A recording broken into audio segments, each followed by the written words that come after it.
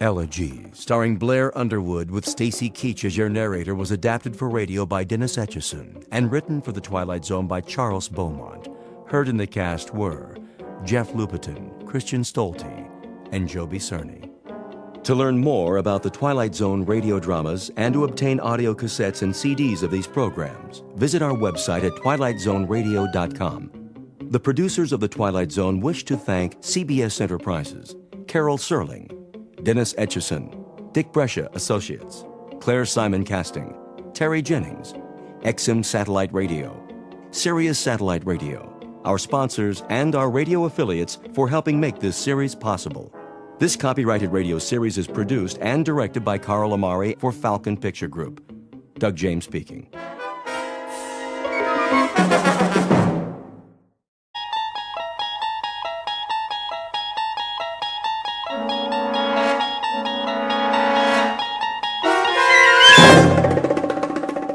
There is a fifth dimension beyond that which is known to man. It is a dimension as vast as space and as timeless as infinity. It is the middle ground between light and shadow, and it lies between the pit of man's fears and the summit of his knowledge. This is the dimension of imagination. It is an area which we call the Twilight Zone.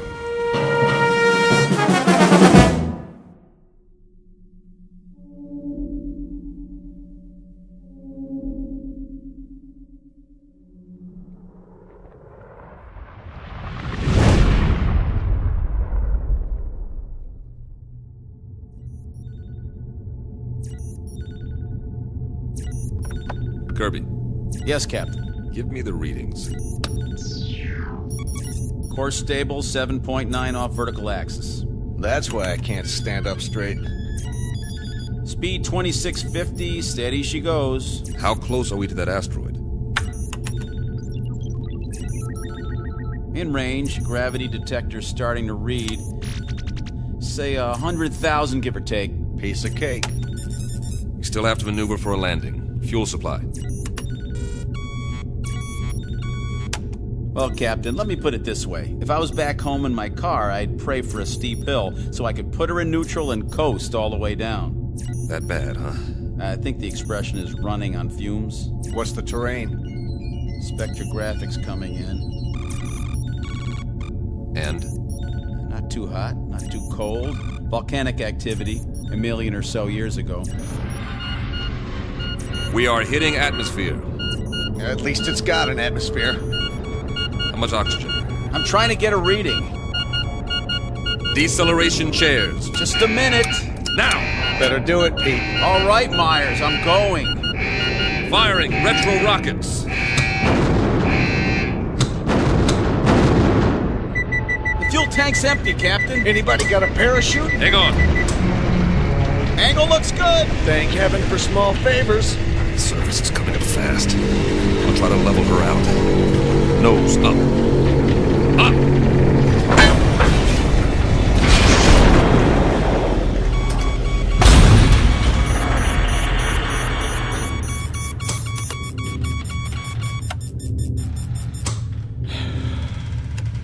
Nobody say anything. I want to remember this magic moment. Oh. Ooh. Everything seems to be in one piece, except for the communications module. And it sounds like we damaged the tail assembly. Instruments are still working. How's the atmosphere? Take a reading. 20.95 parts oxygen. Yeah, right. 78.09 parts nitrogen. That's impossible. I don't get it. That's air. Don't look a gift horse in the chops. Gravity? 1 unit to 0.99. Are you sure? See for yourself, Captain. I don't believe it.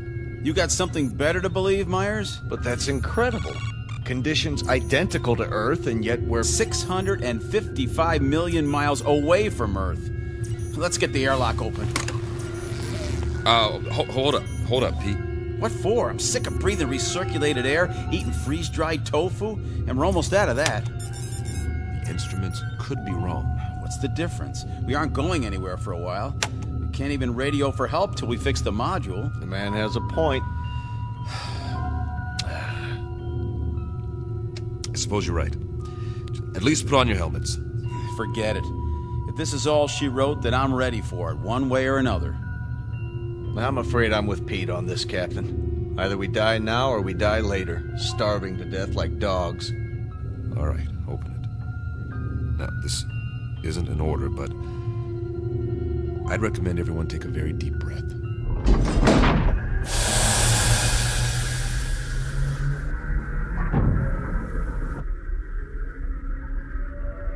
Time, the future. Place, a dark corner of the universe millions of miles from planet Earth. The main characters, 3 men. William Weber, captain. Peter Kirby, navigator. Carl Myers, geologist and science consultant. Each distinct from the others, but all sharing a common dilemma. They are lost. And like any long-haul explorers, they want to go home. Not their home necessarily, that would be too much to hope for. But at this point, any old port in a storm will do. Especially for those who have veered off course and into the Twilight Zone. And now, The Twilight Zone, and our story, Elegy, starring Blair Underwood, with Stacy Keach as your narrator.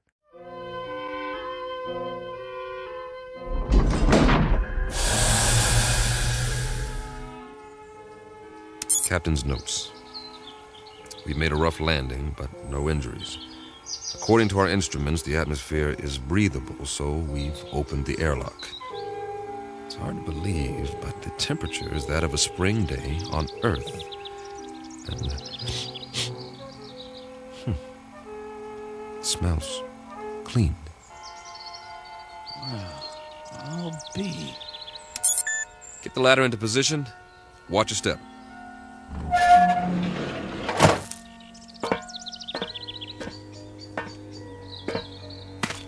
How many miles did you say we were from Earth? Too many.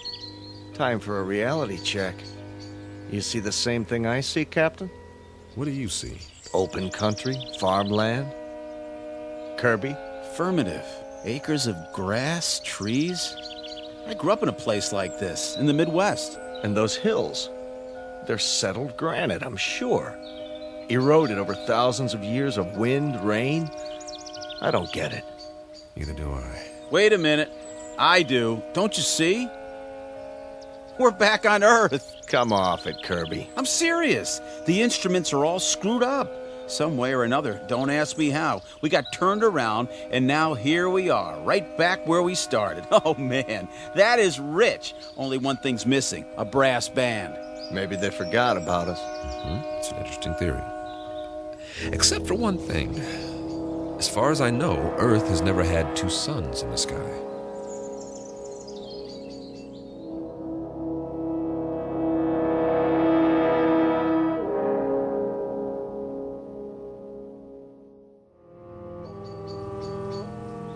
You're right. But the temperature's perfect. That means they're smaller than our sun. Added together, they put out just enough energy to duplicate conditions on our own planet, including evolution. And the people learned to build farmhouses exactly like ours. What? If that's not a barn over there painted red, then it's a pretty good imitation of one. What in the name of... Better check it out. Be careful, men. We don't know what we're dealing with yet.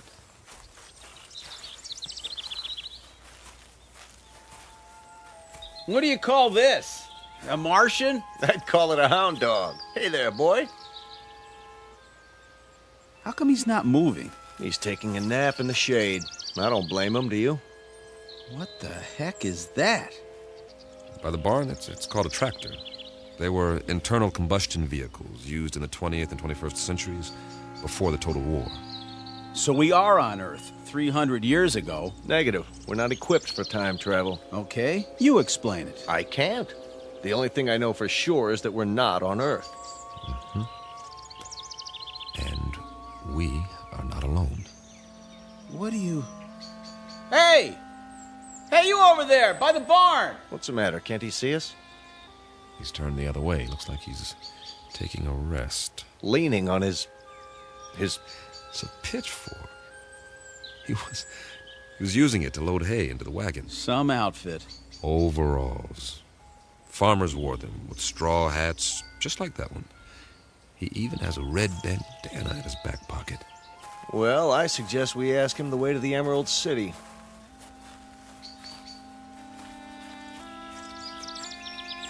Excuse me, sir.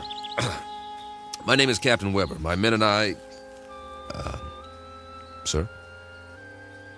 Sir, I hate to bother you, but that's our ship over there. We've crash-landed. If you can tell us... Sir... Sir, can you hear me? What's the matter with him? Seems to be in some sort of trance. Are his eyes open? Yes, but Move your hand in front of his face. nothing. As if he's... Don't touch him. It's all right. His skin's warm, but there's no respiration. He seems to be frozen in place. Well, let's move on. Say that again. This is giving me the creeps. We'll recon the surrounding area. There may be others.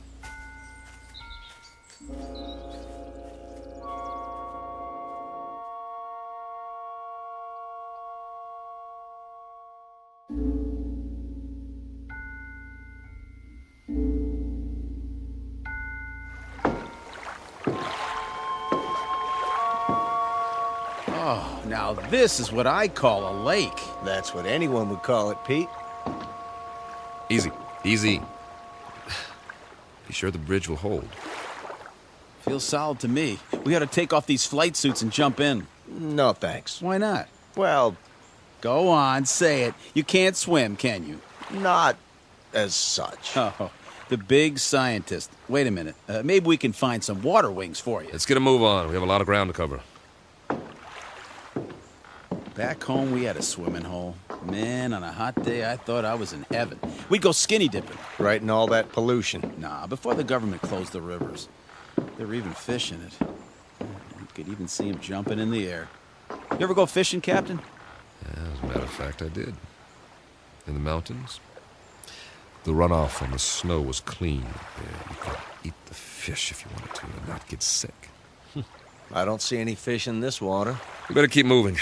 We don't know when the suns go down. We should be back at the ship before dark, just to be safe. Good point. Maybe they don't have fish here. That's a possibility if the planet's evolution took a different turn. Hey, there's somebody. I don't see anything. On the opposite bank. Plaid shirt. See him? Sitting there with a fishing pole. Hey, mister! Hey, mister! Kirby's right. Folding chair, wicker basket, the whole setup. Looks like the guy's got it made. Let's hope this one talks to strangers.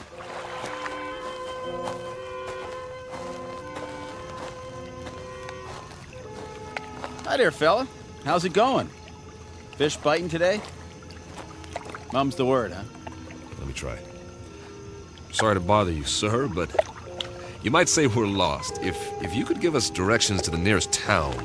Don't waste your breath. This one's a stiff, too. Maybe he's asleep. If he is, he's done well for himself. This basket is called a creel, and it's full of fish. Quite a haul. Fresh? Smells like it. Hold on. Is that a bottle of beer next to him? It is indeed. Only it's empty. Well, where's he got the cold one stashed? Fella, can you hear us? Do you even know we're here? Can't see his face. Lift up the brim of his hat. Okay, here goes. Sorry, nothing personal. I just like to look a man in the eye when I talk to him, even if he doesn't talk back. What did you do?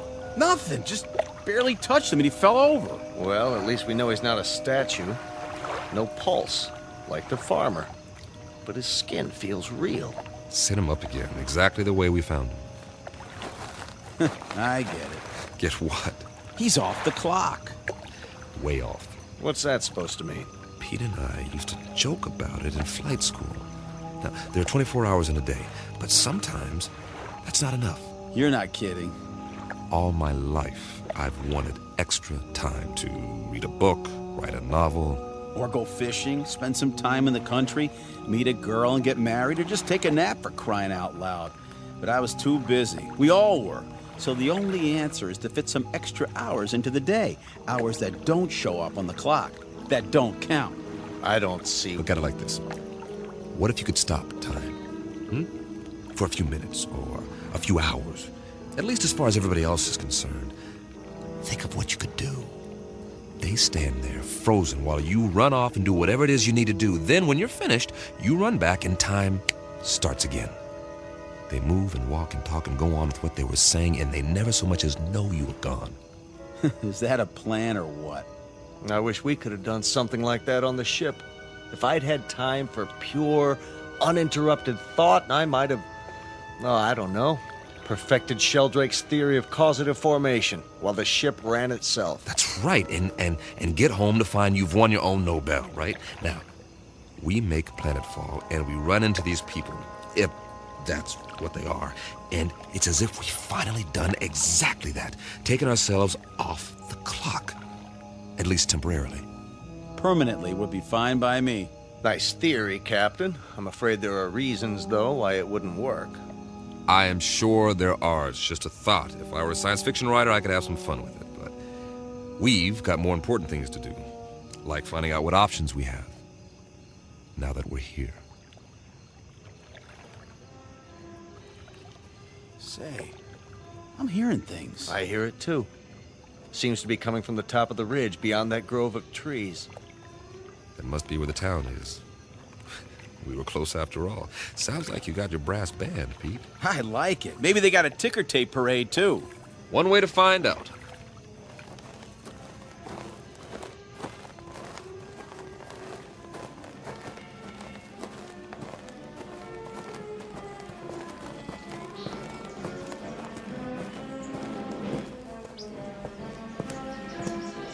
Captain's Journal. We appear to be on the main street of a Midwestern American town. Ahead of us is the square, complete with steeple, clock, and ivy-covered walls. Captain, did you notice? What's that? There are no hands on the clock. Duly noted. Music's louder. I hope this recorder can pick it up. Sounds like a Sousa march. There's a bandstand, flags, bunting, and a sign that says, Inauguration Ceremony. Welcome, Mayor Finch. The musicians are all in uniform. Just one thing. They're not really playing. Kirby's right. Nobody's moving. Not even Mayor Finch. He's holding a silk hat. Photographers in front of the crowd about to take his picture, but nothing's happening. It's like a movie set with 100 extras all waiting for someone to yell action. The question is, who's directing? I'm going to look around. Weber out. The music's coming from that loudspeaker near the platform. It's being piped in from somewhere. Pre-recorded, no doubt. Concert's over. I wonder who turned it off. Any ideas, Professor? Well, I suppose it could all be part of a carefully orchestrated illusion. That's as good an explanation as any. Now, maybe we're being made to see and hear what we hoped we'd find here. The sights and sounds of home. But they got it wrong. It's 300 years before our time. Who's they? Or it could be that time itself is somehow suspended in this place. So we really are off the clock. It's all relative. Time may have, in a sense, speeded up for us or slowed down for them. You mean they might actually be moving? It's possible. Then why can't we see it? You can't see the movement of a clock's hands, nevertheless, they move. Yeah, when there are hands. Do you believe what you're saying? Of course not. Hey, everybody. Sir, ma'am, what's the matter with you people? Are we invisible or something? Don't take it personally. By the looks of them, they don't see anything. They might as well be statues. But they're not statues. Here, feel one. You, sir, shake hands with the captain. See what I mean? They feel like flesh and blood. Yeah, Kirby's right. More of the same. Whoever, or whatever, is responsible, they've created a perfect imitation of the real thing all over this asteroid.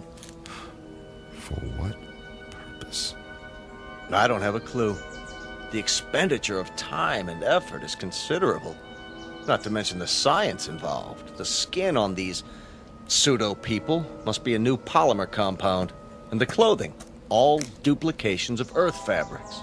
I wonder Never mind. Say it. Well, we must not be the first to land here. But this asteroid's not on the charts. Then, who were they modeled after? Maybe somebody real is still here. Where? Could be anywhere. The streets, the buildings. I say we separate. We'll meet back here in an hour. Well, it's better than huddling together like frightened children. All right. Pete, you go that way, Carl. See where the street leads and take some readings while you're at it. All right. I'll cover the buildings along this side, starting with the hotel. Remember, 1 hour. Are your watches set? Yeah. Yes. Don't ask me what to set it to, though. Earth time or something else entirely.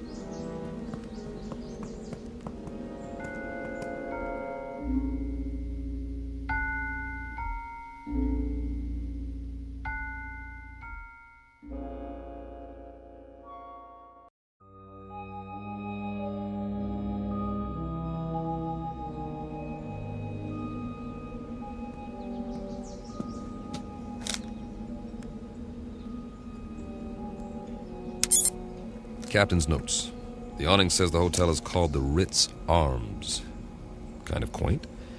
It would be considered ritzy, I guess, in a small town. Glass front. Nothing moving inside that I can see.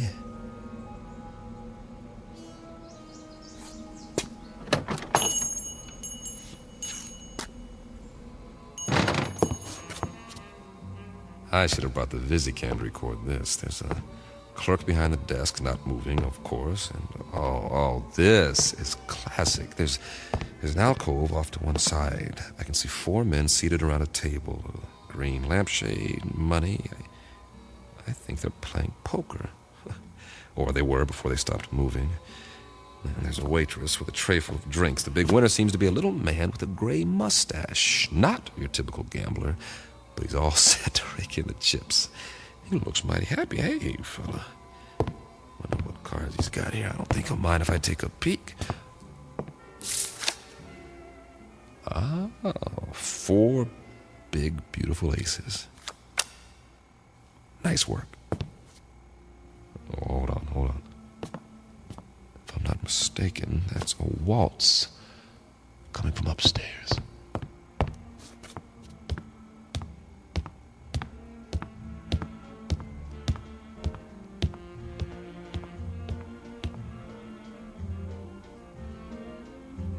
Music seems to be in one of the rooms. Hello? Hello? Anybody here?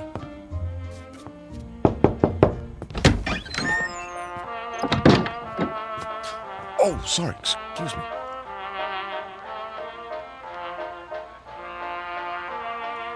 This room is definitely occupied. There's a candlelit table, I see an ice bucket, and a bottle of champagne. The music is canned. The couple is posed in a slow dance.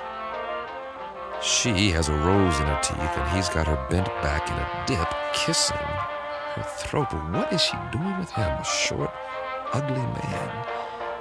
Looks like he's never had a girlfriend in his life. But she's a real beauty. I don't know what's going on here, but I'm beginning to see a pattern. The theme seems to be dreams really can come true. But whose dreams? Who's fulfilling them? For what purpose?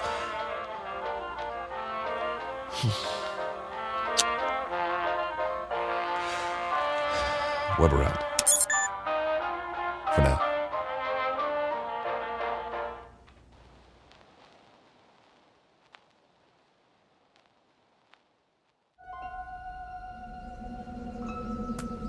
Find anything? Nope. At least nothing that moves. Pete? Not really, except for... What? You guys better see this for yourselves. Come with me. Where is it? Just around the corner. You're not going to believe this, but I think it's what they called a carnival.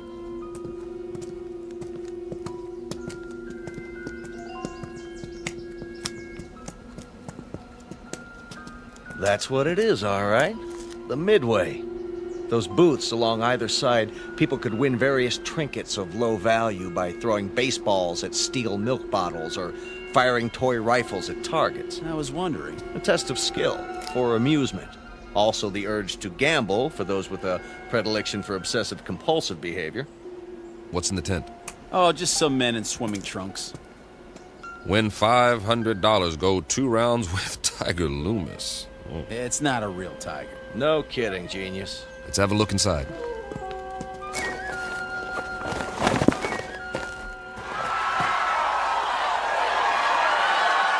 That must be Tiger with the stripes on his trunks.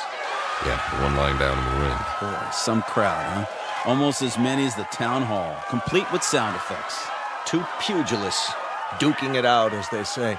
A primitive display of testosterone poisoning. Check out the other guy with his hand raised. That, my friends, is what's known as a potbelly. Yes, but why? Too many carbohydrates, not enough exercise, plus a certain genetic predisposition. But why would he be the one who wins? Must have been a lucky punch. Looks like old Tiger's down for the count. Interesting.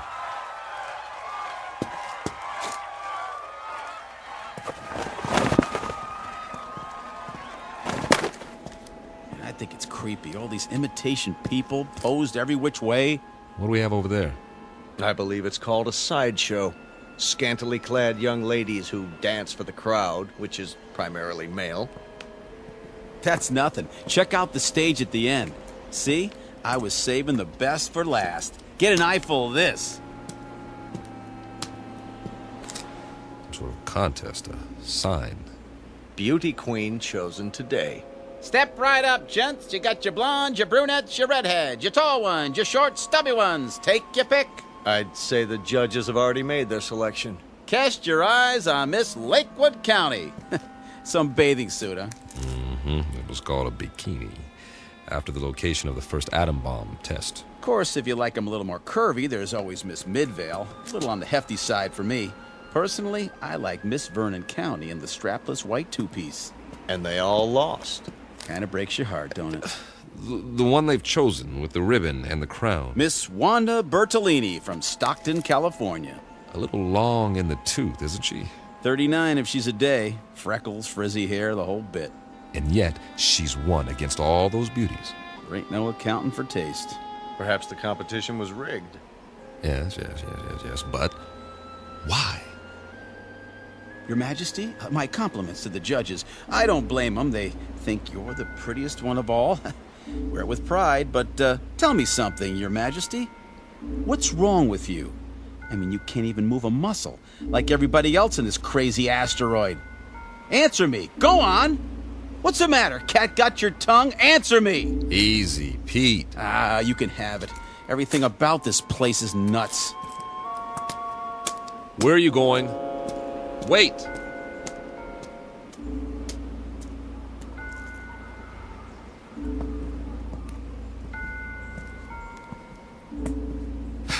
Now, Pete, don't let it get to you. None of us knows what's going on. But until we figure it out... I'm sorry, all right? But you know how long we've been on that ship? Now we sit down and what do we find? We all feel the same way. Sure we do. But it's like somebody's trying to trick us into something or drive us batty. Something that doesn't even think like us.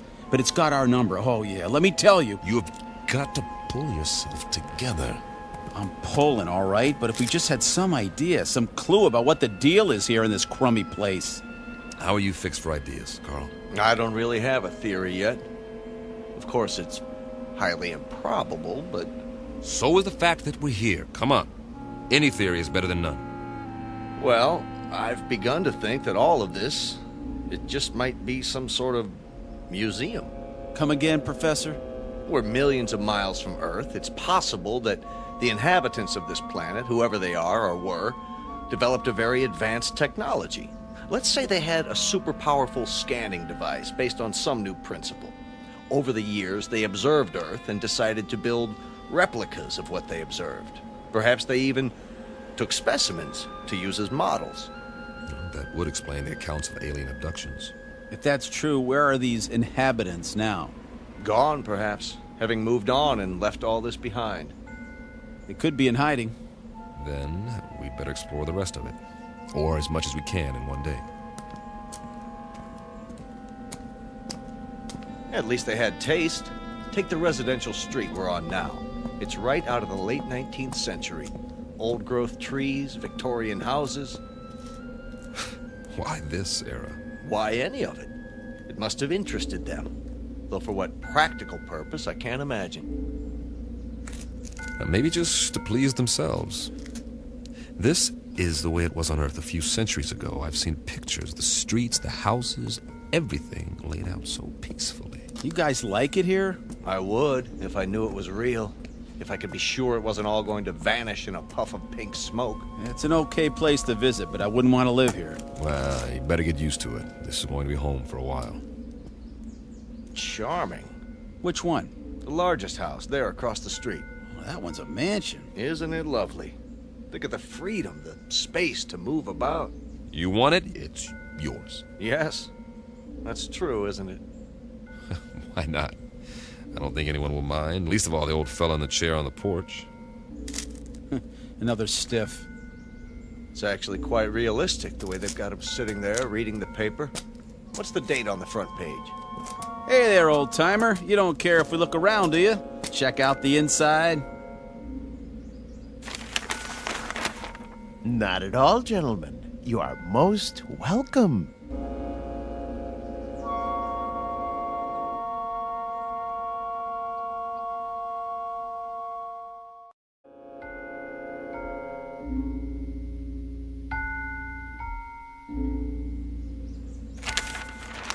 Jeez Louise! He talks! Forgive us, sir. You all look as though you've seen a ghost. We assumed that you were like the others. Oh, no. I'm Captain Weber. The name is Wickwire, Jeremy Wickwire. Ah, a pleasure. Peter Kirby, my navigator. Hi. Carl Myers. How do you do? Can't believe you're real. Isn't everybody? We used to think so. Not around here. Oh, the others are nothing to be afraid of. Really, they're not. We have so many questions. I don't know where to start. We can talk inside. Some tea, perhaps. Please, gentlemen, won't you come in?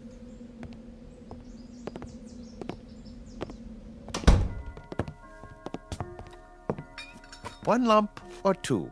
Oh, don't go to any trouble. It's better than what we're used to. Believe me. I don't know about you, Captain, but I must have my tea this time of day. I wouldn't feel complete without it. Oh, it tastes great. Nice and hot. Beats the heck out of that tang. I'll say.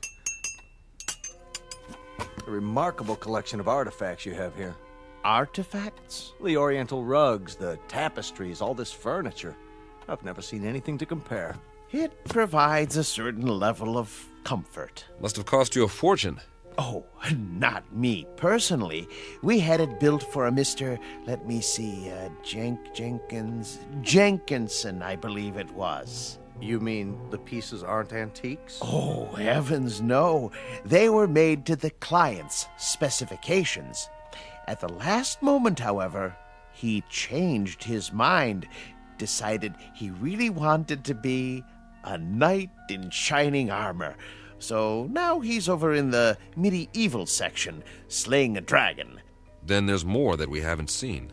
Dear me, yes, we have many sections. Rome, Egypt, the Wild West. But the one we're in right now is very popular. It represents a period when creature comforts were most abundant, before peace in the world became impossible. By the world, you mean? Earth. Mr. Wickwire. I don't know where to begin. You see, we are from Earth. Yes, of course. We were on a routine geological flight in search of ore to be mined. We ran into a meteor storm and, it knocked out some of our equipment and put us off course. That was 6 months ago. Really? That long? Feels a lot longer, believe me. Please, go on. We saw this asteroid and landed as well as we could. But there's no more fuel. We're going to have to stay here until we can repair the communications module and signal for help. They'll think our ship was destroyed without an SOS beacon. I see. Then you're not from the Glades. The what? I've been expecting them. I'm due for a delivery. From Earth? May I ask a question about the Earth? Do they, by any chance, have that atomic war? Not as such. A cluster of smaller wars almost simultaneously. Most of the Earth's surface was destroyed. We're still picking up the pieces. Oh, dear me, that is bad news. More tea, gentlemen. Mr. Wickwire, explain some things to us before we go out of our minds. Certainly, but you do look hungry. And you can say that again. Let me fix us a light lunch first, Then we'll talk. No, Mr. Wickwire. Explain some things to us before we go out of our minds. If you like. Where are we? Why, you're in a memorial park. A memorial? More commonly known as a cemetery. Didn't you know? Please, make yourselves at home. I'll be back in no time. Did he say cemetery? Well, at least we know more than we did. You act like nothing's happened. Nothing has happened yet. Just give it time. What would you suggest we do? I'd suggest that you... Settle down, fellas. Getting upset isn't going to help. Help who? There isn't anybody to help us. That old man's off his rocker. This place is some kind of loony bin. Shut up and sit down. Yeah, well, I tell you, I don't like it. We're sitting around having tea, and we don't even know where we are. It doesn't make any difference where we are. This is where we're going to stay until we can send a distress signal. Unless he happens to have some rocket fuel and a tail fin assembly lying around. So for now, all we can do is make the best of it. Yeah, we don't have to like it, do we? Be patient. Everything will be explained, I'm sure. You mean you trust that guy? A little more trust might have saved our world, Pete. I say something about him is screwy. What's he so happy and well-adjusted about? Well, look at the way he lives. He's got everything he wants, even if it is a reproduction. Quiet. Here he comes. I've brought some sandwiches and a bottle of wine. I trust we'll make quick work of it. You can say that again. I haven't had a drink in I don't know how long. And after that, coffee. It's brewing now. Meanwhile, a glass for each of us. Do you mind if I pour? Very kind of you, Mr. Wickwire. May I propose a toast? Please. To peace, my friends. Eternal, everlasting peace. I'll drink to that. We all will. Excellent wine. Glad you like it. This is a special occasion. I thought it was worth opening a bottle. Liebfraumilch, isn't it? Yes, indeed. Mr. Wickwire, we're still a bit confused. You said we were in a cemetery. What did you mean? Mean? Yeah, why would there be a cemetery here? Perhaps you could elaborate. Certainly. But before I explain the details, you must give me some information. If you like. If your dearest wish could be granted, what would it be? I'm not sure I understand. What would you like to be doing most? Where would you choose to be right now? That's easy. Back on the ship, headed for home. And you, Captain? I'll go along with that. So will I. Splendid. Oh, one other thing. When you left Earth, what was the date? September? No.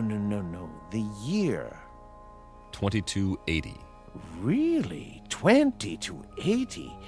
When you arrived, I thought you were the men from Happy Glades, but you couldn't be. We're still not following you. What's Happy Glades? The world's greatest mortuary. At least, it used to be. The management hit upon this scheme as a service to the few who could afford it. The scheme being... Why, this little asteroid. Moriarty bought it and paid well to keep it off the maps. For what reason? Simple, really. You see, the plan was to recreate conditions in which the dearly departed would be most happy. A favorite setting, a desired event. For example, if one had always wanted to be elected mayor, he'd achieve his ambition here for all eternity. So those people outside, they're all... Oh, Oh, not all of them, just the select few. The rest are imitations. Simulacra, we call them, for effect. In other words, this is the place where your dreams come true after you've stopped dreaming. Yes, that might be a way of putting it. Very good. But a cemetery in the middle of space?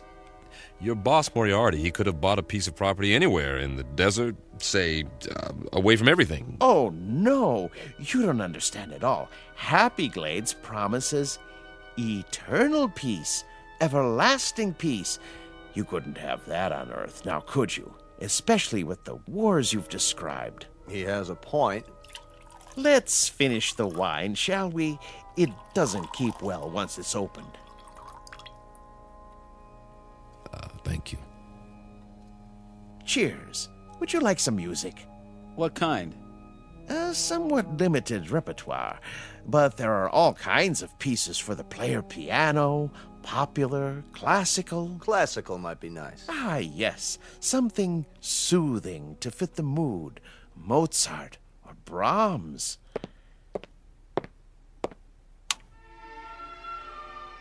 A good choice. I thought so. Drink up, gentlemen, before I bring the coffee. Unless you'd like something more to eat. I have some tea cakes in the kitchen. What about you? Me? Yes. How do you fit in? Why, I'm the caretaker. It's my job to make sure that our guests are not disturbed. This mortuary, or whatever it is, when was it built? Let me see. The year was 2177, I believe. It's almost 100 years ago. That makes you a little on the elderly side, doesn't it, Mr. Wickwire? Oh, you force me to an embarrassing admission. You see, I'm not actually human. When you're gone, I'll go back to sleep, as it were, until I'm needed again. I go on and off, like a machine. You understand now? Sure. Nothing complicated about that. He goes on and off. I've apparently been turned off for several decades. One thing, Mr. Wickwire, we're not going anywhere. We can't. We're staying here, at least for the time being. Yes, I know. You said something about when we're gone. Oh, a figure of speech, Captain. I meant departed. Gone on, as it were. Jim, you know what he's saying. What's the matter, Carl? You're pale. And you're perspiring. What in the... Something wrong with the wine. The old man. He didn't drink any of his. You're right. Why? Why didn't you, Wickwire? I told you not to trust him. I told you. Oh, he's poisoned us. We meant you no harm. I realize that, and I'm sorry. Truly I am.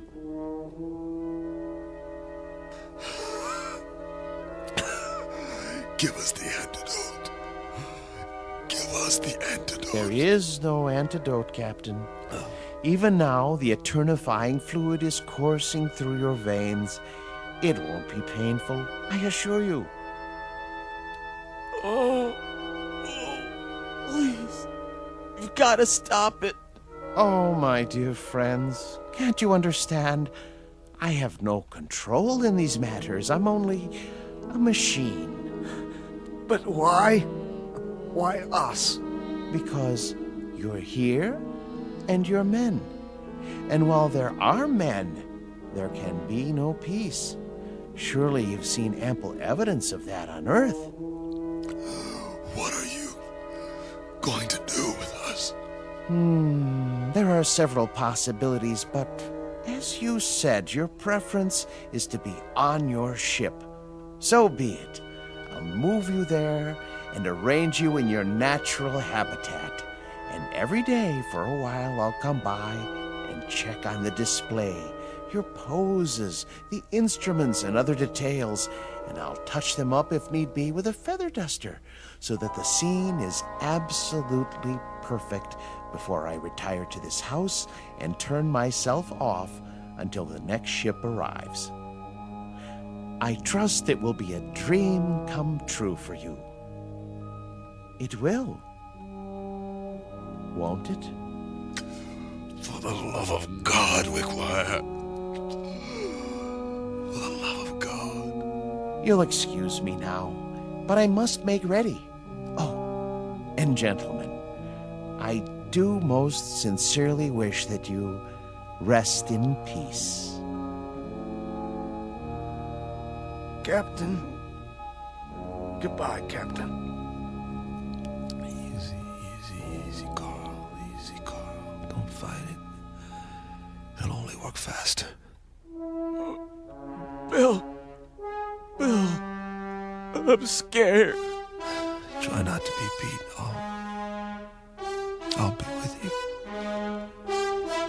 Be back on the ship soon. For all eternity. See you over there.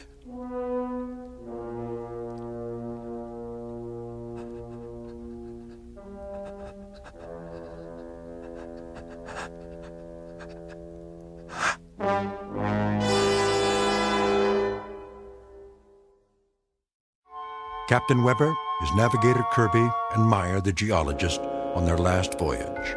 And now, at their journey's end. All agreed what they wanted most was to be aboard their ship, ready to head home. Now they will have that wish forever. Unfortunately, it's a wish that can only come true in the Twilight Zone.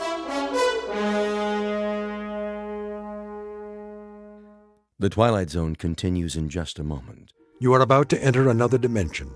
A dimension not only of sight and sound, but of mind.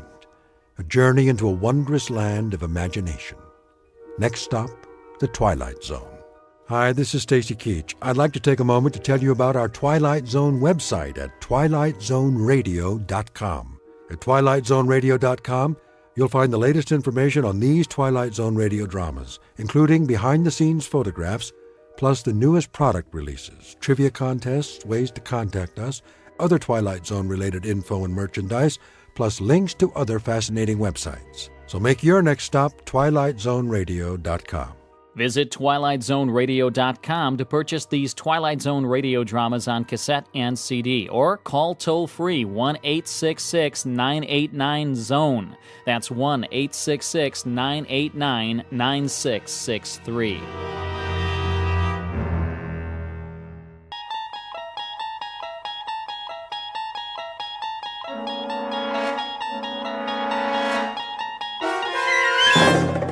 You unlock this door with the key of imagination. Beyond it is another dimension, a dimension of sound, a dimension of sight, a dimension of mind. You're moving into a land of both shadow and substance, of things and ideas. You've just crossed over into the Twilight Zone.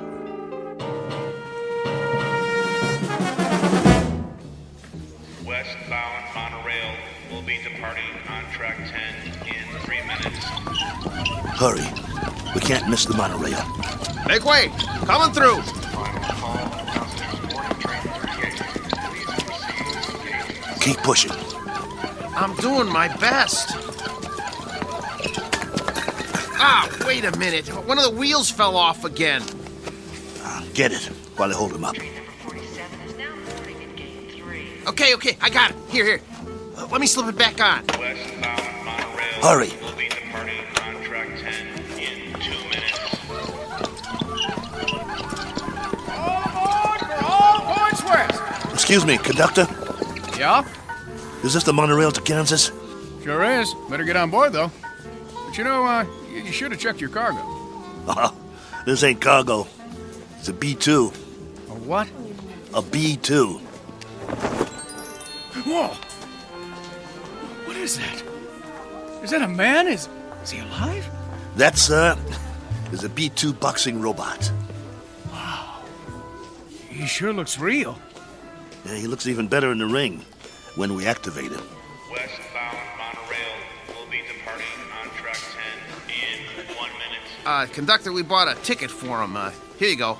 He's fighting tonight. We have to keep an eye on him so he doesn't get damaged. Well, he's got a ticket, so get him on board. We're pulling out. Sure thing. Okay, I got this end. Okay, ready? 1, 2, 3, lift. Come on. Oh, my goodness. How much does this guy weigh?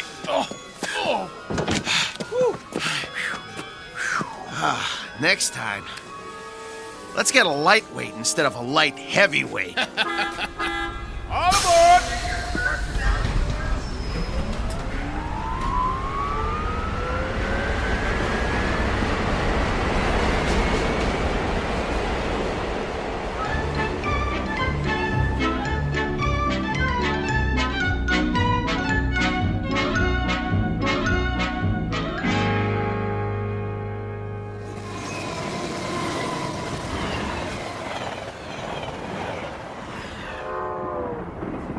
Ladies and gentlemen, kindly observe the no smoking sign and ensure that your seatbelts are securely fastened.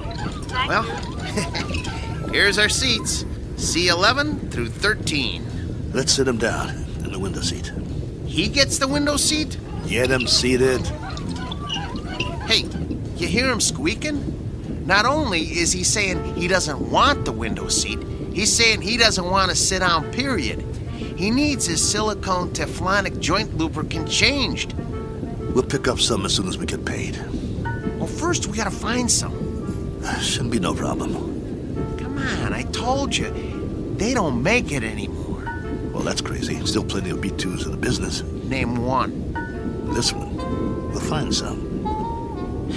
All right. Wow. Sure is hot. It'll be hotter where we're going. Wish I had a beer. Well, it wouldn't do you any good. I already had 3 and I'm still thirsty. Not Maxo, he don't need a thing. Never complains. Then, why does he squeak so much? You think he'll be all right? Yeah, if he doesn't get hit. Can it, Pole? Hey, come on, no use glaring at me, Steele. You know he's shot. That ain't true. A little overhaul is all he needs. Well, yeah, a little 10 grand overhaul with parts they don't make anymore. When you talk, you think he was ready for the scrap heap. Ain't he? No, he ain't. Just because he's a little old? Well, try ancient. Plenty of fight left in him. Well, you think he's okay or not? Steele, I don't know. And that's a fact. He needs work. Like what? Well, for starters, the trigger in his left arm. It's been rewired so many times it's just about had it. He's got no protection left on that side. Plus, his eye lens is cracked. Leg cables are worn out, no tension left in him. Even his gyro's off, not to mention he needs silicone Teflonic joint lubricant. We'll get him some. Where? I'll find it. Yeah, after the fight. What about during? He'll be creaking around that ring like an antique steam shovel. This ain't 1940. It's 2040. Be a miracle if he goes 2 rounds. It ain't that bad, Paul. Actually, it's worse. Wait till the promoter gets a load of battling Maxo from Philadelphia. We'll be lucky to get monorail fare back home. The contract is signed. You can't back out. Well, the contract is for battling Maxo in fighting shape, not this bucket of antique hardware. Just you wait. Maxo's gonna do all right. Against a B7? It's just an experimental B7. It ain't got the bugs worked out yet. That's why they took a bout with us. Well, after tonight, battling Maxo's new nickname will be One Round Maxo.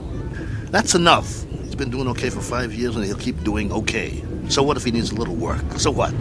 If he wins some money, we can get him all the silicone Teflonic lubricant he needs, and a new trigger for his left arm, and new leg cables, and everything. He's gonna do all right. You'll see. Maxwell's gonna do just fine.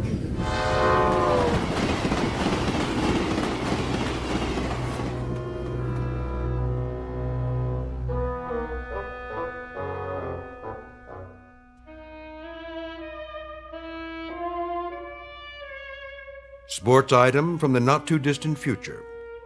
Battling Maxo, B2, light heavyweight, accompanied by his manager and handler on his way to Maynard, Kansas for a scheduled 10-round bout.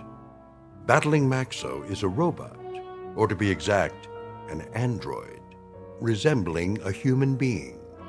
Only androids have been permitted in the ring since prize fighting was legally abolished. This is the story of that 10-round bout. More specifically, the story of two men shortly to face the remorseless truth that no law can be passed to abolish cruelty or desperate need, or, for that matter, blind animal courage. Location for the facing of said truth? A small, smoke-filled arena just this side of the Twilight Zone. And now the Twilight Zone and our story, Steel, starring Lou Gossett Jr. with Stacy Keach as your narrator. You were right. It is hotter here. Told you. Hey, taxi! What are you doing? It's 6 o'clock already. We better get a move on. Well, we got no money for a taxi. We can't push him through the streets.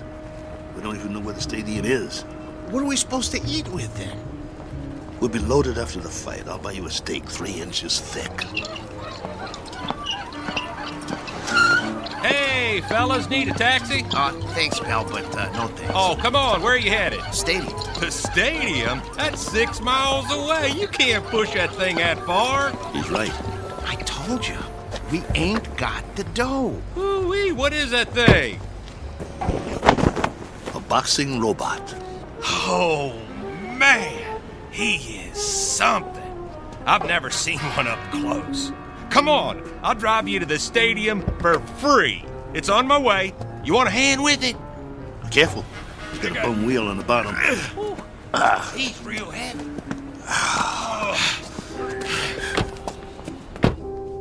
Oh boy, this is a real honor taking a fighter to the stadium. Well, thanks. Hey, which robot is that? This is Battling Maxo from Philly. Maybe you heard of him? No, but, you know, I'm no expert. He was almost light heavyweight champ once. No kid. Yes, sir. You ever heard of Dimsy the Rock? Don't think so. Why don't you give it a rest? Dimsy was number 3 in the light heavy ranks, on his way to the top. Well, my boy took him out in the 4th round. Left cross, bang! Almost put Dimsy to the ropes. It was beautiful. No kid. Yeah. Used to be in the game myself. Light heavy. Before they passed the law. Called me Steel Kelly because I never got knocked down. Not once. I was number 9 in the ranks before they outlawed human boxers. Wow. That's something. Anyway, tonight is going to be a good fight. Driver, have you ever seen a fighter from here called The Flash? Oh, yeah, you bet. Man, that is one good fighter. 1-7 straight. He's riding a bullet to the top of the rankings. You just wait. Matter of fact, he's fighting tonight, too. They're bringing in some heat from back east to fight. Flash is gonna slaughter him. Oh, where'd you guys say you were from? Philly. Oh, man, you're not. We are. Oh, look, I didn't mean nothing. I didn't know. Skip it. Forget it, pal. Doesn't matter. You're right. Why don't you shut your trap for once? Look, fellas, I'm sorry. Well, you guys need anything else? Anything? Do you know where we can get some silicone teflonic joint lubricant? Oh, do they still make that stuff? No, they don't. Just trying to be funny. They haven't made it in years. Hey, look! They got the fight card posted for tonight. You guys are the 3rd fight out of 7. Woo! Your fighter must be pretty good. Oh, the Maynard Flash, B7 versus Battling Maxo, B2. You got a B2? Yeah. Well, at least you're not at the bottom of the card. We do have that going for us. Drop it, Bo. You'll see. You'll all see. It's nothing personal, Kelly. It's just the way it is. Well, it'd be a miracle if he wins. Hey, if he does, can I have his autograph? Sure thing. Thanks for the lift. Good luck, fellas. You're gonna need it. Steele, you know, Maxo's not programmed to sign autographs, right? I know. Let's roll him inside.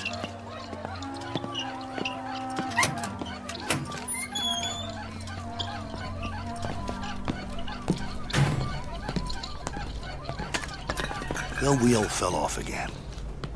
I got it. I got it. Keep pushing. Put it back on. Well, what's the point? Put it back on. The office is just down the hall. I want Maxo to make a good first impression. Well, let's just hope his head don't fall off next. Keep quiet and let me do all the talking. What's wrong with you anyway? After 7 months, we finally get a bout, and all you can do is complain? Some bout? We're in Maynard, Kansas. What's this, the prize-fighting center of the nation?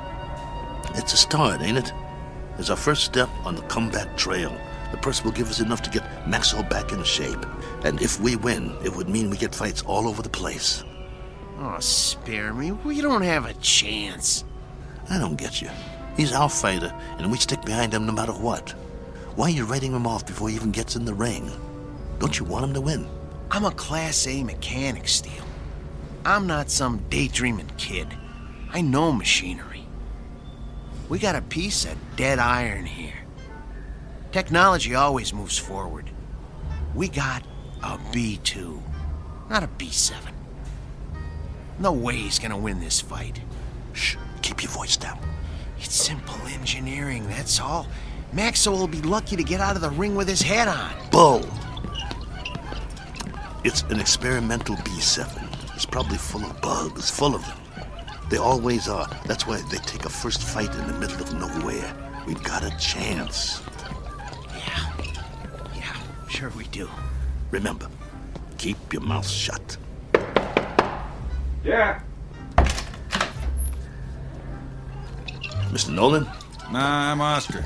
Mr. Nolan will be back in a couple of minutes. I'm Steele Kelly, battling Maxo's owner. Oh, yeah, I heard of you. You were one of the last human fighters. This is Paul, Maxo's mechanic. Hi. It was getting late. We were wondering if you'd make it. Never missed a fight. Yeah, pull up a chair. I got some paperwork to do. Thanks. What was that? It was this folding chair. Okay. Sign on all the X's. You heard of my fighter, Mr. Oscar? What's his name? Battling Maxo. You must have heard about him. Can't say as I have. He knocked out Dimsy the Rock, a ranked fighter in his prime. Uh-huh. Yeah, sign here, too. It was all in the East Coast papers. New York, Boston, Philly. Got quite a spread. Biggest upset of the year. Good. Initial here. And here. And a couple more here. Right here. And over there. He's the B2, you know. That's the second model Malling put out. The B2 is one of the best fighters they ever built. The best in my opinion. Maxo is still going strong. I don't go for these new ones, you know. The ones made out of steel, aluminum with all the doodads. Too flimsy. Nothing solid. Nah, Malling don't make them like Maxo anymore. Oscar, who are these guys? Mr. Nolan, I'm Steele Kelly, and this is... Is that your fighter? Yes, sir. Battling Maxo. Fighter in shape? You bet. Prime condition. Paul, my mechanic here, is a Class A mechanic, and he took Maxo apart and put him back together just before we left Philly. Oscar, cigar me. Yes, sir. Ain't you forgetting something? Huh? Light me. Yes, sir.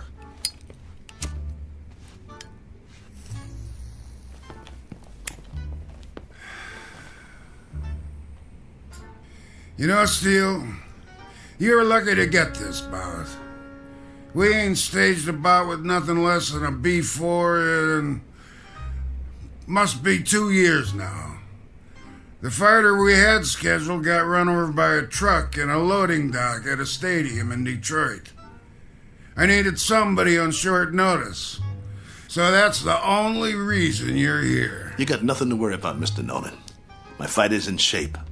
He's the one that knocked out Dimsy the Rock in Madison Square Garden a few years ago. Maybe I just want a good fight. And you'll get it. Maxwell's in top shape. No first-round knockout. No, nothing like that. People pay to see action. Do you have a prep room we could use? We want to check him over and make sure he's perfect. Down the hall, third door on the right, next to the janitor's closet. Thanks. Your bout is at 9. Got it. You won't be sorry, Mr. Nolan. I don't like guys that are late. Understood. Poe, let's get Maxwell to his prep room. Mr. Nolan, I was wondering... I know what you're wondering. You get your money after you deliver a good fight, not before. No problem. We'll get him ready. And Steele. Yeah? Don't slam the door. I hate loud noises. Come on. I'm coming. Oh, my stomach hurts. Don't be scared. It'll be okay. Oh, I ain't scared. I'm hungry. I haven't eaten all day. How could you think of food at a time like this? This one counts. It's our chance for a comeback. We've got to get him in that room, and we've got to check him out real good. What time is it? I'm busy pushing. Come on, check your own watch. I don't have a watch anymore. I had to pawn it. The one your wife gave you? Ex-wife. Hey, look, we got 2 hours before the bout begins. Have we got time for a sandwich? I want you to check him out real good. His arm, his gyro, everything. What for? Did you hear me? Yeah, but I work better on a full stomach. You get to work. I'll get you a sandwich. Maxwell's gonna take that B7, but good.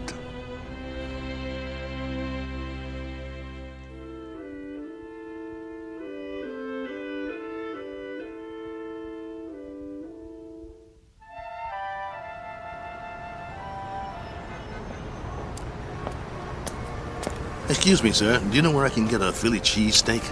Try Philadelphia. Just kidding you. Oh, there's a nice little place around the corner, but I doubt they'll have something like that there. You new in town? Yeah. Where you from? Philly. Well, that figures. What brings you to town? I got a fighter in the third fight tonight. Really? Well, you must have one good fighter if you brought him halfway around the country for a fight. He's a great fighter. He's fighting an experimental B7. A B7 fighting a B6 could be interesting. He's not a B6. A 5 might stand a chance. He's better than a 5. He's a classic B2. A B2?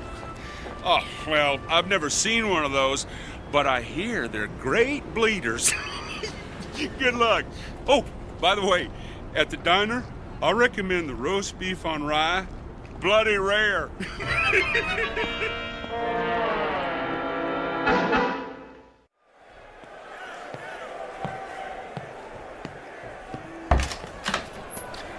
We got a big crowd out there tonight. What took you so long, Steele? I'm starving. Here's your sandwich. How's Maxwell? What kind of sandwich did you get me? Roast beef on rye. Well done with silicone Teflonic joint lubricant on the side. What? It's mayo. How's Maxo? Did you give me a pickle? How's Maxo? I love dill pickles. Oh, here it is. Okay, well, the answer to your question is Maxo is still big as life and twice as ugly. I cleaned him up a little, though. The B2's always looked real. Look at him. You'd swear he was real, wouldn't you? He's got that natural-looking flesh, great muscle tone. He could have been a male model if he wasn't a fighter. Come on, get to it. Well, outwardly, he hasn't aged a bit. His hair's still curly? Just like mine. Yeah, but he's got a little bit more than you do. Hey, when I had him made, they gave him my good looks. That's a matter of opinion. Quit stalling. What's the good news? Well, that was the good news. And, I also turned his power source on, and that's still good. So I ran a diagnostic check. And? And everything that was bad when we left Philly is still bad. There's got to be something we can do. Open him up again. You got a thing for bad news, don't you? Come on, Paul. Earn your keep. That's what you're here for. I'm not a miracle worker. I'm just a mechanic. Well, what do you want to do, retire? Oh, fat chance of that. Then quit stalling and open the control box. All right. let me power him up first so we can walk over to the table. He's too heavy. Okay, come on. Atta boy. There you go. All right. Okay. Here, help me get him up on the table.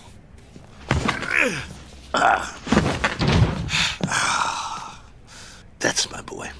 The doctor will see you now. Lift his arm.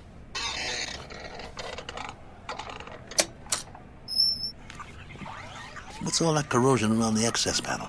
Dried sweat. All the B2s sweat like bulls. It's nothing to worry about, though. You hear that, Maxo? Nothing to worry about. We'll get you cleaned up. Hand me that probe.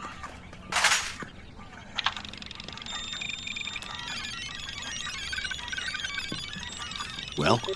Well, all electronic systems are functional. Well, I hope the circuit board doesn't blow. Why should it? Well, if you recall, he got knocked out of the ring in the last fight 8 months ago. It jarred all his electronic systems. The connections are all still operational, but, boy, I wish I had more time to manually double-check the connections. Well, you don't have time. Sometimes you just have to suck it up and have some faith in your fighter. All right, then. Okay.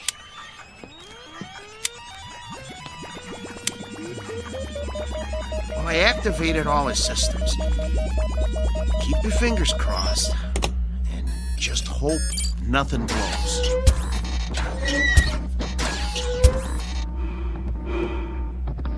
See, his breathing sounds good. His arms are creaky, but they'll quiet down when he warms up. Look, beads of sweat are forming on his forehead. I told you these were good sweaters. Can you hear me, Max?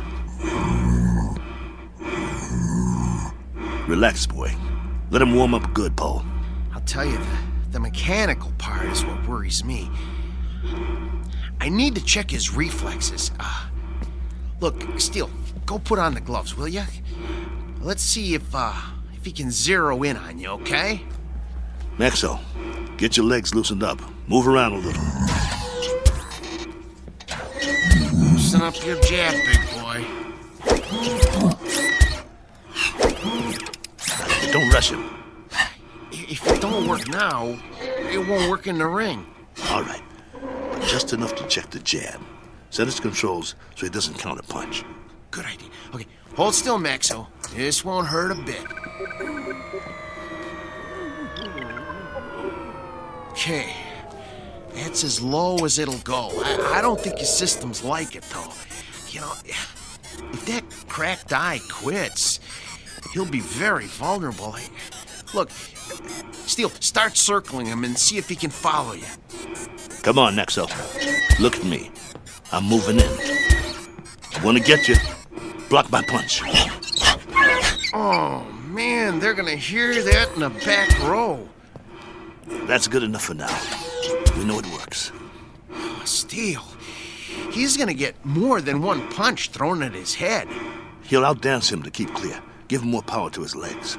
Those cables are bandy. I don't like doing this. There's not much tension left in him. He seems to be moving all right.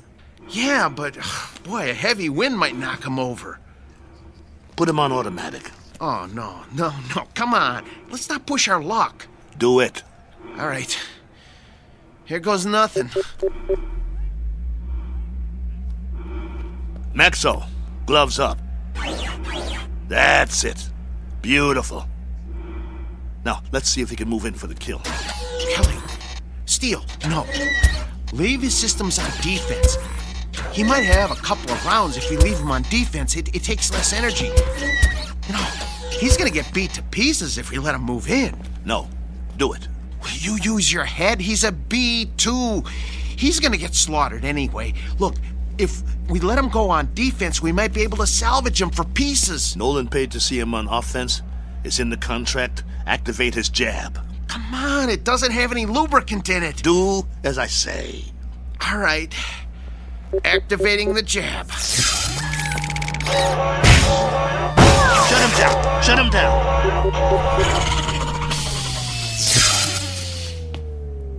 What did you do? What did I do? I told you to take it easy. It was on the lowest setting. I told you to check the arm. What's the matter with you? So help me if you broke that arm. If I broke it? Yeah, you. Look, Steele, I kept this heap running on borrowed time for 3 years now. Before we left Philly, I told you we needed to fix things and replace parts. We couldn't let this chance go. Please, open them up and see what you can do. Steele, try finding another mechanic that could have kept this antique working as long as I have. I dare you to. Please, see what you can do. Hold the arm up. Oh, man. Oh, no. Come here. Take a look. You see that? The trigger spring came right off. Can you reattach it? I can try, but, it's just gonna pop off again. That's what happens when a joint doesn't get enough lubricant. Well, I'll try to stretch it.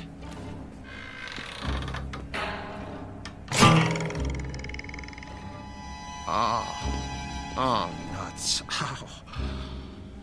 Oh. Well, that's that. No. One jab too many. We gotta do something. What? Fix it. I can't. You just can't fix a spring. Once it can't spring, it ain't a spring no more. I told you it was getting ready to break, and to get a new one last year. He's got to be fixed if he's going out there, and he has to go out there. They fronted me the monorail fare. Steele, he needs a new spring. Nothing else will work. Well, can't you get another spring? Where? They don't make them anymore. It's a special spring. I can't just take one off a washing machine or something. Quiet. Yeah? 10 minutes. Something wrong? Oscar, can you make out about the one after the next one? Mr. Nolan does not make changes. We just need a little bit more time to make some last-minute adjustments. Sorry, pal, no can do. We want him tip-top, don't you? Nolan's got you on next. What's the difference? Third? Second? It's all the same, right? Second's the semi-main. That ain't for a B2. Maybe some B2s, but this one... They want to see a fight, not an execution. But I'm telling you... 10 minutes or you're out of here. Be a shame after coming all this way. Right, boys? Right. Well, then, I guess that means... We'll have to hurry. You heard the man? I heard him, but it's over. We're finished. No, we're not. There must be a way. What? Sell them for scrap and get a couple of monorail tickets? We hung in there as long as we could, but this is it. I have to hand it to you, Steele. You wouldn't give up. Quiet. I'm thinking. There is one way. It just might work. What might work? If they don't watch the fights. Who? Nolan and Oscar. Maybe they don't even come out of their office. What are you talking about? Oh, no. Oh, no. Oh, no, no, no, no, no, no, no. No, you can't do this. Get the trunks and robe off Maxwell. I'll change my clothes.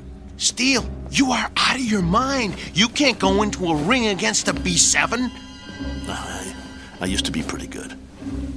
I can get through a couple of rounds. Just bob and weave, throw a punch every once in a while. You'll get killed. You heard that, Tub.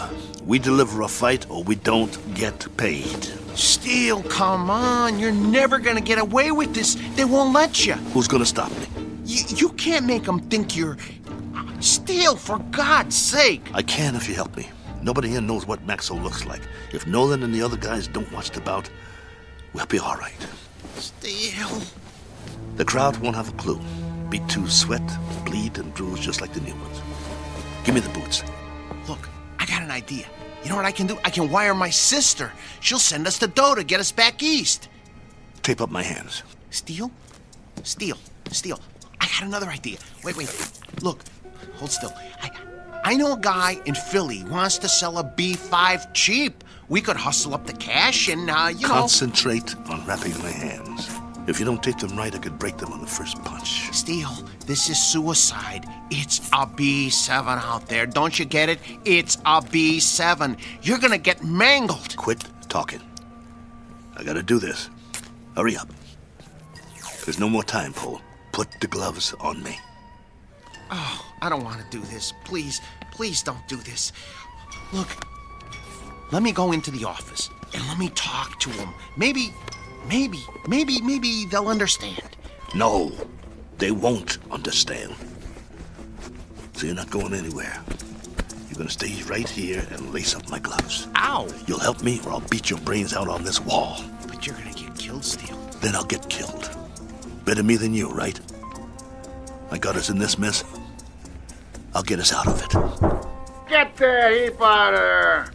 You heard the boss. Lace my gloves up tight. We gotta fight.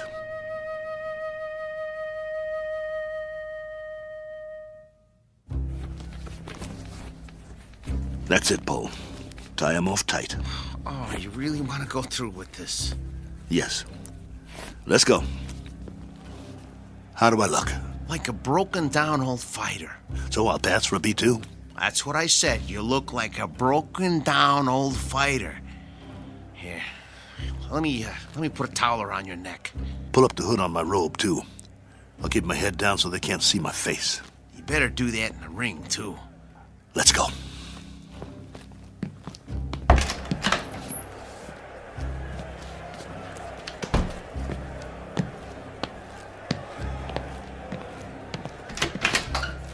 You're late.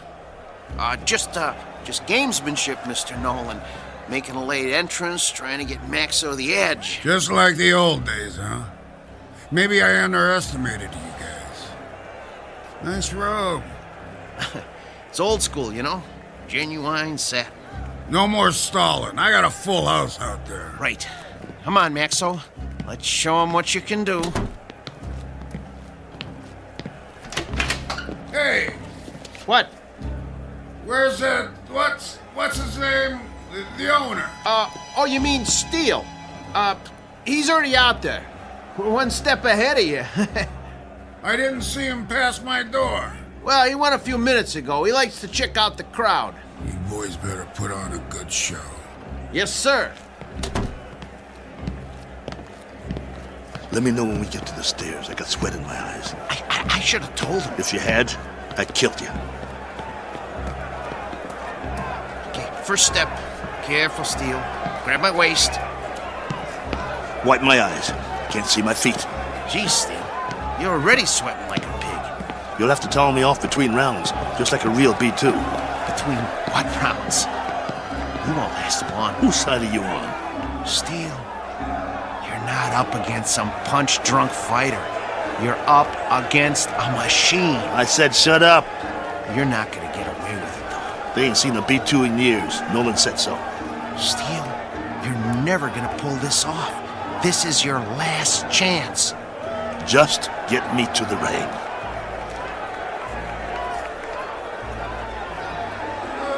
Hey, if it ain't battling Maxo! Go back to Philly, you bum! Rattling Maxo's more like it. You're terrible! What is it, a bucket of balls? Okay, Steele, here's the ring. 2 steps to the apron. I can see them. Okay, I'm gonna pull the ropes apart. Hey, send him back to the junkyard! Ladies and gentlemen, the next contest of the evening, a 10-round light heavyweight bout featuring out of Philadelphia, the B2 Battling Maxo!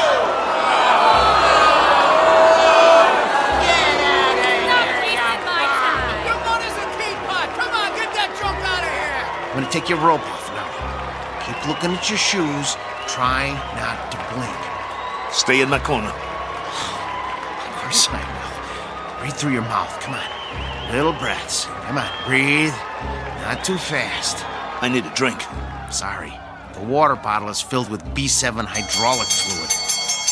And now, entering the ring, his opponent, our own B7, the pride of Kansas, the Maynard Flash!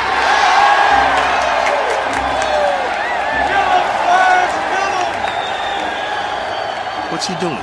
He's jumping up and down on his toes. I never saw a robot do that before. Must be a new gimmick. Big deal. Well, this ain't kickboxing, so he's not scaring me. You should be scared, Steele. Come on. Get out of the ring now while you still can. You get out, pal. See you at the end of the round. Steele, stay away from him. And there's the bell. The fighters come out of their corners quickly. They size each other up.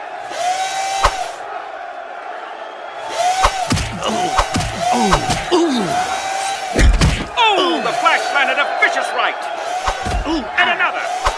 And another. Come on, get away from him. Get away from him. Maxo backs away. Come on, I got money on this fight.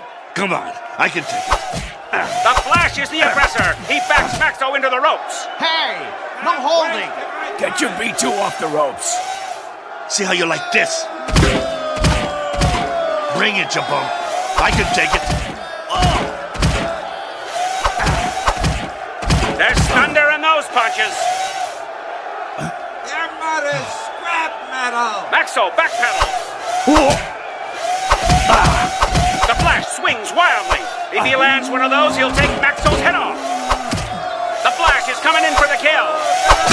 That one was lethal. Stop the fight. Come on, somebody stop it. Stop it. Maxo is down. It's over. It's over. It's over. Come on, stay down. It's over. Just get me up. I've never been knocked down. I'm Steele Kelly. In the time of 1 minute and 22 seconds of the first round, your winner, the Maynard Flash! That's it. Haul him out of here. Move it. Is he broken or what? No, he's okay. Just a second, okay? Steele, can you stand? Come on. Talk to me. Are you bleeding? Put the towel over my face. Yeah, sure. Get the robe. What? The robe. I'm gonna walk out of here like a man. Come on, before they start throwing things.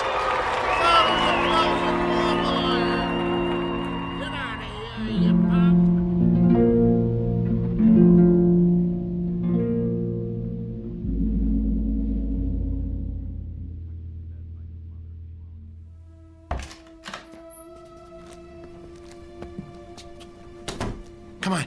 I'm gonna help you. Let me help you up on the table. Come on. Here we go. Sit. Come on. Steele, I'm gonna try and get you some ice. Forget it. But your eye. It'll be all right. I think right now you need a good stick man instead of a mechanic. That eye looks terrible. Actually, I think you need a doctor. Oh, man, you are really a mess. I don't have nothing with me. No needle, no thread, no iodine. That's not what I need. All I got is a couple of Maxo shop rags. Well, maybe we can stop the bleeding with them. Go. What? Where? Go get the money. But I can't leave you now. All right. Look, but just lie down. I don't even try to move, okay? I'll be right back.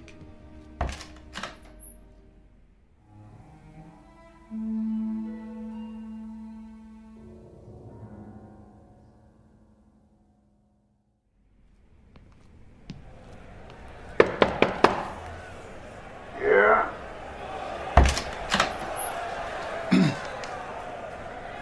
Mr. Nolan? Over that quick, huh? Yeah, I guess. Maxo did the best he could, though, Mr. Nolan. Your strategy didn't work. Did you really think arriving in the ring late would upset a robot? Well, you never know. But that B7, it must have been tweaked or something. I never saw anything like that. Me neither, and I hope I never do again. Get your boy and clear out. Yeah, we will. Only first. You heard the boss. Well, you see, my boss Hiding out, huh? Don't even want to show his face. Something like that. Come here. What? Mr. Nolan says you should come over to the desk. Okay.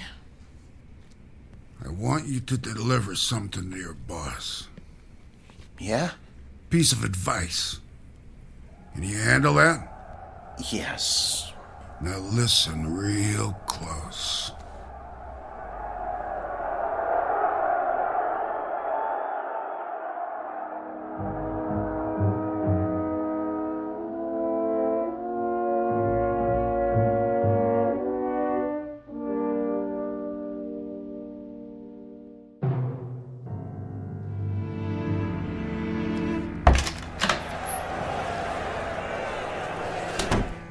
You get it?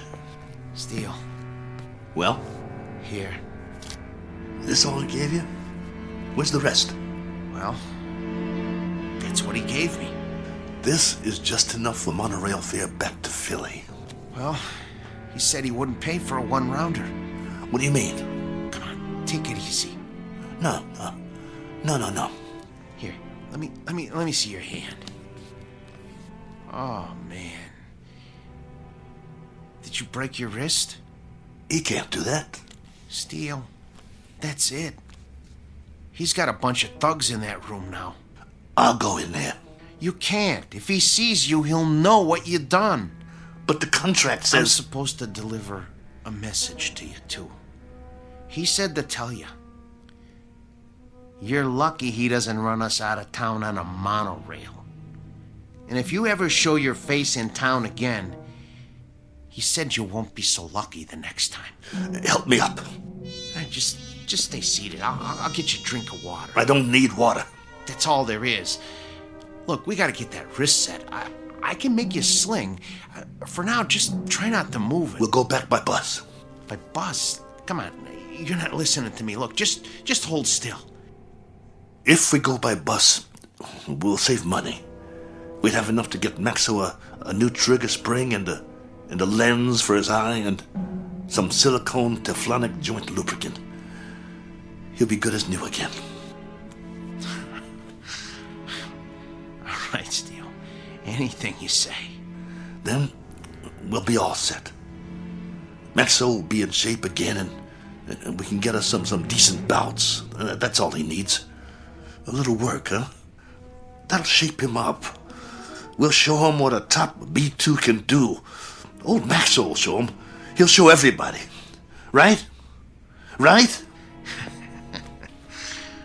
Sure, Steele. Sure. Now let's get out of here. Take it slow. I can walk. I know you can. You're a tough guy. But put your hand on my shoulder. That's it. Don't worry about Max. I can pull.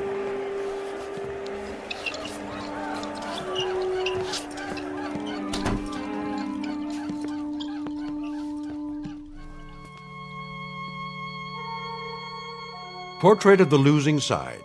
Proof positive that you can't outpunch machinery. Proof also of something else. That no matter what the future brings, man's capacity to rise to the occasion will remain unaltered. His potential for tenacity and optimism continues, as always, to outfight, outpoint, and outlive any and all changes made by his society. For which 3 cheers and a unanimous decision rendered in the Twilight Zone.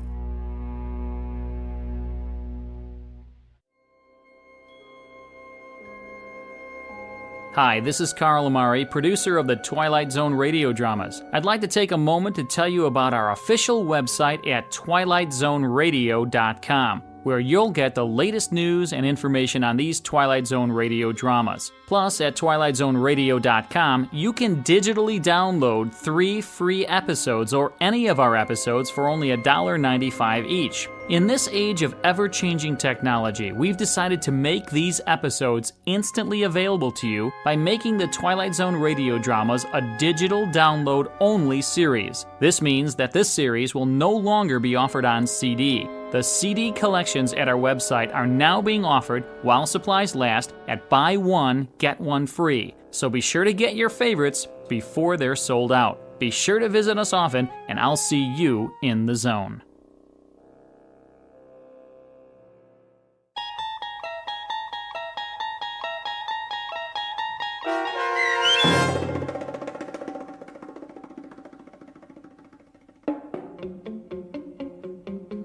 Steele, starring Lou Gossett Jr. with Stacy Keach as your narrator, was adapted for radio by Dennis Etchison and Joby Cerny, and written for The Twilight Zone by Richard Matheson. Heard in the cast were Joby Cerny, Danny Goldring, Rich Komenich, Sam Darrence, Pat Fraley, Tim DiDavo, and Jennifer Joy. This copyrighted radio series is produced and directed by Carl Amari and Joby Cerny for Falcon Picture Group. Custom Foley effects, sound design, and mixing are done in the Cerny American Sound of Picture Theater by Cerny American creatives Bob Benson, Matt Sorrow, Tim Cerny, and Todd Beyer. To learn more about the Twilight Zone radio dramas and to contact us, visit our official website at twilightzoneradio.com. Doug James speaking.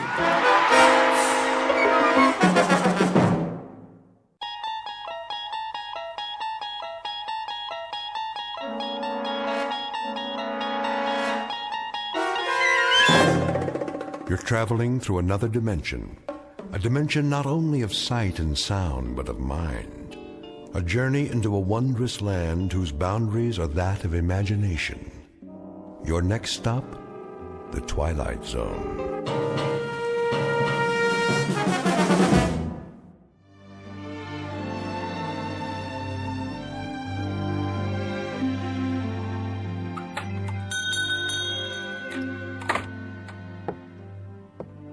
Morning, Mr. Castle. Hello, Ned. Any mail today? Got it right here. Where's my registered letter? Registered? Oh, I didn't see one. The one that says I won the Publishers House sweepstakes. Oh, well, I'll keep an eye out for it. I entered that one myself. Instead, I get only bills. Yeah, the check's in the mail, Mr. Castle. Say, maybe tomorrow, huh? Maybe. See ya.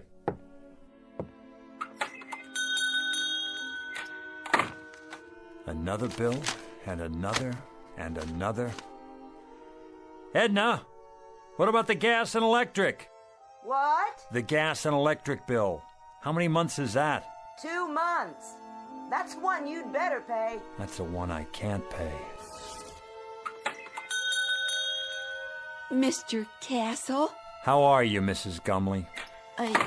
Just fine, Mr. Castle. Good. Glad to hear it. How have you been? Oh, can't complain. Been having a lot of rain, haven't we? What? Oh, yes. Quite a bit of rain for this time of year. Well, it's good for the flowers. How's that? Good for the flowers. The rain, that is. Yeah, very good for flowers.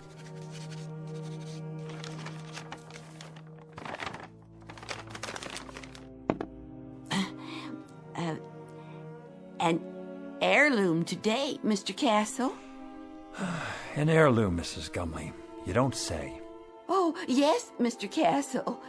Been in my family for years. Has it now? Years and years. It's supposed to be very valuable. Hand-blown glass is what it is. Mrs. Gumley, it's just a plain old glass wine bottle. Do you know what it's worth, actually? Nothing. Not even a deposit. If you could find the store where it came from, that's what they'd give you. Nothing. I could let it go for $1. Mrs. Gumley, if I could spare $1, I'd give it to you. Believe me, I would.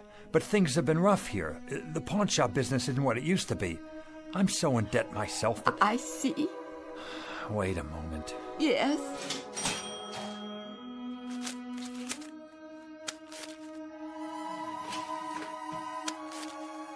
$1 it is, then. I wish it could be more, Mrs. Gumley. I really do. God bless you, Mr. Castle. I could kiss you. Stop that now. It's nothing. You're a wonderful man. Good luck to you. And to you. Better days for all of us.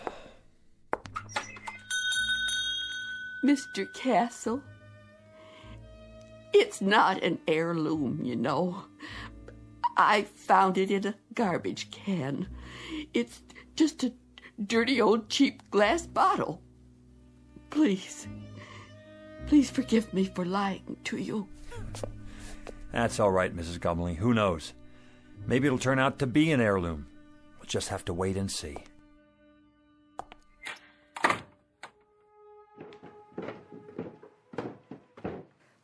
was that? No one. It sounded like Mrs. Gumley. Then I heard the cash register. What did you buy this time? Edna. Oh, a bottle. Gorgeous. She said it was an heirloom. Is that right? She has to eat, doesn't she? And you don't? That's not the point. Arthur, we're a couple of weeks away from bankruptcy. Don't you think I know that? Then you'd better start rubbing that bottle and pray, Arthur. Pray that a genie appears, because that's about the only hope we have left. Oh, Edna. Edna, please.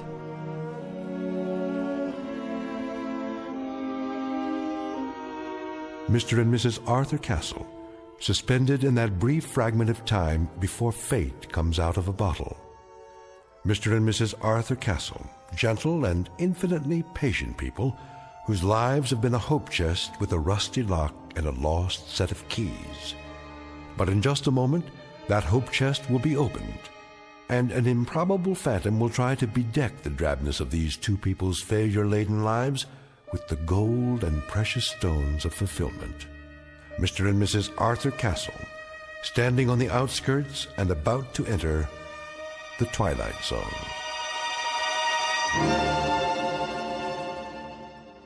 And now, back to our story from the Twilight Zone, The Man in the Bottle, starring Ed Begley Jr., with Stacy Keach as your narrator. Here, give me the bottle straight into the trash with it. If you won't do it, I will. Wait, it's worth a couple of cents. A couple of cents, Arthur. A couple of cents. We've got more creditors than we've got cheap watches. You promised me no more handouts. Look, Edna, maybe all that's left for me is to try and find someone who I can feel sorry for. Can you understand that? I need to feel that I'm doing something of value. Maybe a man can be a failure for only so long, and then it catches up with him. Arthur, you're not a failure. Of course I am. Look around you, Edna. In this clutter, you see the legacy of 100 years. My grandfather owned this shop, and it finally broke his heart. Then my father, and it killed him too. The meanness of it, Edna. The shabbiness of it. The hand-to-mouth of it. This isn't just a hock shop where you buy the pitiful little residue of other people's failures. It's a shrine to failure. That's what it is. It's a mausoleum, a burial ground for people's hopes. Arthur, please don't talk like that.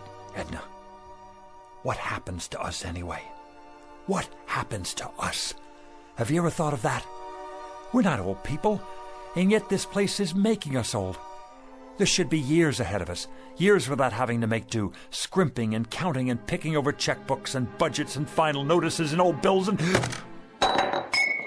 Careful, Arthur, you're knocking things over. I don't care about the bottle.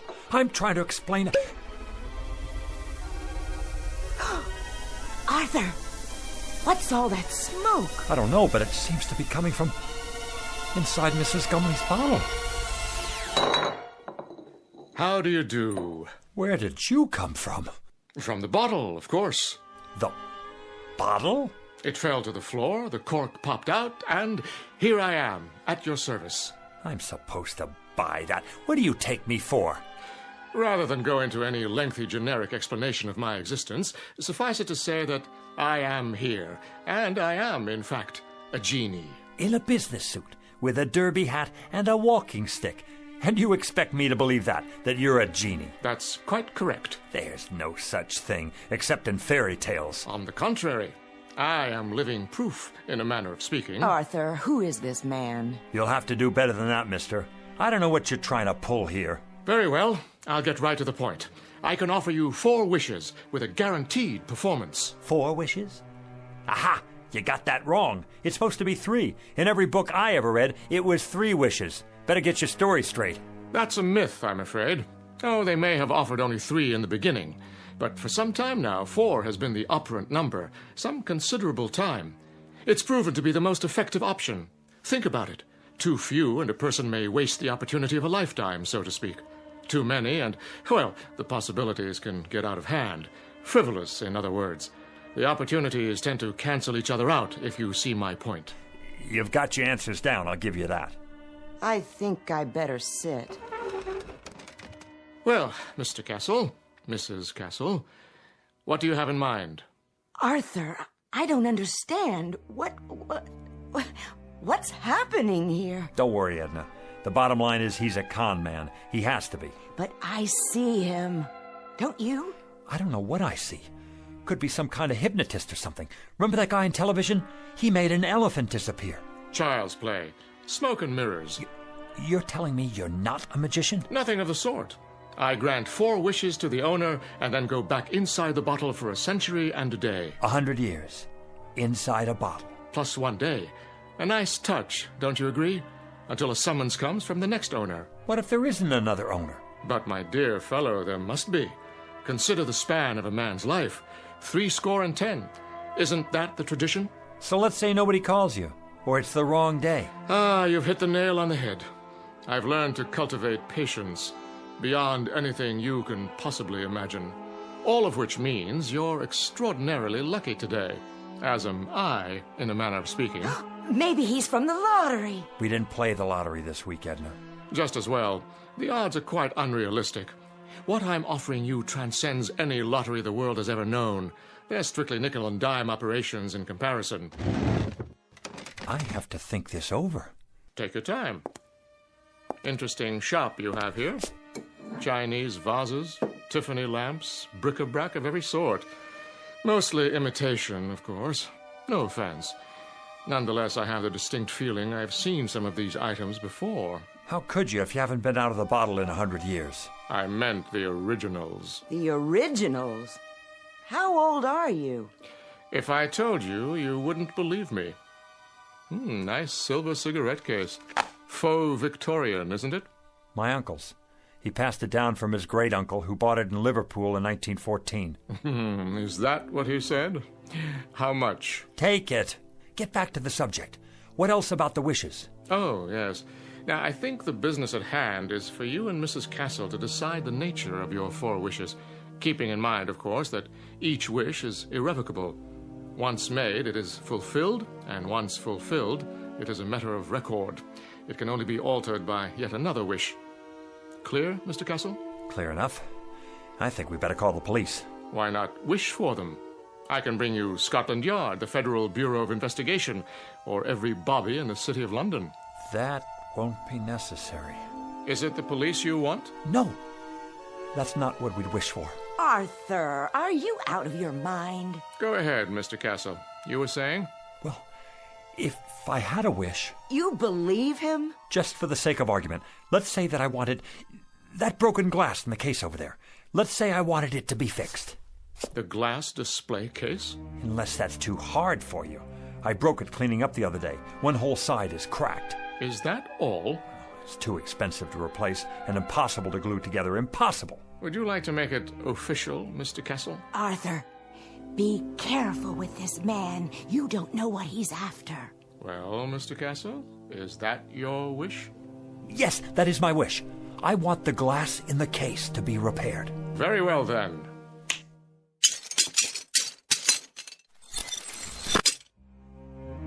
Am I dreaming? It's a magic trick. It has to be. No, you're not dreaming, Edna. I see it too. It's like new. How did you do that? Next. What? Well, Mr. Castle, you have 3 wishes left. 3 wishes. 3. Edna, 3 wishes. Anything we want. Think, Edna, think. What do we want? Why, I don't know. I asked you to think. I'm frightened. A new shop, Edna. An expensive shop on 5th Avenue. We could have that just for the asking. But Arthur... Or travel. Take trips. We could see the places we could never afford to visit, like Paris or Rome or even the South Seas. We could take a cruise around the world, first class. Surely there's a catch. Or money. $100,000. $200,000. $1 million. We wouldn't have to grub anymore. We wouldn't have to sit here and waste our lives away. Arthur, it isn't right. There's something unholy about it. Clothes, Edna. Expensive clothes. Jewels. A beautiful house. No more worries for the rest of our lives. Are you sure? Edna, we don't have to rot away here. We can have anything we want. Anything, Edna. Money. Money? The simplest of all requests, Mr. Castle. Simple? For you, maybe. How much would you like? In what denominations? Edna, how much do we want? I don't know. I just don't know. $1 million. That's what we want. $1 million. In what form? Gold? Silver? Of course, there are market fluctuations in precious metals, so there will naturally be an element of risk. Platinum shows the least movement. Diamonds are relatively stable at the moment. Forget it. Cash only. All negotiable U.S. currency. Very good. Denominations? No 50s or 100s. Make it $5 and $10 bills. Recent dates and no counterfeits. Where would you like it? Savings account or checking? Perhaps a numbered deposit in a Swiss bank. Right here. Here? Where I can see it. On the floor? Don't you worry about that. Just bring it here. I'll take care of the rest. That is your second wish. You understand English, don't you? That's our wish. Coming right up. Oh, just one thing. Aha! Arthur, I told you. Do you mind terribly if I... If what? If I smoke. Is that all? Of course, if you prefer otherwise. I see the no smoking sign on the wall. No. Go right ahead.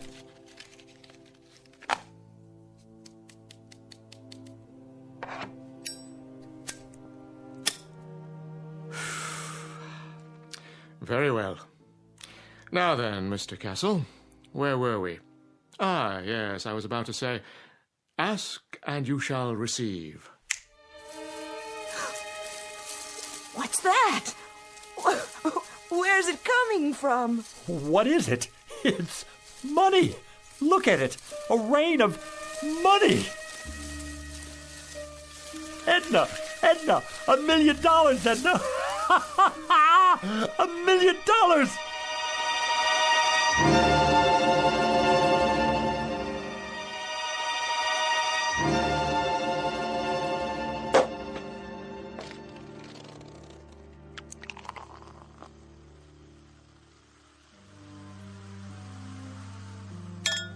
There you are, Edna. Champagne.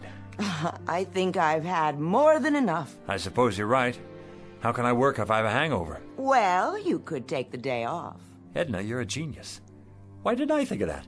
We both could. Close up the store and... And what? I wouldn't know what to do, would you? Well, let's see now. It's a beautiful day. We could take a walk together in the park. Oh, Arthur, I'd have to get dressed up, and I don't have any comfortable shoes. Or we could go to a restaurant. Any restaurant at all. But we've already had lunch. Then we could take in a film downtown, or a play, a musical. Do you know how many years it's been since we did that? And leave all this money out like this? I don't think that would be a good idea. So, we're prisoners here. We can't go anywhere, do anything, for fear that someone might steal it from under our noses. What good is it? Oh, Arthur, we can put it in the bank. That's tomorrow. The bank's closed now. Unless... What are you thinking? Call your brother on the telephone. Tell him to come over here. He needs money for his operation, remember? Oh, I like that idea. And while you're at it, call Avritton, the butcher, and Mrs. Tiola, and the checker at the market. And that nice girl at the bank. And the dry cleaner. And here, look in the book. All our old customers, the ones who can't afford to get their valuables out of hock. Call them all, every one. What will I say? Tell them we need their help.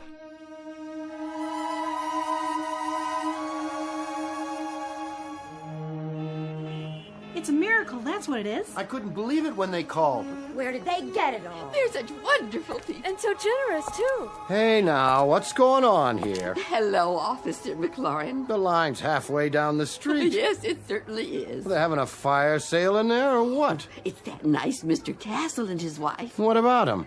They're redeeming things. What things? All kinds of things, as long as you've got your pawn ticket. Even if you don't, they remember. They're redeeming us. That's what they're doing. It's the loveliest gesture I've ever seen. Hi there, Mrs. Gumley. Beautiful day. Indeed it is. Your turn, Mrs. Gumley. Go on in. Hold on. Where'd you get that fistful of money? Right inside, officer.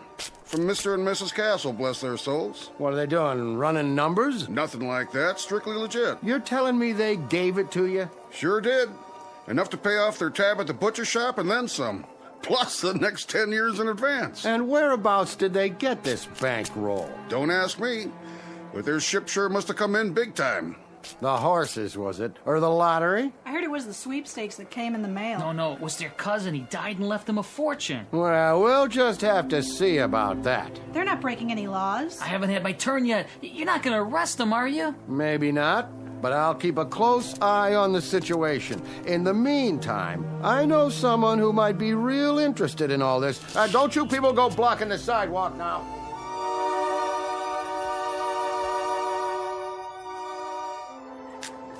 Here you go, young man. Pay off that mortgage now. I will. And then go have yourself a ball, you and your lovely wife. I don't get it. Why are you doing this? Do I need a reason? Every time I come in your gas station, you look under the hood. Oh, that's nothing. Check the air and the tires, all of it, without my asking. I say that's worth something. It's worth a lot these days. Well, thanks, Mr. Castle. Bye now. Who's next? Mrs. Gumley, how are you? Very well, thank you. Here, you take this now. I want you to have it. So much. Don't you worry about it, Mrs. Gumley. Anything you need, anything at all, you come to us. There's more where that came from.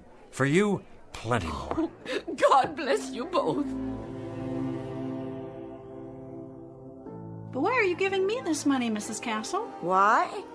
Because you're so bright and cheery every time I'm in the market. Oh, Mrs. Castle, thank you. You put this in the bank now for when you get married. And for you, Mr. Jacks? And you too, Mrs. Teola. You have a nice day now.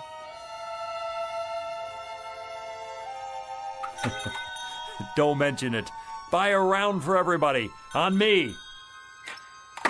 Is that all of them? Oh, for now. Put the close sign in the window, would you please? Of course, dear. Whew. Now that's what I call a day's work. You did wonderfully well, Arthur. I'm so proud of you. You know, Edna, I don't care how we spend the rest. I feel so good right now, seeing all those happy faces. I know. It would be nice to get away for a while, though. I agree. Some time in the sun, nothing fancy. How much do we have left? Look in the box. It's still practically full. We didn't put a dent in it. Your father would be proud. Rest his soul. And your grandfather. Tell me your opinion about something, Edna. If you like, dear. I'm wondering, do you suppose I still need to carry on the family business? Well... We don't have a son or daughter. I'd say you've more than done enough, Arthur. All these years. Even if we did have kids, I'd rather leave them money to start their own business. Something with a future. What about your cousin's children? Oh, that would be a wonderful present. And what about you? You've been so patient all these years. What would you like? Well, first, of course, you're going to retire. No ifs, ands, or buts. And then, wherever you'd like to live, Arthur, as long as we're together. Of course we'll be together. You think I'm going to take up with a young floozy? Oh, no, I don't think that. You wouldn't. It's not in your nature. But you're tired. You need to rest. We both do. Rest and live.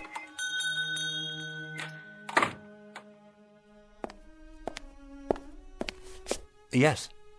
Good afternoon, Mr. Castle. Do I know you? Let me see.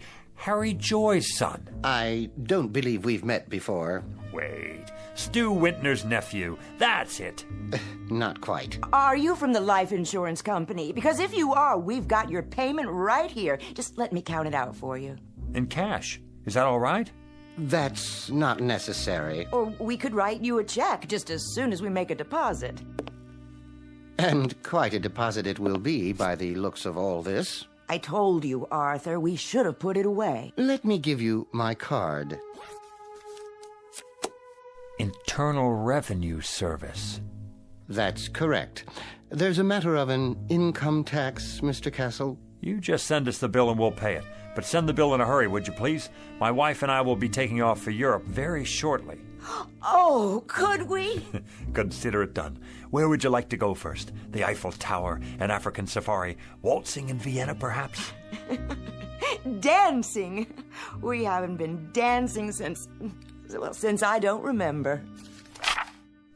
Dependents? Just a few details for the record. Ask away, we have nothing to hide. How many dependents can you claim? The whole neighborhood. They don't count.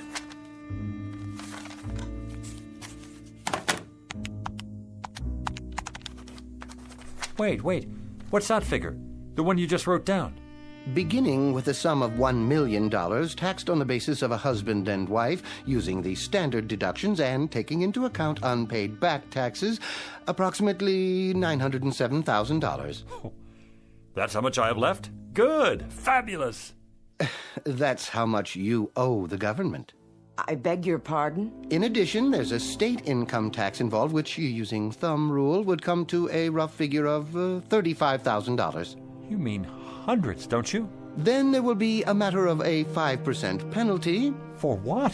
If you fail to file a declaration within 30 days of today's date, but I'm sure you won't let that happen. The whole thing will amount to about, roughly, mind you, let's see here, $942,640. Arthur, we've given away a lot of money already. I'll figure out how much.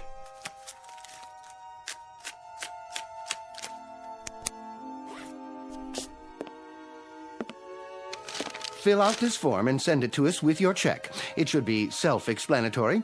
If you want to use the installment plan, we'll send you a statement after your records have been analyzed. Mr. Castle? Yeah. Send us the bill. We'll be seeing you. Good evening to you, Mrs. Castle.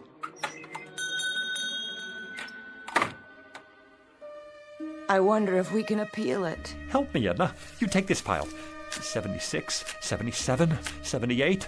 Oh, Arthur, where's the genie when we need him? Well, how much is there? $910,535, $910,540. We gave away almost $60,000, and this goes to taxes, leaving us with this. One $5 bill. That's our entire profit, Edna. $5 whole. That was quite a wish, Arthur. Quite a wish. And we haven't even paid the bills yet. If you'll recall, it was my suggestion that you reflect very carefully, Mr. Castle. Very, very carefully. Now he shows up. Had you made a wish that took into account the taxes involved... Look, you. Plenty of sweet talk and promises and the whole thing. And all the time you're nothing but a con artist, after all. This time I want the $1 million, but I want it after... Arthur, no more money. You've got to wish for something else. Oh, something else, then. A new store. A chain of stores. They could burn down 1 hour after we get them. Success? Be careful, Mr. Castle. Success is a pretty broad term. He's right. You can't wish for success. I've got it. How about 10 more wishes? Or 20, or... Very clever, Mrs. Castle, wishing for more wishes. But I'm afraid that isn't permitted.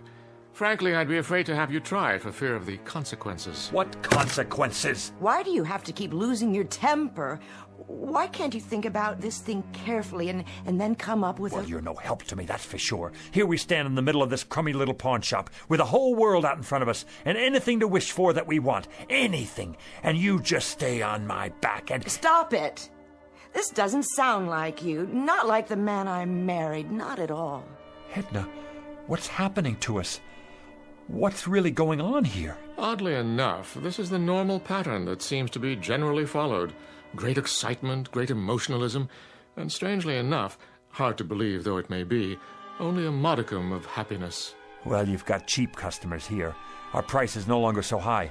We're people who haven't had much happiness. People who've carried a crummy hock shop on their backs all their lives. What, Edna? Tell me, what do we wish for? I don't know, Arthur. I just don't know. What about it? What can I wish for now? What can come to me without tricks? Without tricks? I question the semantics here, Mr. Castle. There are no tricks involved. There are simply normal and understandable outgrowths and conditions that go with any windfall. No matter what you wish for, you must be prepared for the consequences. What sort of consequences? Nothing more than cause and effect. Consider, for example, what happens when you throw a stone into a lake. The stone sends out ripples in the water. After a while, these ripples reach the shore. The bigger the stone, the bigger the ripples. And if the stone is large enough, you'll get a wave of water, even a tidal wave that could sweep you off your feet. It all depends on how much you disturb the way things were to begin with. Now do you see what I mean about consequences? That I need something without consequences. I'm not sure that's entirely possible. Something dead sure, at least. Something anchored, something airtight. I must agree, that would be the ticket. Is there such a thing? Sit down now. You'll give yourself a heart attack. Edna, I think I've got it. I think I know what it is. What, Arthur? Power, Edna. Power, prerogatives, to be in charge of something, to be a boss, to be a leader, with respect and the freedom to live as one likes. We could wish for that. Possible. Very possible. President of a corporation? That sort of thing? We could be sued, go bankrupt. Warden of a prison? That's idiotic. Mayor of a city? We could get voted out of office, and then what? Wait a minute. I know what. Head of a country. Ruler of a whole country, that's it. Who can't be voted out of office. What about it, Genie? I want to be the head of a country who can't be voted out of office. Is that your wish? Do you want to be more specific than that? Hold on. Let me give it to you this way. I want to be the head of a foreign country who can't be voted out of office. But it must be a major country, well known, not some poverty-stricken third world place, and not in ancient times either, in modern history. How do you define modern? Within my lifetime, and developed. A fully industrialized country with millions of educated people where I'm very popular and can't be voted out of office. No problem. You sure? Of course I'm sure. I mean, what about the consequences? Consequences, Mr. Castle, I've already told you. You run the risk of consequences no matter what you wish for. Like the ripples in a stream. There's no predicting, at least not with absolute certainty, where they'll lead. All right, then.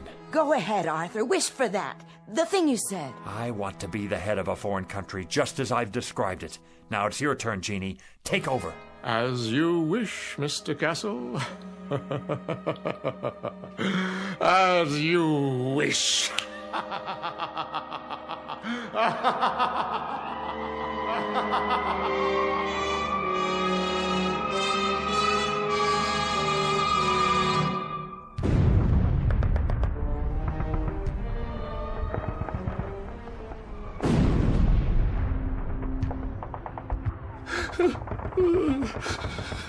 You'll forgive me, sir. Yes? I have not slept in 3 nights now, but the situation is as I described. The first Ukrainian army has cut us off from the south. There's no sign of Wenk's reserve army. There is no reserve army. We are simply doomed. There is no hope for us. From now on, it is just a mass suicide. Did you hear what I said? They are already in Berlin. What about it, Führer? Führer? What do you want to do? Why do you call me that name? Here is what you asked for. Very quick and very painless, mein Führer. And we have the gasoline for you and Miss Braun. When you're finished. Head of a country. Can't be voted out of office. It's the end of the war and I'm in a bunker and I'm... Heil Hitler! It's almost the end. I've given them the poison. We'll take their bodies out into the courtyard and burn them when it's finished. Have the gasoline ready. I won't take the poison. I wish I were back where it all started. I wish I were Arthur Castle again. Oh, Arthur, you've broken it. What? Broken what? The bottle Mrs. Gumley brought in. Why? I have, haven't I? Not poison, an old wine bottle. Let me sweep it up for you. I can do it. It had no value anyway. No value at all. I'm here. My final wish. I'm really here now. Where is he? Where is who? You know who I mean. The... And why would he be here?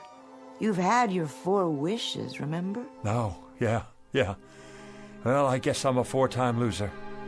What do you expect? I just wish he doesn't come back. I wish... There you go, wishing again. Right. Why should I? Why did I?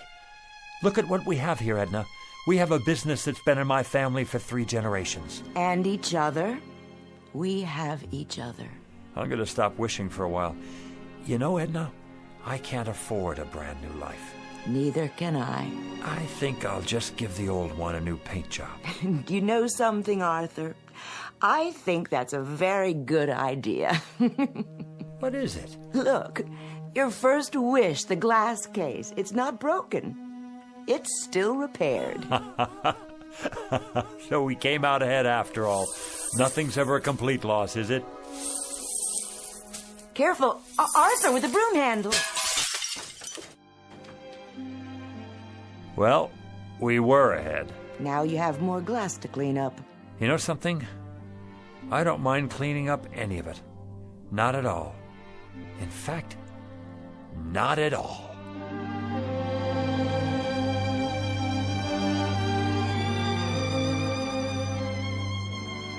A poet named Lowell said it, something to the effect that granting our wish is one of fate's saddest jokes. Lesson to be learned out of a few fragments of broken glass in a trash can. And a word to the wise, to the garbage collectors of the world, to the curio seekers, to the antique buffs, to everyone who would try to coax a miracle from unlikely places. Check the bottle you're taking back for that deposit, because the genie you save might be your own. Case in point, Mr. and Mrs. Arthur Castle, fresh from the briefest of trips into the Twilight Zone.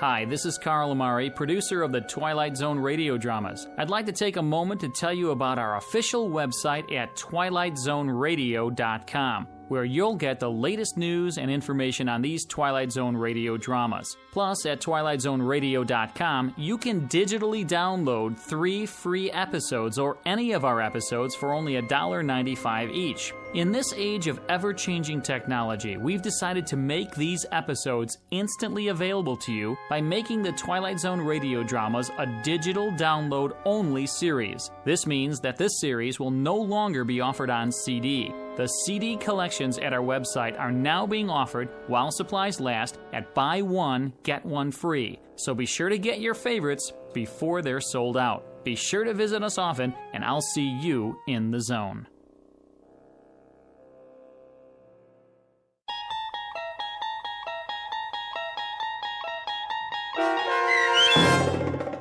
The Man in the Bottle, starring Ed Begley Jr., with Stacy Keach as your narrator, was adapted for radio by Dennis Etchison and based on a script by Rod Serling.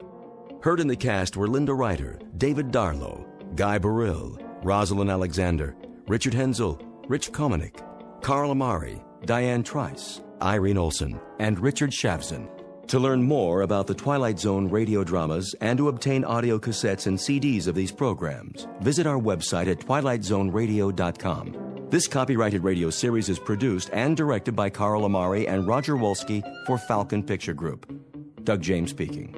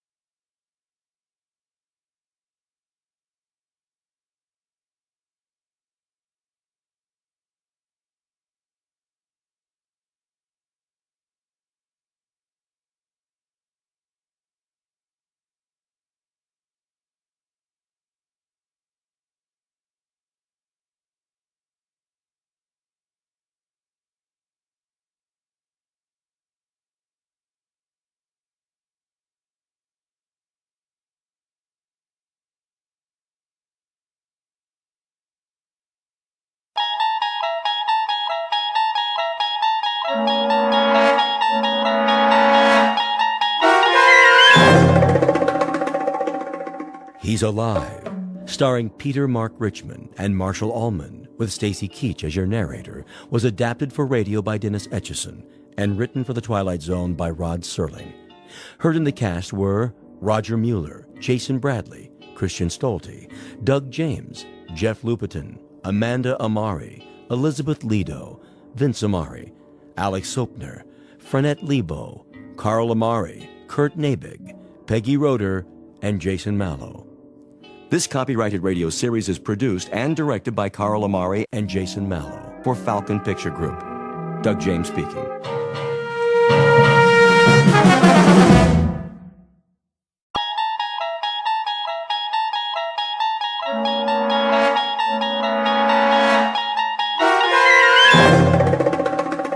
You unlock this door with the key of imagination.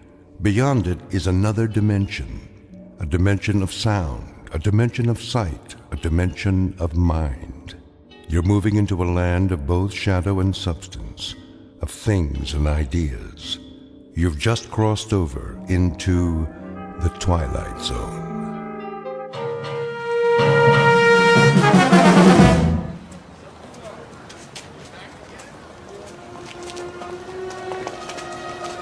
That looks like a good spot. Where? Up ahead on the corner. Yeah, we'll set up some boxes. I don't know. It's perfect, I tell you. All these people taking a walk after dinner, they'll listen. Oh, they'll listen, all right. Just hand out the pamphlets for now. I have to work on my speech.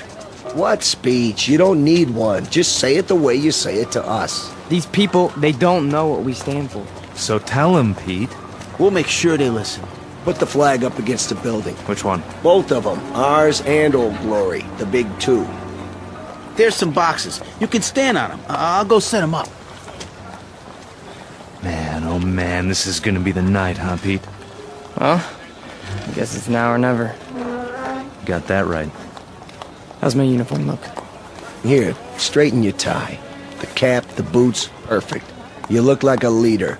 Big time. Go, Pete. Give him a dose of the truth. Hey, mister. Excuse me, little girl. Are you in the army? No army you ever heard of, sweetheart, but you will. My daddy's a lieutenant. Are you a lieutenant? Better than that, kid. A lot better. Now stand back. You're in the way.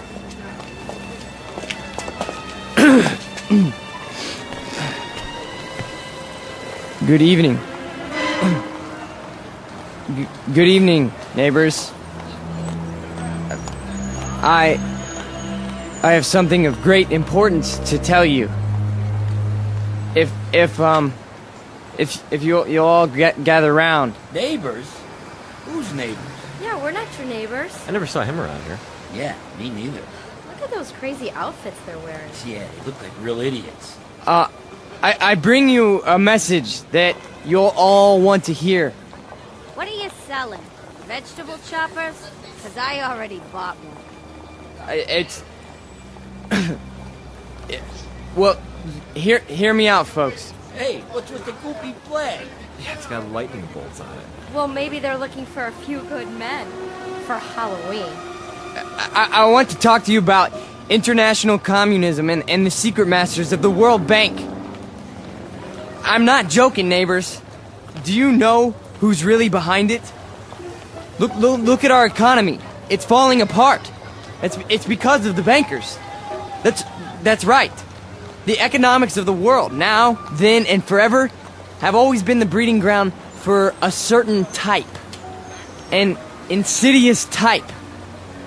The worshippers of the golden calf, whose religion is gold, whose loyalty, first and foremost, is to money, and only money.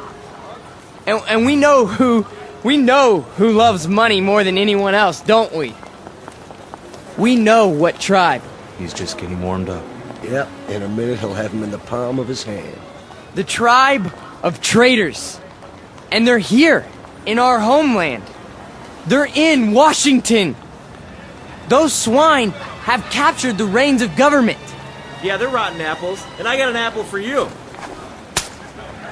Hey, knock it off, people. Yeah, show some respect. I'm talking about traitors. Listen. Boring. Ice cream. Get your ice cream. I want one. Come on, Angie. We'll both get one. Then we'll go home. Yeah, there's nothing happening here. No. Listen to this. What about foreigners? Huh? Foreigners. Take a look at the way that they're controlling us. The lines lead directly to Palestine and to the Vatican. Yeah, I've had about enough of this. Let's go. It's a conspiracy, I tell you. A conspiracy of men who aren't like us. Yellow men, brown men, black men. They come here and they infiltrate our economy. They're right here on our doorstep. If there's anybody sitting on your doorstep, buddy, it's the man in the white coat. Here, take a tomato with you. You think that's pretty funny, don't you? You think it's funny that your country can be sold out? That they can sell out your flag and your birthright? You think that's funny, huh? Well, the day will come. Oh, shut up. Let him talk. What's the matter? No more big talk? He's just a scrawny kid with a big mouth. Real big. As long as you got a couple of punks to protect you. We gotta do something. Where's Nick? Go on, get out of here. Back off. This here's a real American. Yeah, a real jerk. Why, you? Get off! Cut it off! Cut it off! Right now! Portrait of a Bush League Führer named Peter Vollmer, a young man who feeds off his self-delusions and is left perpetually hungry. Like his goose-stepping predecessors, he searches for something to explain this hunger, to rationalize why the world passes him by without saluting. In his own twisted and distorted lexicon, he calls it faith, strength, truth. But the particular brand of truth he seeks can be found in any sewer. Peter Vollmer doesn't know it yet, but he is about to ply his trade on another corner, an intersection in a strange shadowland called the Twilight Zone. And now, the Twilight Zone and our story, He's Alive, starring Marshall Allman and Peter Mark Richmond, with Stacy Keach as your narrator.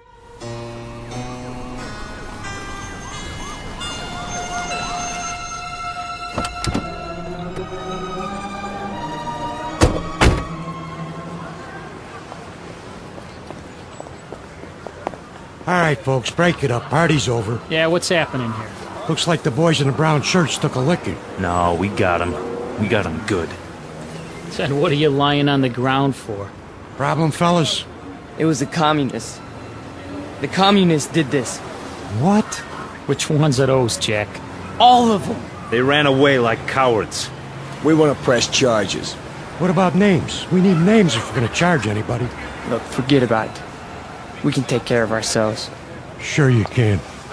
You need some medical attention? No, we don't need your help. Come on, Peter, I'll help you out.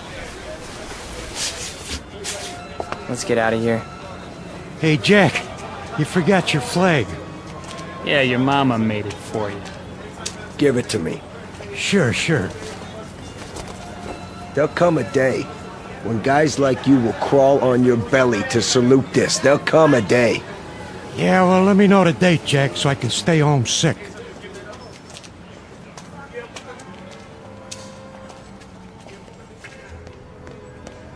Hey, Pete!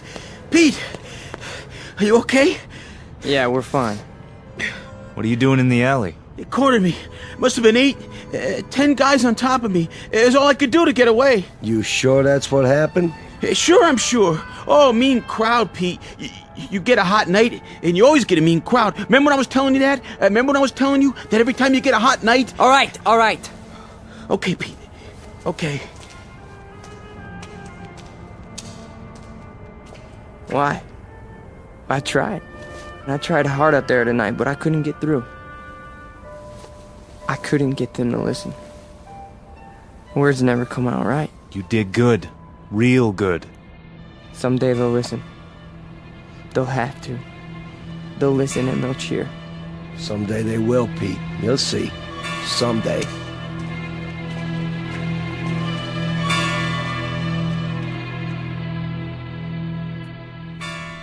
Now, hold still.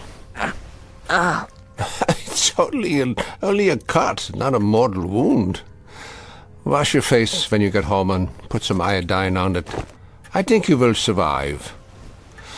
Now, do you want a cup of coffee? I'd rather have a drink.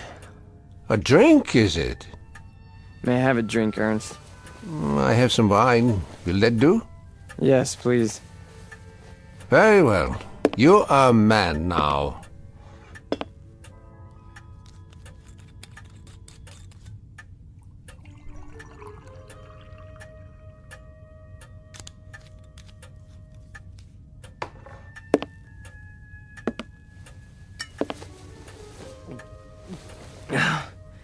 Thank you. Peter, one sips wine. That's not beer from a beer garden. Sorry. I'll remember that next time. The next time. Just how many next times do you suppose a human being has in the scheme of things? Oh, come on, don't lecture me, Ernst. I'm sick, I'm tired, and I took a beating out there. Did you? Yeah, can I stay the night? Yeah, the couch remains in the corner, as usual. You're a good friend, Ernst. You understand. Sad to say, I do. A man does what he believes in. A man usually does. I believe in certain things. Is that right? You know I do. I mean, we're friends. You've known me since I was a kid. When you were a little kid, Peter, and I used to find you crying at my door late at night, I could pity you then. And now? What do you think? Now you peddle hate on street corners as if it were popcorn. It's not hate. It's a point of view. A philosophy. Oh, I know the philosophy. I know it quite well. 9 years in a place called Dachau. And you know who put me there? Peter Vollmer. What? A lot of Peter Vollmers. Frustrated men, sick men, hungry men. But the result, the effect, never mind the cause, was 12 million bodies in shallow graves. And it all started with young men in uniforms, talking on street corners. Hey, you let me come here. You never sent me away. No, I never did. I never do. That's the weakness that you scream about on your street corner, the sentimentality, the softness, the weakness that makes a man his brother's keeper. So I must be one of the worst of your criminals, Peter. Sentimental, soft, and very preoccupied with my brothers. I should close the door on you, but perhaps this is my sickness. I only see the boy, not the man. Go ahead. Sleep on my couch. Look, why don't you understand? You're the only person in the world I ever had. What else have I had? What? A drunk father who used to throw me against the wall? An old lady who drank till she had no marbles in her head? She didn't even recognize me half the time. That's why I used to come over here to your apartment, because, I mean, you were gentle with me, you know? You'd talk to me. You'd feed me. You'd take care of me. Ernst, you're my real father. Ah, this is the boy speaking again. The little boy with so much fear in him. Yeah, you rest now, Peter. You rest well.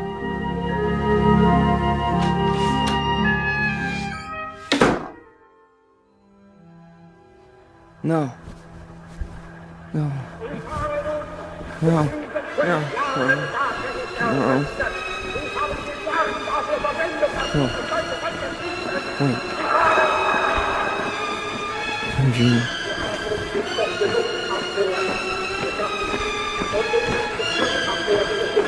What? What? Peter! Who's that? Peter? Who's out there? Who is it? A friend, Mr. Vollmer.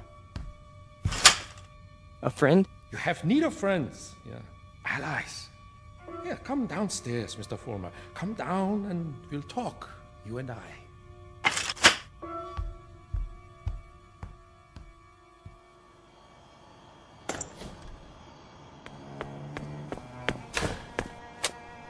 Hello, Mr. Fulmer. I heard people out here. Oh, did you? And your voice. Well, a dream, perhaps, of better days to come. Who are you? Take a good look. Do you not recognize me? Surely you have seen my picture. Wait. That hair. With the mustache.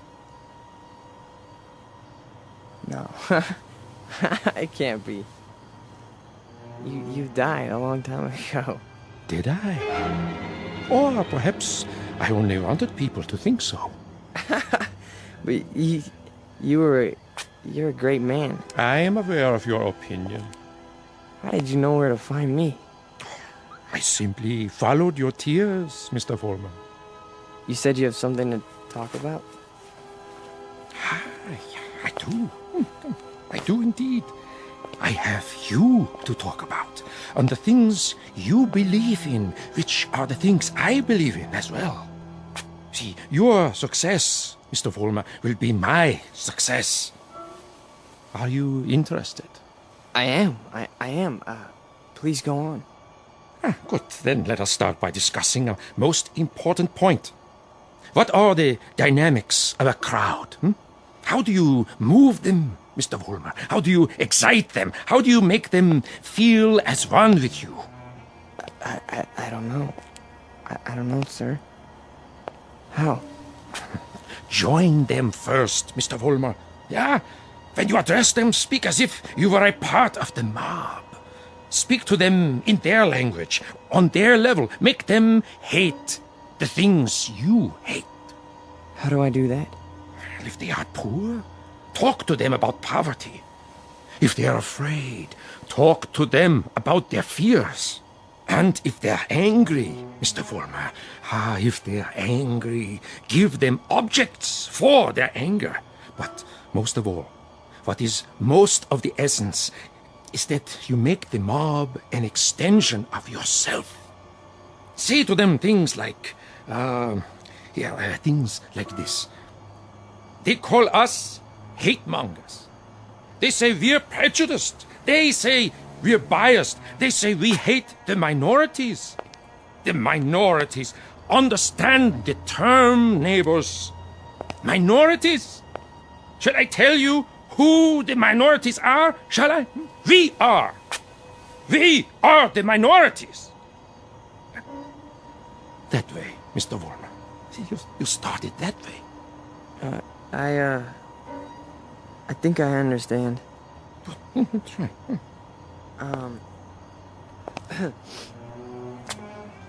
Neighbors. Neighbors. They call us hate mongers. That's it. More. They say we're prejudiced. They say we're biased. Yeah, now you have got it. Go on. The minorities? Understand the term, neighbors. The minorities. Shall I tell you who the minorities are? We are the minorities. Because patriotism is the minority. Because love of country is the minority. Because to live in a free white America seems to be a minority opinion. Let me tell you something, neighbors. I want you to dwell on this. Just dwell on it. Once we had an atom bomb, and suddenly the Russians had it. We wanted to send men into space, but it was the Russians who got there first. We had a hydrogen bomb. It was the Russians who exploded theirs. Who gave them the bombs? Who sold us out? Who stabbed us in the back? Well, if it's the minority opinion that we must survive, then we are the minority. And this minority will not stop until it's the majority. This minority will not give up the fight.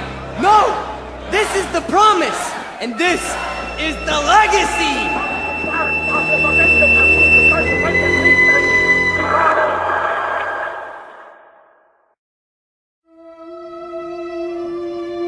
Look, I'm not gonna wait much longer, you understand? Gibbons, cool it. Pretty good crowd tonight, huh? Great crowd, and you were great, Pete. I mean it. Thanks, Stanley. They're finally responding. Responding? You had them right where you want them. Yeah. This here is my hall. You've been renting it all this time, but I ain't got the money yet. Hey, can't you see we're busy? Okay, boys. I'll put it to you this way. If I don't get paid right now, you don't have the hall tomorrow night. You got that? I'll go count the donations. What's the problem? Oh, this is a hungry man here, Pete. He's got to have his shekels. You know the type. I told you guys you're 3 weeks behind on the rent. You said you'd give it to me a week ago, and all I got was a cigarette butts on the floor.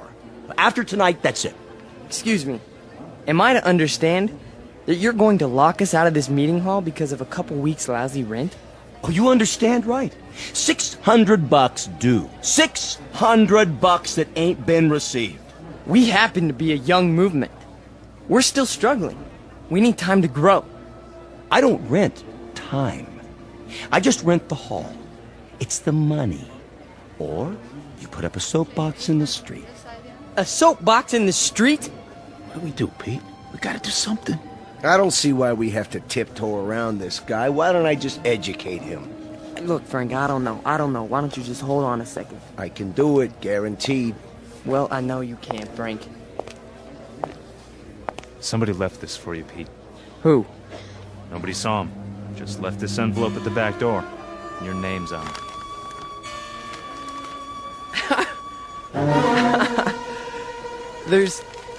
There's money inside. 6 C-notes. Hey, how about that? We need $600, and here it is. Oh, man, how about that? Hey, Gibbons, come and get it. Yeah, it's about time. You satisfied? Then don't bother us. All right. You're paid up through this week. Where'd the dough come from, Pete? You have any idea? We must have a secret supporter. I can see why. You were really something tonight. I can't even tell you how it sounded. You had him. You really had him. Hey, we're gonna make it.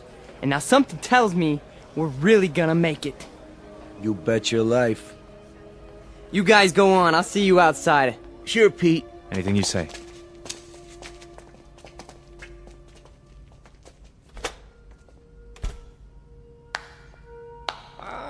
Excellent performance, Mr. Vollmer. Yes, very effective. Very effective. You learn quickly. Well, thank you. I didn't know you were here. I am always here. Pleased to be of help. You learned the style very well. You delivered it precisely as I told you. Well, I'm very obliged. And the money? Oh, it was the least I could do. We couldn't have you thrown out into the streets, yeah? I happen to feel that your work is very important. You're with us? With you? Oh, Mr. Vollmer, you might say, I am you. Now, I have some suggestions. I'll continue to give you speeches, but there's a matter of importance that must be taken care of. What is it? An expedient, Mr. Vollmer. Oh, you might call it a cause célèbre. Something to cement the organization together. I don't understand. The organization needs a martyr. A martyr? How do we find a martyr? You don't find one, Mr. Vollmer. You choose one. You pick out the one of least value, and you make him a symbol. You wrap him in a flag, and you make his death work for you. Find a man, Mr. Vollmer, who has no worth while he's alive, but who can serve you when he's dead. Like who? Oh, surely there is such a one. Pete, they're waiting.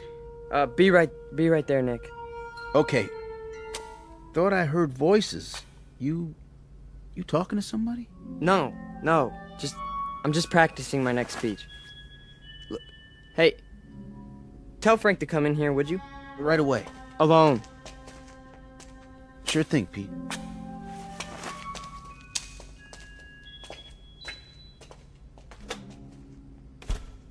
An excellent choice, Mr. Vollmer. The little fat one. Yeah.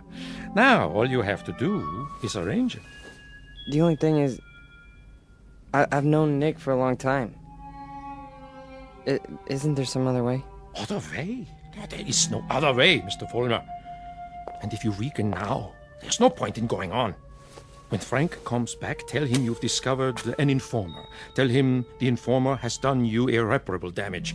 The informer must be put out of the way, but cleverly, subtly, so that there is some question as to who is responsible.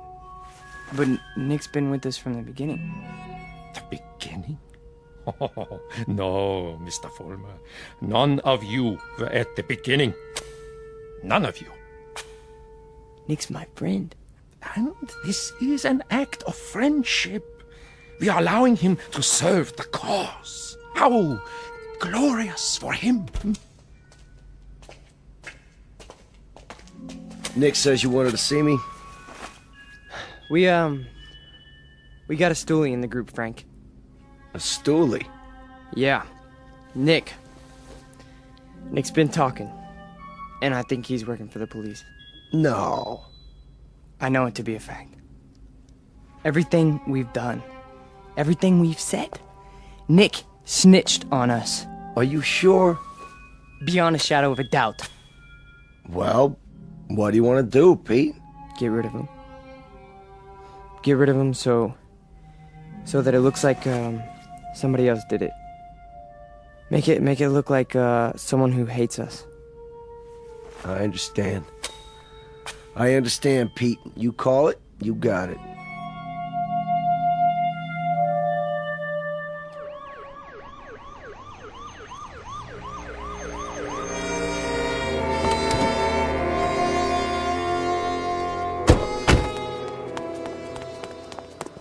There you are, officers. Thank God. Stay calm, ma'am. Now just tell us, where's this body? Over here, in the alley. Shine your flashlight on it. Look at all that blood. Somebody did quite a number on him, huh? I've seen him before. It's one of those young hooligans. You can tell by the uniform.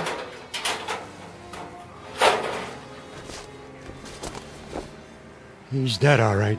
Call a meat wagon. What was this one's name? Wait a minute. There's a note pinned to his chest. What does it say? A good fascist. What do you suppose that means? One of their enemies must have put it there after he beat him to death. Yeah, but which enemy?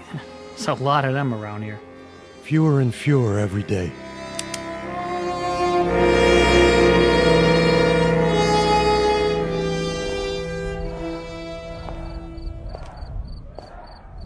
Hurry up, Frank. We've been waiting for you. Is it done? Cross off the little creep. Anything else? Then, we finally have our martyr.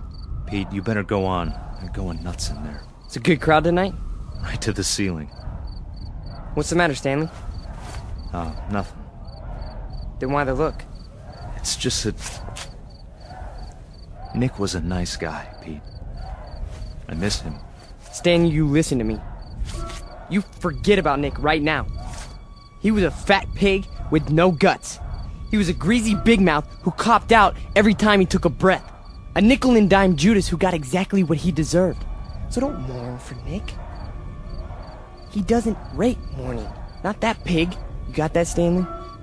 Look at me, Stanley. You got that? Yeah. You have his poster ready? Blown up bigger in life. Just like you said. Good. When I give the signal, unveil it behind the podium.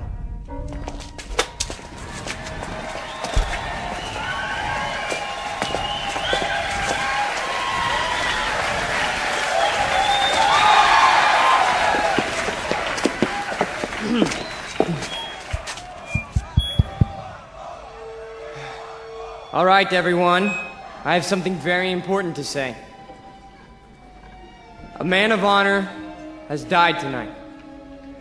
A decent, courageous fighter for the cause of freedom. He gave his life. He gave his life for us. Some skulking assassin murdered him. But friends and neighbors and co-fighters Nick Bloss did not die in vain. They stilled his great heart, but they could not stifle his memory. They could not obliterate his courage. They could not wipe away his honor. He lives, my friends. He lives in you, and he lives in me. He lives deep in the gut of any human being who believes that the United States of America should be free, should be untainted, should be free from the mongrels who try to enslave it. Now, Stanley, look at this portrait of Nick Bloss in his uniform. He wore it proudly. He died for it. And you and I, neighbors, we will live for it!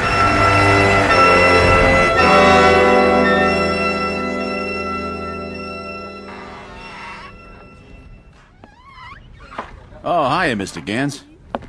How do you do? How are you tonight?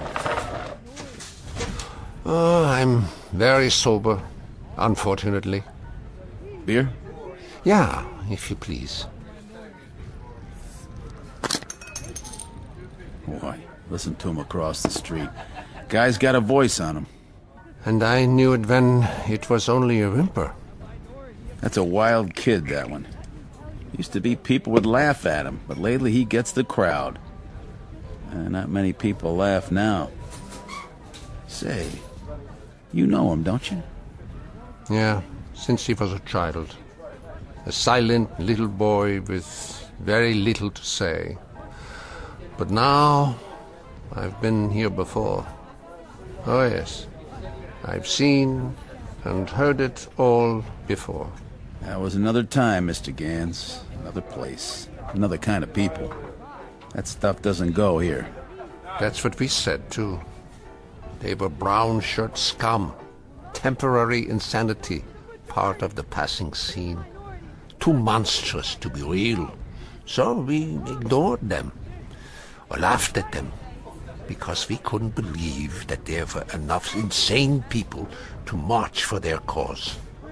And then, one morning, the country woke up from an uneasy sleep, and there was no more laughter. The Peter Volmers had taken over. The wild animals had changed places with the zookeepers. Another one, Mr. Gans? No, thank you. I have had my fill. You take it easy now. You're not going to do anything foolish, are you? Me? Not this time. It mustn't happen again. We can't let it. We simply can't let it happen again. All the anguish, all the horror, all the nightmare. No.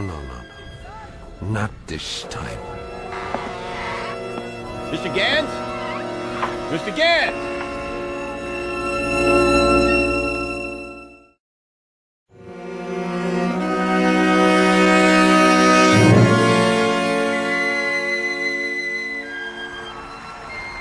And so I tell you, my friends, we will take it to the streets. There's going to be a big meeting tomorrow night with searchlights and banners and drums and armbands. For every one of you who wants to join us, we have armbands. And soon, very soon, we will have uniforms for all of you. When we march! Who's that? Search me. Go on, Mr. Volmar. You were saying? Ernst, what are you doing here? I can tell them what you were saying. I have heard it all before. I have heard it 1,000 times before. In Munich, in Berlin, on 100 different street corners. It was drivel then, and it is drivel now. Ernst, you've got to stop. And what is this one here? The latest model? A new Führer right off the assembly line? Well, this one isn't so new. He is just a cheap copy. Oh, let me tell you about this one. About the breed, the species. They are all alike. Problem children with delusions. Sick, sad neurotics who need applause like a needle. That's enough, Ernst. Please. Please. Listen to me, Peter, and let them listen, or I will tell them about a quaking, whimpering boy who cried on my couch, who still cries on my couch. Ernst, don't! They need parades and torchlights and slogans like therapy. They need uniforms and armbands, because without them they are naked and pitiful. This one grew too old to bite his nails, so he made believe he could lead others. Pete, don't let him have the mic. Put him down, or I'll put him down. Yeah, put me down, Peter. Shut me up. Stifle me, huh? Why don't you? Why can't you? Because this is your courage right here. The symbol on your sleeve. A torch and a lightning bolt. A crude drawing for children. I'm warning you, Ernst. This patch is your strength. This and the crowds and the sick aisles. And if I tell you to your face, Peter, that your courage is made out of cloth, that your ideas are filthy garbage, and that you are something less than a man, what do you say to that? How do you answer me? Like this! Oh, the rebuttal. The only answer your kind knows how to give. Is that the best you can do? A bloody nose? This is your Führer? He is yours. I give him to you. A gift from the sewers. You see, folks, the way it is. Hey, Pete, don't worry about it. He's just an old man. One crummy old man. The way it is, I knew him. I knew the old man once. Is that a fact, Mr. Former? Yes, that is a fact. I used to know him. And... who's he talking to? Mr. Former, I have no interest in who he is. My concern is in what he is. He cheapened you in front of these people. You barely had the strength to strike him a slap, like a woman. Your voice is like a lion, but your instincts are rabbits. And you? Instincts like a rabbit. Slap like a woman. You stand in the darkness and plan the battles. But you're never there when they're fought. No. Why don't you come up here alongside me, huh? Why don't you let them see who you really are? Why don't you make a speech? Mr. Fulmer, I was making speeches before you knew how to read them. I was fighting battles when you were struggling to get out of a womb. I was taking over the world when your universe was a crib. And as for my standing in the darkness, Mr. Fulmer, I invented darkness. Then you take the stage. Go on. It's all yours. Pete, who were you talking to? Where are you going? You can't run out.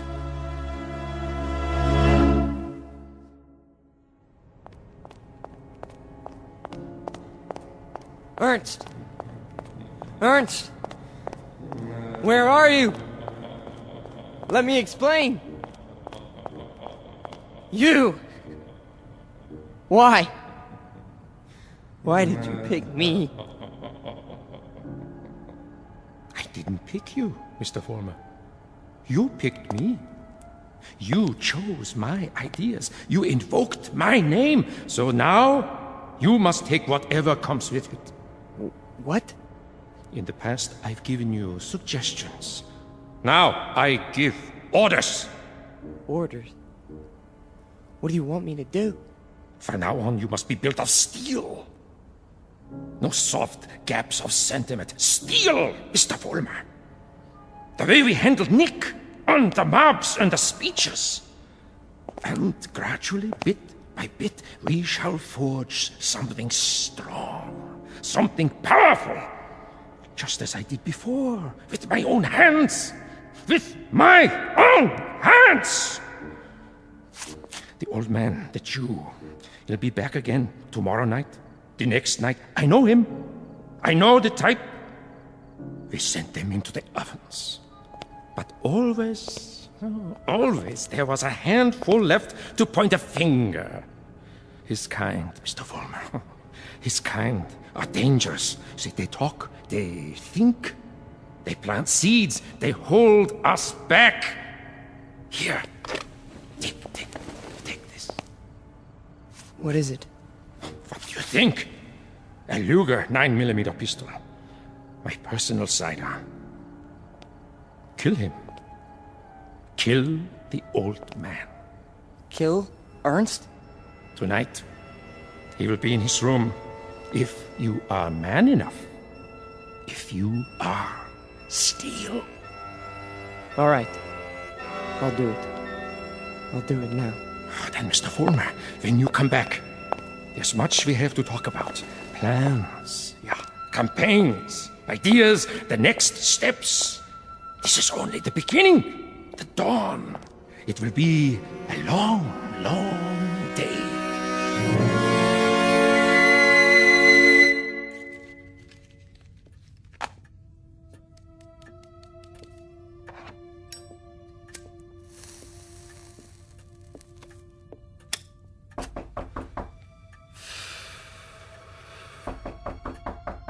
Yeah? Come in. Ah, I thought it was you. You wouldn't listen to me, Ernst. On the contrary, I listened to all that I was able to stand. You should pay attention now. I can't even begin to tell you what's happened. It's too incredible. It's too unbelievable. I can tell you this much. We're on the march. From now on, we only go forward. There's no stopping us. No stopping you, Peter? An old man stopped you tonight with a few words. He stopped you with the truth. You're wrong, Ernst. It's not just me anymore. There's someone else. Someone behind us. Someone even you tremble at. He'd have to be a very imposing figure, Peter. Much more imposing than you. Oh, he is. He gave me this. See? More imposing even than a gun. That's only because you don't think I'll use it. Which only goes to show that you don't know me. I know you, Peter, I know you. From a ravaged little boy wanting love to a torn man looking for respect, identity. I don't fear you. So you may do what you have in mind at any time you wish. With this one last reminder. You can never kill an idea with a bullet. Never. No. I'm all steel now. Ernst, I'm made out of steel. No more sentiment. No more softness. Just purpose. Just will. Then shoot. Kill. Destroy me, if you can. Am I close enough to you? You're frightened. Admit it. Not at all. Impatient and a little bored. With living? With having to live in a time that produces people like you. Once, years ago, you made death inviting. You still do. So do me the goodness, Peter. Get it over with as quickly as possible. I'm waiting, Peter. Kill him, Vollmer. Kill the old man. Kill the Jew. Use strength. Use will. Be made of steel, Vollmer. Kill him! Kill him now! You see, Ernst? I told you! I'm made of steel. All steel. All strength. But at the expense of things that most other men have. Some fragments of decency that tell them right from wrong. That make them love. Yes, Peter, you have steel, but now you have no heart.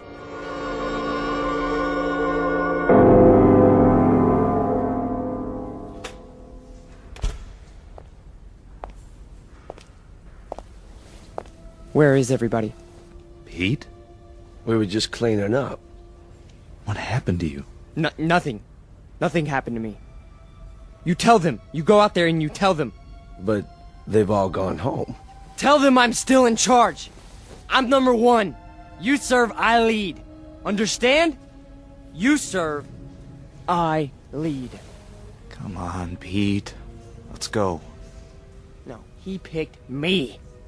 Out of everybody, he picked me. What's wrong? Don't you believe me? He did. He picked me. So long, Pete. See ya. Don't you walk away from me! Frank! Frank!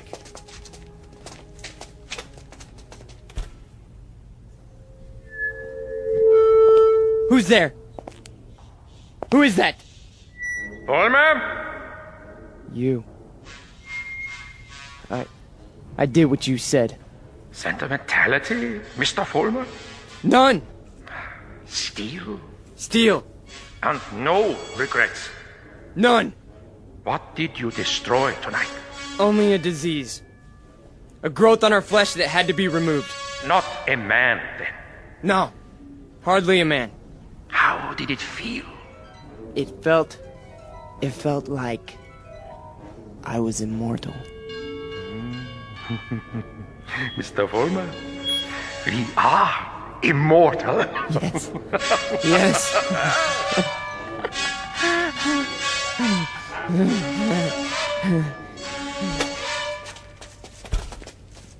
There he is. Don't move. What do you want? Peter Vollmer? Yes. We have a warrant for your arrest. That's impossible. The charge is conspiracy to commit murder. Your two friends are outside in cuffs. The victim's name was Nicholas Bloss. Get away from me. He's got a gun. Drop the gun! Now! Walk toward us with your hands up! Hey, look, he's going to the other door. Tell them to cover the alley. Halt! Halt, or I'll shoot!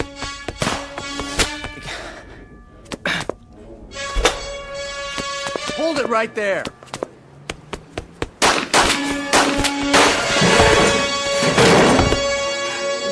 He's hit! Call for an ambulance. You have the right to remain silent. Anything you say can and will be used against you. There's something very wrong. There's something very wrong. Easy, kid. Don't try to talk. But you made a terrible mistake. I'm made of steel.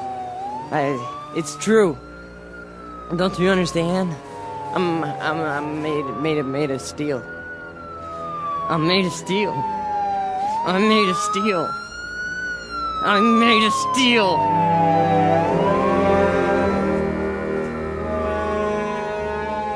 Where will he appear next? This phantom from another time, this resurrected ghost of an old nightmare. Chicago? Los Angeles? Miami, Florida, perhaps?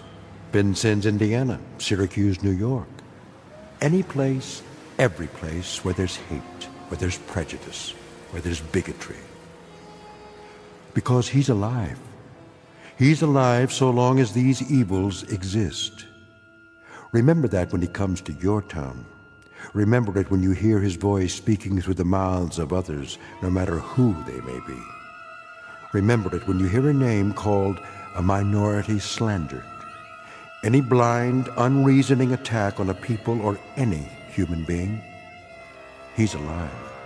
Because through these things, we keep him alive.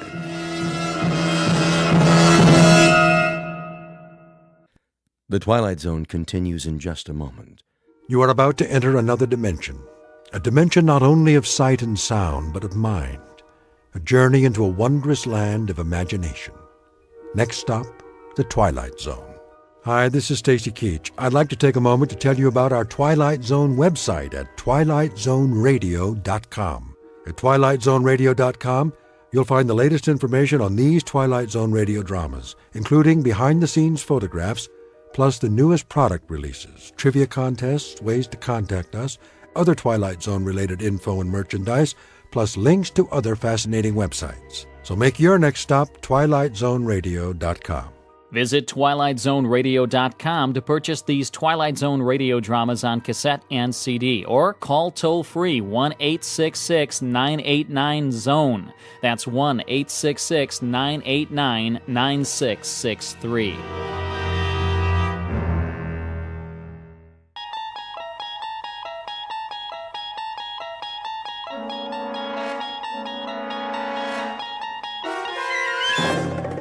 You unlock this door with the key of imagination. Beyond it is another dimension. A dimension of sound, a dimension of sight, a dimension of mind. You're moving into a land of both shadow and substance, of things and ideas. You've just crossed over into the Twilight Zone.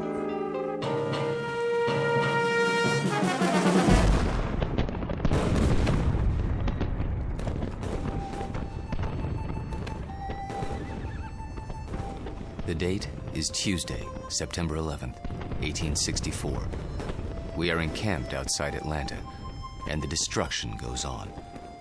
I know not what history will make of this conflagration, but I have witnessed it at close range. I feel it my duty to set down these observations before the prism of time colors them in a different light. As to the present battle, then my words may seem harsh, but I assure you, this is how it was. We charged the enemy's works and carried them with the bayonet. The earth ran red.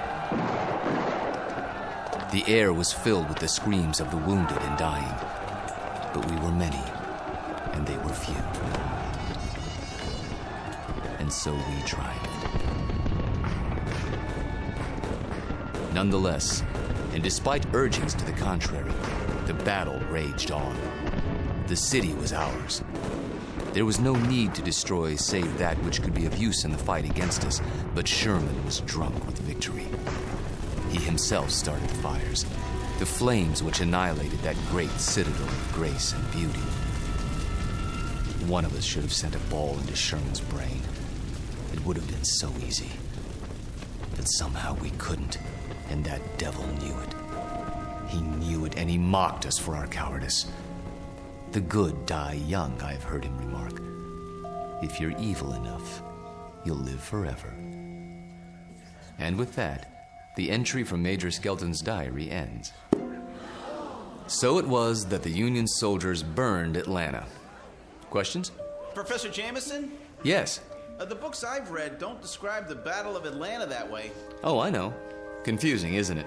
But as someone once said, history is bunk. Who was it now?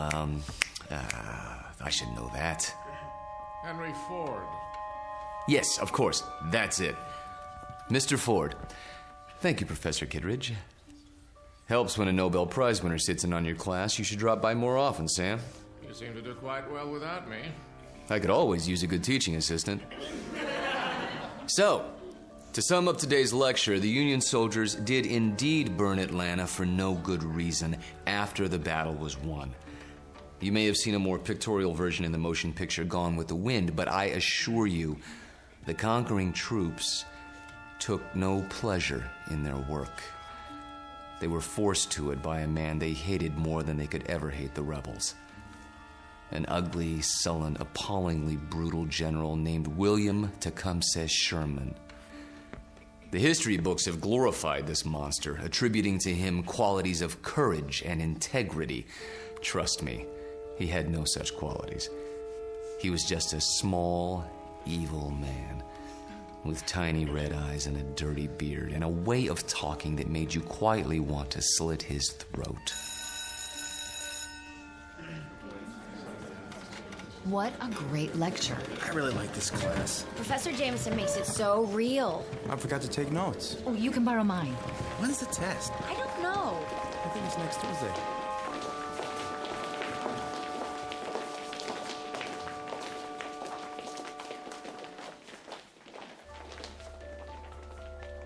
It has been said that universities are worlds unto themselves, inhabited by the young.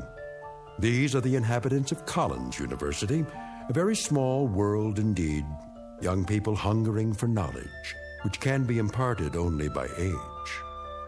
You have just met Walter Jameson, for 12 years the college's most popular and respected history professor. Students crowd his lecture hall and listen in fascination as he brings the dead past to life for them. It doesn't seem to matter what period of history he's discussing. He makes that period as real as this morning's headlines. Some explain this ability simply as the mark of a consummate actor. However, there are those who don't agree, like Professor Samuel Kittredge, Nobel Prize winner in chemistry, who has another, more disturbing theory about Walter Jameson, and that theory is about to be put to the test. Very soon we will find out whether our star professor received his degree from a major university or from the Twilight Zone.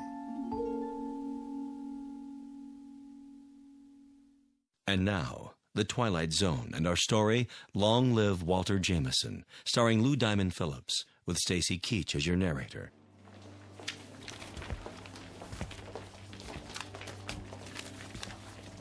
Very vivid, Walter.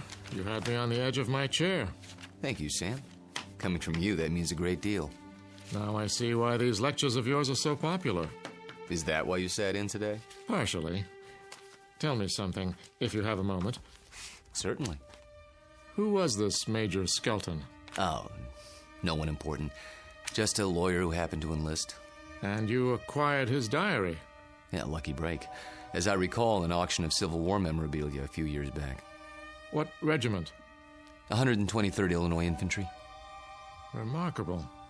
American history is a hobby of mine, but I must say I've never heard of him. His diary's never been published. A fascinating document. May I see it? Surely.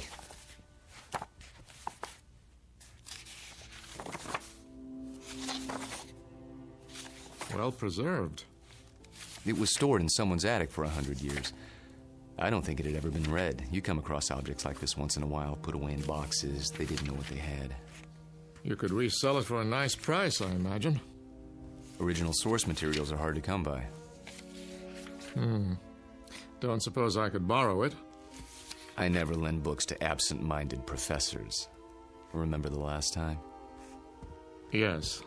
I guess you're right. Time for some coffee? What? I'm going past the student union on the way to my office. Not today. I have a paper to work on for the conference.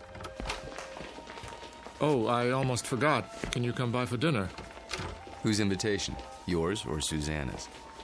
Mine, this time. Something on your mind? Nothing special, just your company. We have a chess game to finish, if I'm not mistaken. Say 7 o'clock? All right, 7 it is. Good. See you then.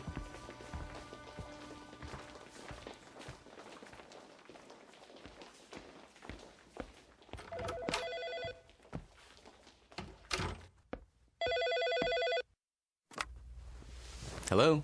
There you are. Where else? I keep regular office hours. I know. A chance to counsel all those co-eds. Oh, please, Mr. Jameson. I just have to talk to you. It's about my term paper. It's Professor Jameson to you, young lady.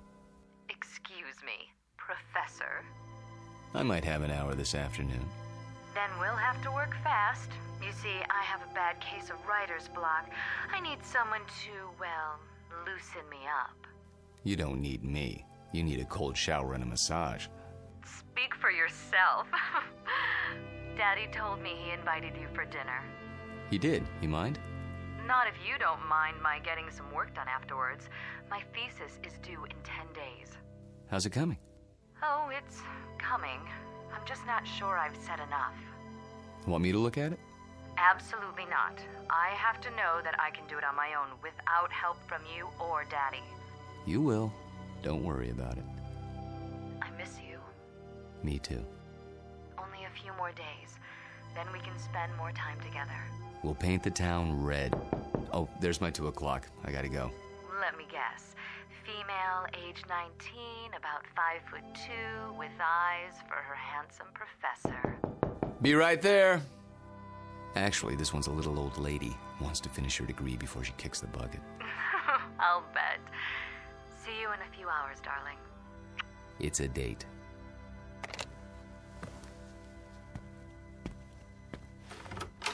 Oh, there you are. Come in, Janice. I was afraid I was late. Someone else is waiting for you. You're my only appointment this afternoon. She asked if this was your office. A student? No, I don't think so. She's sort of elderly. She acted like she knew you. Hello?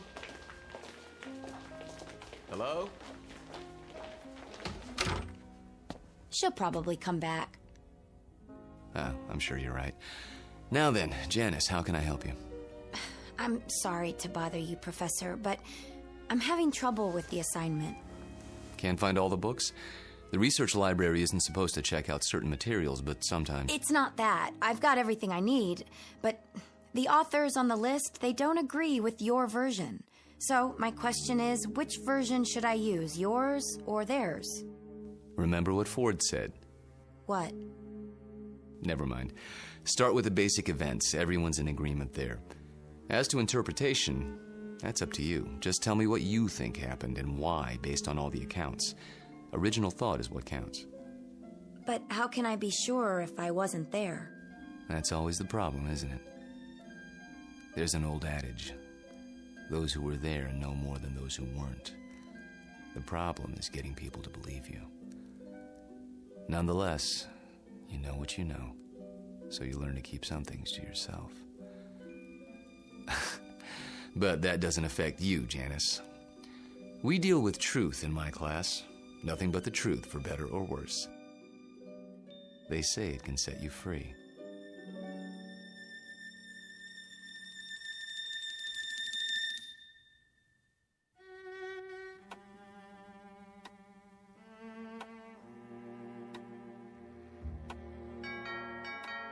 I'll get it, Father.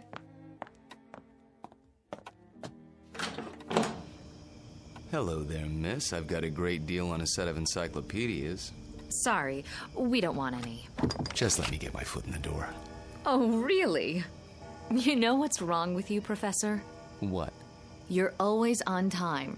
Sort of takes the mystery out of things. Oh, so I'm not mysterious enough for you. That's just it. You're too mysterious. Except when it comes to keeping dates. Get in here.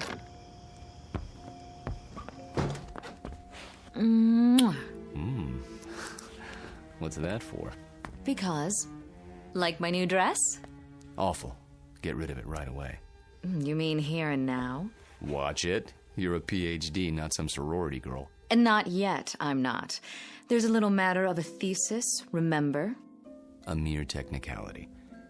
Anyway, it doesn't matter. You're about to give it all up and become a housewife. The devil she is. Hello, Sam. I didn't see you there. I'm giving you my daughter's hand, not her brain. Which I inherited from you. She'll get that PhD if I have to... Spank her. I know. Well, I like that. Spare the rod and spoil the child. Pour yourself a drink, Walter. Dinner's almost ready. Don't tell me you're the cook again tonight. Indeed. And why not? Don't you think it's about time Susanna learned for herself? He won't let me. Force of habit, after her mother died. Let's go into the dining room, shall we? I'll serve. You sure there's not something on your mind, Sam? Nothing that a good meal won't cure.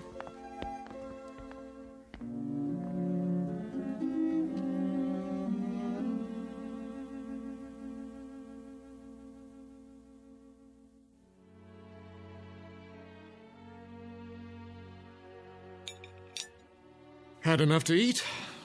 I take it all back, Sam. She'll never be the cook you are. I wouldn't even try. Well, you could try. Who knows? Maybe you've inherited your father's talents. What do you think you're doing in here? I'll do the dishes later, unless this is the men's hour.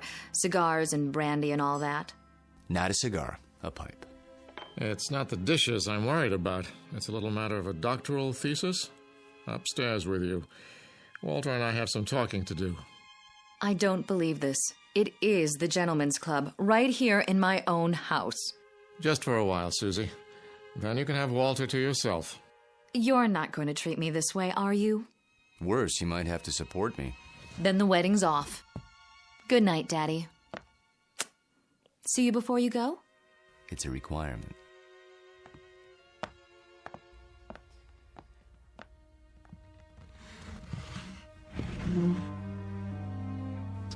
Brandy? By all means. You know, you don't have to worry about her. She'll accomplish anything she sets her mind to, with or without us. Oh, I know that. But she's wasted a lot of time. She's almost 30, and I'm almost 70.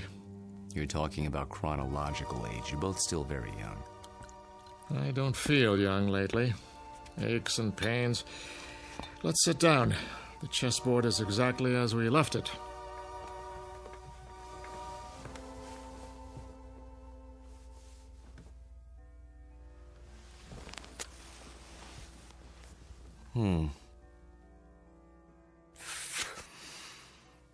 My move, isn't it? Do your worst.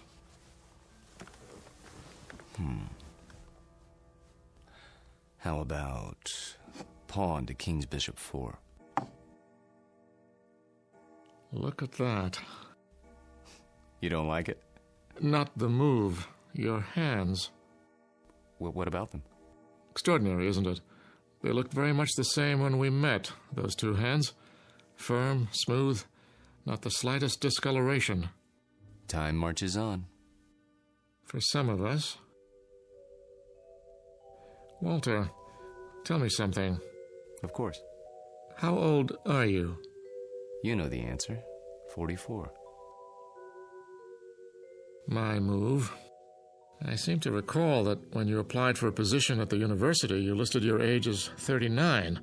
That was, 12 years ago, which would make you 51 now. Come on, Sam. So I'm 51. Too old for Susanna, is that it? In a sense. What are you getting at? This is between the two of us. It won't go beyond this room. Really, Sam? Walter, when I met you, I was 58. I had most of my hair, all of my teeth, and hardly a wrinkle. Look at me now. In 12 short years, I've turned into an old man. But you haven't. It happens that way sometimes. I know. But why? Clean living? Don't ask me, Sam. You're the chemist. I'm just a history teacher. Yes, and you teach it very well. Do you know what your students say? They say it's almost as if you witnessed history firsthand. I try to make it interesting. Fake it, you mean? You could call it that. Yes, that's what I thought. But somehow it didn't seem like you. You're such an honest, precise man. Ah, here it is.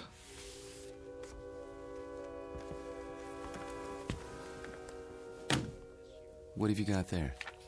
A book, a first edition. Photographs, mostly. Taken by a fellow named Matthew Brady during the time of the Civil War. Well, what is it? You look as if you'd seen a ghost. Perhaps I have.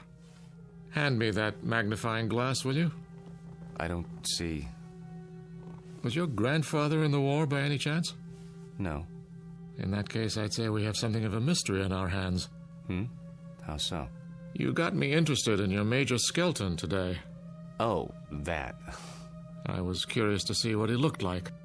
So I went through the Brady pictures, not really expecting to find anything. Here, this is a shot of Sherman and 3 staff officers.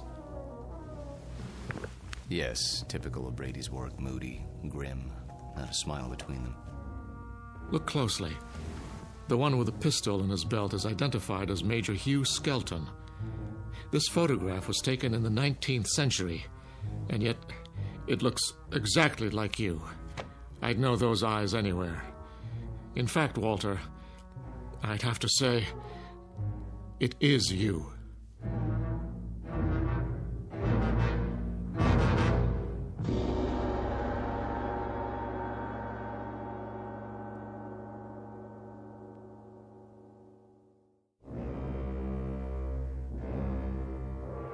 It is you, Walter, isn't it?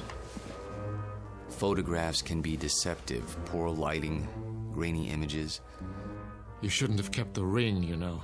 It's a dead giveaway. Ring? It is a bit like mine. Not like it. The same. Sam, really, you can't be saying what I think you're saying. That wouldn't make sense. It wouldn't be rational. It wouldn't... Come now, Walter. We're not children. You know exactly what I'm saying. I've been accused of many things in my time, but never of being inarticulate. Oh, you're joking.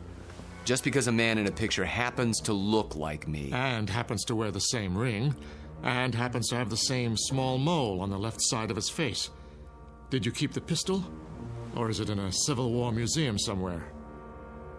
Oh, Sam. Tell me the truth. You know what the truth is, don't you?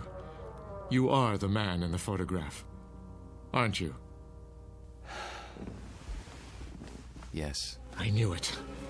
I've suspected for a long time. But, of course, it seemed so fantastic. It is. Yes. So, now we're on equal footing at last. The time for lies is over, Walter. Wouldn't you agree? Yes. So tell me, how old are you? You won't believe me. I can believe anything now.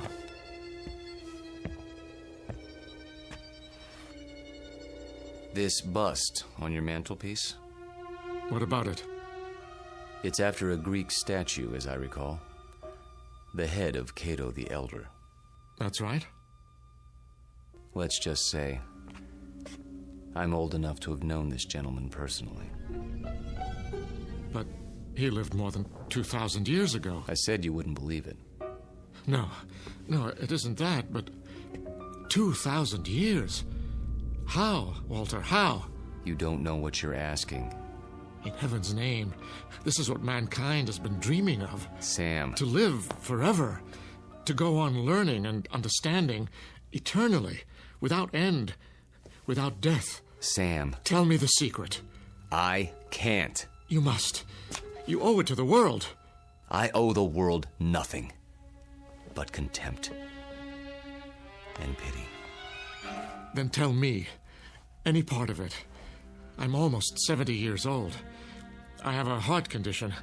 I'm going to die, but I don't want to until I finish my life's work. Walter, listen to me. Do you understand? I'm not ready to die. I can't tell you the secret because I don't know what it is myself. What? I was like you, Sam. Afraid of death. Too afraid to face the concept head on. When I thought of all the things there were to know and the pitifully few years man had to know them, I went cold with fear. And with anger, too, at the impossibility of it all. The combination was paralyzing. Every night I dreamed, as you dream, of more time, of immortality. Only if man lived forever, I thought, could there be any point to living at all.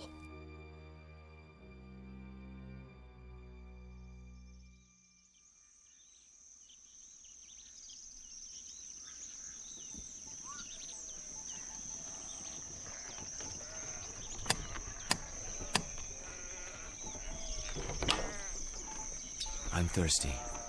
You have water? Come in, traveler. Thank you. You're very kind.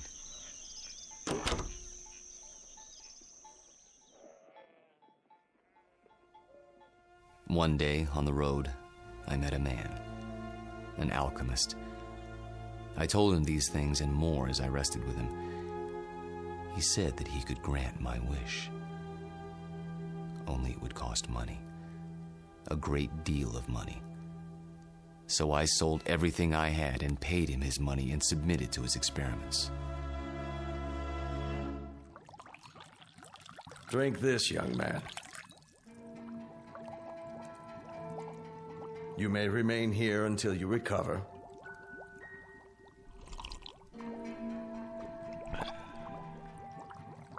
I feel strange. That will pass.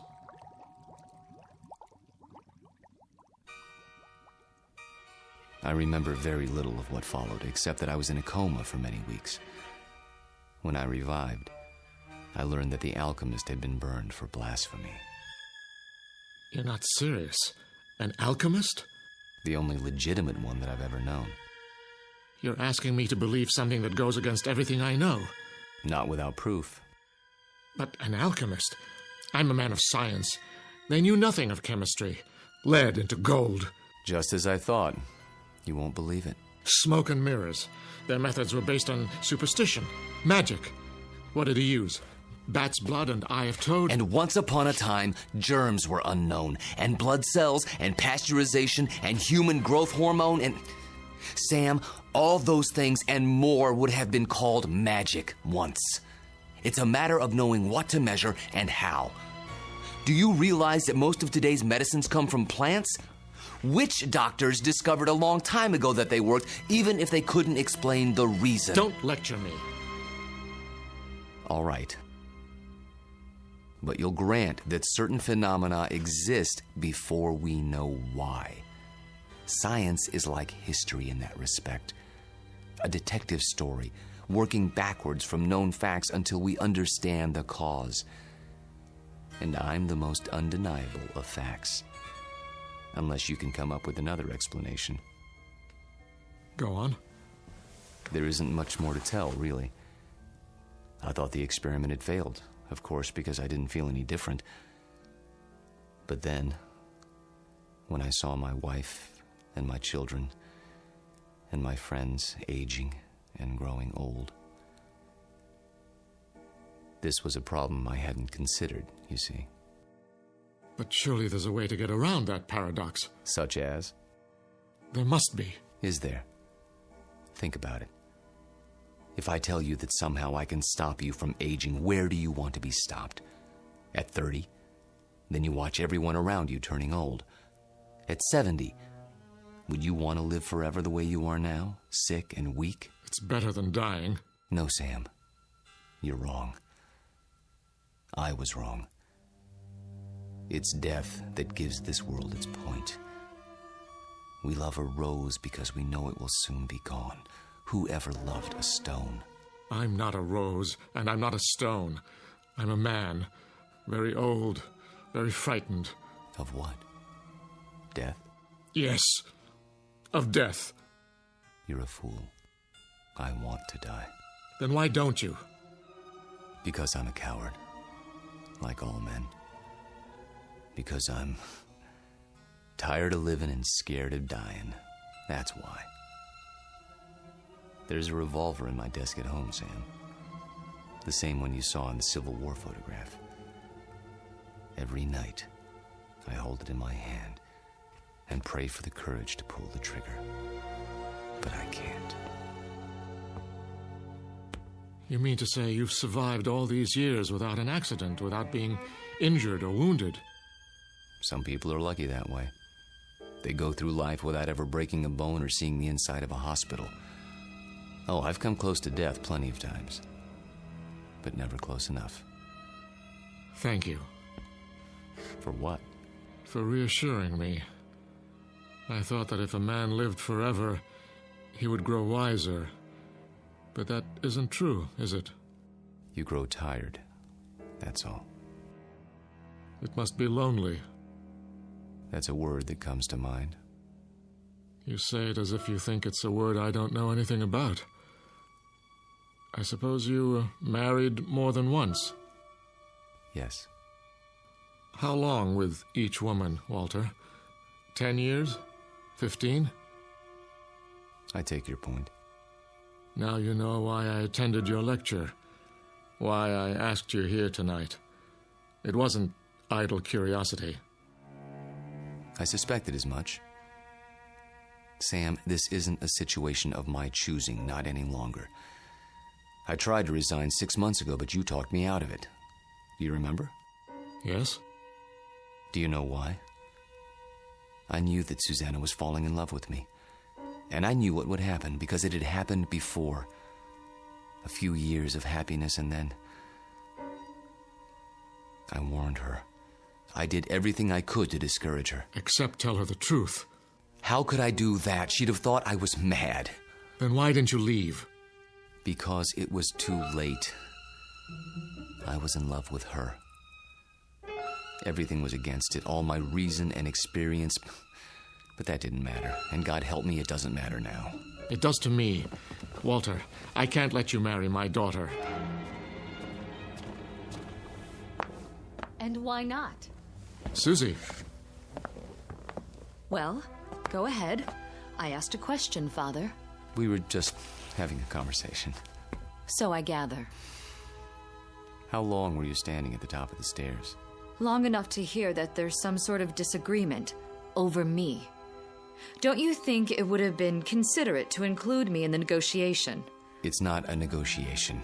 Please, don't misunderstand. Your father seems to think I'm too old for you, darling. Susanna, let me explain. That's the silliest thing I've ever heard. Good. In that case, you will marry me? I thought that's already been decided. You asked, and I accepted. Unless you're having second thoughts. Nonsense. If I had my way, we'd do it tonight. Are you serious? I've never been more serious in my life. I think you mean it. There's a justice of the peace in the next county. Go upstairs and get your prettiest dress. I'll go back to my place and pick you up in an hour. But... Go. Go. Daddy? I can't very well ground you, can I? You're of legal age. Oh, Walter, I do love you. Though your timing is a bit of a surprise. Life is a surprise. If we're not ready now, when will we be? Next week? Next year? We have to seize happiness when it comes, and it's here now. 1 hour, darling.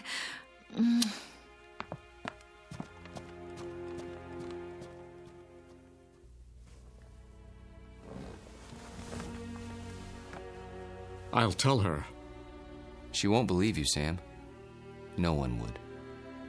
In fact, by tomorrow, you won't believe it yourself. We'll see. Yes, we will.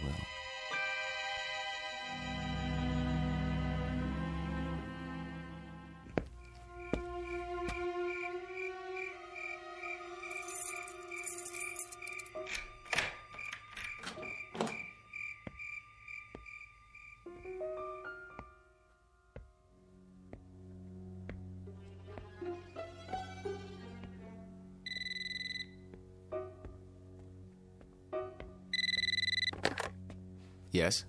I'll give you one last chance, Walter, if that's your name. Sam, please. The irony is, I truly like you. We've been fine friends. But when it comes to my daughter... You deny her happiness? Is that what you call it? People who love each other don't have secrets. They share their lives. They grow old together. Susanna's entitled to the same thing. Not a mockery of it. You don't think this is easy for me. There's nothing ahead for her but a broken heart, as she sees herself age while you don't. How long do you think you can keep it from her? And if I go away, will that make her happy? She'll suffer, but she'll get over it. You don't belong here, any more than that antique pistol in the photograph. It's still here, in my desk drawer. And so am I. That's reality, Sam, for better or worse. She's upstairs now, packing. If you come back, I'll expose you. Not just to her, but to the university and the world, starting tonight. You mean it, don't you? You don't leave me much choice. Give me a few minutes. I need to think it through. Good. If you love her, you know what to do. Yes, I know what to do. Only, I don't know if I have the courage.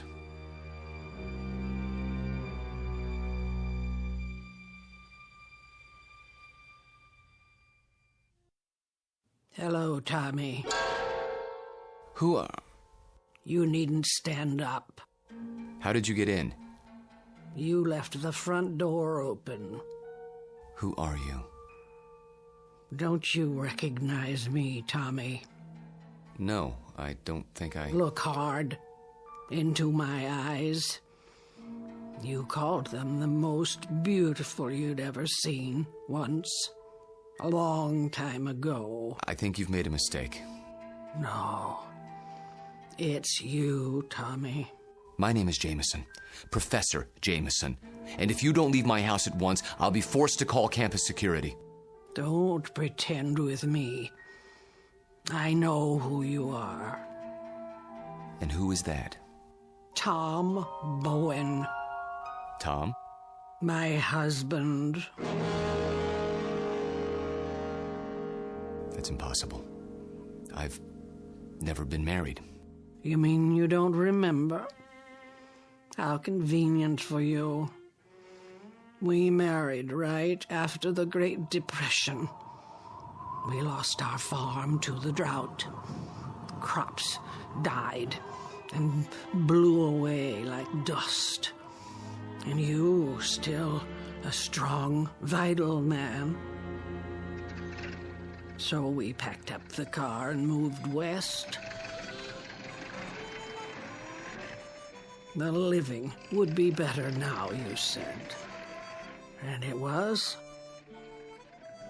For a while. We had a little girl. Did you know she passed away last year, Tommy?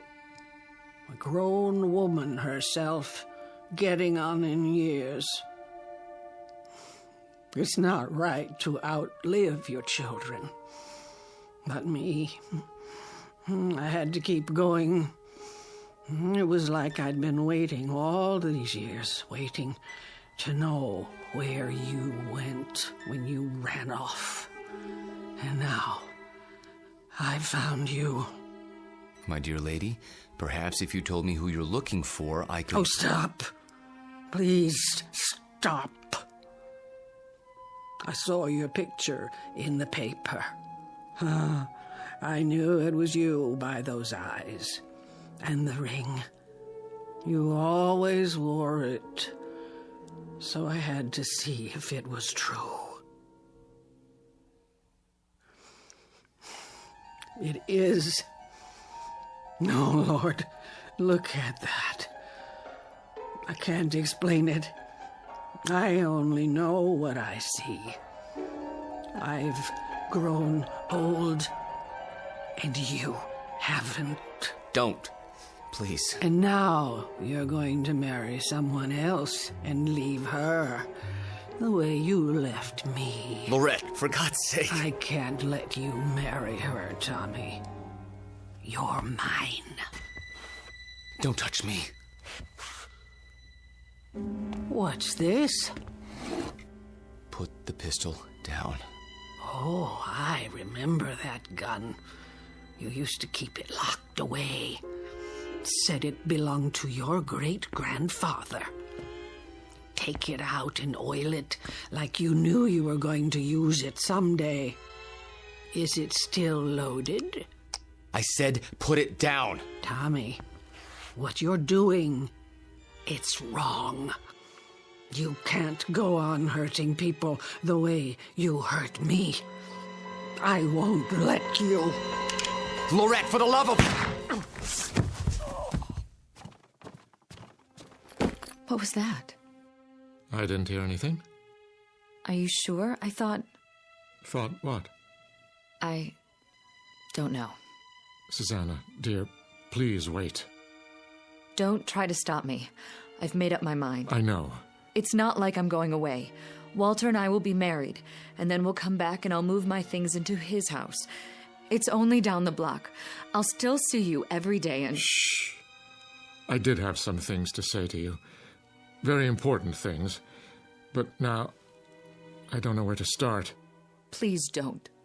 I'm nervous enough as it is. Can't you be happy for me? I know it's a change, a big change, but surely you're not surprised. You must have seen it coming. I know we haven't talked much about it, but... Do one thing for me, sweetheart. What? Bring me my reading glasses. I shan't be able to sleep while you're off eloping. At least I can get some reading done. Oh, Daddy, thank you. Where did you leave them? Upstairs in my bedroom, as I recall. Would you mind getting them for me? Of course I will. If Walter comes to the door, tell him... I know what to tell him. Don't expect him just yet. There's still time. Wait right here. I'll find them.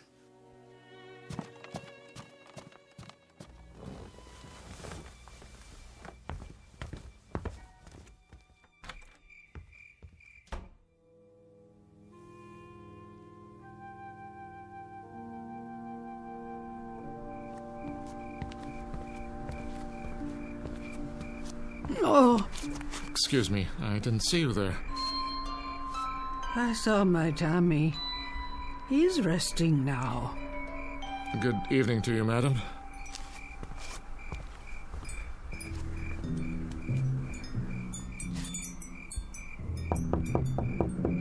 Walter.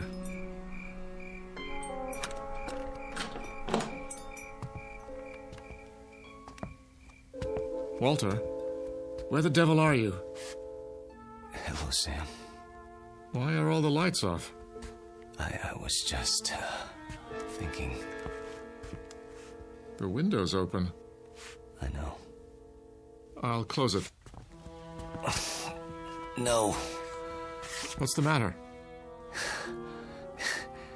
It's a strange feeling after all this time. What do you mean? I mean, I've come to my senses. Tell Susanna. Tell her if you would. You're hurt. Turn on the light. Stay away. I'll call a doctor. No. But your hand, there's blood on it. Hard to avoid that when you've been shot. It's dripping all over everything. I'm leaking, Sam. Everything that's been held inside for so long, it's running out. I feel light as a feather. Take my arm. Sit down. Quickly. A little late for that. I'm sinking, Sam. Right into the rug. It'll be quite a mess to clean up. What's happening to you? It's happening. At last. Your hair. Your skin. Sorry to fall apart on you. Oh. But nothing lasts forever. Thank God, Sam. Thank God in his wisdom. Oh, Walter. Walter. Tell her. I'll try to think of something. Don't let her see me.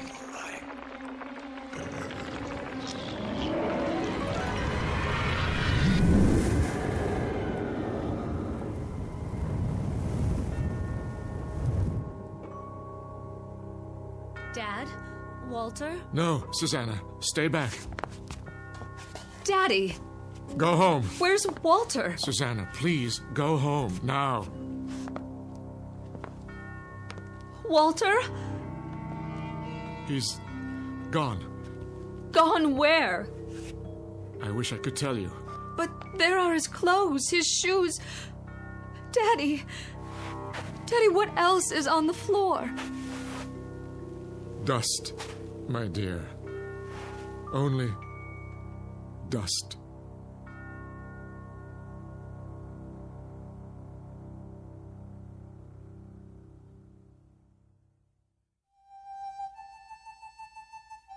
Professor Walter Jameson, an expert in the subject of times long past, and above all, a consummate actor, since before this university was founded. He's finally completed his life's work, A history of the world that begins in the cradle of civilization and ends in our time. Because the future was not his specialty.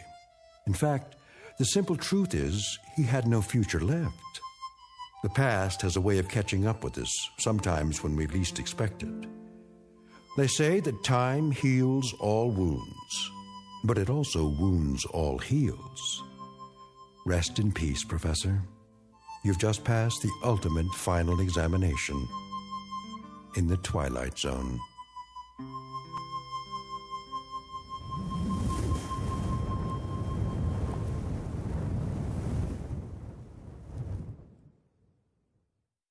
More from the Twilight Zone after this. You are about to enter another dimension.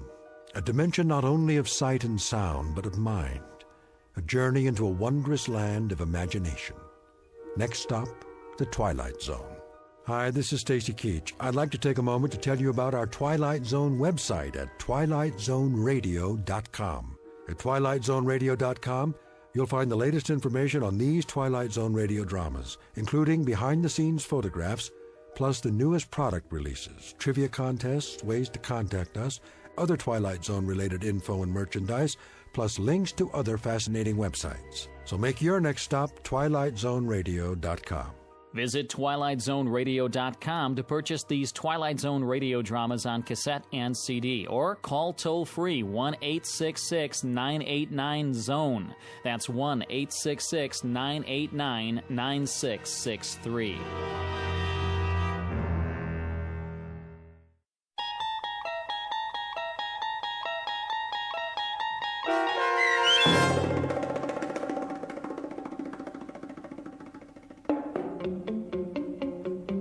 Long Live Walter Jameson, starring Lou Diamond Phillips with Stacy Keach as your narrator, was adapted for radio by Dennis Etchison and written for The Twilight Zone by Charles Beaumont. Heard in the cast were David Darlow, Alyssa Fraden, Elizabeth Lido, Ann Whitney, Jeff Lupetin, and Christian Stolte. To learn more about the Twilight Zone radio dramas and to obtain audio cassettes and CDs of these programs, visit our website at twilightzoneradio.com. The producers of The Twilight Zone wish to thank CBS Enterprises, Carol Serling, Dennis Etchison, Dick Brescia Associates, Claire Simon Casting, Terry Jennings, XM Satellite Radio, Sirius Satellite Radio, our sponsors and our radio affiliates for helping make this series possible. This copyrighted radio series is produced and directed by Carl Amari for Falcon Picture Group. Audio editing, sound design, Foley effects, and mix for the Twilight Zone radio dramas are by Cerny American creatives Craig Lee, Michael Slaybach, Bob Benson, and Jason Rizzo. To learn more about the Twilight Zone radio dramas and to contact us, visit our official website at twilightzoneradio.com. Doug James speaking.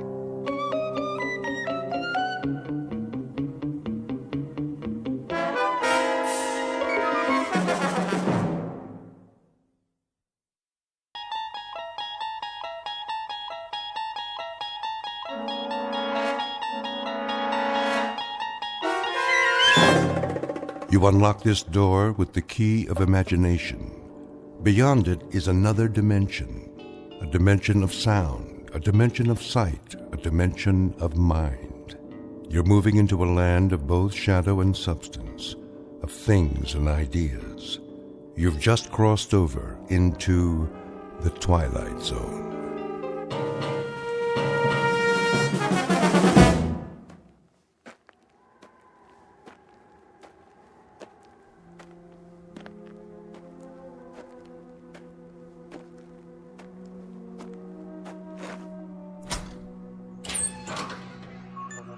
Hank? Hank! Oh, morning, Captain. Anything on the radar?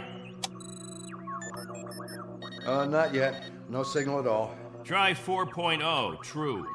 It'll probably come from that direction. I had her on that all morning, sir. Still nothing. You're past your time, aren't you? Who's your relief? Al Baines, Captain. Baines? I'll see what happened to him. Yes, sir.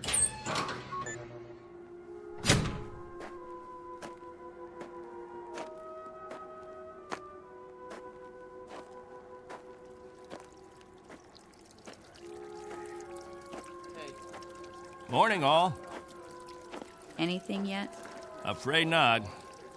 They lost, you figure? There's no telling. Okay if we fill our containers now? Go ahead, as long as the water supply holds out. Be a while till the next batch is ready.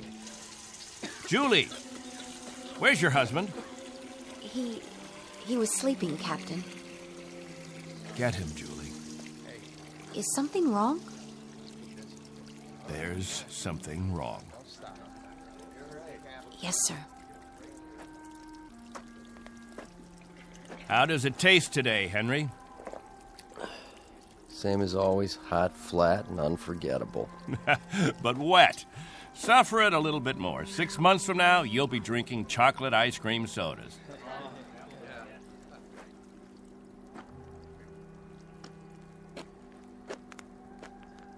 You want to see me, Captain? There's a man in the radar tower who'd like to see you, Al. He would have liked to see you 2 hours ago when you were supposed to relieve him. I overslept. Tell that to Hank Parker up there in the tower. Tell him you overslept, and then be good enough to tell him, Al, that you'll stand his watch all day tomorrow. That's not fair, Captain. It doesn't happen often. Once is too often, Al. More than once is intolerable. And many more than once is a case history of Albert Baines who likes his sleep. I prefer it to a stupid game in the hot sun, both of them. A game, Al? What are we listening for? 30 years of 2 shifts a day. What have we ever heard? Wind noise. And what have we ever picked up on the radar screen? Dust particles? But anything to make you happy, Captain. You listen to me. There's a ship on its way, and when it reaches this atmosphere, it may want to be vectored in. They may want landing instructions, wind direction, ground temperature. And if Al Baines is in the sack, we may spend the rest of our lives here. Is that what makes you happy, Al? How do we know there's a ship out there, Captain? A lot of garbled static 2 months ago that you told us was a message, and then nothing. 2 whole months, and you decide there's a ship coming here to take us back. You make the rules and set the watches and plan the days, and now you tell us the Messiah is coming. And you tell us to pray? The difference between you and me, Captain Benteen, is that I do my dreaming when I'm asleep. You do yours on your feet. There's a ship coming, Al. All of us believe it. Because he tells you to. And we believe him. Whatever Captain Benteen says, that's what will happen. Sure you believe him. He tells you this is the best of all possible worlds, and by God, you break into song. You're sweating your lives away on this rock, but the captain says it's paradise, and we have to clap our hands. Rule by hypnosis. Al, there's a ship coming. This happens to be a fact. There's a ship coming. Believe it. I tell you, it'll happen.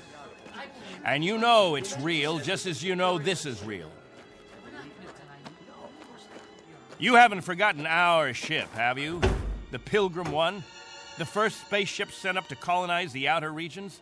And this plaque, placed here by the 130 men, women, and children who established the first off-Earth colony. We owe them our belief. Because they had faith. Don't ever forget that. Now, if you'll excuse me, I better go check on the generator.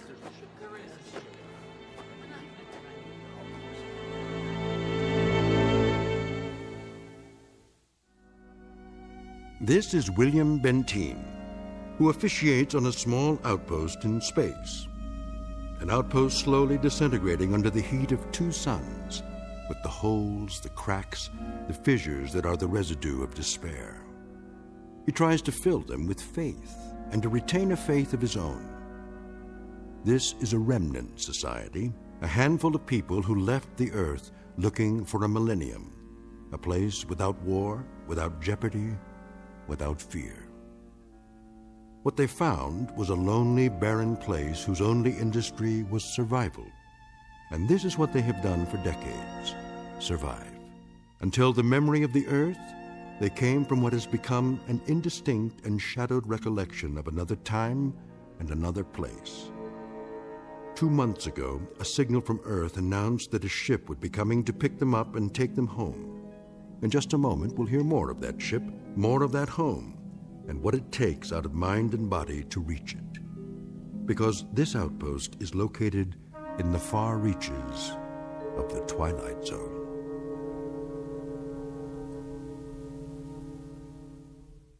And now, The Twilight Zone, and our story, On Thursday We Leave for Home, starring Barry Bostwick, with Stacy Keach as your narrator.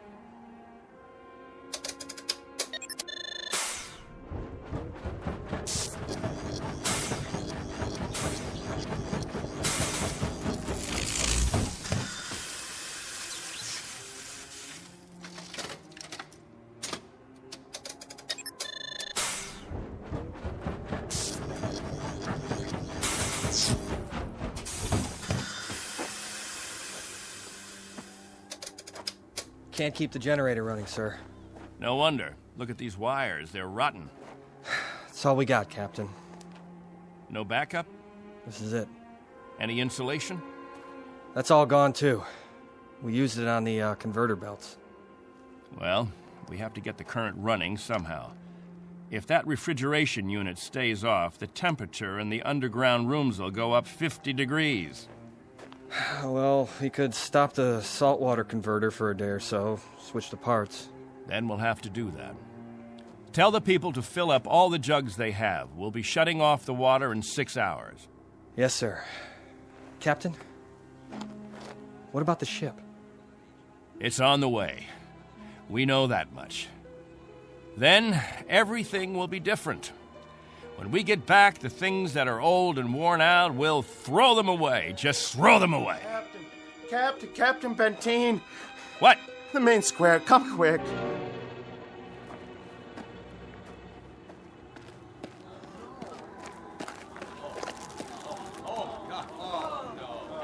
It's Mrs. Rodale. She's hanged herself. Cut her down.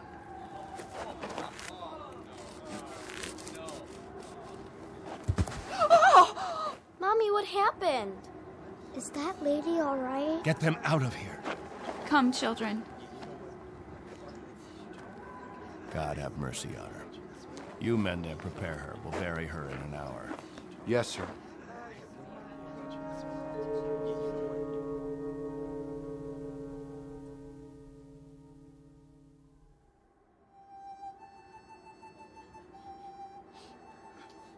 We now consign to this planet the remains of Mary Rodale.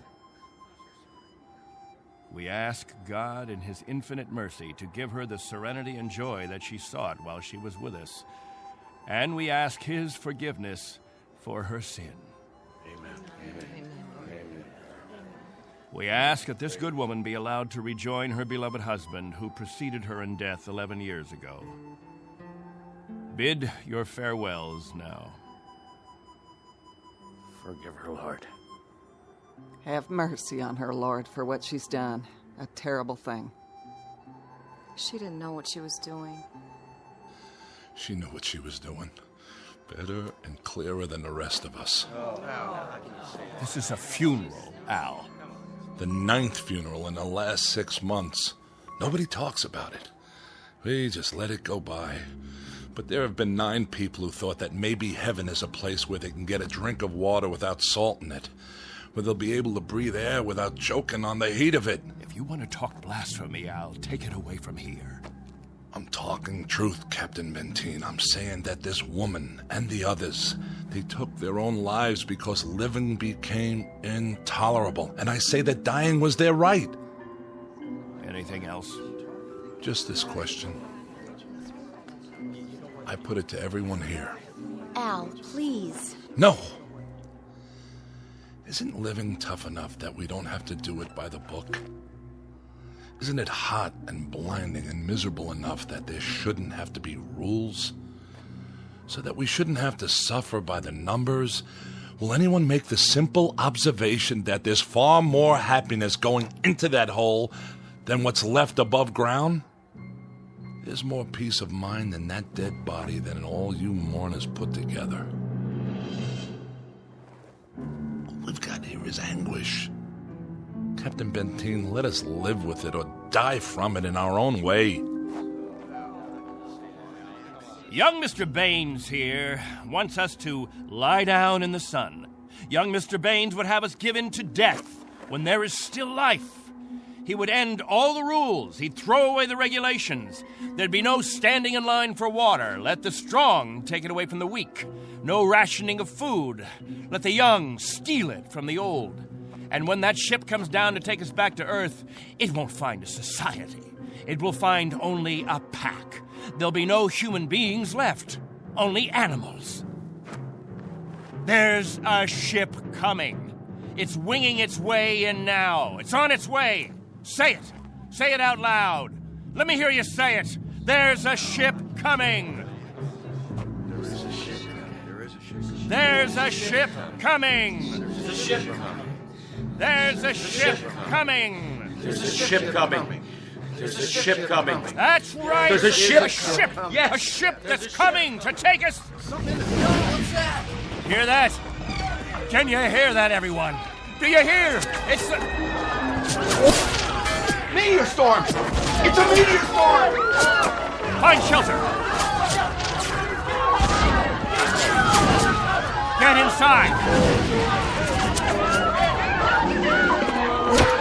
Up to the cave. Get up to the cave!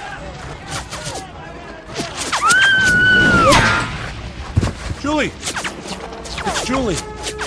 She's bleeding. Quickly! We have to move. I can't. Something hit my arm. I think it's broken. Stand aside. I'll carry it.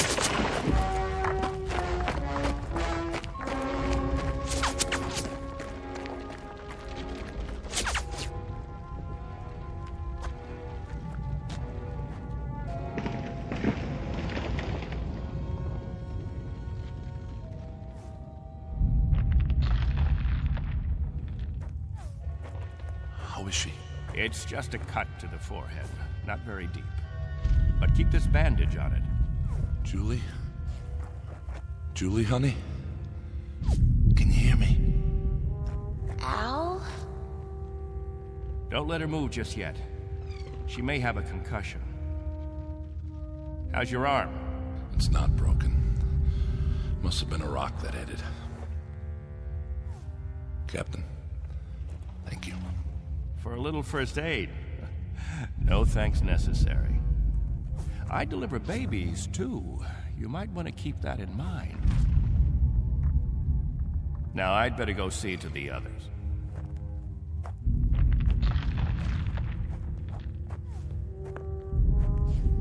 Will it go on much longer, Captain? I wish I knew. It sounds like it's spending itself. I've seen meteor storms before, Captain, but nothing this size. What about the damage, Henry? 2 underground cells destroyed. At least, that's what it looked like from out front. Everybody accounted for? I think we're all here, Captain. I've checked. Nobody's missing. Thank God. Everyone try to stay calm. The worst of it is over.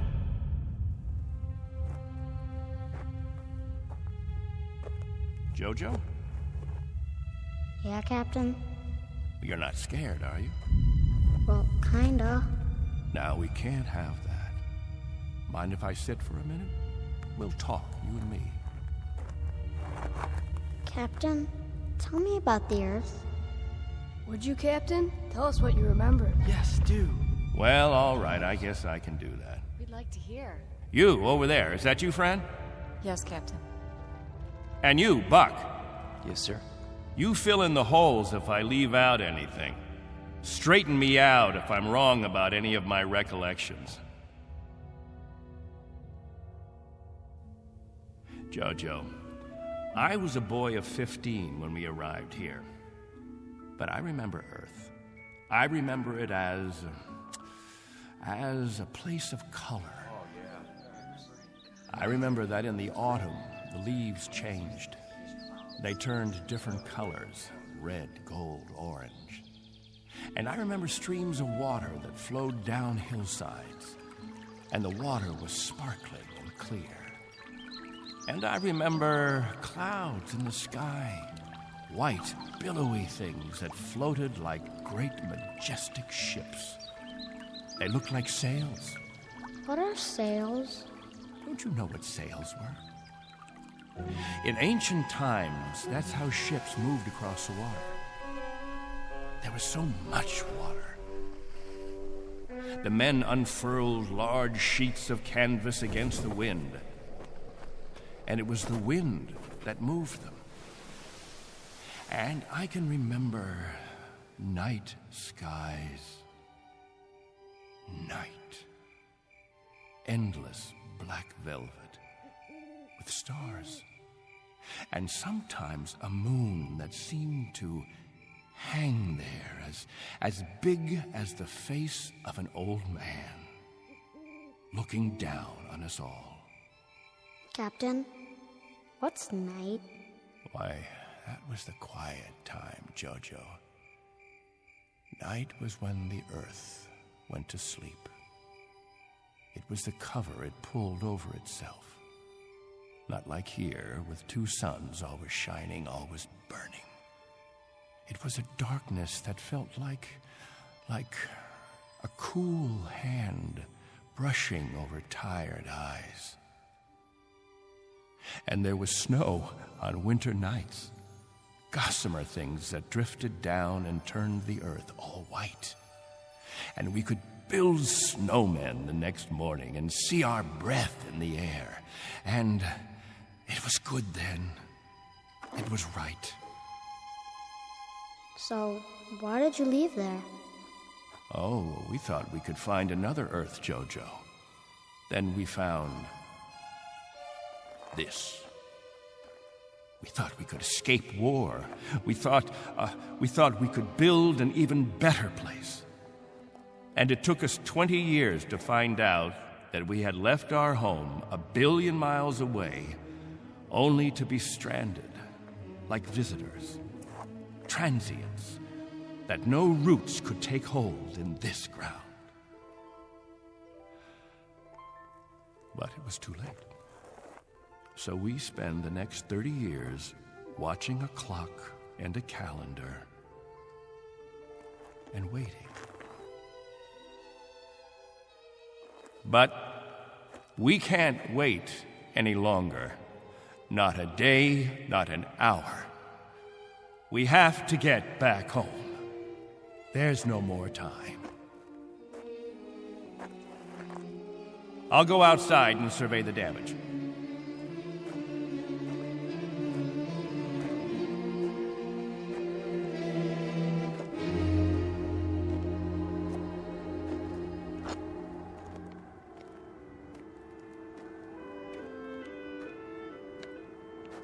Not much harm. Radar tower's still standing.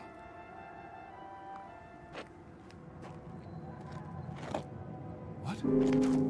Why, it's... Al! Al Baines, do you hear that noise? All of you, come out here. Do you hear it? What is that? That's not a meteor shower.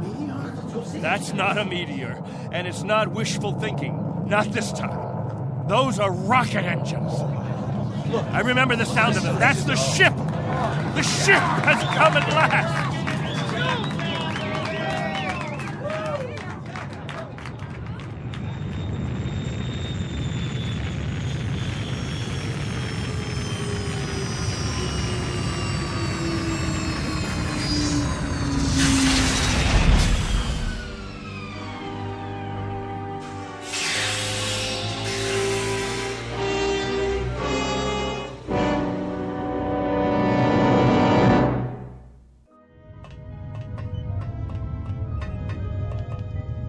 Wow, what a ship. How fast can it go? Oh, pretty fast. Watch your step. Looks like you got plenty of room for everybody. Do you have any water? Clean water? We have enough. Oh, doesn't that sound wonderful? Delicious. Careful. I better talk to your leader. You have one, don't you? Sure do. Captain Benteen. I don't see... He's standing over there. Hey, Captain, come see the ship. Mr. Benteen? I'm Benteen. Colonel Sloan. I command the Galaxy 6. Our orders are to transport you all back to Earth. Colonel, what took you so long? 6.5 months, Mr. Benteen. 100 times that. We've been waiting for 30 years. Does it all look like this? Salt flats and scrubby mountains. 2 suns, hot and perpetual. 30 years of it. 30 years. The children have never seen Earth, and some of the older ones don't even remember it. They'll see it now. Our orders are to get you aboard as soon as possible. We figure that we should be able to lift off on Thursday. Are you still using Earth time? Of course. Good. That'll give you 3 days to prepare. Unfortunately, your people will only be able to take what they can carry. Over 200, aren't there? 187 men, women, and children. It may be a little crowded, but we'll fit you all in. You've been used to a lot of space, Mr. Benteen, haven't you? Space? Room to move around. That's all there is here. That and the heat. I can feel it. They'll make the trip standing on their heads if necessary. I'm sure they will, but I don't think that'll be necessary. Do you know, can you understand what a godsend this is for all of us? It's hard to imagine. I can only say your country's very, very proud of you. What of the Earth? Has it changed? Not too much. Still green? Still green. And the cities? The cities still stand. And war? As always, I'm afraid. One dies down, another one springs up. But through some miracle and the grace of God, we never had the big one. Now, Mr. Benteen, all things considered, I think you'll find it very much as you left it. Captain Benteen. Captain? That's what the people call me. This place, their very lives, it's all been my responsibility. You've done quite a job, Captain Benteen. But you can rest easy. I'll take over the responsibilities now. No need. I'm used to the job, Colonel. The living quarters, they're underground? I was saying, Colonel, I'm used to the responsibility. I wouldn't quite know how to function without it. Is it cooler there, Mr. Benteen? I'm sorry, I didn't... Your underground rooms, are they much cooler? Yes, they're refrigerated. It's... Captain. Morning, Captain. George. The best morning ever. We just wanted to say thank you, Captain. Why? For what? For keeping us alive all these years. That's right. Without the Captain, none of us would be here. That's not necessary. You better believe it, Colonel. I do. I do believe it. Captain Benteen. Go ahead, Colonel Sloan. That's all right. I'll see to the others.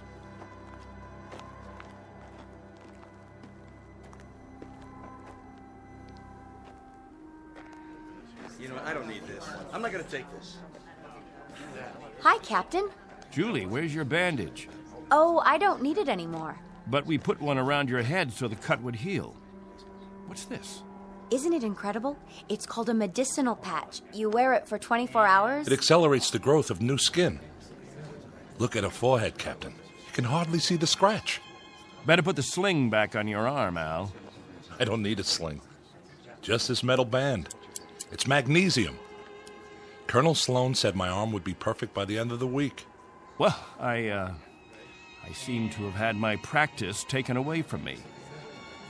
But while we're here, I'd use that sling. I'll bet I've fixed about 500 broken wings in my time, and the only way to be sure it heals properly is to keep the limb immobile. Where's Colonel Sloan? I want to ask him what to pack.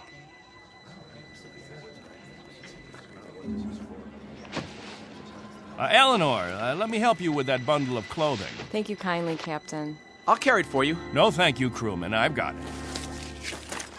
Here you go, ma'am. I don't know how to thank you. Are all the crew as strong as you? That's our job, ma'am. Nothing to it.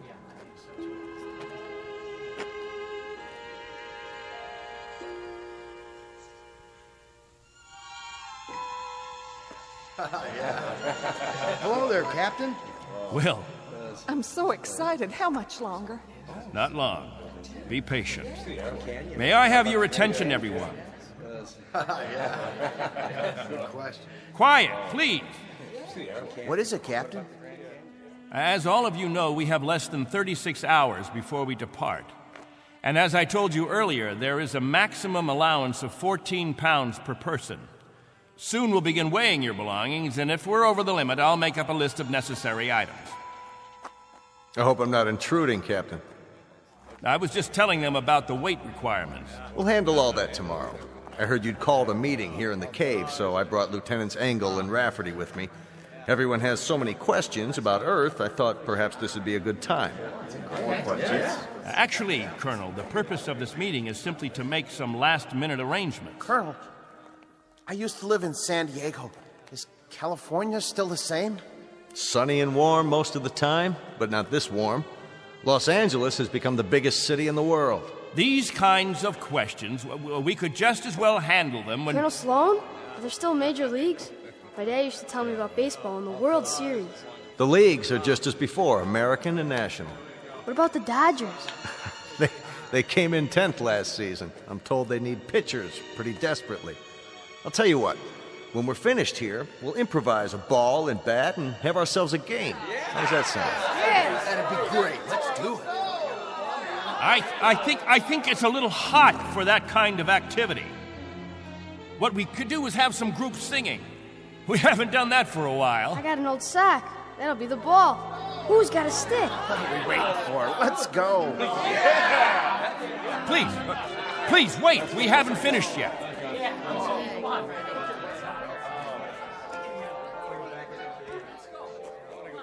Jojo, I haven't told you a story in a long time. How would you like to hear a story about... What have you got there? This is what they call candy. One of the spacemen gave it to me. It tastes... Sweet, Jojo. It tastes sweet. Yeah, sweet, Captain. Want a bite? No, thank you, Jojo. Back on Earth, we can get all we want. Something, Captain? I'm not sure. I'm not at all sure. You've promised them all candy. You've made it sound as if that was what the Earth is made of. Sugar and spice and everything nice. Maybe they ought to be told the truth.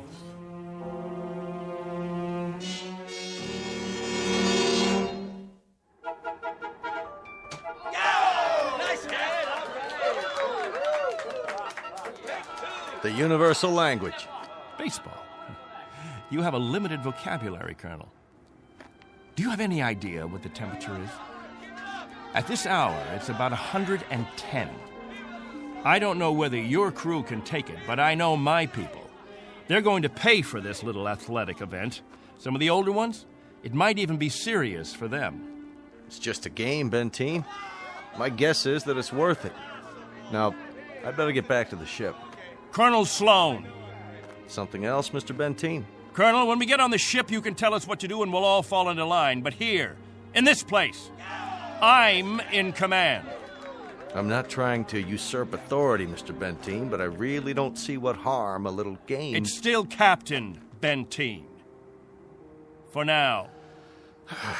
Galaxy crewmen, back to the ship. That's an order. Oh, come on. It's time for rest now. All of you go back to your homes. I'll announce when the new day will start. I don't know. I guess it's suddenly illegal to have fun. You happy now, Captain? I was never unhappy, Colonel. I just happen to know what's right and what's wrong. I ask you to keep your crew in the ship during the rest time. I don't want my people distracted. You rule with a heavy fist. If it were 1 ounce lighter, no one would have survived. I've held these people together by will. They'd have died, Colonel, without someone they could hold on to. They'd have withered away. Not anymore, Captain. Relax. That's a luxury I've never been able to afford, Colonel. I've never been able to marry, to think only of myself, because of them. I've been a father figure, a governor, a confessor. I've been all those things. And if I hadn't been, there'd be no life here. These are my people. Understand? My people.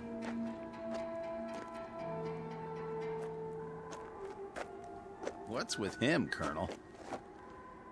I'll bear with him a little bit longer, fellas. He's really quite a man. He's got just one minor aberration. And what's that? He believes he's God.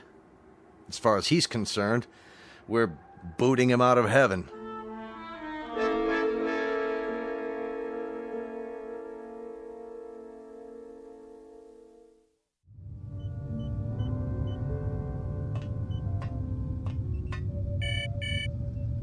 Yes? Mr. Captain Benteen is here, sir. Show him in. Very well, sir. Come in, Captain. Sorry my quarters are a bit cramped. Please, sit down. Colonel Sloan, this is a list of all passengers with their approximate weight and the weight of their belongings after each name. The scale we have is pretty beat up. My guess is that it underweighs by about 4 or 5 pounds. Fine.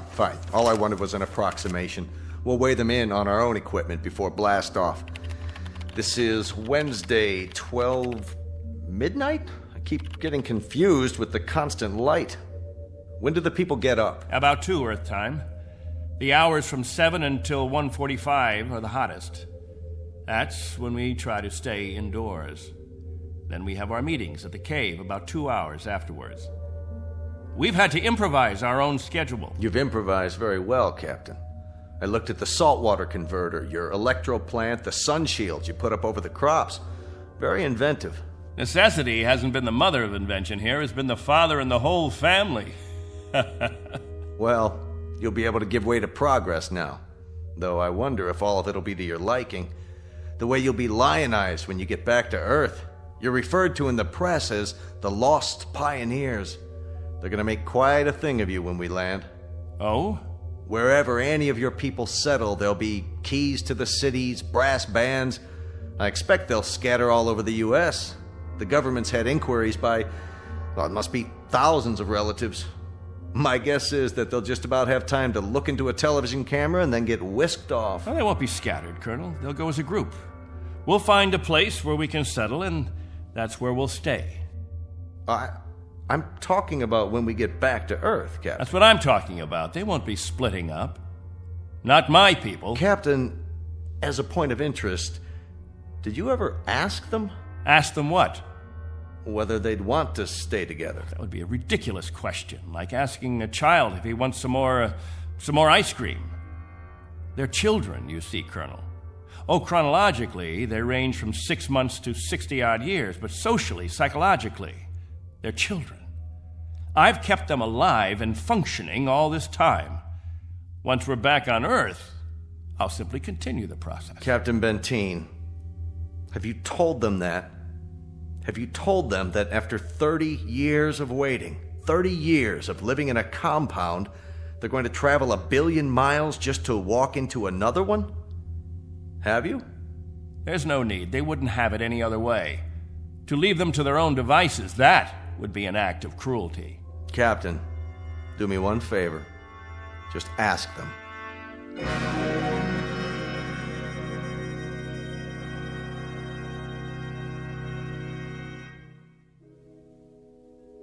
Naturally, we won't have to concern ourselves with the colder climates, the northeastern states, the upper regions of the Great Plains. We'll find an area much farther to the south, perhaps Florida or Texas.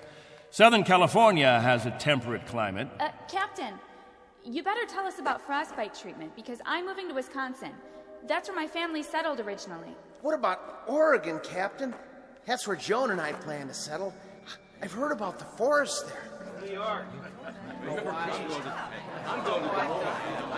Please, wait a minute. You don't understand. Let me make this clear. All of you will have a chance to meet your relatives. I see no reason why visits can't be arranged, perhaps even for a week or more. But naturally, we'll remain together as a community in whatever land grant we obtain from the government, or whatever given area we can arrange. I can assure you of one thing, and I hope put all your fears to rest. I'll remain as your guide, your consultant. And I guarantee that no one will lack for my help or my advice. Captain? Julie and I were thinking of farming. Why, that's a fine idea, Al. We'll farm just as we have farmed, but much more easily. The rainfall back on Earth is so plentiful. And as I told you, there's only one sun, so you won't have to shield the crops. Of course we'll farm. Certainly, we'll farm. Julie's got relatives in the state of Washington. You couldn't take the cold. None of you could. But I guarantee that wherever we settle, the farming will be good. I'll see to that. What's the matter? Don't you understand? We don't plan to stay together. You don't understand, Al. You've never understood much of anything. If we split up, I seriously doubt that we'd survive. Al, explain it to him. Go on. We'll survive, Captain. If anyone wants to stay together, that'll be their right. But if they want to go their own way, that'll be their right too. Am I wrong, Colonel? You're not wrong. We're to take you back as a group. Once on Earth, you can do as you please. Colonel, let us settle our differences in our own way. There are no differences, Captain. There are differences. There are. Changes that have taken place on Earth. Things we aren't prepared for. Oh, the Colonel has made it sound like a big holiday. The good life just plucked off a tree. Well, friends, I don't want any of you disillusioned.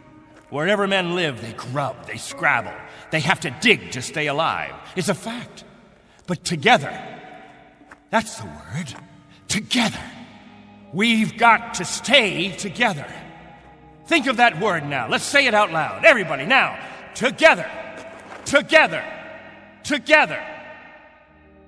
Together. Together. Looks like the congregation isn't with you anymore, Captain. What's the matter with all of you people? Wait.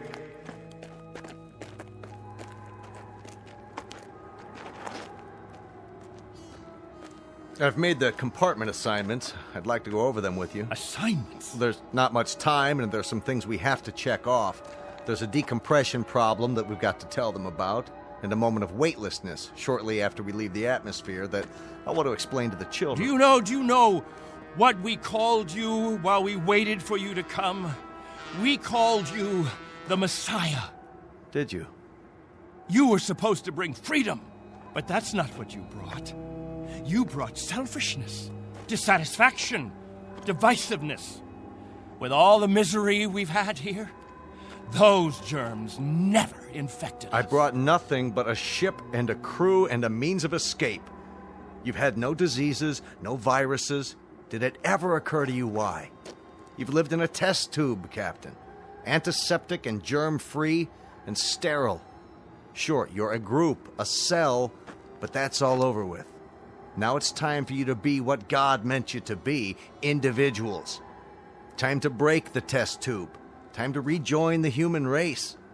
What I'd like to know is why in the name of God you're so reluctant about it. Because I remember the human race. This is incredible. Oh, it's really incredible. I was wrong, Colonel.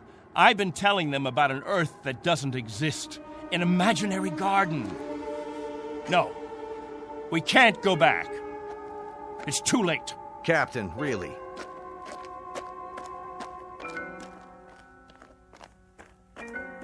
Everybody, gather around. I've got something to tell you. Listen to me, all of you. I want to tell you all. Listen to me, all of you. I want to tell you about the real Earth. Captain, are you all right? Let's talk about the diseases. What? The viruses, the cancers, the floods and the freezing, the wetness and the cold. And there are other miseries, worse than anything we've experienced.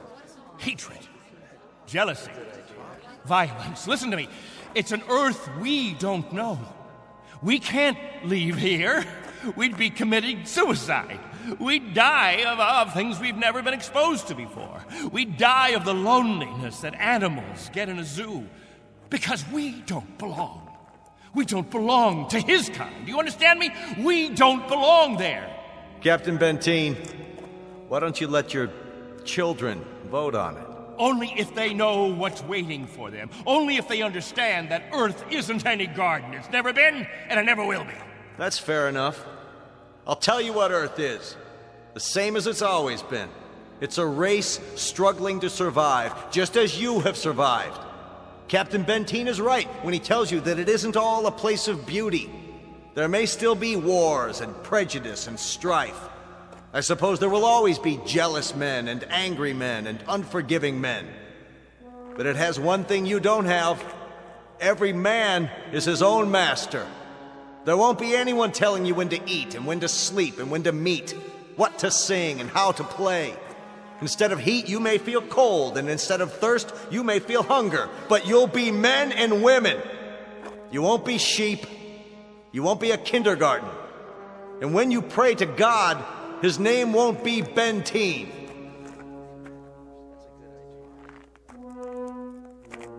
A vote now, Captain, and the majority wins. Those of you who want to be on the ship 10 hours from now, heading back to Earth, step forward. All right, I'm going. Let's go. Let's go. That's it. Let's go. I suppose that makes it unanimous, Benteen. Even you, Jojo? Well, I want to go with the Colonel. Give me something, anything. Give that sledgehammer. Here. No, let it go. Angle, Rafferty. There, sir. Stop him. He's running from the ship. No. Captain, no, please.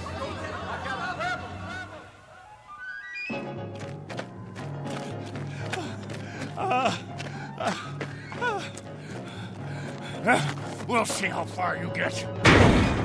Without a tail fin. Put it down!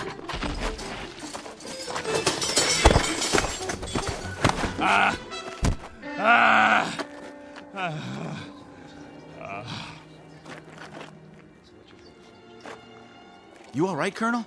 I'm fine. What about the ship? Just a couple of dents, nothing serious. Lucky you stopped them when you did. Captain Benteen, let go. For everyone's sake, loosen your grip and let go. God help you. God help you all. Tomorrow you think you're getting on a ship headed for paradise. What you don't realize is you're heading for hell. What about you? I'll stay here. That's right. This is my home. This is where I belong. This is where you belong. You just don't have the brains or the guts or the sense to know it. This ship leaves at 0800 tomorrow. If you're not on board... I want no special privileges, Colonel Slow. No special treatment. If you're to blast off at 8, you blast off at 8. As for the rest of you, you can go on the ship or you can remain here with me. I'll be at the cave. Any who want to remain can meet me there.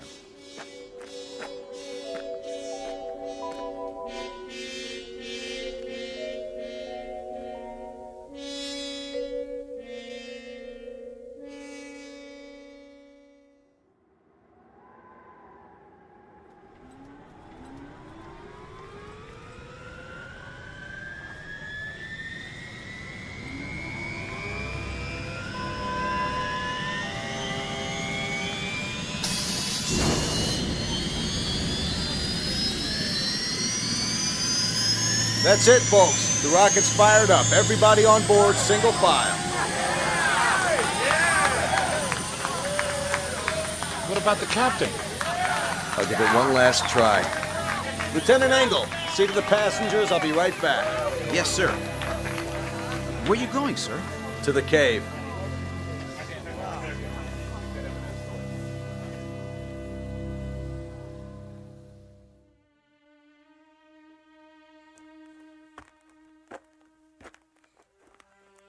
Captain? Benteen?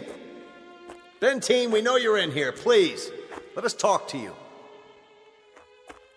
He's not going to show himself, Colonel. We're leaving now. We have to blast off in 5 minutes. If we don't, we'll have lost our orbital position. Benteen, it has to be now. Captain, please, come out. Remember this. If we leave without you, there'll be no other ships. This is where you'll live the rest of your life. And this is where you'll die. All right, Benteen. As you prefer. Let's go, Baines. Goodbye, Captain.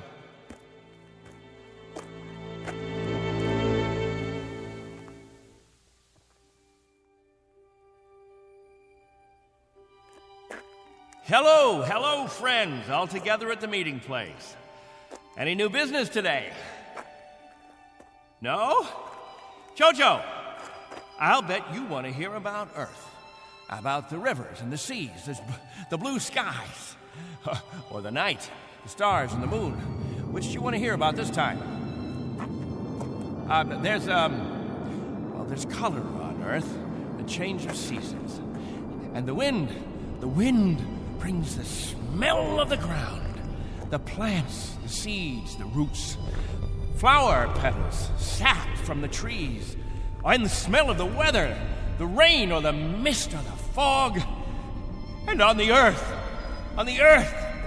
there's green, the color green, the feeling green. There's something fresh about it, something living. Earth. It's called Earth.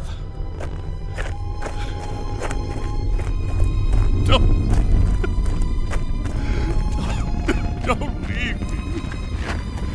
Please. Oh, don't leave me.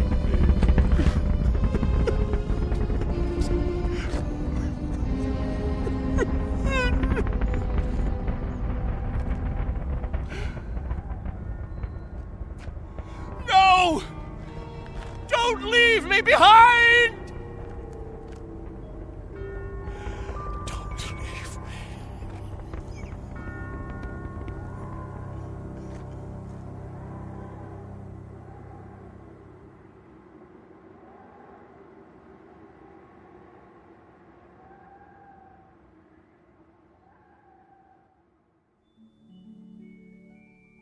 A man named Benteen, sometimes known as Captain, who had certain prerogatives. He could lead, judge, legislate, even dictate. It became a habit, and finally, a necessity. William Benteen, once a god, now a population of one, on a distant outpost in the Twilight Zone.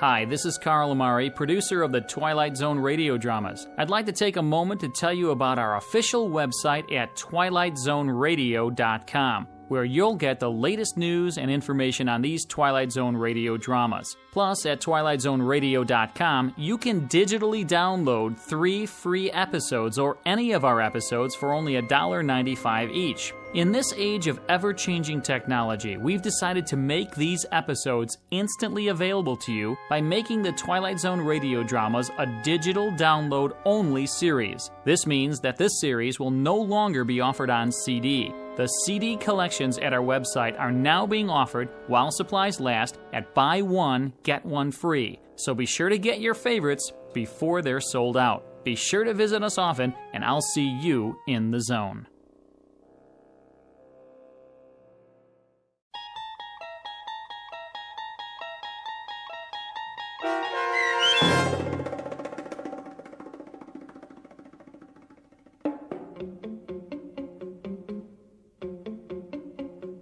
On Thursday, We Leave for Home, starring Barry Bostwick with Stacy Keach as your narrator, was adapted for radio by Dennis Etchison and written for The Twilight Zone by Rod Serling.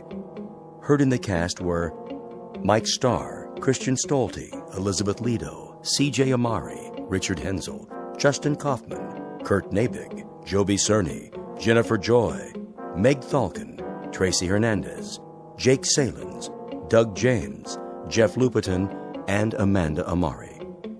The producers of The Twilight Zone wish to thank CBS Enterprises and the Rod Serling Estate for making this series possible. This copyrighted radio series is produced and directed by Carl Amari for Falcon Picture Group. Sound design and custom Foley effects for The Twilight Zone by Cerny American creatives Bob Benson, Craig Lee, Michael Slaybach, and Matt Sorrow. To learn more about the Twilight Zone radio dramas and to contact us, visit our official website at twilightzoneradio.com. Doug James speaking.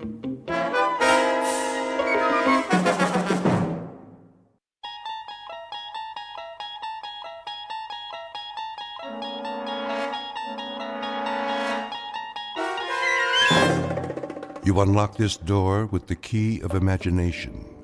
Beyond it is another dimension, a dimension of sound, a dimension of sight, a dimension of mind. You're moving into a land of both shadow and substance, of things and ideas. You've just crossed over into the Twilight Zone.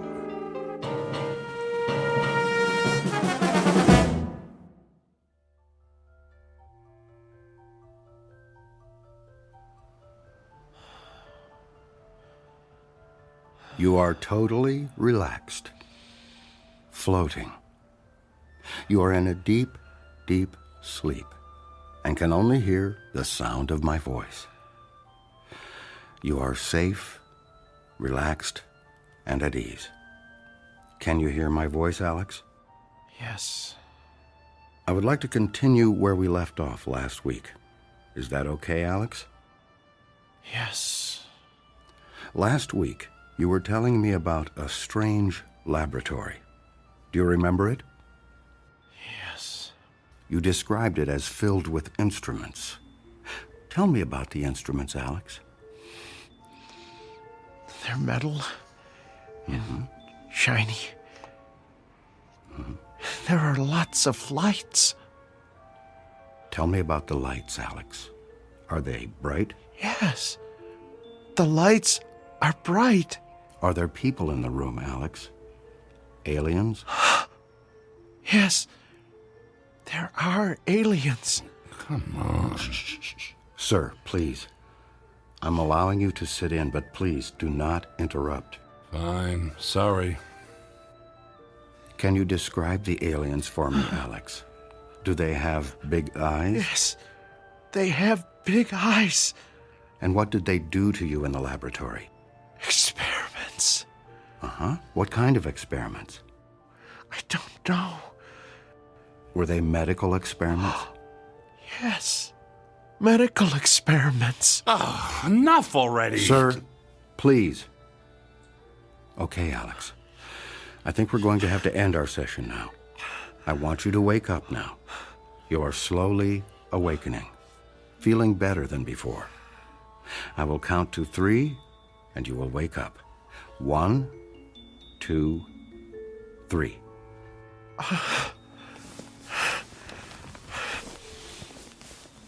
Did I talk about the aliens again? Yes, Alex, but I must say I think we are making progress. Yeah, right. Alex, let me introduce Tom. Tom is an author researching a book on alien abductions, and he is very interested in your case. Have you ever been abducted? Can't say that I have. You should have Dr. Heisenberg hypnotize you. You never know. I think I'll take a pass on that one. Okay, then. Alex, I think we still have much work to do. Can I count on seeing you next week for our next session? Yeah, sure. I really appreciate all your help. That's fine, Alex. That's really fine. Now, remember to give a check to the receptionist on your way out and schedule your next week's appointment. Sure. Okay, I'll see you next week, Dr. Heisenberg. Yes, next week, same time. Make an appointment with the receptionist and give her your check. Bye. Oh, it was nice to meet you, Tom. Yeah, good luck out there and in here. Sir, I must ask you to never disturb a session like that again. Session? You call that a session? You essentially told him what to think and say. This is not the first time I've met with Alex. He and all of my other patients have been seeing me for years, and I have their experiences with abduction memories well documented. You can't expect me to start over with a patient just because you are here. Look, I appreciate the time, but I need hard evidence. All you seem to have are stories from people extracted with a methodology that looks to be anything but scientific. If you have nothing better to do than question my integrity, you do not need to return to this office. I don't even know you, and I thought you had a serious interest in this subject. Dr. Heisenberg, I'm sorry. Thank you for letting me sit in the comfortable chair and study your methods. And yes, I can guarantee you that I will never return to this office. I just hope that someday you tell that poor sap he's cured. Goodbye, Dr. Heisenberg. Hello, friend. Here is your invoice for today's session. And should I schedule you for the same time next week? Whoa, slow down. I'm not a patient. I'm researching a book. There's no reason for a bill here. You can pay with a credit card or debit card if you wish. $500? Is that what he charges for that scam he's got going in there? This is a racket. We could send the bill to your home if you prefer. With a proper diagnosis, your insurance may cover part of the treatment. I'm not a patient. I'm not paying $500. I'm not coming back. Goodbye. Goodbye, friend. We'll see you next week, and I'll mail your invoice.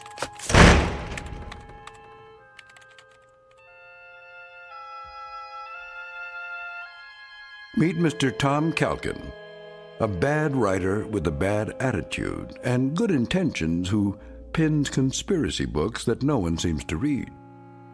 He speaks to an audience driven by paranoia and does his research in a land of charlatans, frauds, and fakes. A man without money, without fame, searching for the story that will make his name and his fortune. His biography is as boring as his work, and his next contract may be his last. Desperation drives him, and lies define his truth. At least, until he finds his story in that place where all lies fail, a place where even the bright light of truth isn't always what it seems. A place called the Twilight Zone.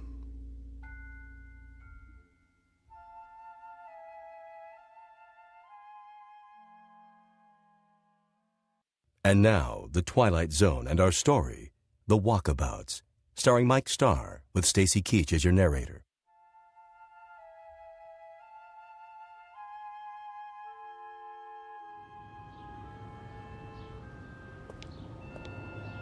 Unbelievable.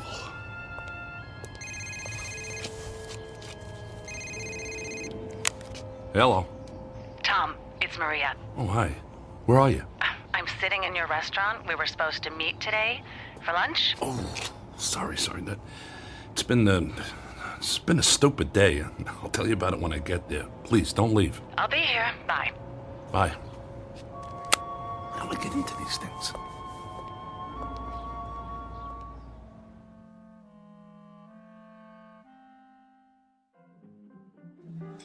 Sorry I'm late. I was meeting with the psychiatrist who specializes in alien abductions. Sounds fascinating. How did it go? It's all crap, Maria. The guy is an absolute charlatan.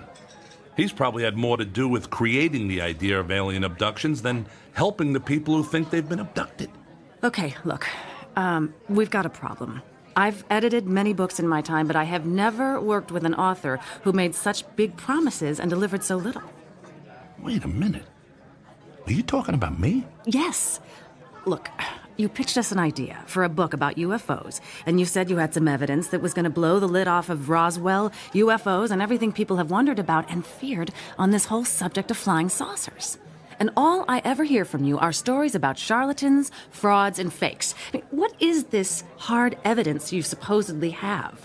I mean, you have researched a book before, I assume. Maria, I really do have something. But it has to stay secret.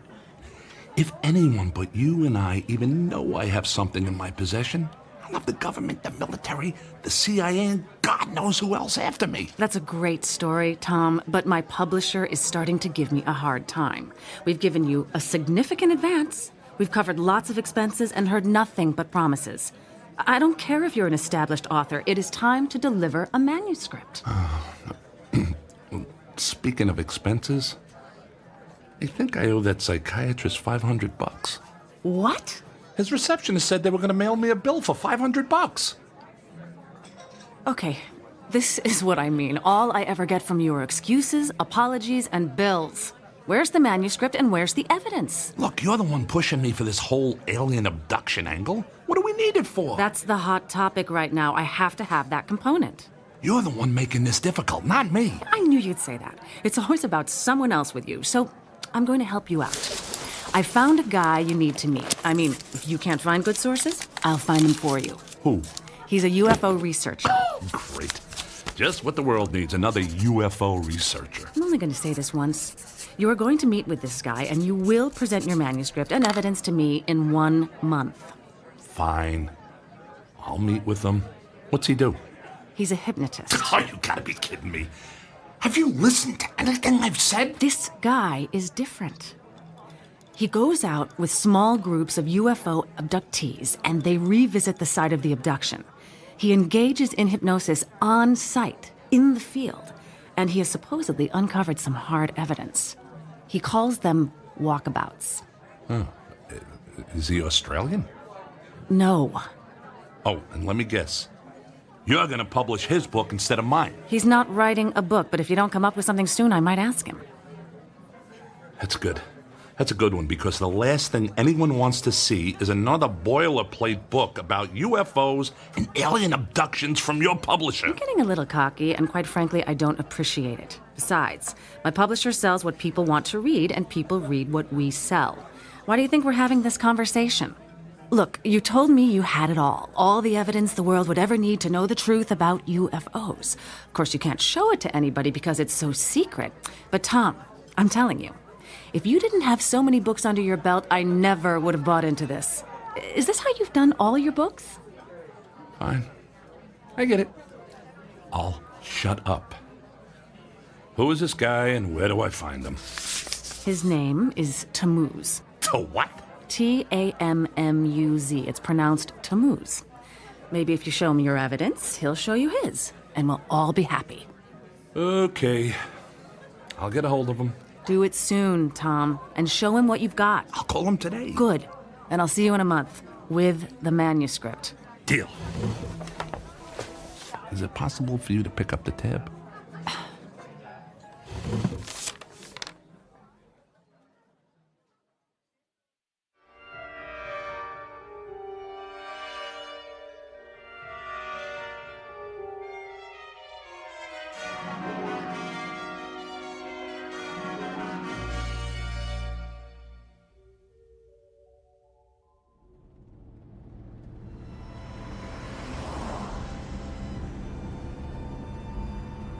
So, how do you know Maria? I'm a writer. She's my editor. I'm writing a book, and she suggested I meet with you. Let me guess, a book about alien abductions? Actually, it's about UFOs in general, but this alien abduction thing is a hot button with her, so here we are. How did you get interested in UFOs?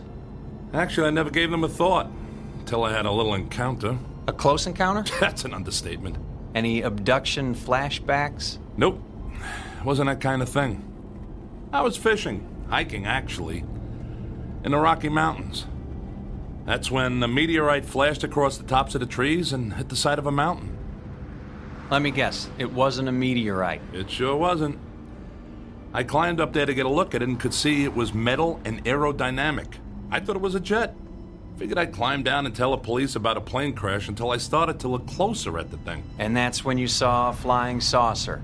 Didn't look anything like a saucer, flying or otherwise.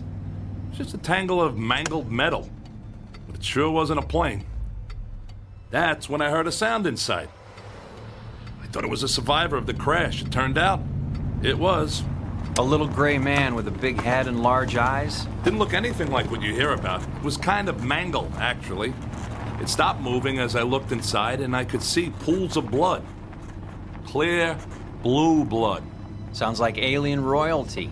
Look, this may sound funny to you, but I know what I saw. Sorry, it's just that I've heard so many stories it starts to get old. Although yours has some new characteristics. It's actually a good story. Doesn't sound like much of a book, though. That's because it's more than just a story. Like what? I got pictures. That helps. And video. And parts of the wreckage, and I even wiped up a sample of the blood and put it in a plastic bag.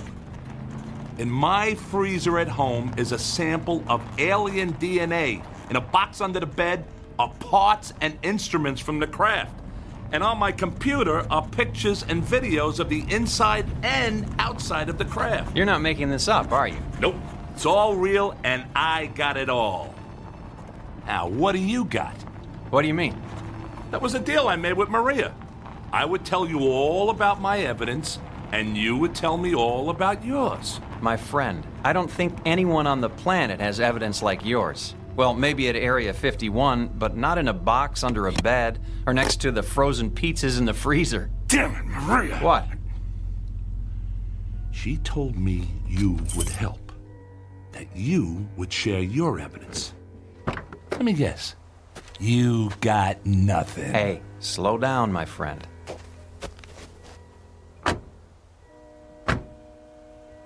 I'll show you what I got, but when it comes to pictures, videos, wreckage, instruments, and alien DNA, well, I gotta tell you, that's tough to beat. But give me a chance. We're almost there. Where exactly are we going? We're meeting with my group. We work together on various UFO projects. On this trip, we've brought along 12 people who claim to have been abducted by aliens. The site we're going to is where 3 of them say they were abducted. What's the point of that? Evidence. The evidence that both you and I are looking for. We've found that if we return to the site of the reported abduction, some people can actually recall where UFOs supposedly landed, hovered, or demonstrated some phenomena or activity. We then go to that particular spot and look for evidence. Now we're talking. What kind of evidence? Pretty boring stuff compared to what you got. Usually we do soil samples, take readings for radioactivity, magnetic fields, pass metal detectors over the ground. We've managed to find some interesting stuff, assuming you're a soil chemist. That's it? You got dirt? I didn't say that. It's just a question of how you look at it. A UFO site can tell you a lot if you know what to look for. Speaking of that, is your crashed vehicle still sitting up there on that mountain? Nah, it's gone. I went back a week later and there was no sign of it. I hate when that happens. Are you sure you saw something up there? I saw it, I have pictures, and there is still some evidence up there. The kind of evidence you look for. The rocks on the side of the mountain. You can still see where they're scratched and gouged by the crash. But that's all you can see. I looked everywhere, and there's no sign of anything else. I'd like to go there with you someday. The craft, or whatever it was, may have left some metallic particles on the rocks as a result of the collision. Do you remember where it is? I have it marked on a map. Back at home. In the box under the bed, no doubt. Where else would I keep it?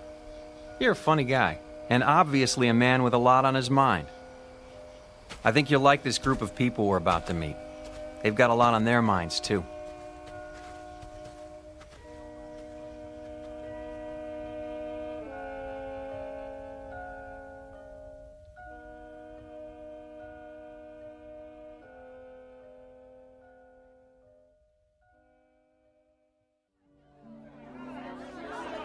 Settle down. They'll be here soon. Hello, Tammuz. I was beginning to worry you were lost. It's going to be dark soon. I wouldn't have gotten lost, not with all the racket this bunch is making. Enki, this is Tom.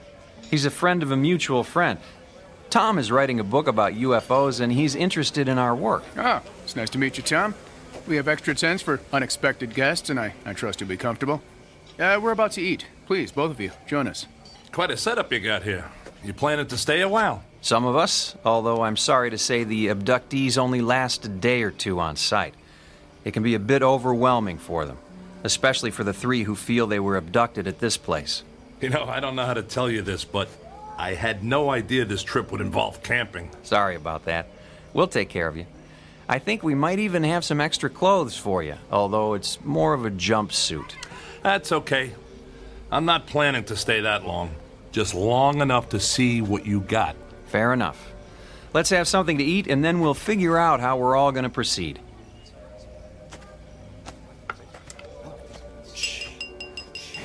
If I could have your attention, please. Thank you all for joining us. I know this is difficult for some of you, but I can assure you you're in good hands, and my hope is that our walkabout will be brief and uneventful. I'd like to introduce a special guest. Our friend Tom here is an author preparing a book on the subject of UFOs. If you'd like, I'm sure he would be fascinated by some of the stories you have to tell. Welcome, Tom. Tom, hello again. Hello there. Did you remember to make your appointment for next week? Yes. And I'm really looking forward to it. I'll bet you are. Friend of yours? Starting to look that way. His name is Alex. I seem to keep running into him. Welcome, Alex. Hello. And to all of you, a warm welcome. Once we finish our dinner, we'll change into some gear for our adventure. We're going to engage in an exercise with group hypnosis tonight. Our goal is to understand what you have all experienced and to see if we can trace the behavior of the various crafts you have seen and find any signs of their presence on this spot. My good friend Anki and some of my other associates will be using instruments to determine if our visitors have left anything behind for us to collect.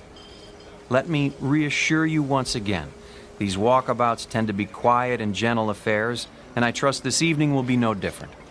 Now, let's enjoy our meal and then begin. That's it? Group hypnosis and you guys run around with instruments in the dark? Is this gonna be another waste of time? My friend, it is not a waste of time.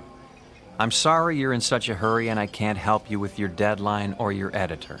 Let's just hope we find some good evidence for you tonight and then you can get to work.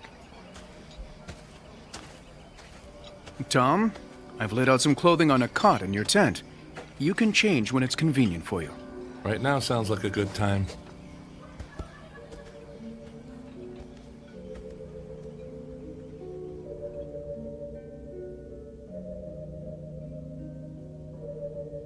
Tom?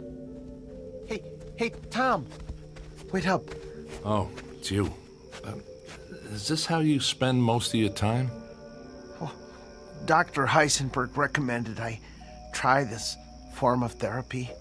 Heisenberg?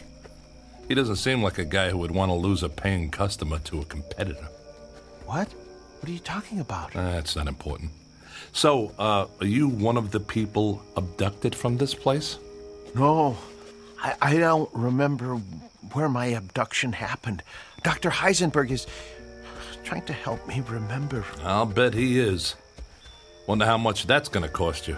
Oh, it's not about the money.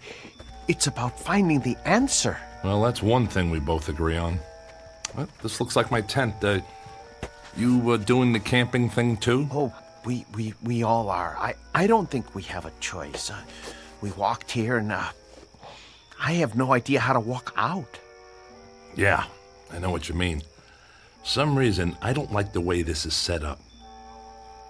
Do you know anything about these people? No, Dr. Heisenberg set it all up. He's a really good person, you know. He's always looking out for me. Whatever you say, Alex. Oh, man. He said jumpsuit. He meant it. Looks like something you'd wear in jail. I think it's to protect us from dangerous chemical residue in the soil. You're starting to sound like Tammuz. Oh, actually, Enki told us that, and I'm not taking any chances. I'm going to put mine on now. I'll see you again, okay? Yes, I'm sure you will see me again.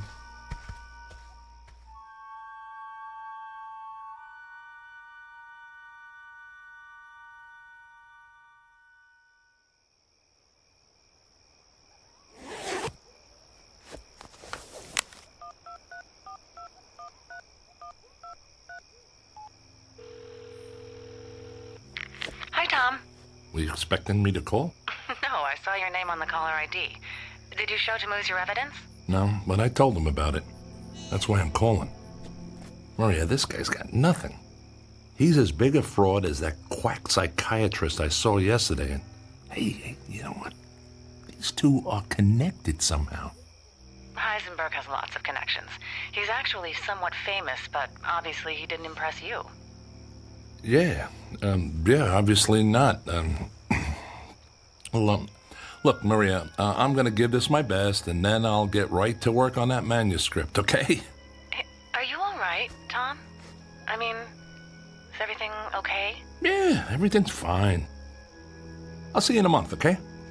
Tom? Okay, that's our deal. Tom? Oh, sorry, Tom. I didn't know you were on the phone. Yeah, I'll talk to you later, Maria. Goodbye, Tom. I'm very sorry. Was that your wife? No, I'm not married.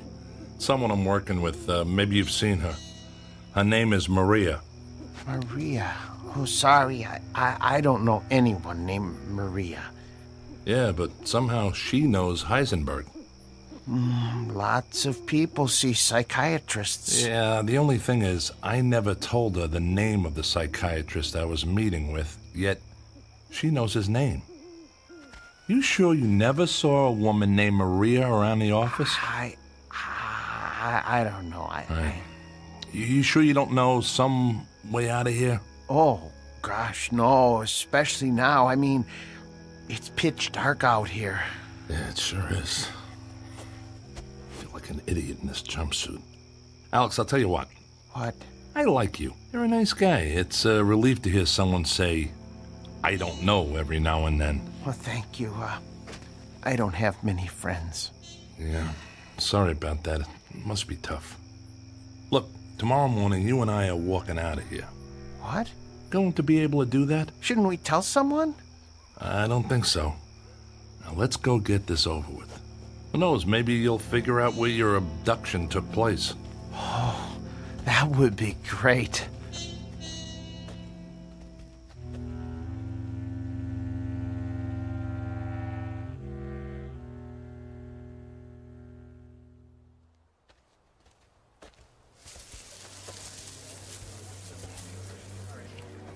Hello, my friends. I see you're wearing our group attire. So how come we're all dressed in white and Tammuz and his buddies get the blue jumpsuits? I don't know. I like the blue ones better, too. Please, my friends, I would like to ask all of you to recline on the cots that we've arranged here in the circle. Tom, I wonder if you'd like to join this session. I'm curious if there are any memories from your fishing trip that have eluded you. I don't think so, and if you don't mind, I'll pass on the mass hypnosis. I'm here to find evidence, not become a part of it. Suit yourself. Is there anywhere special you'd like to sit or stand? Back here is fine. I'll watch from a distance. Good luck there, Alex. Have a nice nap. Thanks. I'll see you later, Tom. Right. My friends, please, if you'll take your positions and simply lie down. Get comfortable, please, and be at ease. I want to begin by asking you to close your eyes and relax. Relax the muscles in your face and feel the tension go out of you. Relax. Feel your shoulders and arms slowly relax and allow your body to relax down your back, to your legs, to your feet. Relax.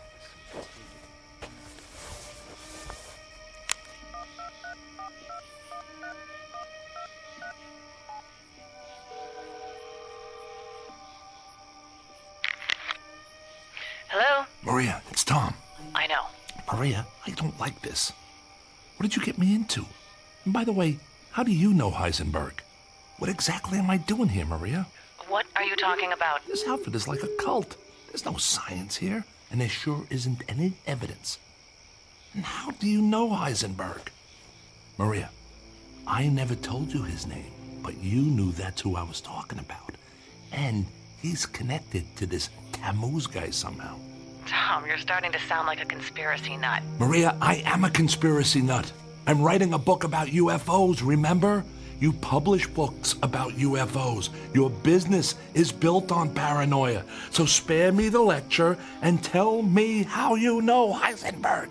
So maybe I need counseling from time to time. Tom, get over it. You're looking for monsters in the closet, and I'm not one of them. I'm starting to wonder if any money is worth all this. Hey, if if you want to bail on the contract, be my guest. We'll total all the money from your advance and all of your expenses and subtract it from the royalties of your other books. But get this in your head right now. This is the last book you will never write. Hey, I'm sorry. I don't know why I called. I guess I just don't know what to believe anymore or who to believe. Look, when I get out of here, I'll finish the book. If I learn anything tonight, I'll add that as well. Tom, do me a favor. Don't call me again until you have the evidence and the manuscript in hand. I don't need the aggravation. I need the story you threatened to tell and the evidence you found to support it. Got it? Got it. Bye. Friend? Come on, babe. It was just a book proposal.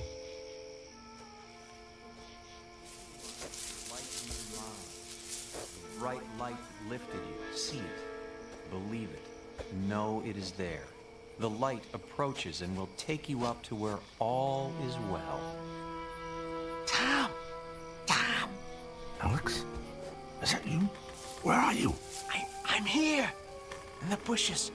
He said to be comfortable, and I'm comfortable when you're around, so I had to find you. Alex, you're missing out on your session. I don't want to do this. This is bad. Good. Alex, you're starting to get it. This is a scam, and that's bad. No. I mean, really bad. Look. Oh my God! What is that?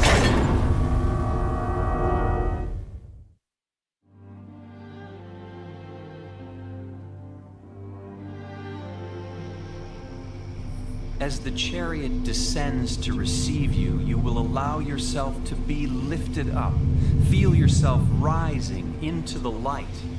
This is the place. This is where I was abducted. This is where it happened to me. I was lifted up into that circle of light. Alex, they're faking this. No. It's a spotlight and a hot air balloon and a lot of reverb through a speaker. What? It's all cheap theater and just another way to get money out of people. How much did they charge you for this camping trip? They didn't charge us anything. Oh, I was afraid you'd say that. So why are they doing this? Maybe it helps to sell books. Good God, that's it. That explains it. Alex, these people are just perpetuating the myth of UFOs to make money on fear. We have got to get out of here. Did anyone see you come over here? I don't know. It's dark. That's why I couldn't find you. That's good. That gives us a chance. They're not gonna want to write us saying all this. Come on. Go slow, go quiet, and follow me. I'm afraid. Don't worry about the light. It's just a spotlight. What we have to worry about is what your friends will do to us. They're not gonna want people to know about their little ruse. It would put them out of business, including you, Dr. Heisenberg. I don't think they're ready to go out of business yet. Not because of us, at least. Oh. You okay? I fell. It's okay. Go slow. Stay with me. Tom, look. All right, they're ballooning their lights coming our way. I don't remember this part. This isn't about aliens, Alex. I don't want to go up there again. I don't want to go up there again. You won't. Follow me. Go slow. Don't talk. Alex, we have to run. They're coming our way. We won't get away. We will if they don't find us. Look. What's that? Looks like a cliff. If we find an overhang, that'll block the light. Get down on the ground. I think I found an opening. Good man. Scoot in there. The light is right over us. Yeah, just enough to help us see. Keep moving back. See a light. Don't worry about it, Alex. They can't see us. No. I see a light in the cave. What? We should go back out. Come on. That's not an option right now. Let's go see what's in here. Might be a mine or something. This part of the area is loaded with them. We'll hide in here overnight and then hightail it out of here in the morning. I see a light bulb. Yeah, we're in a mine. I just can't figure out why they're still running power to it. There might be someone working in here, so just be cool. I remember a cave. When I was abducted, I think I was in a cave. Dr. Heisenberg helped me to uncover it. Alex, you're done with Heisenberg. Heisenberg is a fraud. This is all a big scam to squeeze money out of a gullible public and to rip off poor souls like you. You are correct, my friend. Heisenberg, you soulless bastard. What are you doing here? You are part of this. You're destroying people with this charade. Can't you find another way to make money? On that count, you are right and wrong. Yes, this is a charade, but not the kind you think. Ah, hello, Tammuz. Hello, Enki. I seem to have found your missing friends. I am sorry. With such a large number of subjects, it was difficult to herd them all effectively. Herd them? What are we, cattle? No, if that were the case, you would probably have been mutilated. Maria, this is impossible. What are you doing here? This is like a law school prank. Am I on some kind of TV show? It's not a prank, and you're most definitely not on television. For that matter, you will never be on television, especially your videotape. It looks like a treasure chest. That's the box I had under my bed. You've been to my home. Yes, and thank you for making it so easy for us to find what we needed. Unfortunately, we found nothing of the evidence you described to Tammuz. Is it possible you have it hidden somewhere else? Sorry, pal, but there's nothing to hide. I made it all up. Sorry, Maria, but it's a tough game out there for writers, and you editors aren't exactly easy to please. By the way, Maria, how did you get hooked up with these crooks anyway? Let's just say we have common interests.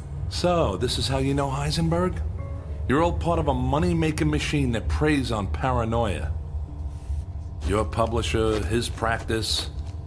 How long have you people been in business?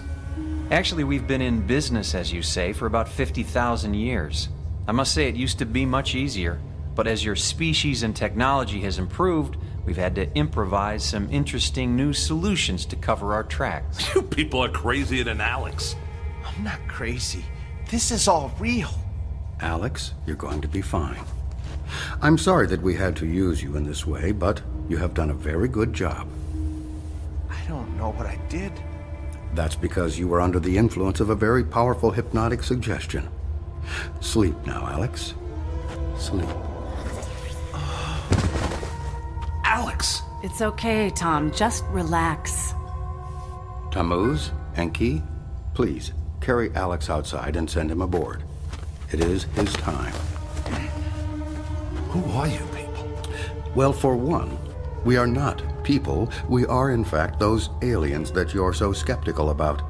We are the Anunnaki. Many of us have been genetically modified to fulfill our mission on your planet. Now this is the book I should write. What do you say, Maria? This would be a hell of a story. I'm afraid this is a story that can never be told, my friend. Friend. I've been hearing that a lot. What's the story with this friend thing, and what are you going to do? Kill me? You kill your friends? That's a little serious for scam artists, don't you think? Ow, who are you, really? It would have all been so much easier if you'd just told me you'd fabricated the evidence. Tom, we believed you. Are you kidding? You actually thought I had evidence of UFOs and aliens? Come on. We're all in the same business here. So I had my little scam with the book, and you got this deal going on. We can work together here. But hey, no more of this messing around with people's heads like you did with Alex. Let's just be cutthroat editors and writers. Maria, I'll be a top writer. In fact, I can write this stuff better than you folks are doing it right now, if you want to know the truth. Ah, yes, the truth. You know, my friend, maybe it's time you did learn the truth. It's obviously something you have had little experience with. Take Maria, for example. Oh, yes, she does publish books. Books that we approve of course. Books that make the authors seem like madmen and lunatics. Quite frankly, if you had come to Maria with a book claiming to have visited Venus, you would be in print by now. But instead, you really got our attention. Every now and again, someone like you shows up with some real evidence that we missed. That's when we have to take action. You see, that's one of our secondary missions. making sure that our experiments are not discovered. That's why we assume the role of UFO researchers and experts on abduction. You see, Tom, we've found that the best way to obscure the truth is to pretend to seek it.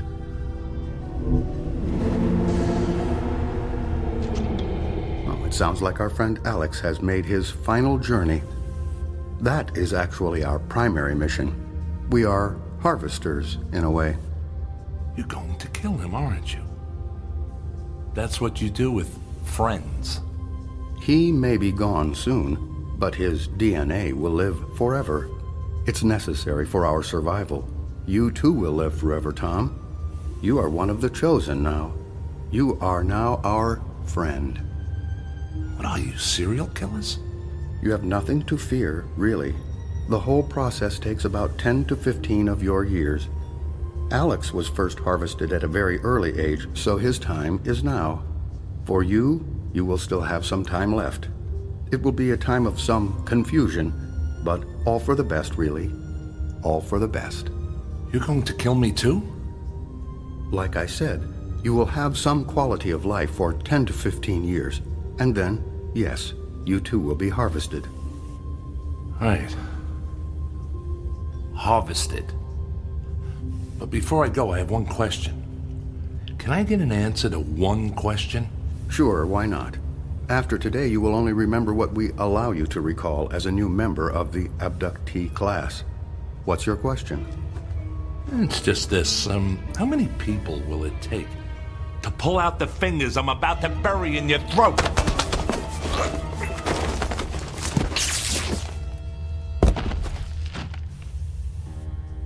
It's all clear. He is unconscious. This was a difficult one. They are proving to be a greater and greater challenge. The growing sophistication of their technology, their increased awareness of our presence. We may need to initiate another world war or create a new pandemic. We can't allow them to have too much time to think. Does that mean we should terminate the terrorism initiative? It's quite possible. In the meantime, let's increase the number of stories about supervolcanoes, asteroids striking the Earth, and global warming. Keep the fear alive. And Maria, you seem to have developed some affection for this one. That can't be allowed. I know, I will do better. Sometimes they're like pets to me, and I just seem to become attached. Ha. Spoken like a true editor. But you may have to have additional contact with this one, so keep your perspective. Okay. Now, back to work. We are staging a UFO convention in Mexico City, and I am recommending additional investment in the Alien Museum in Roswell. Enki, we will need your banking network to provide some additional funding for a documentary on a coming ice age. Let's really mix it up out there and keep these animals off balance. Tammuz, if you could clean up the campsite and sanitize any evidence, we can all get back to work. Do we have a site for the next harvest? Chicago, Illinois. Make the necessary arrangements.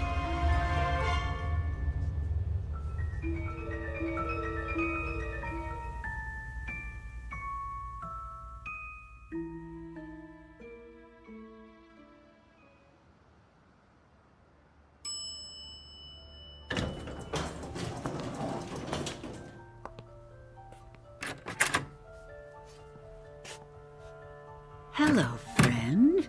So nice to see you again. It's nice to see you, too. Please, go in. The doctor is expecting you. Hello, Dr. Heisenberg. Hello, Tom. How are you feeling today? I think I'm getting worse. I think I need more sessions with you. Let me ask you something, Tom. Do you still believe you have been to Jupiter? I don't know. It doesn't make any sense to me. It's a gas giant. You can't breathe there. Well, if the alien technology you have described in our sessions is as advanced as you believe, anything would be possible, wouldn't it? I think you're right, Dr. Heisenberg. Tom, I must tell you, you have a way with words. Have you ever thought about writing a book about your adventures? No one would believe me. People want to believe, Tom. That's all that matters. I know an editor who I think would be very interested in your story. Your story about Jupiter. Why don't you meet with her? I could set it up for you. Okay. Then it's settled. Now, let's begin our session. Close your eyes, and you will go into a deep sleep. Deep. Deep. Deeper. Deep.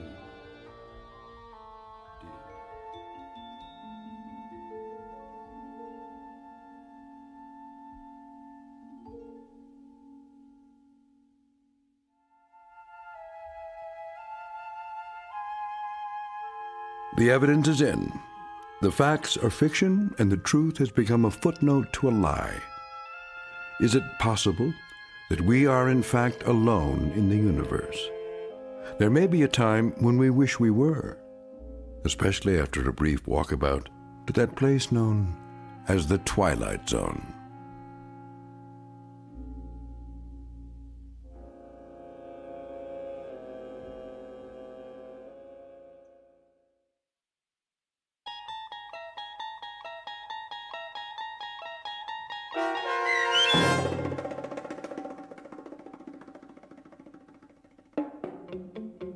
The Walkabouts, starring Mike Starr with Stacy Keach as your narrator, was especially written for The Twilight Zone by Steve Newby.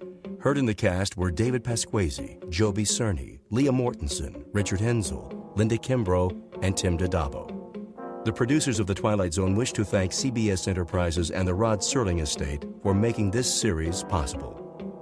This copyrighted radio series is produced and directed by Carl Amari and Joby Cerny for Falcon Picture Group. Sound design, custom Foley effects, recording, and editing are done in the Cerny American Sound to Picture Theater by sound designers Todd Beyer, Craig Lee, and Tim Cerny.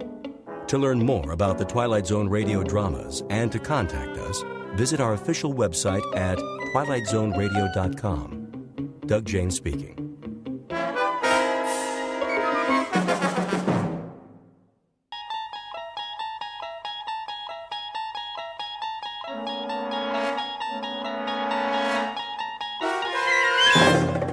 You unlock this door with the key of imagination. Beyond it is another dimension, a dimension of sound, a dimension of sight, a dimension of mind. You're moving into a land of both shadow and substance, of things and ideas. You've just crossed over into the Twilight Zone.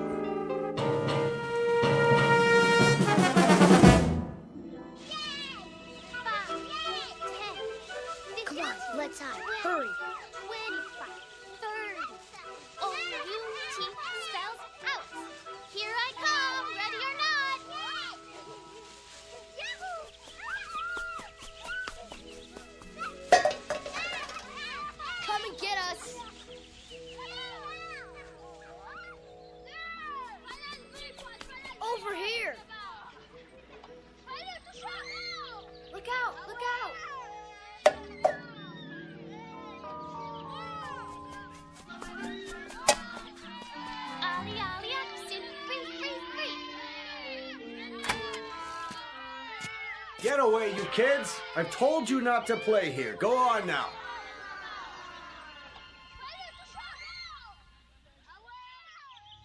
It's so noisy. They're gone now. Come along, Mrs. Knaus. This way, everyone. Oh, but Doctor, I have my knitting to do. Another time. Out onto the porch. I didn't finish my crossword puzzle. It will wait, Mr. A.G.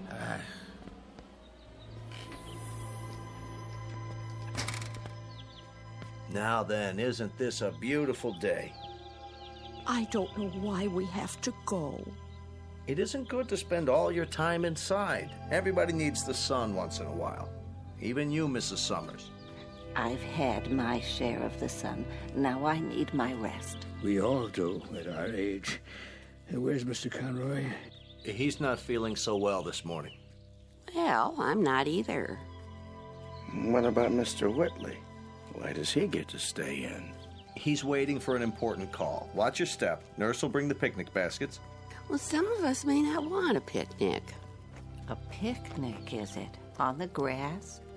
All those ants. We have blankets and chairs. You'll see.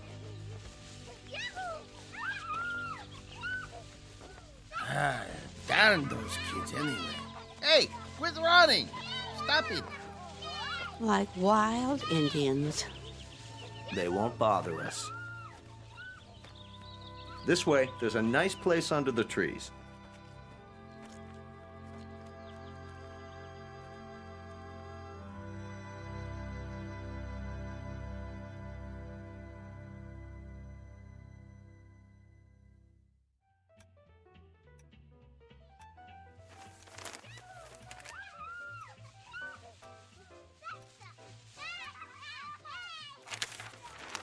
Listen to them, would you?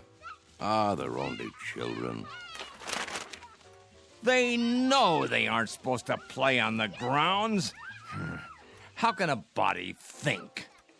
Now, Ben, just read your paper. They're not hurting anyone. Well, let them play someplace else. They've got homes, don't they? It's the grass. The what? We have such a big lawn at Sunnyvale. Kids can't resist it. Oh, what are you doing downstairs, Charlie? I thought you had to get ready. Not today. You haven't heard from your son? I thought it was all set. Maybe you didn't get my letter. Oh, he got it all right. They just don't care. Nobody cares anymore. The boy has enough problems. It's a small house and the second baby's on the way. It was a foolish idea moving in with him. They don't need an old duffer like me around. Would you listen to that? It's enough to wake the dead, I tell you. Don't be so hard on them, Ben. They're only kids. A fine state of affairs when your own son turns against you. Stay out of the over-the-Rhine neighborhood.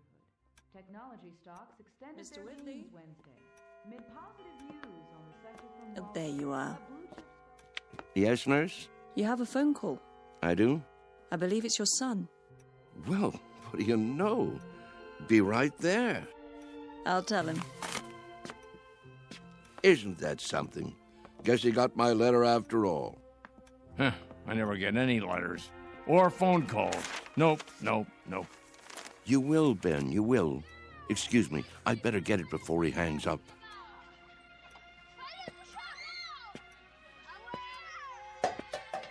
What are they doing out there?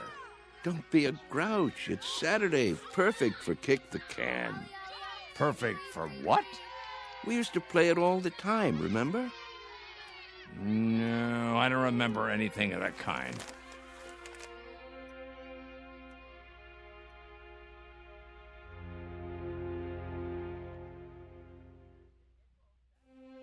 Sunnyvale Rest Home, a place for the aged. The address is 1275 Tranquility Lane, on the outskirts of town.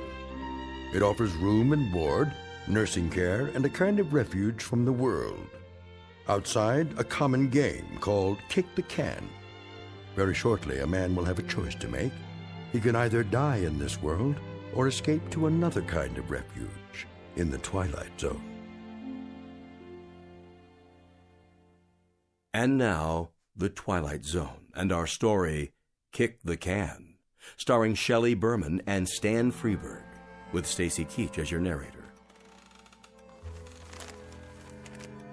Some picnic. Plastic spoons and forks. Well, potato salad was good. What do you mean? It was spoiled. No, it wasn't, Emma. They made it in the kitchen just for us.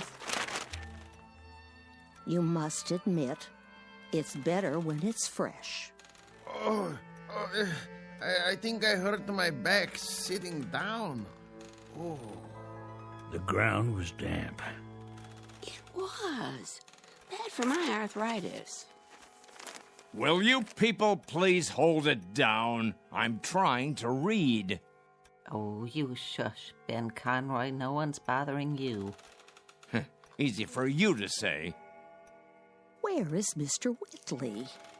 Still in his room, probably, taking a nap. Oh, that's what I'd like to do. And why, may I ask, on such a lovely day? There he is. Going somewhere, Charles? Yes. Why are you all dressed up? It's my son. He's coming to get me. You don't say. He called a little while ago. He did. He's on his way. At least someone gets calls. What's he carrying? Is that your suitcase, Mr. Whitley? Indeed it is. You're going to stay overnight, then? A bit longer than that, I should say. That is, if they have the room fixed up. Room? At my son's house. You mean you're moving in with them? That's the plan. If they'll have me. Well, what about the rest of your things, Charlie? You can't just leave your things behind. No hurry. It all can be packed up and sent over later. Well, we'll certainly miss you. Will you come back to visit us? Of course I will. Meanwhile, I'll call and see how everyone's doing. May we write you? Please, I'd appreciate it. Mr. Cox has the address. Nobody writes. They say they will, but they never do. There he is now. Hey, aren't you going to say goodbye? I hate goodbyes, Mr. A.G., don't you? Take care, all. Here, let me carry that for you. I've got it.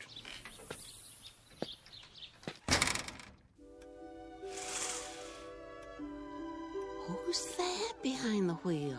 His son, David, don't you remember? Such a nice young man. Let me see. Some car, huh? Betty costs pretty penny. Everything does nowadays. Don't crowd now. You wouldn't want him to think you're watching.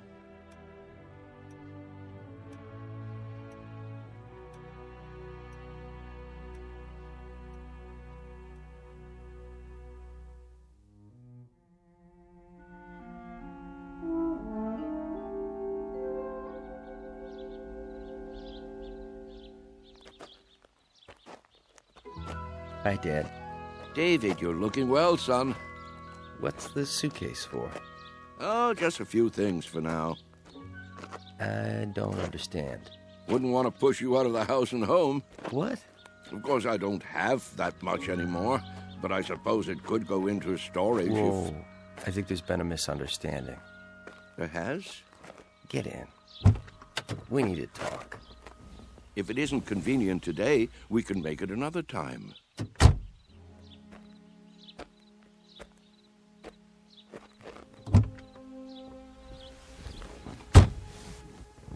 Listen, Dad. Yes? I didn't say I'd come to get you. I said I'd come to see you. But I thought... Didn't you get my letter? That's what I wanted to talk to you about. If it were up to me... You don't have to explain. Well, Debbie's turning the extra room into a nursery. Right now it's being painted and... I understand. I don't think you do. Let's drive a bit. Your friends are watching us. It's all right, really. Let's go into town. I'll buy you lunch. That's not necessary. Please, Dad. I want to. This wasn't a good idea. If you let me explain. Pull over here, please. I can walk back. But, Dad... The exercise will be good for me. If you'll just listen... We'll have lunch another Saturday, son. Call first, though. I'm really quite busy these days. You're taking this all wrong. Give my love to Debbie, will you?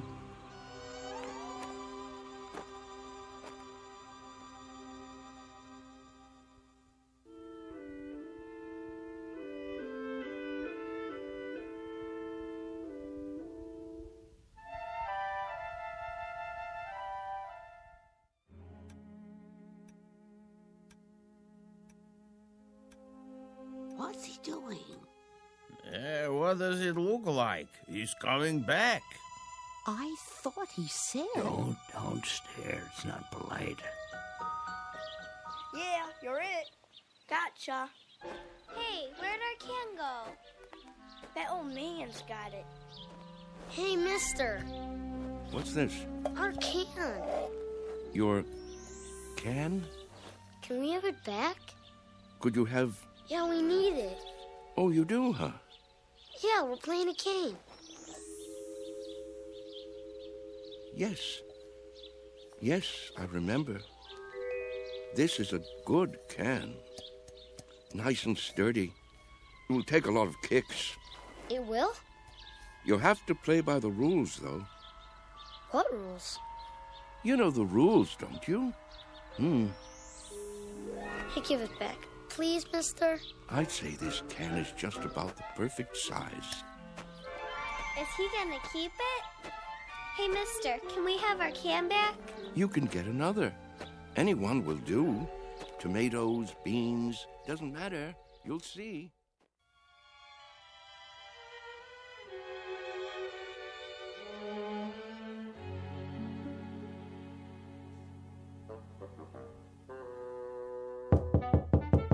Charlie?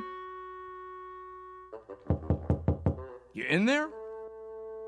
It's going to be a beautiful sunny day today. And we Yes? expect much more of the same over the next couple of Just days. wondered might what wanna do happened some to of you. those outdoor Not a activities. thing, Ben, not a thing. Las Vegas, 68. Los Angeles. Thought I'd lie down for a minute. Come on in if you'd like. Sorry about that son of yours. Are you? I'm not. This is a good enough place for me.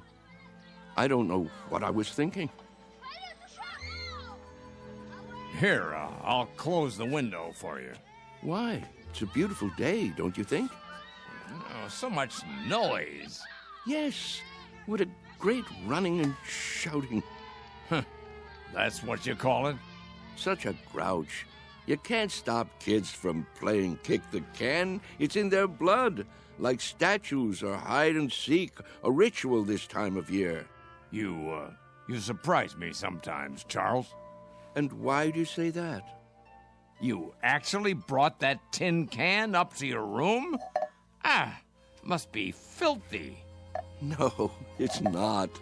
It's been emptied out and washed clean and baked by the sun till it's shiny as the day it was made, tempered by the wind and the grass and the warm summer air. Sure you're feeling all right? Admit it, Ben. Admit what? Don't you ever think about it? You must.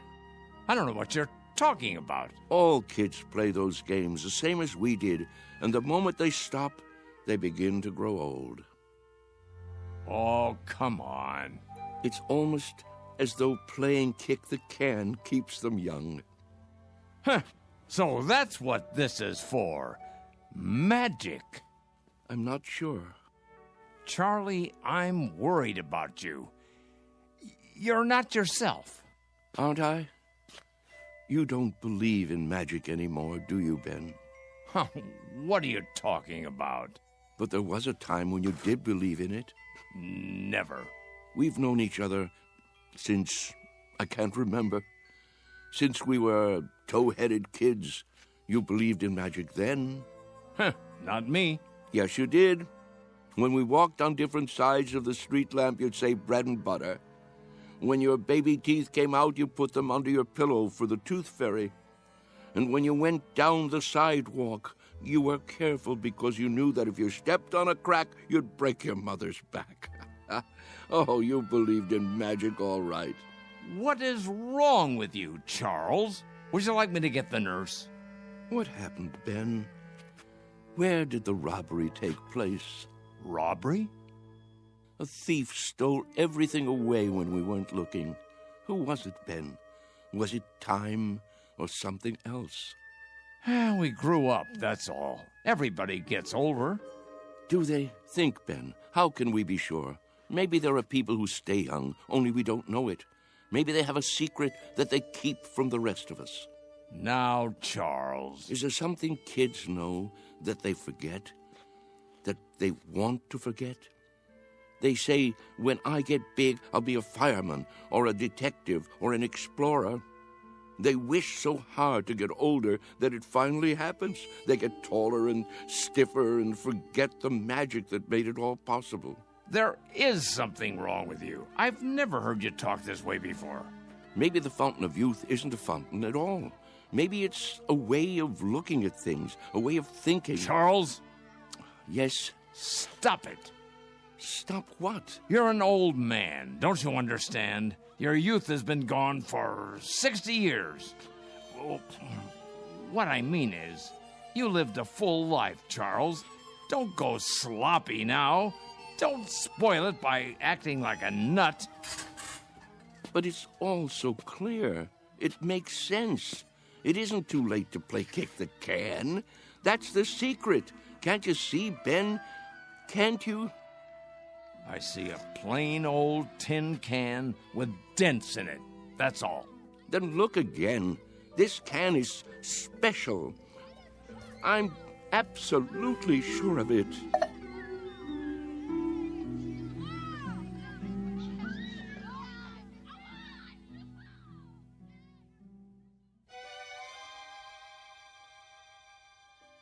And so, that's why I thought I should tell you. I'm glad you did. It's just that I can't stand to see him make a fool of himself. Of course not. And if there is something wrong with him, something in the head, then you can get him the right medication. You understand, don't you, Mr. Cox? I do, Mr. Conroy. You were right to come to me. When he acts that way, I feel I don't know him at all. It's foolish talk, I agree. So what are you going to do? Nothing. Beg pardon? At least not for the time being. If I got excited every time someone indulged in foolish talk around here, I'd be upset every minute of the day. Let him go on about kick the can if he wants. He isn't doing any harm. But I'm worried, I tell you. It isn't like him. He's getting on in years. It's common for folks of a certain age to behave like children once in a while. Oh, nonsense. He's no older than I am. In some ways, maybe, but in other ways, when some people get old, truly old in their minds, they may act strangely, out of character. Take Mr. Agee, for instance. He's as sane as they come, but do you remember that ruckus out on the porch the other day? Somehow he got hold of some firecrackers. The nurse found him trying to set one off. It must have been those kids. Well, wherever he got them, he could have hurt himself, and that's something that concerns me. Charles hasn't done anything like that. I just don't want to hear him talking crazy. Oh, it isn't necessarily crazy. Huh? You haven't heard him. Look at it this way. As far as he's concerned, all his best years are behind him. He can't even look forward to spending time with his son and daughter-in-law. A fine thing. So, that being the case, he'd rather return to an earlier time, one he recalls with pleasure. It only makes sense from his point of view, so he uses a time machine to accomplish it. A what? It's called memory. Is that so crazy, Mr. Conroy? Everybody does it, even you. But he actually believes he can be young again by playing kids' games. Not really. He's exploring, that's all. He'd like to believe that kick the can is a magic button he can push to make himself young. But deep down inside, he knows it won't work. Instead of the disappointment of failure, he'll never risk pushing that button to find out. Stop worrying. Your friend is fine. Are you certain? I'm certain. Until he does something to endanger his health or the health of others, there's no reason to interfere. Thanks for stopping by my office, though. Look at the time. You wouldn't want to miss dinner. Well, in that case, I suppose... It still troubles you, doesn't it? What would you have me do? Maybe if you talk to him. It would be a waste of time. But you have a point. Perhaps I'm reluctant to face the facts myself. Every time one of our people goes senile, I get a little cold inside. When I took this assignment, I was 32. Now I'm 43. Everyone grows old, Mr. Conroy. Everyone.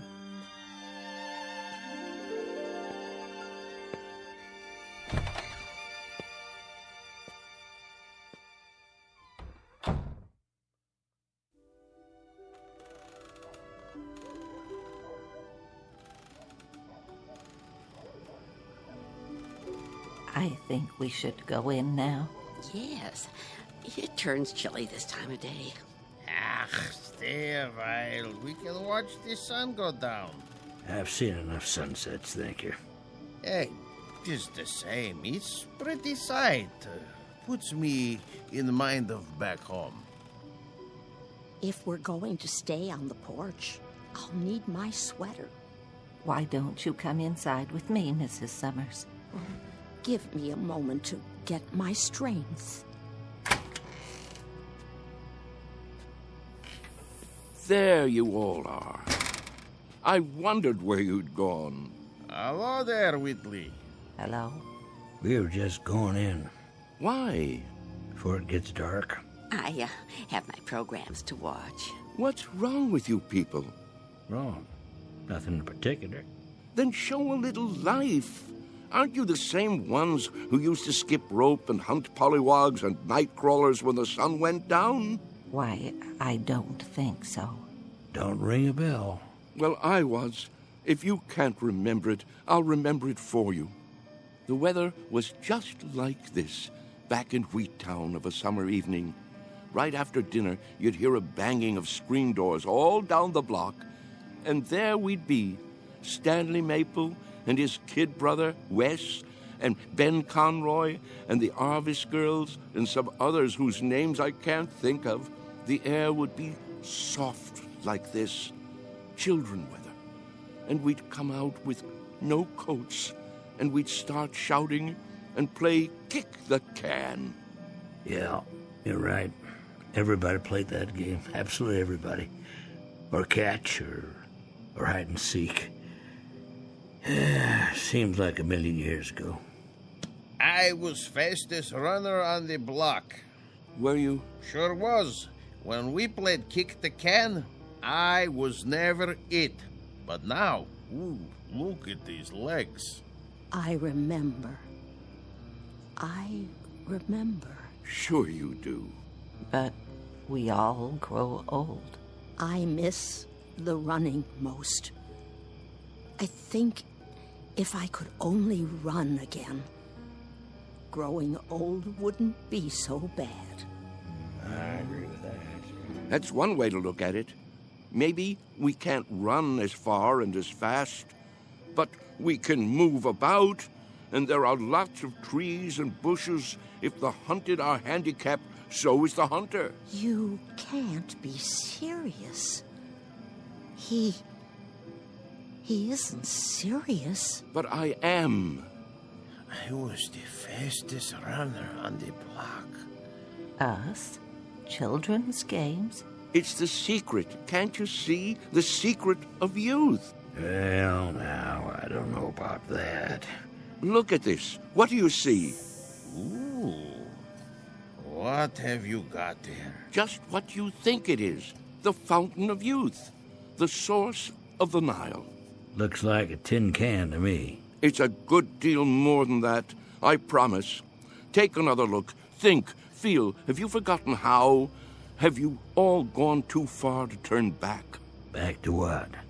You mean to what we were? Yes. Do you feel it inside you yet? Here, take the can, touch it, pass it around. Does it wake the part of you that's been asleep? Let me see that. Well? Why? It fits perfectly in my hands. Here, Mr. Agee, you try. Okay. Ooh, I thought it would be cold, but it's warm. Is it? Of course it is. Put it like a seashell. Now listen. To what? Can you hear it? Summer, grass, running and jumping, youth. I hear something. It's telling you to wake up. This is the last chance. Somebody, tell me I'm not crazy. Or if I am crazy, prove it to me. I can't play kick the can alone. Well, I don't know, Charlie. I'm not quite sure, but I think these legs, they might just work. Oh, there's the sprinkler. Yep. every afternoon at this time. Now we must go in before the spray blows this way. Yes. Sprinklers? I remember sprinklers. We all do, don't we? Hold on. Do you see it? See what? A rainbow. Look at it in the air, above the lawn. Why, I believe I see it. Remember running through the sprinklers on a summer's day? What could be more fun than that? Wait, Charles. What are you going to do? What does it look like? I'm going to do what feels better than anything. Run through the sprinklers and cool off. Somebody hold my shoes.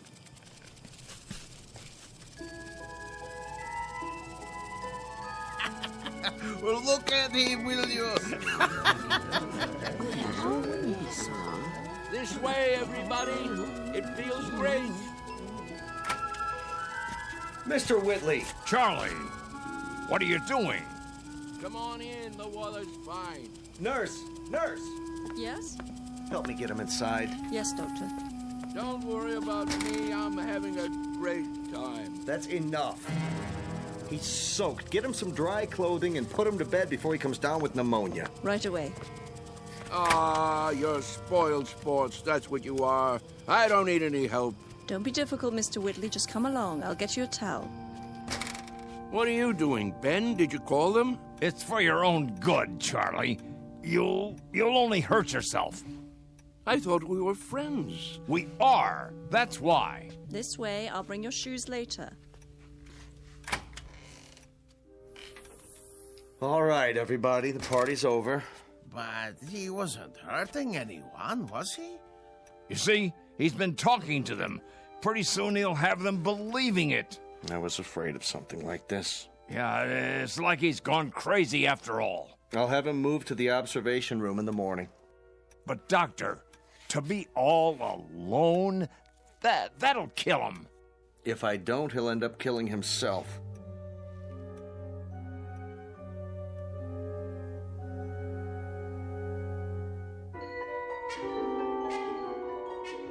Senile? Me? Mr. Whitley, please try to understand. You want to put me in a special room? Alone? You don't leave me much choice. Why? What rules have I broken? There have been complaints. Oh, there have. Who from, may I ask? That's not the point. Go on, tell me. I want to know. Who thinks I'm breaking the rules? It's not so much a matter of rules as attitude. Look out the window. Grass, trees, a park across the street, all very peaceful. The kind of place people come to for rest and relaxation. It's what Sunnyvale is known for. But if things happen that rile them up, disturb their peace, well, then we can't stay in business. You see that, don't you? So the charge is disturbing the peace. And for that, you want to isolate me from my friends. I hope that won't be necessary now. You've got to go out there and show them you're all right. Cut the crazy talk. Learn to fit in. That's not hard, is it? What a choice. To keep that nurse from pawing at my pulse all day, I have to sit like a vegetable, stare into space. Listen, I'm trying to help you. Keep on like that and they'll put you away. I won't have a choice. Use your head. Maybe you're right. There. You see? You're an intelligent man. It's a question of playing the game. Isn't that something we all have to do? Yes, I suppose it is. Good, Mr. Whitley. I knew you'd see it my way. Now, why don't you go up and rest before dinner? Tonight's the bingo game, remember? I remember. Goodbye, Doctor. Goodbye, Mr. Whitley. Anytime you want to talk, feel free. I consider it part of my job.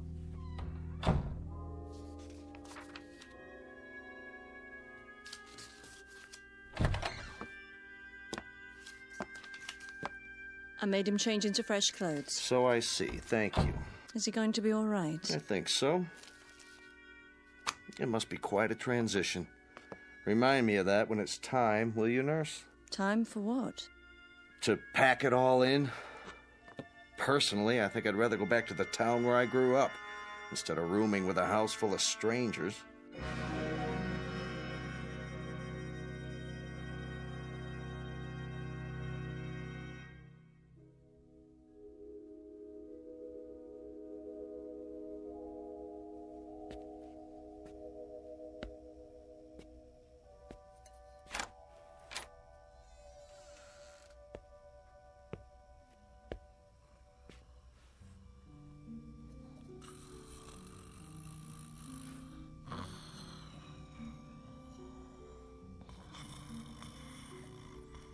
Wake up. Oh, what?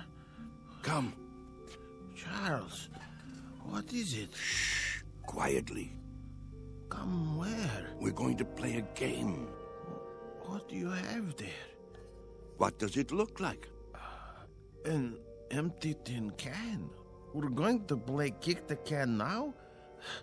It's dark outside. It usually is in the middle of the night. Now get your robe and come with me.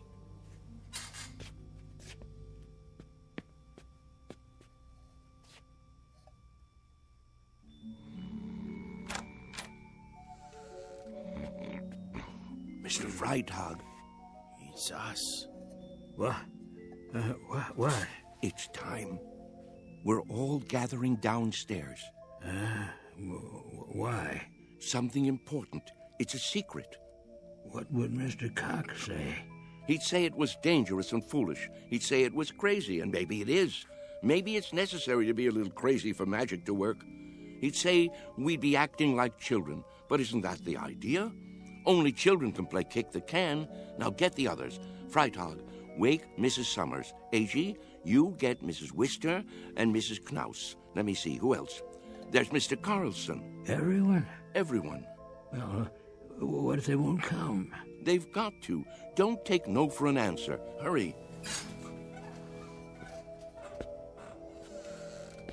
I heard people walking around. Whoa, what's going on here? Mr. Whitley has an idea. Would you like to come too? Hello, Ben. Charles? What are you doing? Go on. Do as I said. Yeah. Right away. I'll see you downstairs.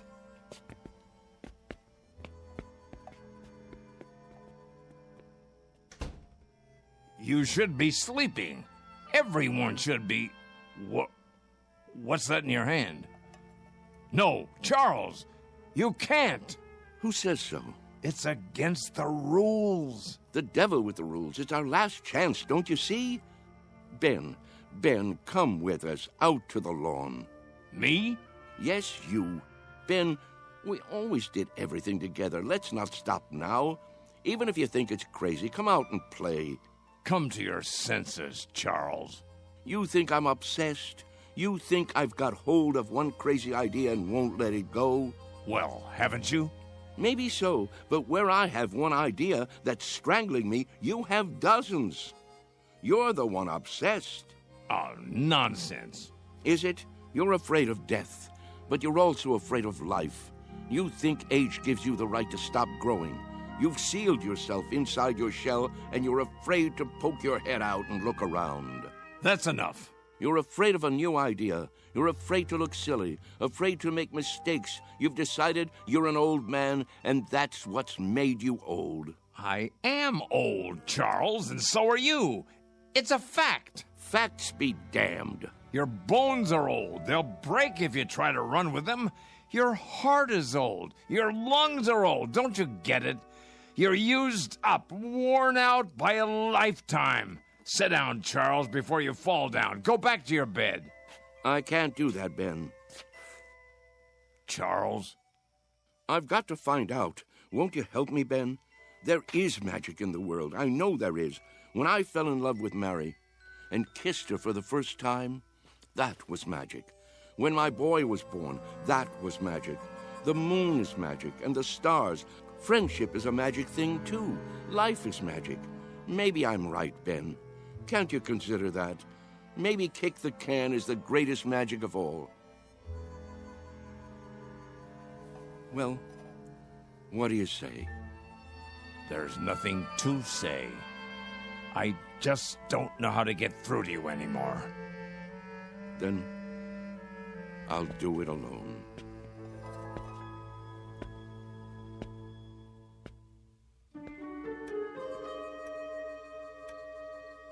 What are we doing here?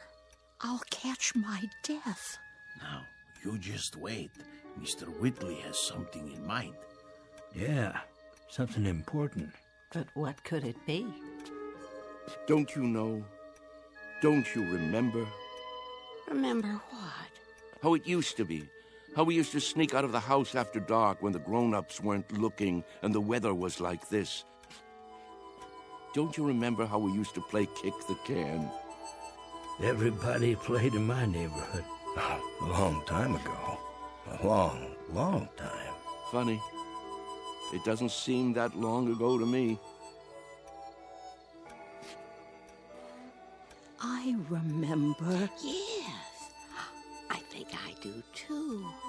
But we've all grown so old. Are you sure? If these legs would carry me. How do you know they won't until you try? You can't be serious.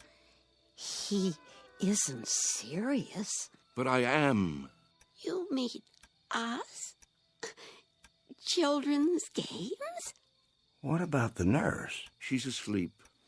If we keep our voices down and open the door carefully, she won't hear us. Go outside? Why not? Are you chicken? Show them the can.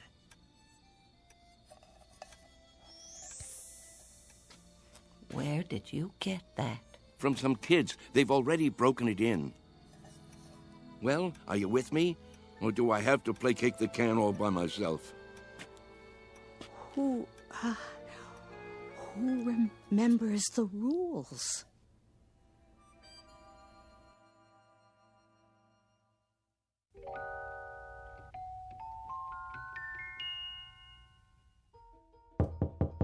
Mr. Cox. Hold your horses, I'm coming. What is it? Mr. Cox, come quick. Keep your voice down. You'll wake everybody. They're already awake. Hurry, hurry. You've got to stop them. Calm down, will you? What are you talking about? You'll see. Come to the front room. Easy, Mr. Conroy. Now, what is it exactly that I'm supposed to see? There's no time to lose.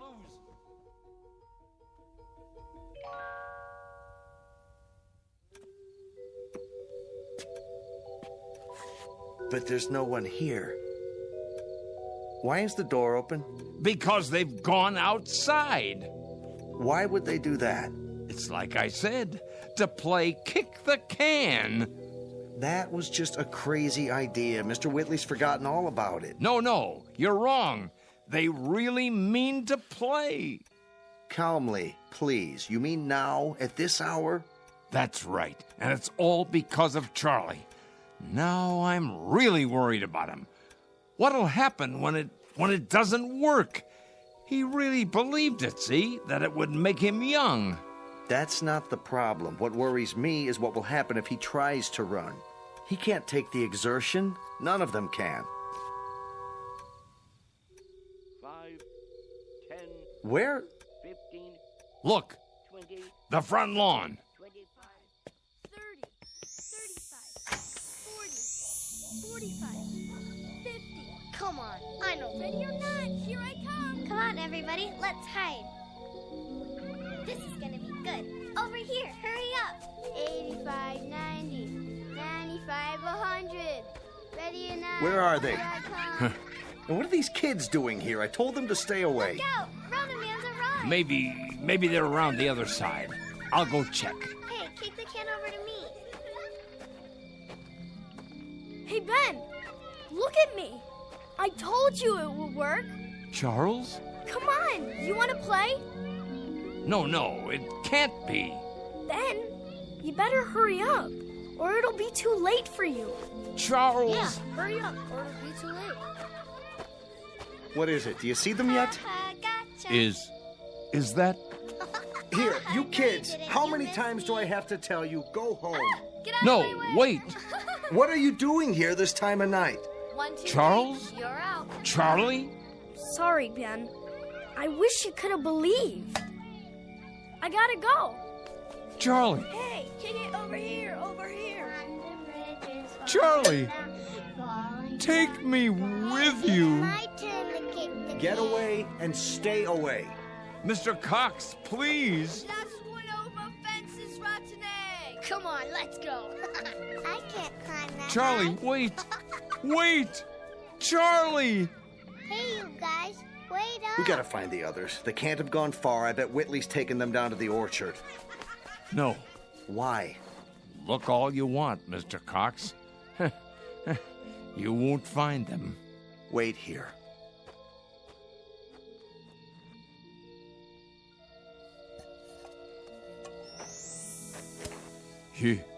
You forgot your can, Charlie.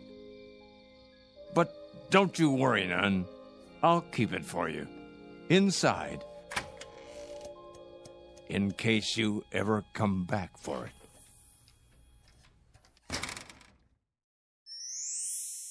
Come on, let's play kick the can. Come on, let's hide. He'll never find me. You can't catch me. I'm too fast. Haha, you missed me. Come on. No, kick it to me. Kick it to me. That's shot. Ollie, ollie, oxen, free, free, free.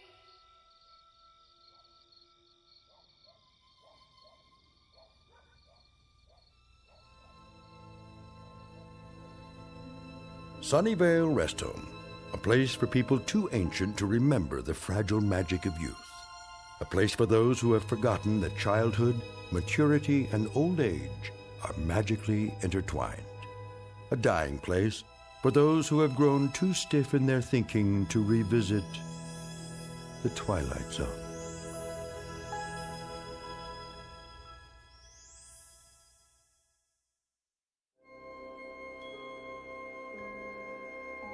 Hi, this is Carl Amari, producer of the Twilight Zone Radio Dramas. I'd like to take a moment to tell you about our official website at twilightzoneradio.com, where you'll get the latest news and information on these Twilight Zone radio dramas. Plus, at twilightzoneradio.com, you can digitally download 3 free episodes or any of our episodes for only $1.95 each. In this age of ever-changing technology, we've decided to make these episodes instantly available to you by making the Twilight Zone radio dramas a digital download-only series. This means that this series will no longer be offered on CD. The CD collections at our website are now being offered while supplies last at buy one, get one free. So be sure to get your favorites before they're sold out. Be sure to visit us often, and I'll see you in the zone.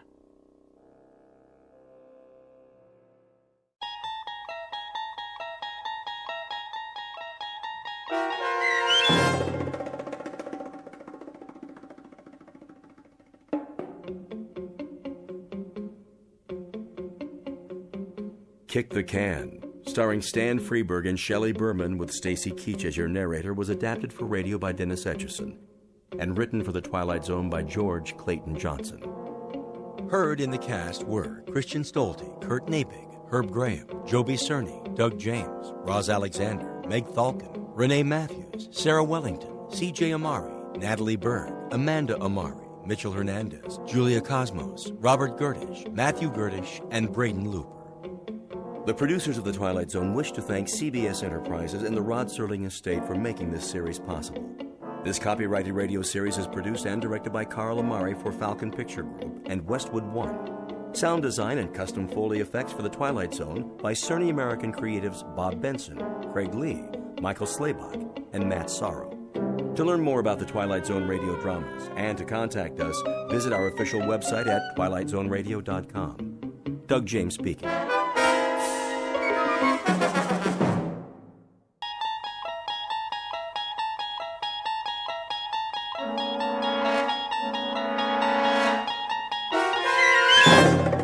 You unlock this door with the key of imagination. Beyond it is another dimension, a dimension of sound, a dimension of sight, a dimension of mind. You're moving into a land of both shadow and substance, of things and ideas. You've just crossed over into The Twilight Zone.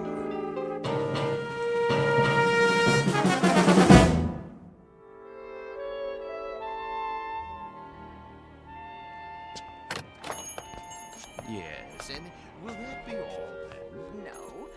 What time is it? I thought you made an appointment. I did. Oh, come on, honey.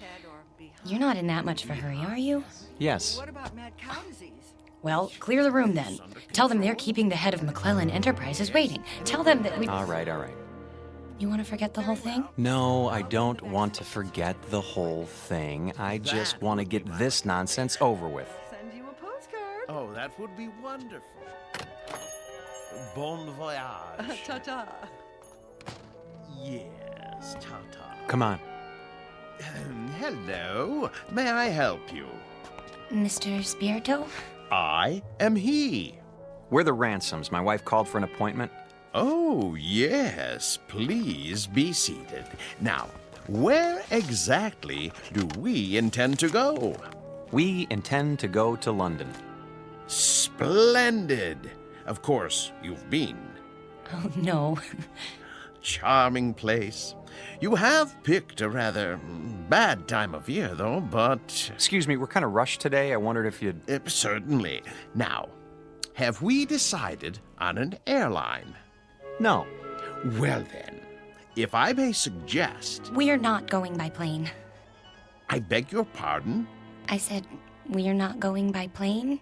Ooh, but you must, unless you're planning this for some time in the future. No, it has to be right away. Oh, then I'm afraid a ship would be out of the question. You see, it's the off-season, and the liners have all been booked up, or put on short runs.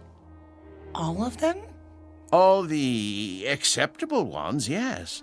I hope you won't mind my saying this, Mrs. Ransom, but, you know, airplanes are perfectly safe nowadays. I realize that some people feel a certain trepidation, but there's absolutely no reason... Eileen, if it's the only way... May we see a list of boats that are running? If you wish. You promised. I know. It's important, Alan. We agreed on that. I'm afraid these are the only passenger-carrying vessels bound for England in the next 30 days. Some are freighters, but it's sometimes possible... What about this one? The Lady Anne? I don't think so. Why not? Well, it's very nearly the oldest ship in the water, and the slowest. 13 days to Le Havre. Another half day to Southampton. Forget it. No. Wait. This says it leaves on Thursday. We'll take it. Please, Mrs. Ransom, the Lady Anne is a veritable antique. Listen to the man, Eileen. We can relax when we get there if that's what you want. Don't make such a big deal out of it. It is a big deal to me, Alan. A very big deal. Give us 2 tickets. For this relic? Yes, that's right. The Lady Anne. Oh, very well. A few extra days won't matter, will they? I don't have anything better to do. Check okay? Of course, sir. But, Mrs. Ransom, the Caravan Travel Agency takes pride in its service. I beg you not to do this. Well, it isn't going to sink, is it? With a ship that old, you can't tell what might happen. Oh, give me that check. Here. We'll pick up the tickets. Come on, Alan. You can go back to work now. Thanks for your help, Mr. Spirito. Very well. Bon voyage.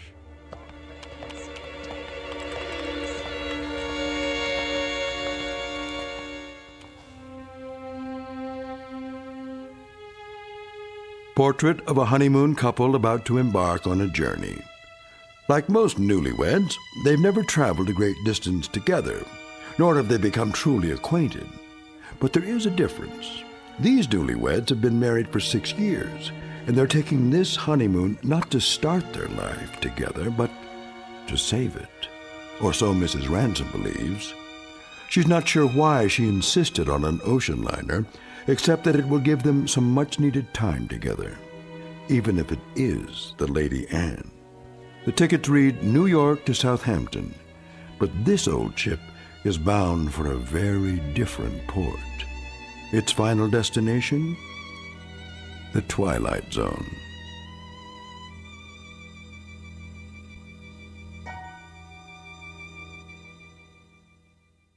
And now, The Twilight Zone and our story, Passage on the Lady Anne, starring Martin Jarvis and Rosalind Ayres with Stacy Keach as your narrator.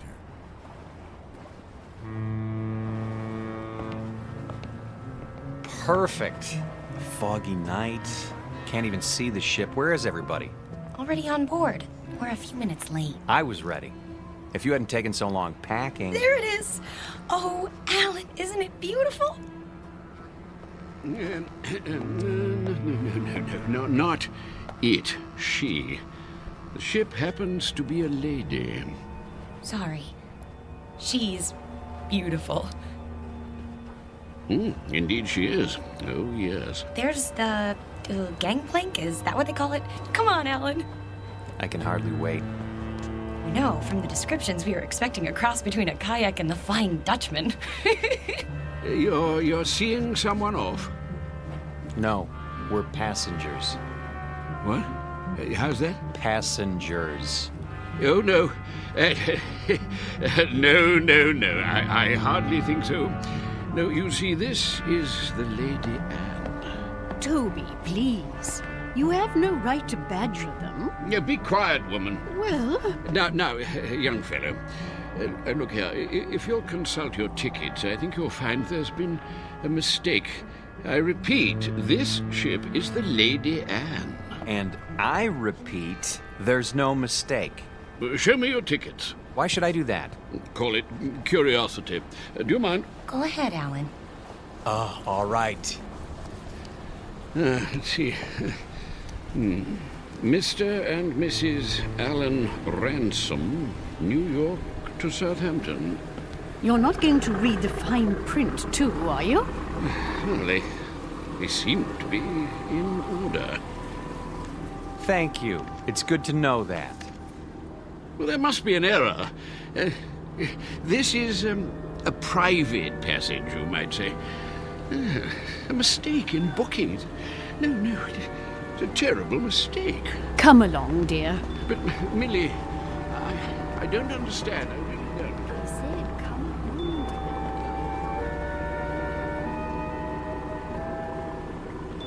Well, I guess that's how the British say welcome aboard. Oh, don't get your back up.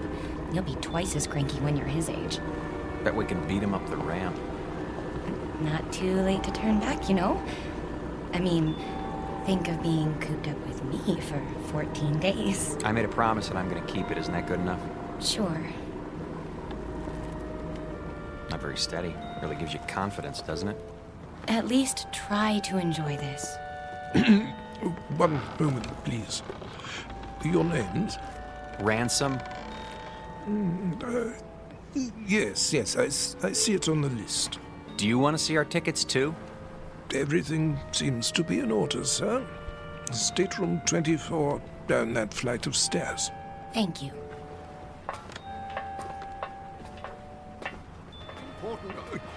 Oh, here we are. Yes, here we are. Good evening. I say, you're not going to let them do this, are you? I'm afraid it's out of my hands. Out of your hands? Well, we'll see about that.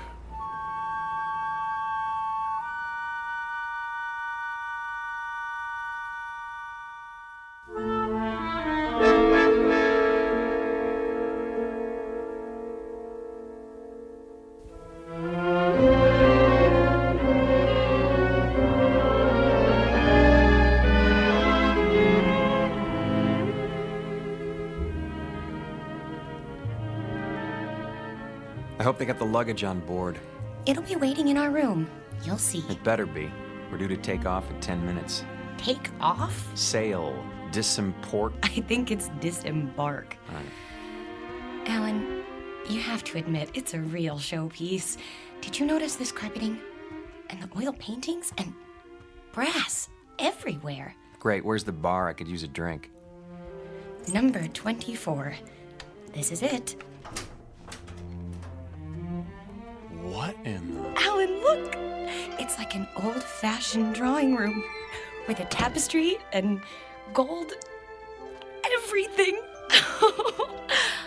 Pigeon's blood vases. I don't believe it. Are those plaster cupids on the ceiling? Oh, it's marvelous! And the canopy bed. Shaped like a swan. It's got a goose feather mattress. Oh, Alan, isn't this fabulous? It's probably the most ridiculous room in the entire world. You realize that? Probably? It is! And you actually like it. Don't you? Look at this chest. It must be 100 years old. A bowl of fresh flowers on top. And even a box of candy, shaped like a heart. At least the luggage is here. No kidding. You think we can take it for 2 weeks? I mean, with all this... There's the whistle. Come on, let's go up on deck. Why? Why? That's what you do. Haven't you seen any movies? Hurry.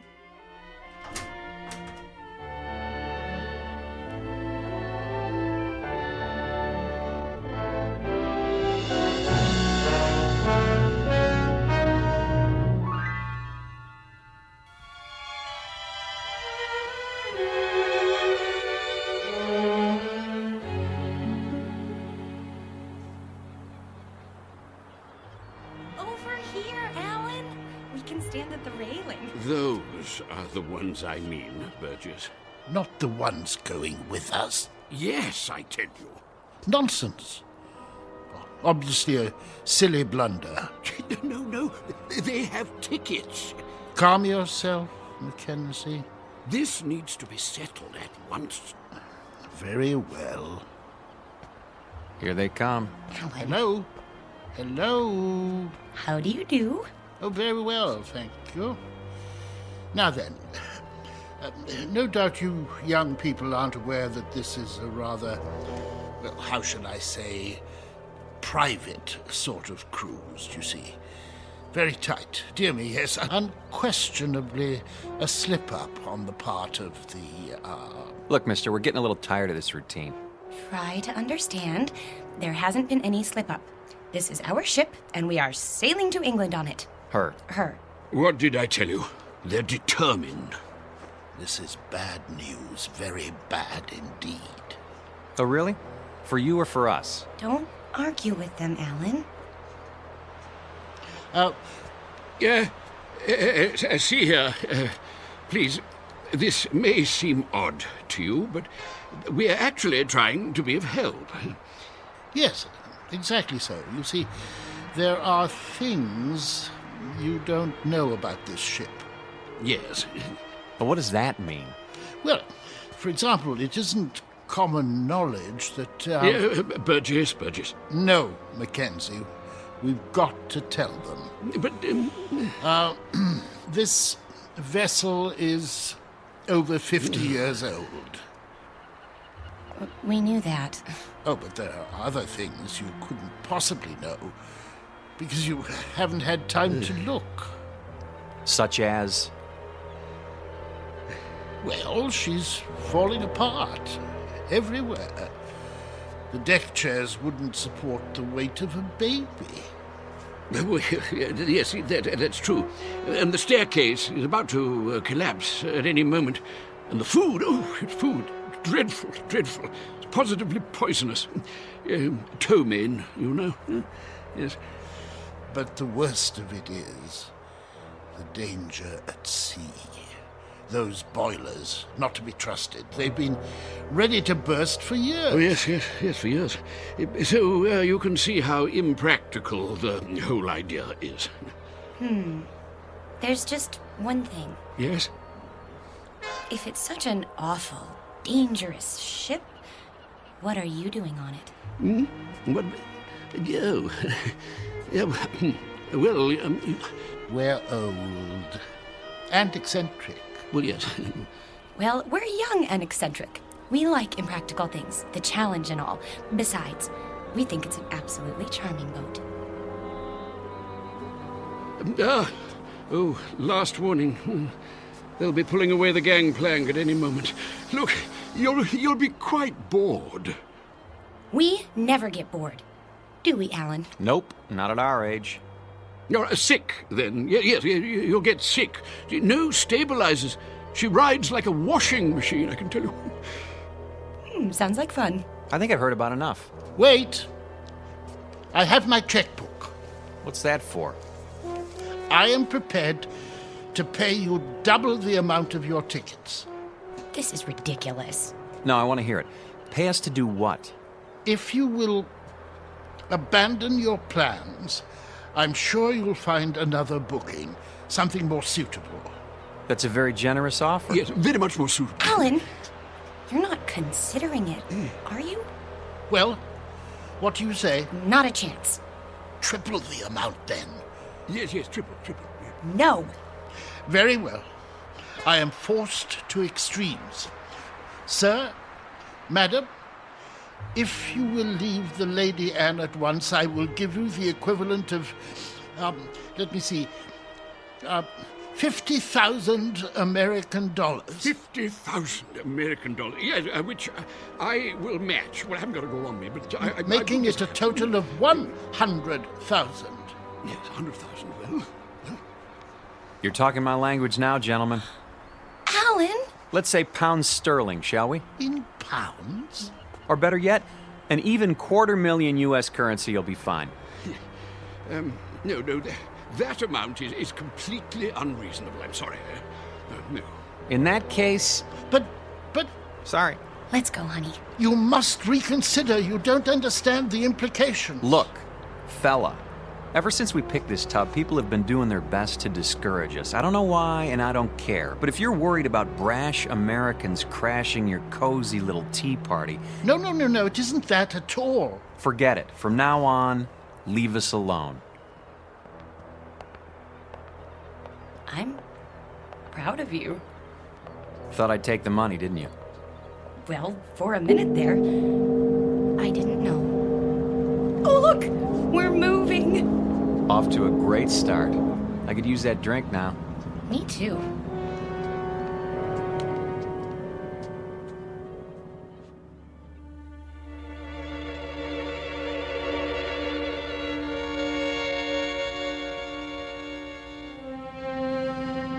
Too late. We did our best. We should have tried harder. But the funds he was demanding... highway robbery. Nevertheless, it was our duty. The duty of everyone on board. Who knows what the consequences will be? I fear we should have done whatever was necessary to keep them off this ship.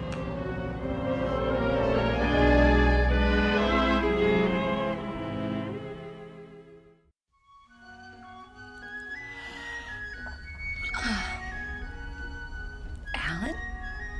Yes? You're already dressed. Why are you up so early? It's almost 11.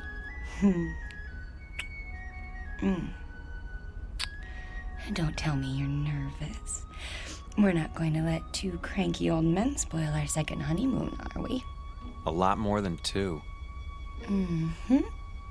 Better get dressed. Fire drill's in 15 minutes. What?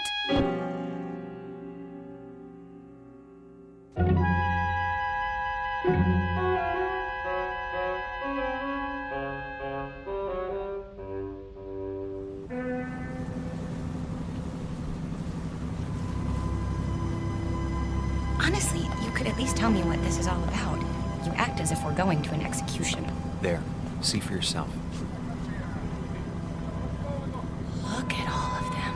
And all wearing their life preservers. Oh no. Alan, some of them are even on crutches. And wheelchairs. Pretty hard to stand for inspection.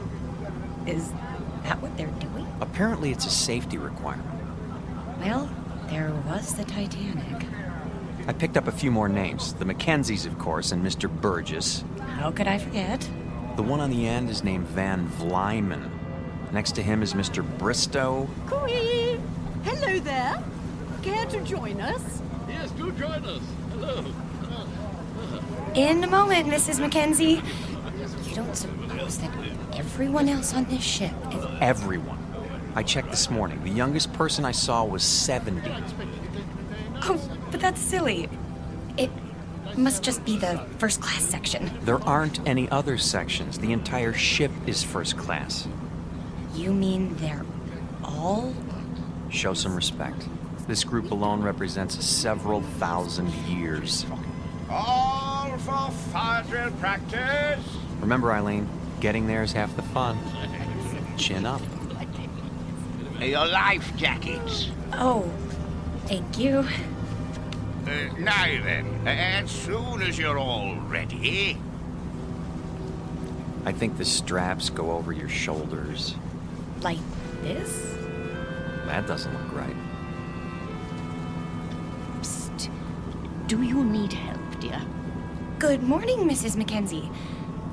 As a matter of fact... You should put your arms through the hole. No. Let them learn for themselves, dear. I was just trying to make it easier. See you later, then. Yes. Do the best you can. We look like a couple of clowns at a funeral. Now then, in the event the balloon should go up, the alarm will sound. Proceed to the Imperial deck in a calm, orderly fashion and await further instructions.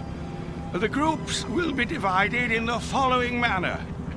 Group A, Mr. and Mrs. Huntley Small, Mr. and Mrs. Mackenzie, and Mrs. Scott Aylesbury.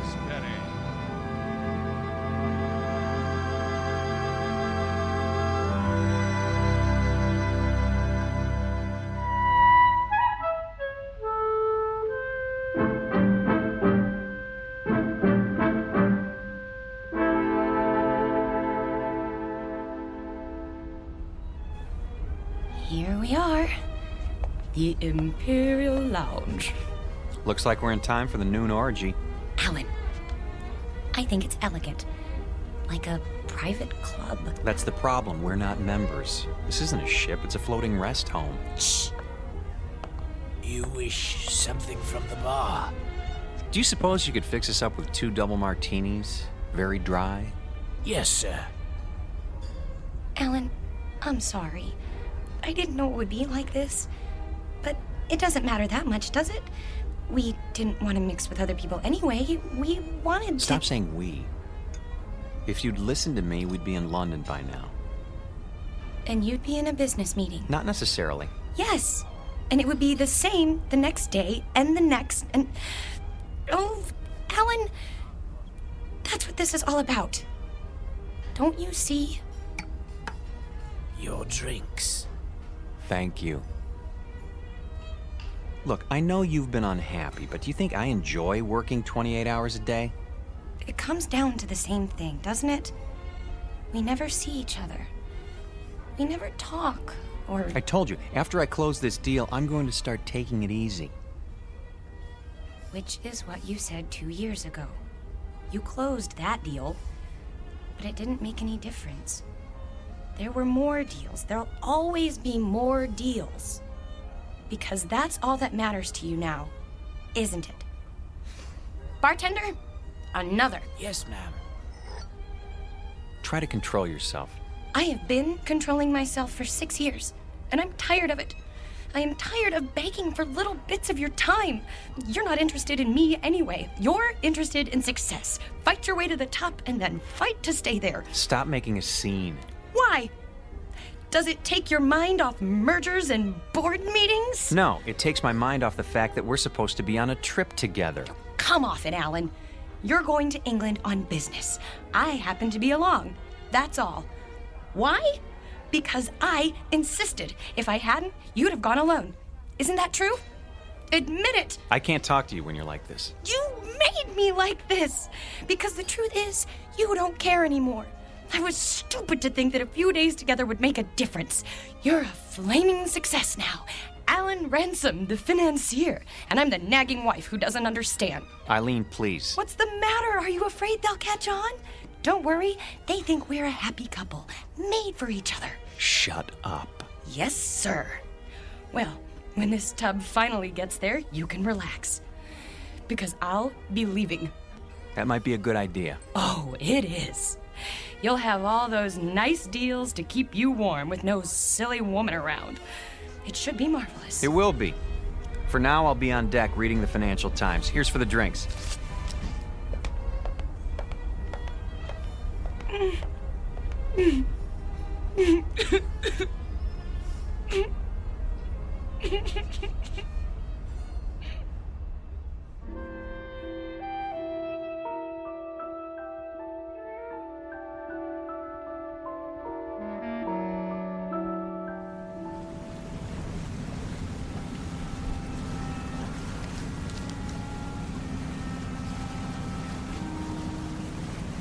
I say, you two, excuse us. Not you again.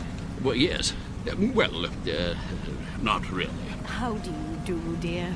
Nice to see you, Mrs. Mackenzie. If you don't mind, I'm trying to read the paper.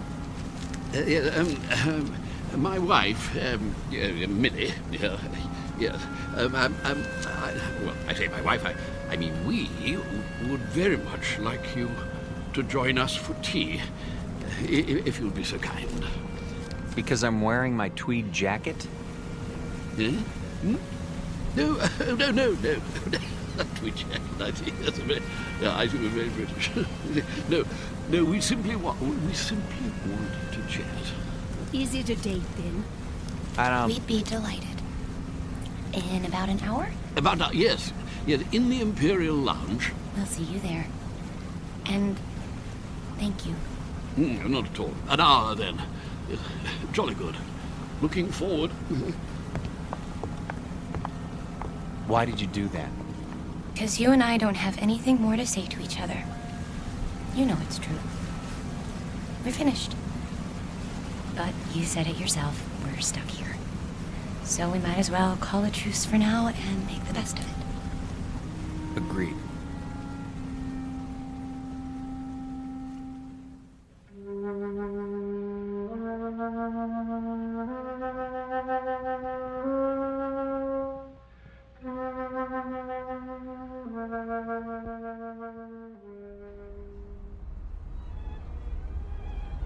Hello.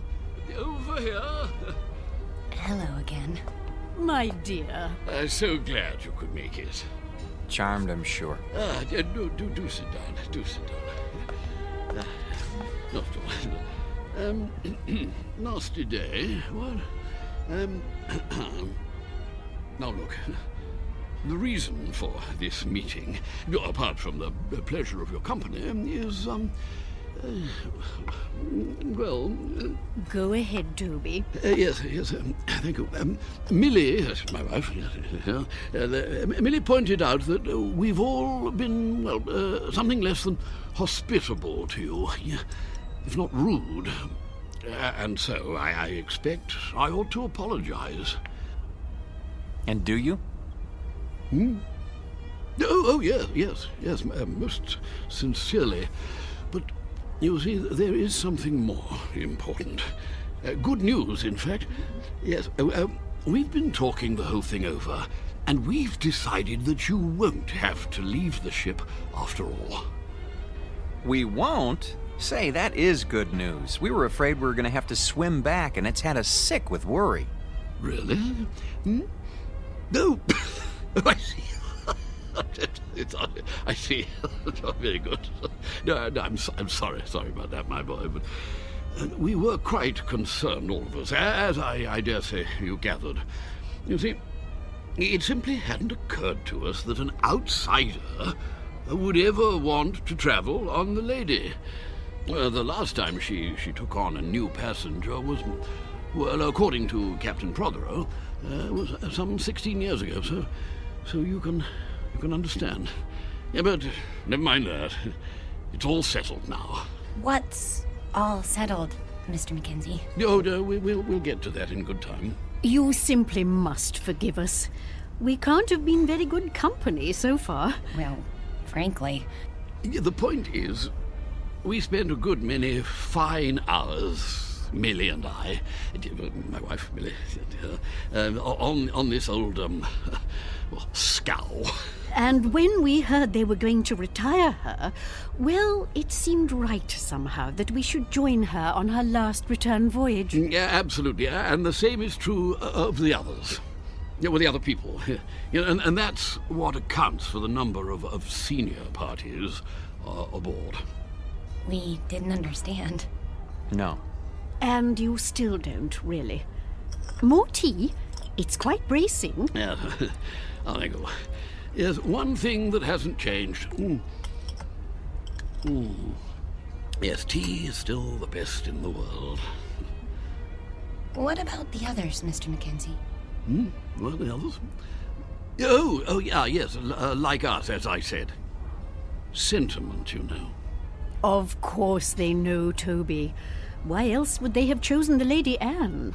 Yes, that's true. Our story isn't so different, I guess. My husband and I had never really been alone in 6 years. Excuse me. I'm going to get us a drink. Scotch all around? Oh, yeah, well, splendid. Thank you. He's embarrassed, isn't he? I seem to be doing that to him all the time now.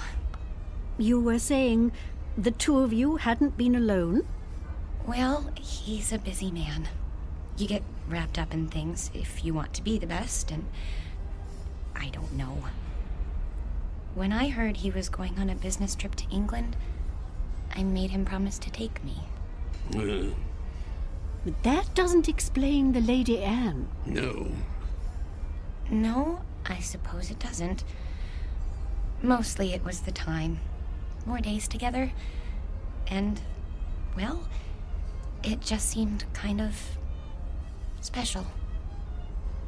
Oh, my dear, the Lady Anne is special. Very special. More special, I should say, than either you or your husband could imagine.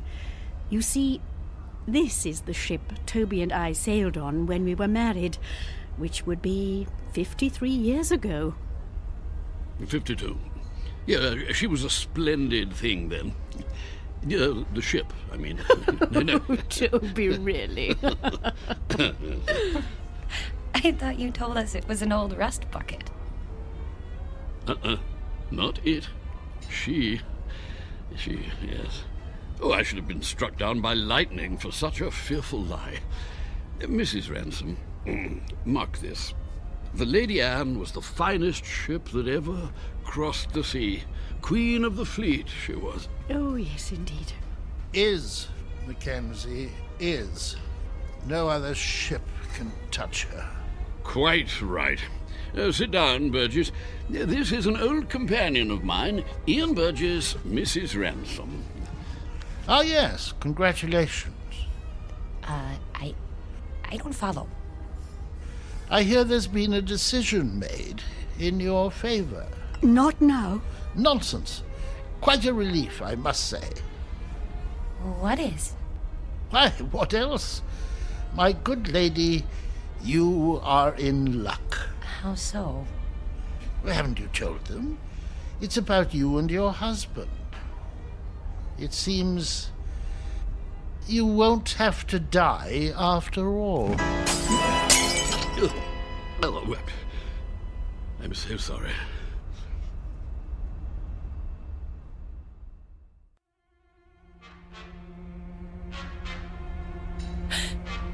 What did you say? He said you won't have to die after all. Of boredom, he means. Well, don't stand there like a ninny, Ian, tea all over you. Yeah, but sit down. Yes, to be sure. Sorry, I seem to have spilled my tea. You see, Mrs. R., she was the only one of her kind. specialized in honeymooners. That was her freight then, yes. Oh, yes. Young people in love. Ah, marvelous. The drinks. Ah, yes. You see, that's what makes your presence so... Sweet? No. Well, it was that. It certainly was that. Young married couples, you see, that's all you'd ever see. Full of juice and the moon in their eyes. All those children trying to act grown up and worldly and used to it. And everyone as nervous as a mouse. Yes. But that sort of thing, it lasted for only a few days. The Lady Anne gave them time to know each other. Oh, she was a wise ship. Cheers. Cheers. Cheers. Everything was arranged for young people. Love has its own point of view, you know. It sees things larger than life. Nothing is too ornate or too fancy or too dramatic. If it is a good love, it demands the theatrical and then transfigures it. Turns the grotesque into the lovely, as a child does. With it, we can see what we wish to see in people. Without it, we cannot see it all. We can search forever. How a shipping line ever found that vision, I cannot imagine. But they made the Lady Anne into an enchanted gondola and took that moment of happiness and pure sweet pain all lovers have and made the moment live for 2 unspeakably pleasant weeks. Well, they get the drift, my dear. There's no need to go gooey. But I feel gooey. The same is true for all of us, actually. Bolshia Jones and his wife over there, the bald chap. Engineer in his day, and a good one. The Whiteways. Next to them, Lord Bristow, with his cigar. Nice enough, but he's getting on. And there's old Champion. Innes Champion, the writer, adventure stories, that sort of thing. Quite a droll fellow, though you wouldn't guess it now. Widower, you know. Aye, and his wife. There was a wild thing. She passed on in... Oh, can't be sure of the date. What about you, Mr. Burgess? The same. We'd planned this trip together, but... Have you a picture? In my breast pocket, over my heart. She's very beautiful. Ah. Oh, my dear, please. This is purely temporary. I shall be with her soon. I'm so sorry. Oh, there, dear. It's all right. None of it really matters if you're in love. You are in love, aren't you, Mr. Ransom? Yes, of course. Well, that's the only thing that counts, you know. Everything else perishes. Now you've made her cry. Oh, perfectly all right. I cry all the time, don't I, Toby? All the time. Well, I don't. Why don't you two go out and get some fresh air? Do you good. Fog or no fog. That might be a good idea. Yes. We'll see you later. Of course you will.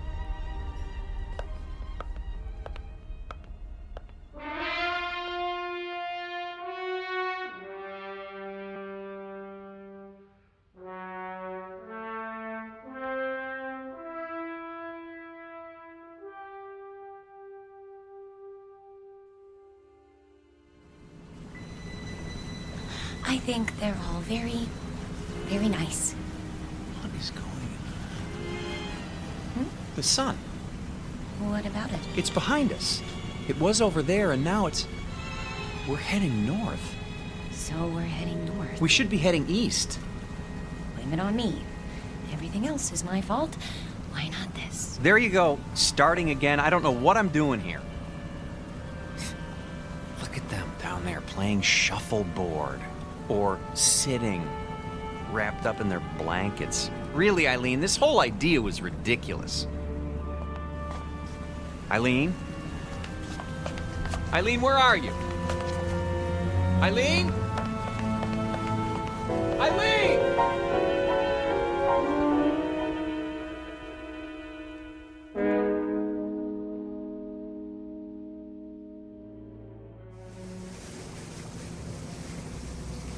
I thought you did get rather gooey there, my dear, but you know, I rather liked it. Gooey. No! Oh, Mr. Ransom. I say, is something the matter? I can't find my wife. We were standing over there at the rail. She was right behind me. You don't think anything could have happened to her, do you? Oh, I doubt that. It's rather difficult to fall overboard. Oh, yes, yes. Eileen! Eileen! Eileen! Eileen! Eileen? Stuart, have you seen my wife? No, sir, but I wouldn't worry. I want this ship searched. I'll take the liberty of alerting the crew. Have you tried the library?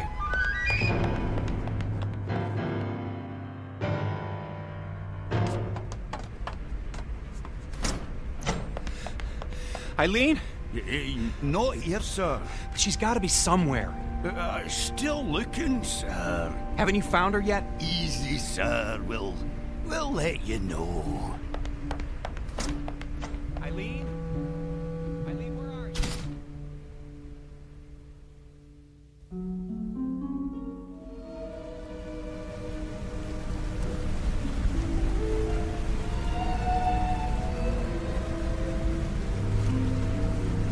I say, not turned up yet? No, I searched everywhere. She'll turn up. Have a nip with me. Come on, boy. Let's go inside. Yeah, maybe she's inside. Come on. Let's go into the Imperial Lounge, what?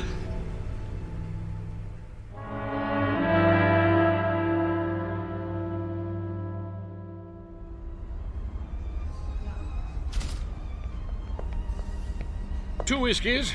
Make 'em strong. I can't believe it. She's gone. Well, it does seem that way. But of course it isn't so. You've just missed her.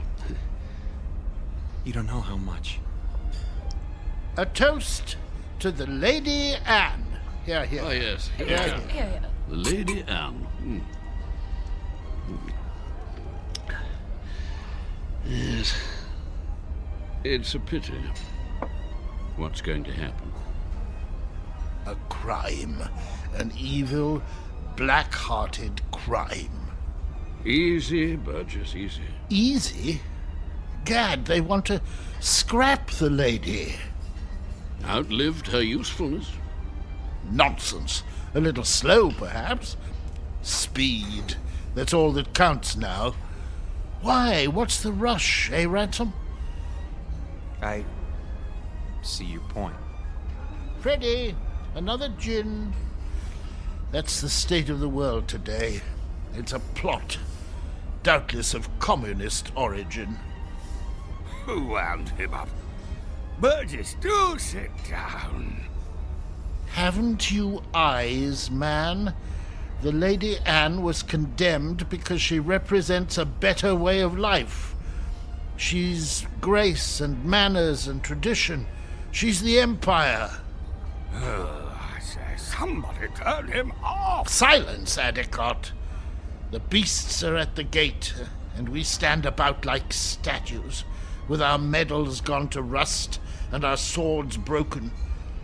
Soon they'll reach up their hairy hands and pull the Queen down from her throne. Scrap the lady? They'll scrap the world. Poor chap. He'll feel better later at the party. Another drink, Mr. Ransom. Mr. Ransom?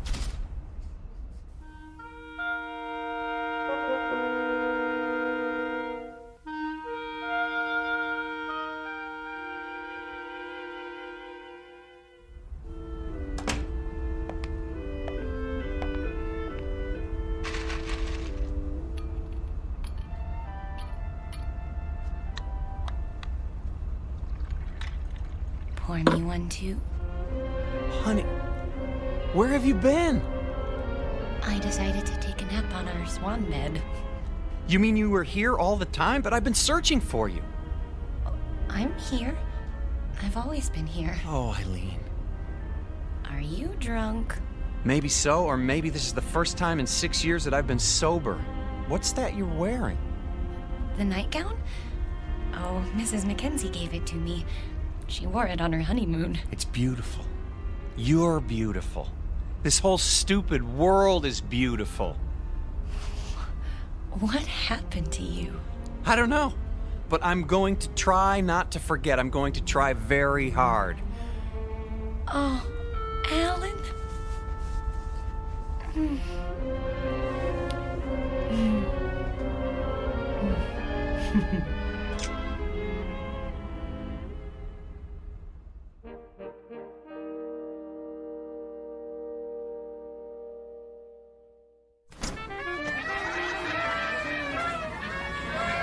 Will you look at all this? Balloons, ribbons.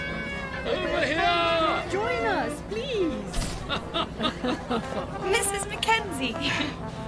Come on, drink up. The champagne's getting warm. Well, you found her. Oh, you're as bad as Alan. I think we'd like you to meet Captain Prothero, Mr. and Mrs. Ransom. Happy to meet you, sir. My pleasure. You've had a pleasant voyage, I trust. Oh, yes. We're grateful to be a part of it. Indeed. Your presence has been good for us as well. You packed your things? Shh. They don't know yet. Oh, well, I suppose it doesn't matter. Know what? Nothing important. If you'll excuse me, I have to make some preparations. Be back shortly. You look positively radiant, my dear. The Lady Anne has worked her magic on you. She... and you. All of you. I'd forgotten some things. How to relax. I was so busy, I lost sight of what's important. It won't happen again. I say, let's drink to that.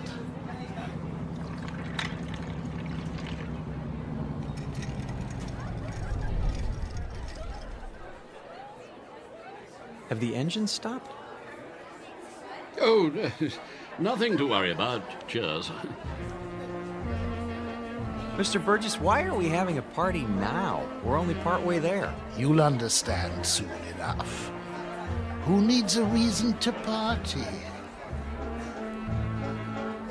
Mrs. Ransom, may I have this dance? I have been waiting for someone to ask. Mrs. Mackenzie? I'm not very good, but... Oh, delighted, Mr. Ransom. Oh, splendid.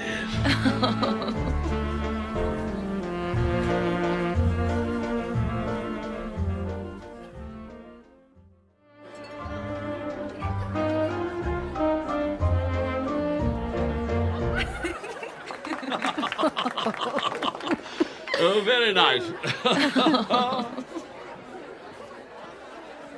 Well, I see they haven't gotten them fixed. What? The engines. The engines? Oh, there's nothing wrong with the engines. Ready now? Your luggage has been collected. Luggage? Really? Should have told them. Didn't want to spoil the party. Excuse me, but what are you talking about? Why should our luggage be moved? Because, my friends, we're putting you off the ship. You're what? Are we in trouble? No, nothing like that. They'll come to understand. Maybe so, but we don't understand now, and we're not going anywhere until we do. I'm afraid there isn't any choice. Follow me, please. Alan? Is this some kind of gag? You don't just put passengers off a ship in mid-ocean. Steward! Captain! Draw your pistol. Yes, sir. You're kidding, aren't you? If you'll do as the captain says. This way. I tell you what, we'll all go. Alan, what's going on?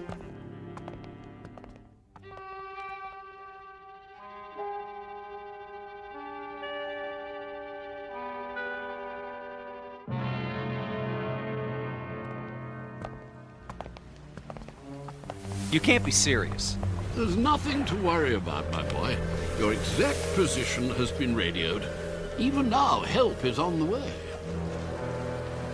Alan, I'm not kidding. Captain, this is outrageous. Your luggage is in the boat. Flowers, a tin of biscuits. Champagne? I thought of that. The lifeboat sends out a signal so you'll be picked up straight away.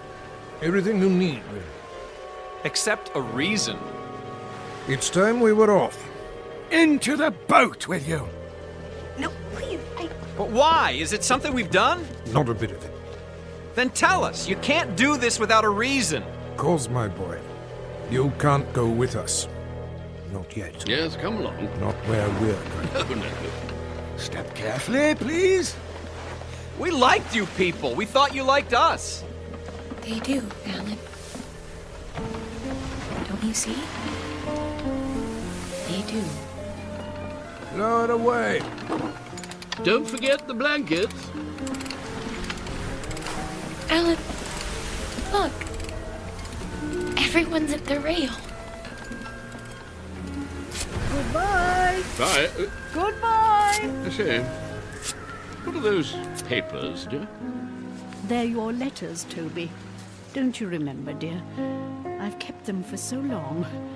You're throwing them overboard. They deserve a proper burial at sea. I won't be needing them now, will I? No, dear. Not anymore. Listen, the engines are starting again. They're moving. So are we.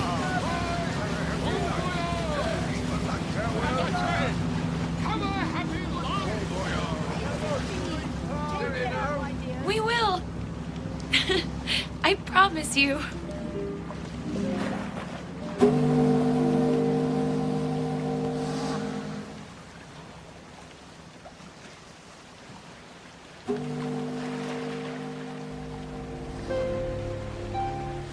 Here's a blanket. I don't need it. Aren't you cold, darling? Not with your arms around me. I don't think I've ever felt so warm in my life. Do you think we'll see them again? Yes. In fact, I'm sure of it.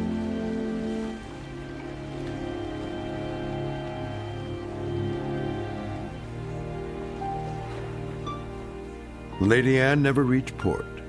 The ransoms were picked up by a cutter a few hours later, just as the captain promised.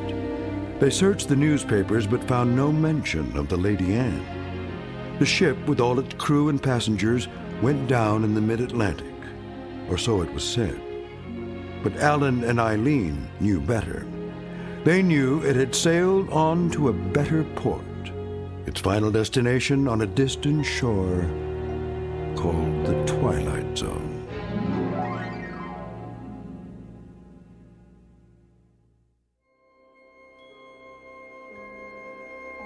Hi, this is Carl Amari, producer of the Twilight Zone Radio Dramas. I'd like to take a moment to tell you about our official website at twilightzoneradio.com, where you'll get the latest news and information on these Twilight Zone Radio dramas. Plus, at twilightzoneradio.com, you can digitally download 3 free episodes or any of our episodes for only $1.95 each. In this age of ever-changing technology, we've decided to make these episodes instantly available to you by making the Twilight Zone Radio Dramas a digital download-only series. This means that this series will no longer be offered on CD. The CD collections at our website are now being offered, while supplies last, at buy one, get one free. So be sure to get your favorites before they're sold out. Be sure to visit us often, and I'll see you in the zone.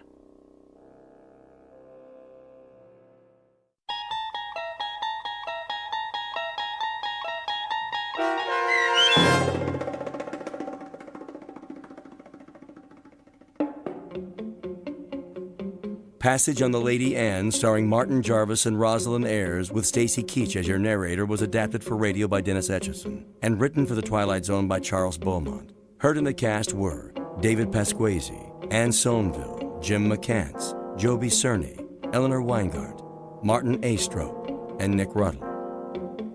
The producers of The Twilight Zone wish to thank CBS Enterprises and the Rod Serling Estate for making this series possible. This copyrighted radio series is produced and directed by Carl Lamari and Joby Cerny for Falcon Picture Group. Sound design and custom Foley effects for The Twilight Zone by Cerny American creatives Bob Benson, Craig Lee, Matt Sorrow, Tim Cerny, and Todd Beyer.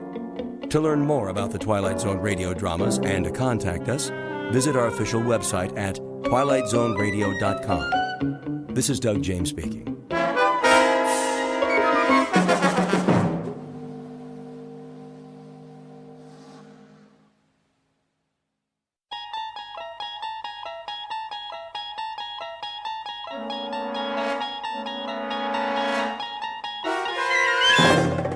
You unlock this door with the key of imagination. Beyond it is another dimension, a dimension of sound, a dimension of sight, a dimension of mind. You're moving into a land of both shadow and substance, of things and ideas. You've just crossed over into the Twilight Zone.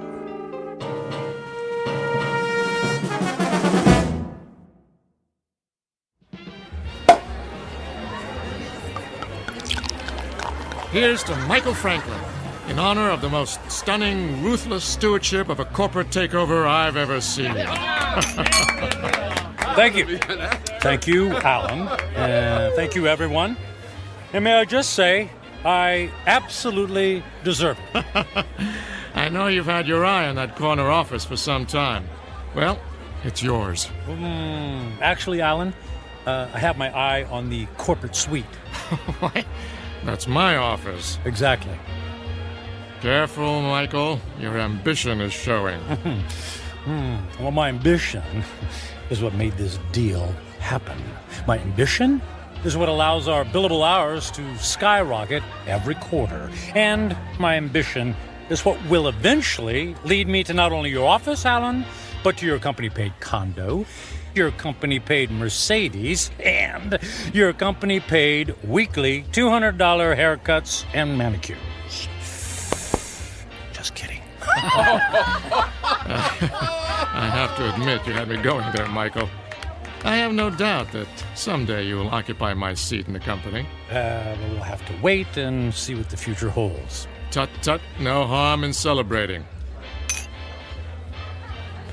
Speaking of the future, check out that wild-looking old woman sitting behind the table. Wearing that colorful headscarf with all the jewelry? She looks like a contestant for Best Halloween Costume. No, I think she's telling fortunes. See how she's looking at that guy's hand? Let's go see what she has to say. Alan, you don't believe in this stuff, do you? Of course not. It's just for fun. On the other hand, maybe she can give us a hot tip for our next takeover target.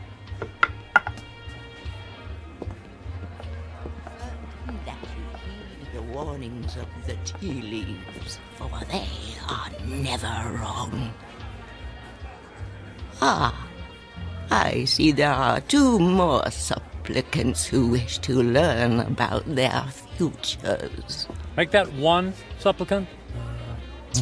I'm not playing. Oh, go ahead, Michael. What can it hurt?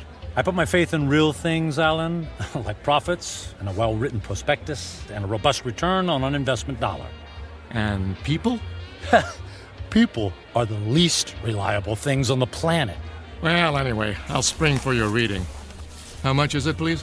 For this most rare and deep connection to the mystic masters of the cosmos, the charge is $5. $5? Ooh. It's highway robbery. All in good fun and worth $5 to find out what's next for the amazing Michael Franklin. There you are, my good woman. The mystic masters thank you. Yeah, I bet they do. Please be seated and give me your right hand. What's wrong with my left hand? The right hand crosses the body's meridian, connecting directly to the humors of the heart through the intercession of the soul. Oh, I'll say this for you. You've got the sales pitch down pat. Please close your eyes and focus your thoughts on your inner golden light. I would have guessed that green is your color. Michael, quiet. All right, I'm quiet. I'm focused. Watch as the golden light moves toward you. Slowly, it surrounds your consciousness. Surrender to its mystery. I never surrender. The mystic masters perceive you as a man who values work above all else. She's got that right. She could have said the same thing about anybody in this bar. There are people in your past who have suffered a disconnection with you. Spirits are left unsatisfied. Well, it can't be old girlfriends. He doesn't take time to go on dates. Your soul is troubled. My soul is just fine. Thank you very much. There's something strange. I am attempting to discern your future, but I cannot. I could have told you that. No offense. What's the matter? The reading is over. What? Hey, we paid you to tell us fortune. Here is your money back. I cannot complete the reading. Now look, lady, I don't believe in all this hocus pocus, but a deal's a deal. Just tell me I'm going to be the richest man in the world, and you can keep the $5. I do not take lightly the readings of the soul. I'm going to go complain to the manager. Alan, hold on, Alan. Look, we don't want to cause you any trouble, lady, all right? Just say what's on your mind, and we'll leave. Very well. I will tell you what the mystic masters have divined. May the Lord have mercy on your soul. What is it? Alan's gonna fire me? I'm gonna lose my hair? Your future is very clear, and it is this. In 10 days, you will be dead. What? I don't think that's very funny. The signs are serious, and the reading is true. What kind of scam is this? Come on, Michael. Don't let her ruin your night. You know, lady, we were humoring you by coming over here. The least you could do is play along and not be such a downer. I did not wish to reveal your fate. You insisted that I do. When the clock strikes midnight on the 10th day to come, you will be dead. And now what? And no. Don't tell me. Let me guess. I pay you another $5, and you tell me how I can avoid this terrible fate. That is impossible. Your fate is sealed. Let's go get a beer. Come on, Michael. Fine. It's been a real pleasure spending time with you, ma'am. Alan, I'm heading home. I got some paperwork to finish anyway. Are you sure? Oh, yeah. Yeah. Suddenly, I don't know, I just lost my desire for celebration. Okay, buddy. See you tomorrow. Yeah, see you tomorrow.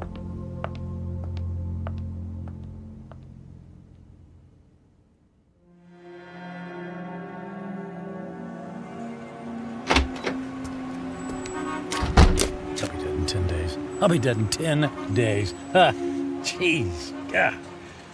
Con artist. Hey. Come on. Where's a taxi when you need one? Oh. Hey, taxi! Taxi over here!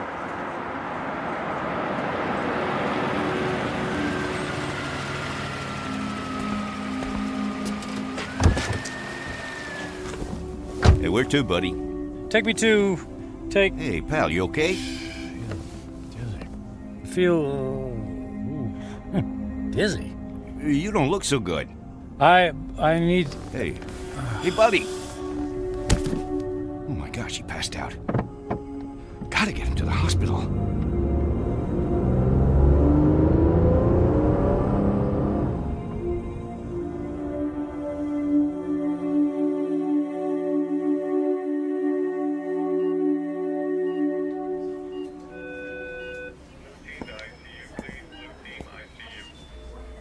Mr. Franklin, can you hear me? Where am I? You're in the emergency room at Samaritan Hospital. What? What happened? What's going on? Easy, please. Don't try to sit up right away. You're still recovering from the anesthesia. Anesthesia? Yes. For what? You were brought here because you passed out in a taxi cab. Do you remember that?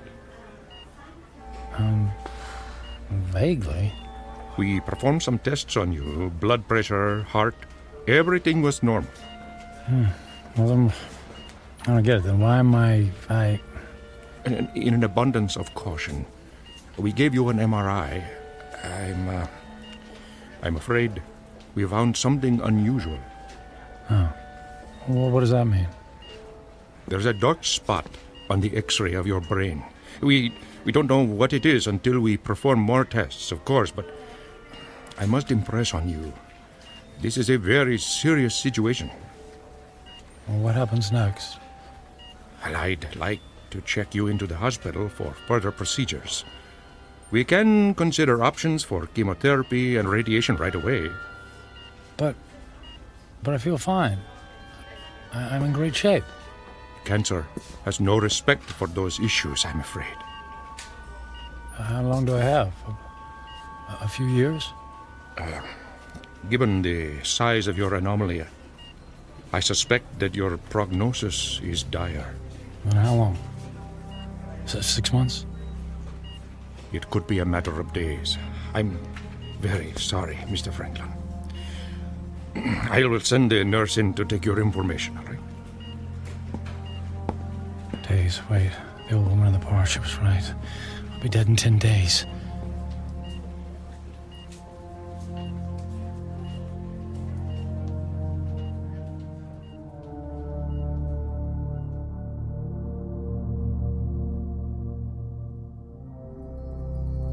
Portrait of a man frozen in the amber of fear. Michael Franklin, workaholic captain of industry, ruthless to his enemies and dismissive of routine human interaction. Given a prognosis that would send a chill of terror down the spine of the most stalwart of men, he is faced with the rising specter of his own mortality. But even worse, he stares into the rear-view mirror of a life only half-lived.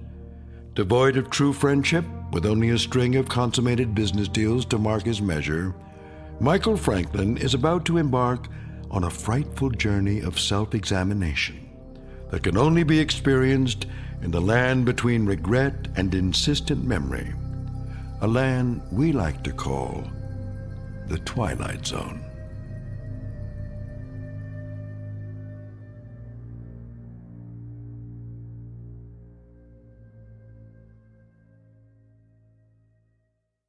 And now, The Twilight Zone and our story, 10 Days, starring Ned Bellamy with Stacy Keach as your narrator.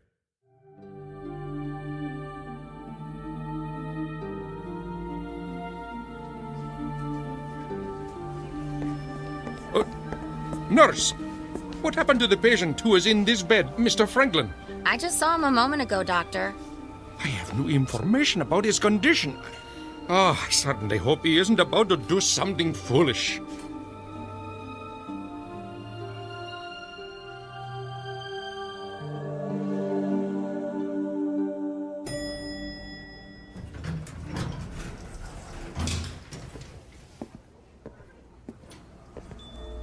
Is Alan in yet? Oh, yes, Mr. Franklin.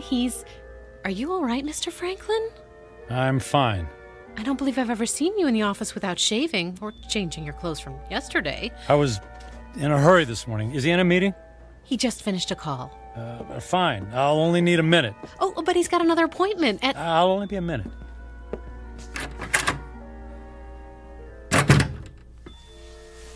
Michael, you look like you haven't been to sleep all night. Isn't that the suit you wore yesterday? Don't tell me you went out to celebrate without me. Alan, I quit. Yeah, me too. Alan, listen to me. I'm quitting. This is some kind of joke, right? I would appreciate it if you would expedite the disposition of my account. I want to close out my portfolio. I'm cashing in my stocks. I need my retirement funds and my annual bonus, every bit of it. Michael, you're talking crazy. What are you doing? What's this all about? What part didn't you understand? I mean, you can't just quit. But I just did. What on earth for? Personal reasons. Personal reasons? After all these years of working together, you offer me that? Correct. Michael, if this has something to do with that crazy old woman who told your fortune last night... It's not that. I just decided to take my career in a different direction. I've just been thinking about making this move for a long time. I don't believe you. Alan, no offense, but I don't care if you believe me or not. I've made my decision, and I'd like you to honor it. You realize that if you disassemble your corporate portfolio early, there will be substantial penalties. Not to mention the perks you'll be losing. The company car, the country club membership, the center court basketball tickets. Can you have the accounting department wrap everything up right away? Oh, and I'd appreciate all of the various income streams to be folded into one check. That check will be worth several $1 million. Yes. Well, I can't say I approve of what you're doing, and I can only hope you have a good reason, even if you won't tell me. Could you make the call, please? I'm in a bit of a hurry.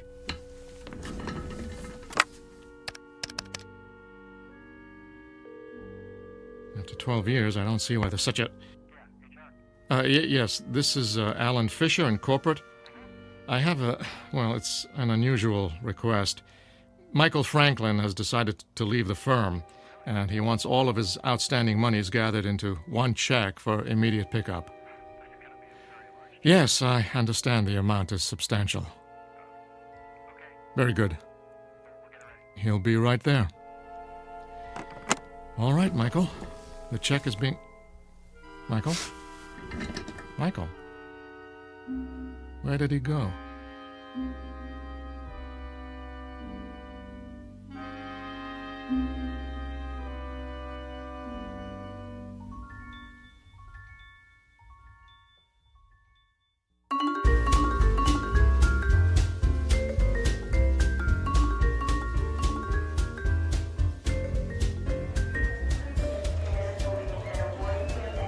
May I help you, sir?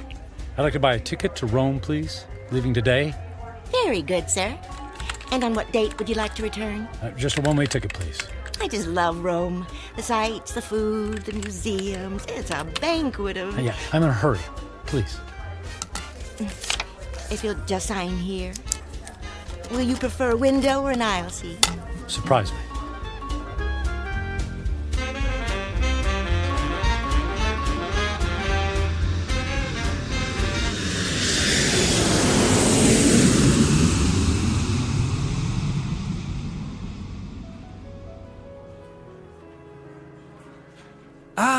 Mr. Franklin, welcome to the Grand Hotel, Rome's premier destination. Our presidential suite has been prepared. All 3 fireplaces are ablaze, the champagne is on ice, and your veranda opens onto the courtyard where Rome's finest string quartet is waiting to play for you.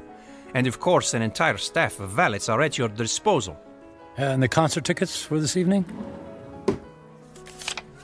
The limousine will gather you at 6 o'clock. You will be driven directly to the private entrance where a personal elevator will whisk you to the ambassador's box.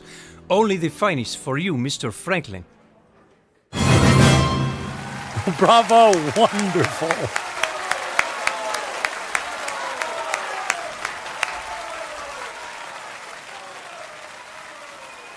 Excuse me, Mr. Franklin. The young lady in the next box has sent this fine wine to you. Well, please ask the lady if she would care to join me. Right away, Mr. Franklin.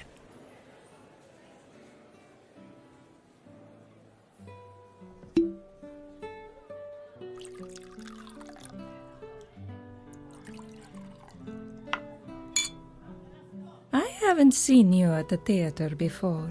Do you come to Roma very often? You might say this is a once-in-a-lifetime vacation. I want to see and do everything. All the finest foods, all the finest wines. I want to hear the best music and experience all the riches the world has to offer. All at once? Why settle for the ordinary when we can fill our lives with the amazing? Oh, you are a man of action. Speaking of action, would you care to dance?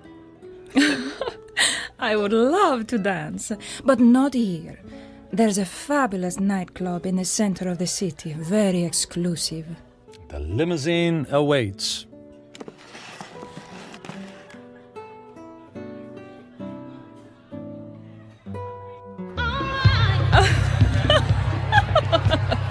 What a wild dancer! It's not me. It's a champagne. You're so funny. I believe I'm slightly tipsy too. Oh, tipsy. What does it mean? It means I've had too much to drink, which means I'll probably have a ferocious hangover tomorrow. Oh, that is too bad. But no worries. The way to prevent a hangover is to keep drinking. More champagne! More champagne! More champagne! And more dancing! And more dancing!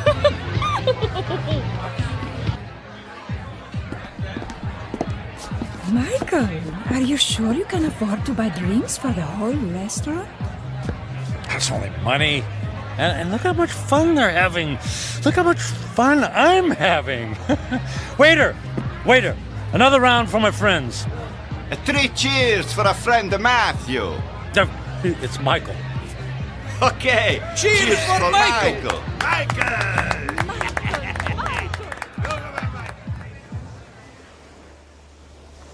Michael, are you able to walk? It's not me. It's the streets that keep moving. You danced the night away. And we'll do it again tonight. The sun rises over the ocean. If I see 1,000,000 mornings, I never grow tired to seeing that sight. Imagine if you only had a few more to see. I'm sorry, what did you say? I said, would you care for some breakfast? I'm starving. Then let's go to the best restaurant in the city and order everything on the menu. I've never met a man like you, Michael. If you want something, you just take it. Of course. What's that old saying? Eat, drink, and be merry, for tomorrow we die. Michael, what's wrong? You look sad. Did I say something wrong? Maria, I wanted to ask you something. What is it, Michael? Would you care to join me on a small trip? Where to? Oh, I know a charming village near here. We could have a picnic. Actually, what I had in mind was Paris. Paris, France. And then London. And then Monte Carlo, or Moscow, or Hong Kong. I mean, we could go anywhere in the world. But what will we do when we get there? Whatever we want. I'll buy you diamonds, or a new car. Would you like a new car? Michael, you're making my head swim. I don't need a new car or diamonds. What then? A yacht? My life is here, in Roma. I can't just pick up and leave to go hopping from one country to the next. Why not? You just said you admired me for that very thing. I admire your freedom, but I have responsibilities. My parents are here, my friends. Well, they'll be one phone call away. I can't just leave. You can do anything you want to, just like me. Don't you have anyone you feel responsible to? We were discussing breakfast. Breakfast, that's what we need. Michael, I asked you a question. Come, we'll order the most expensive breakfast in town in the most expensive restaurant. We'll have them serve us eggs on plates made of gold. I'm not really hungry. Where are you going? Where are you going? I have things to do. But what about Paris, London? You're willing to give all that up? If I left with you, then I would be giving up something. Like what? My life here. It's who I am. The people I love, the friends I have. So, window dressing. None of that is important. And what do you think is important? I am. And what I want. I see. Goodbye, Michael. Fine! I'm going to pass by myself. There's lots of beautiful women there, too!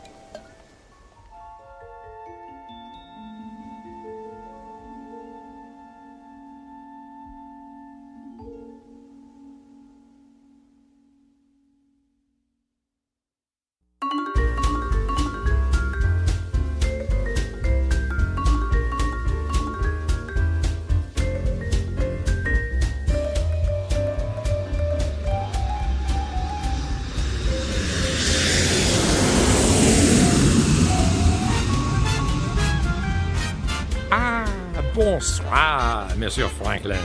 Welcome to Paris.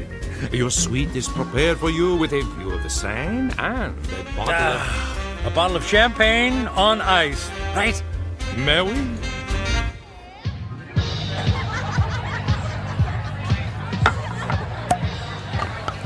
What did you say your name was? My name is Angelique.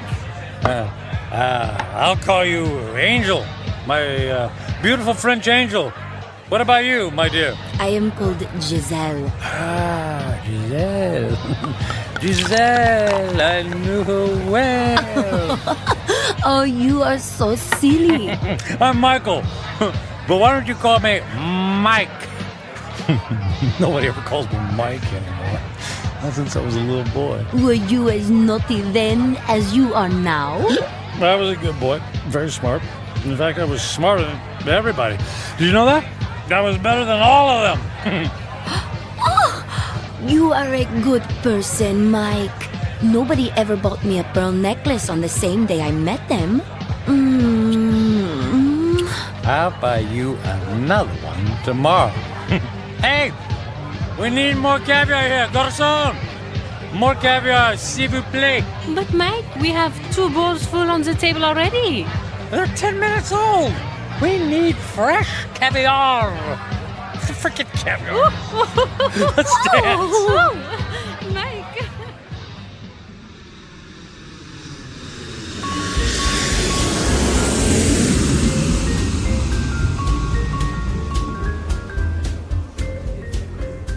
Welcome to London, Mr. Franklin. Your suite has been prepared for you and... Bottle of champagne on ice. Got it. Let's say, on second thought, cancel my room. Book me on a flight to Monaco. I got an itch to gamble. Right away, sir.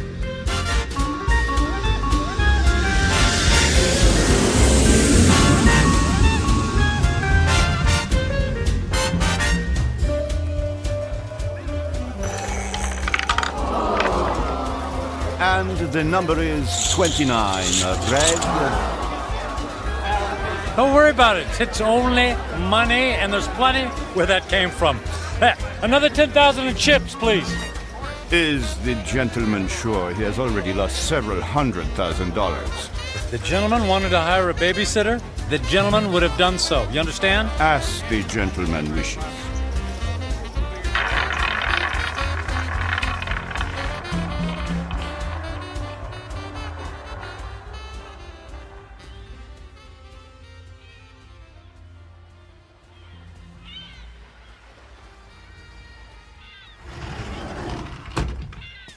Mr. Franklin. Good morning, Mr. Franklin.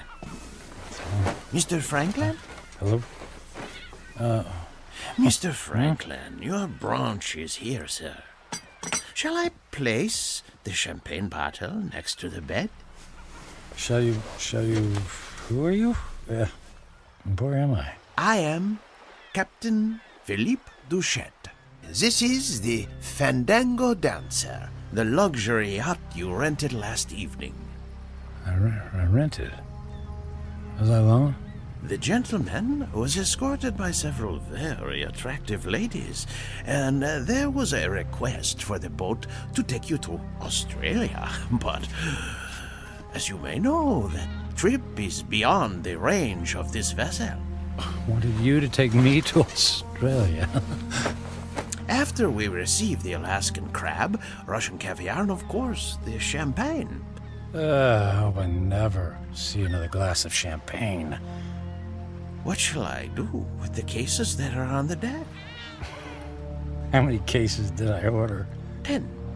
They're yours. Merry Christmas. Do you wish to proceed with the cruise? No, I don't think so.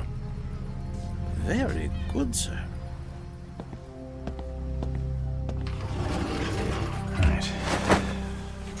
For a week, I've eaten the finest foods, drunk the most expensive champagne. I've slept in the most exquisitely comfortable beds with the most luxurious silk sheets. I've held beautiful women in my arms. I should be the happiest man on earth. I should have a permanent grin tattooed on my face. Why am I so miserable? I'll have a few days left to live. A few days.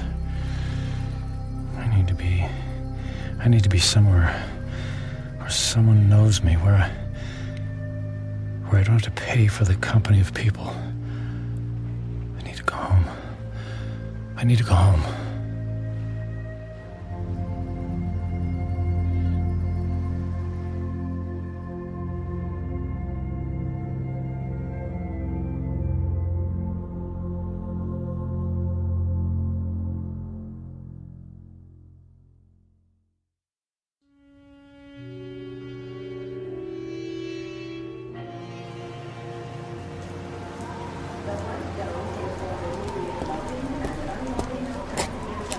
Taxi! Taxi, over here!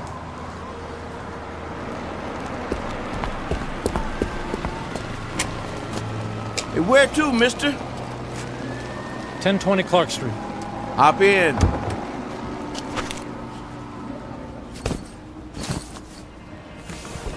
Looked like that wind was gonna take you away, mister. We flew in through the storm. It was quite a bumpy landing. Well, it'll probably blow over soon. Say, I don't think I've seen you around here before. Well, I haven't lived here for quite some time. That must be it then. Oak Grove being such a small town and all, I know just about everybody around. Yeah, well, as I said, it's been a few years. Just visiting? That's right. Family? Not really. What'd you say your name was? I didn't, but it's Michael Franklin. Your dad was the high school teacher. That's right. Oh, I don't think I remember seeing you at the funeral. What was it, 4 years ago? I wasn't here for the funeral. You didn't come to your own father's funeral? Not that it's any business of yours, but I had meetings in Japan and couldn't fly all the way back here. Is that all right with you? Is it okay with you? Look, if you don't mind... You'd prefer if I stopped flapping my gums, right? Well, I wasn't going to put it like that. Not to worry. The wife says I'm 99% hot air. It's just that I've been flying for the better part of 24 hours.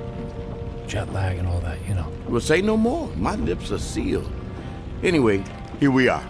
1020 Clark. Let me help you with your bag. It's all right. I can manage. Here you go. Keep the change. Mister, do you know you just paid me with a $50 bill? Huh? Oh, yeah. Yeah, that's fine. Well, you have yourself a really fine day, because I sure will. And you be careful in that wind, you hear?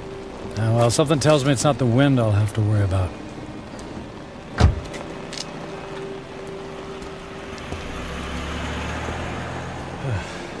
Here goes.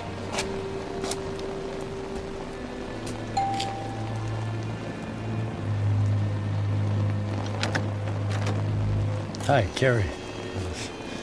Surprise. Michael? What are you doing here? It's a long story. May I come in?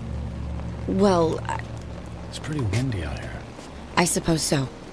Thank you.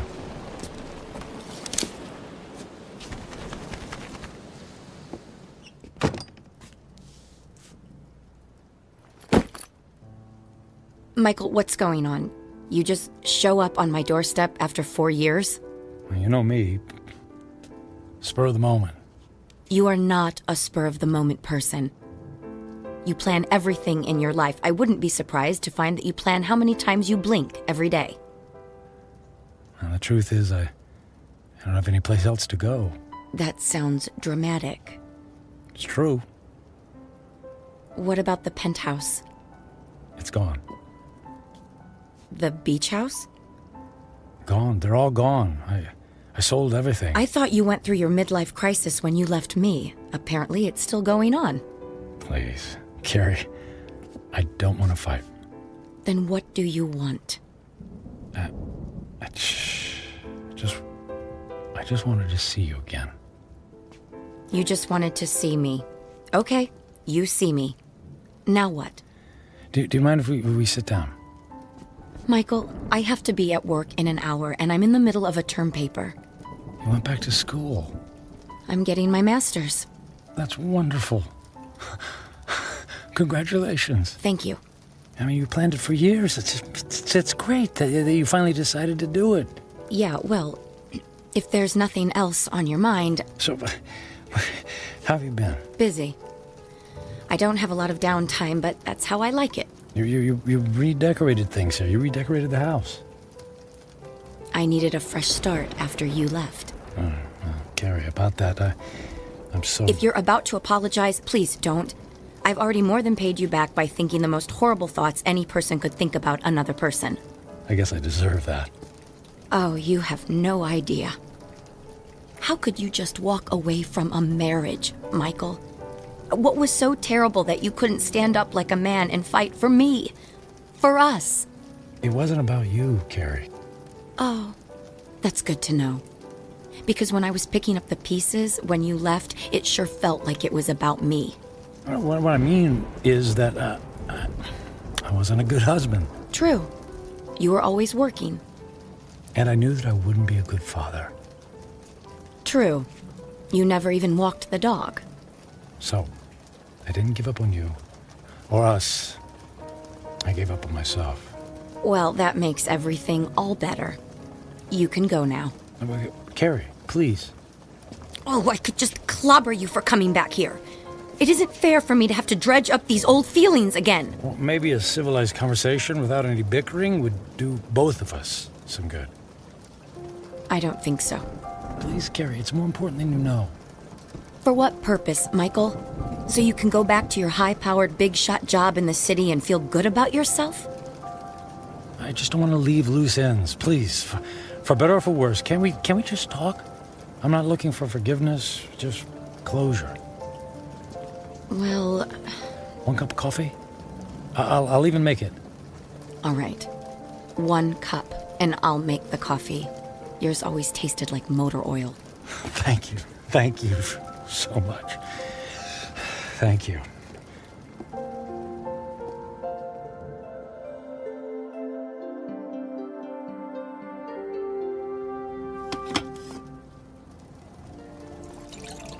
So you quit your job, sold your homes, and now you're here. It doesn't make sense. Yeah, about that. I guess I just realized that being a workaholic isn't very much fun, after all. But that's all you know.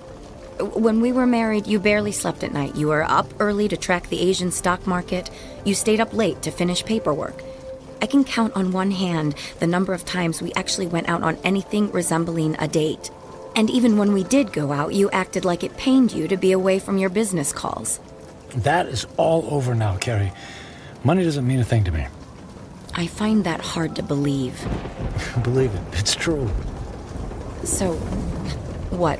You're gonna take up oil painting? Or become the stand-up comedian you always wanted to be? Nothing like that. Actually, it's quite serious. Last week, What was that? It came from the living room. Oh, the tree! The wind knocked the tree into my house! Carrie, wait a sec. Carrie, don't go over there. It might be dangerous. That's a tornado warning!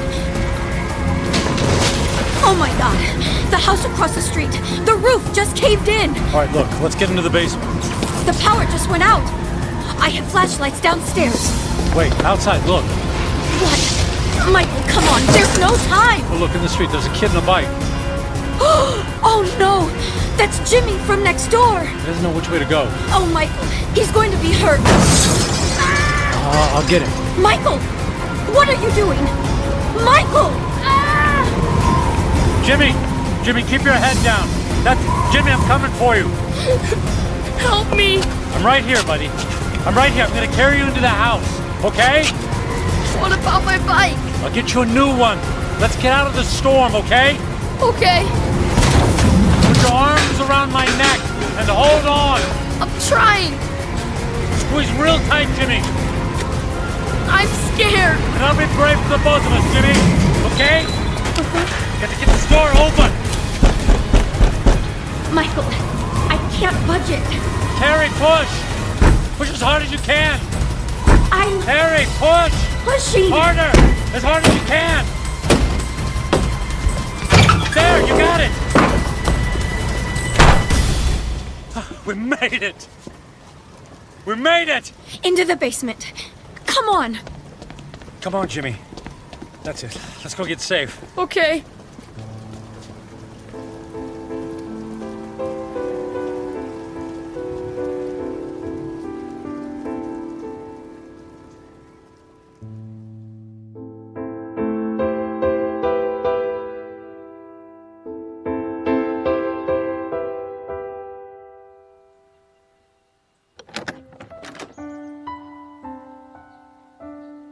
Storm's cleared. It's over.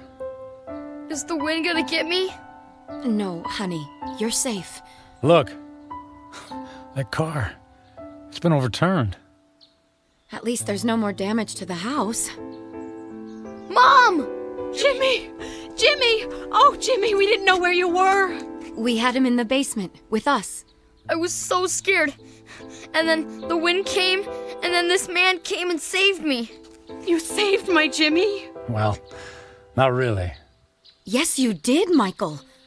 You ran right into the path of the tornado and brought him inside. Oh, come here and let me give you a hug. You don't have to.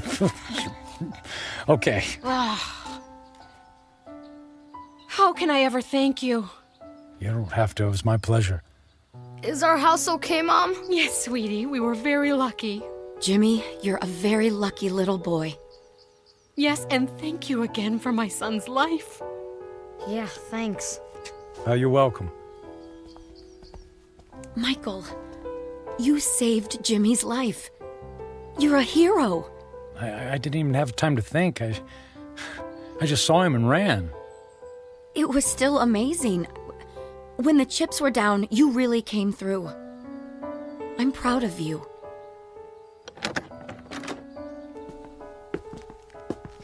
Oh, look. Look at the damage in your living room. No, it's okay. All of that can be fixed. The main thing is that we're all safe and healthy. Right.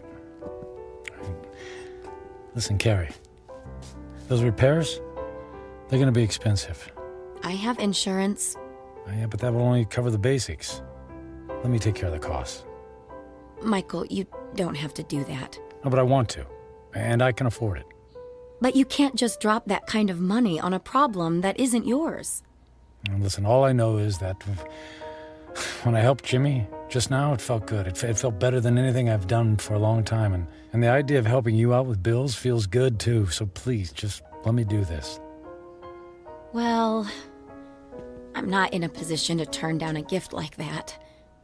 But what about you? Before the storm hit, you were about to tell me something. You said it was serious. It doesn't matter now. Are you sure?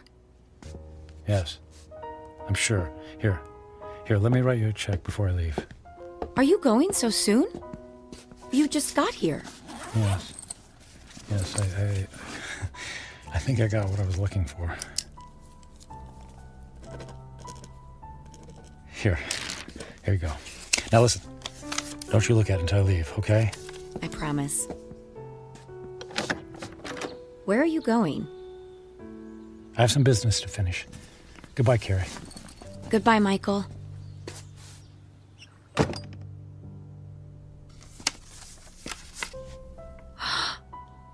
$1 million?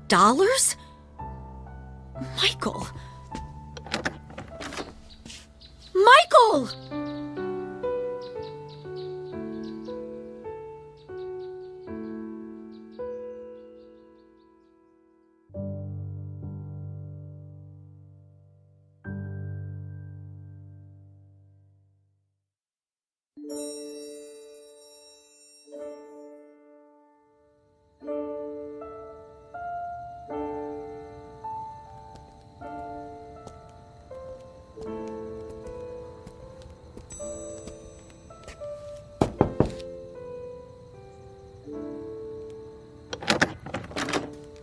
Yes?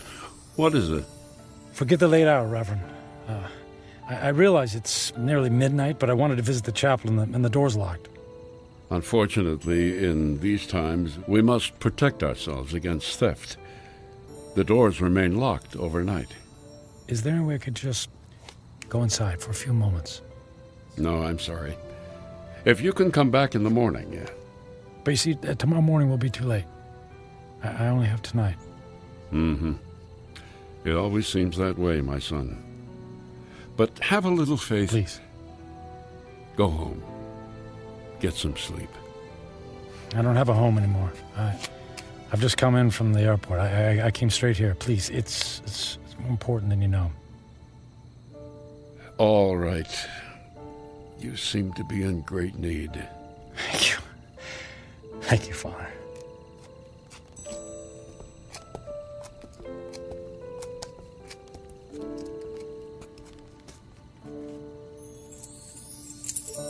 Yeah, it's one of these. Here we go. I'll come back in 10 minutes. I won't need more than 5.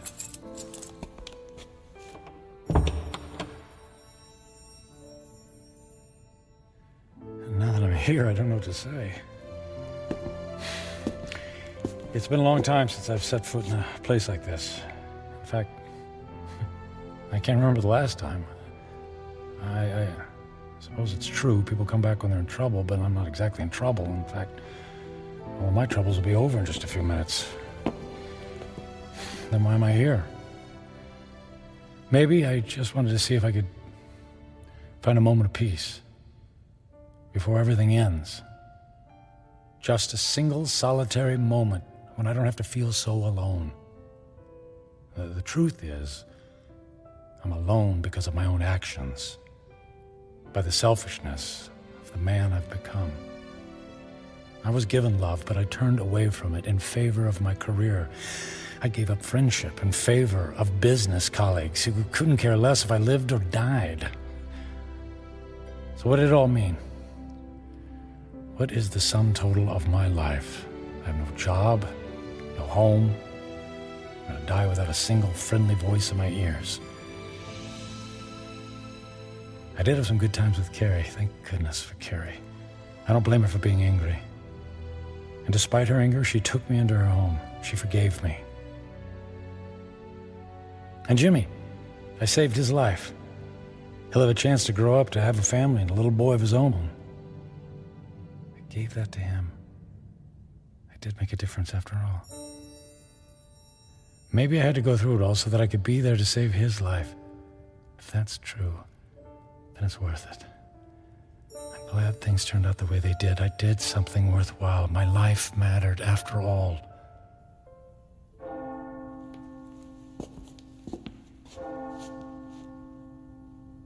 Nearly midnight on the 10th day, just like the old lady said.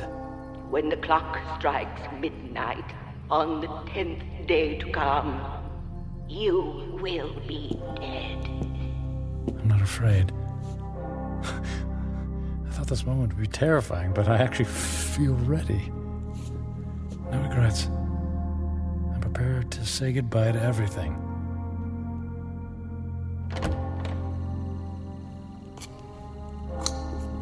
Excuse me, sir. I'll have to ask you to leave now. Yes, I'll go. And thank you from the bottom of my heart, thank you. No, may I ask one favor? What is it? If anyone asks, can you tell them I was ready and that I was grateful? Grateful? For what? For everything. It was all a gift.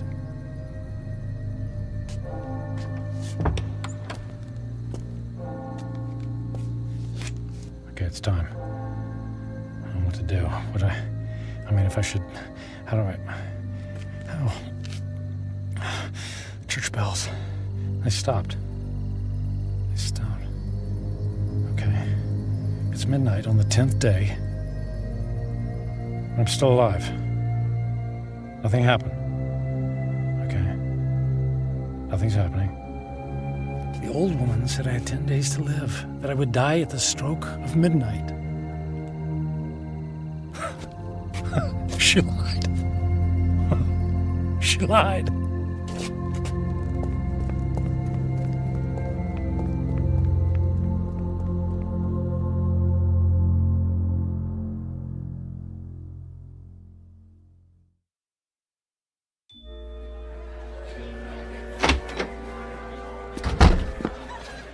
Hey, excuse me.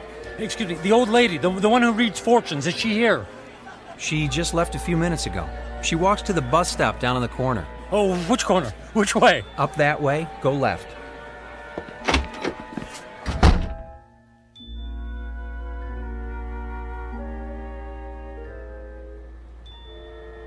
Where is she? Don't let her be. Ah, there she's. Hey, don't get on that bus. Wait. What is it? Who is calling? You lied to me.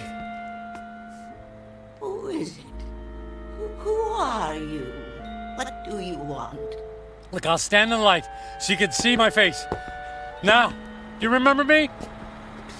Ah, yes. The angry man. And I'm still angry. You told me in 10 days, at the stroke of midnight, I'd be dead. 10 days are now over. I sold my home. I shut my life down because I believed in you. Yes. I told you that in 10 days you would be dead. So? And I was correct. The man I spoke to 10 days ago is dead. What do you mean? That man was selfish and cruel. That man was friendless and meaningless. Can you say the same things about yourself today? I guess not. He's gone. Bury him. Give yourself the rarest of all gifts in life. A second chance. A second chance? Huh. Sounds too good to be true.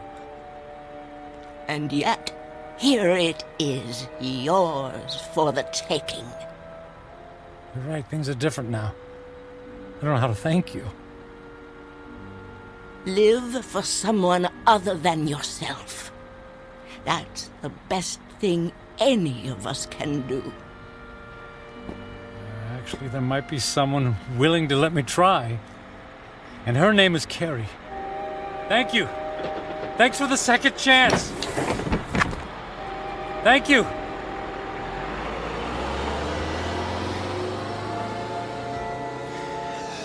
Thank you. Thank you so much.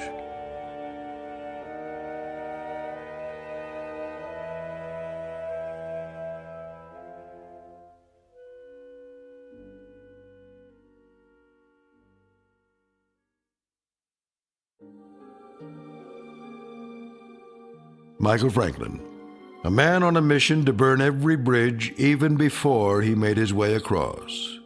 Stung by the terrible knowledge of his impending demise, his journey toward redemption faced a detour of intoxication and self-indulgence. As he now knows, such things are not the stuff of satisfaction, only empty calories and heartache. Ironic, then, that a man who placed such a premium on personal wealth could only feel full upon losing everything. A stark, lonely truth, but an eternal one. Upon such truths are built second chances here in the Twilight Zone.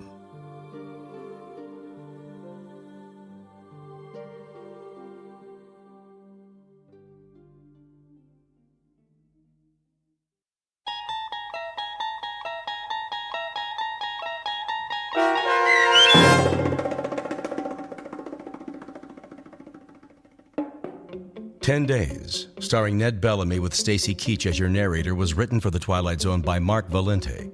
Heard in the cast were Linda Ryder, David Darlow, Ernest Perry Jr., Roger Mueller, Tony Makis, Saskia Balori, Joby Cerny, Elizabeth Lido, Martin A. Strope, C.J. Amari, Molly Glynn, and David Pasquesi.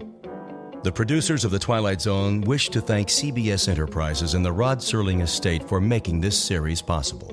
This copyrighted radio series is produced by Carl Amari and directed by Joby Cerny for Falcon Picture Group. Sound design, custom Foley effects, recording, and editing are produced in the Cerny American Sound to Picture Theater by sound designers Craig Lee and Todd Beyer.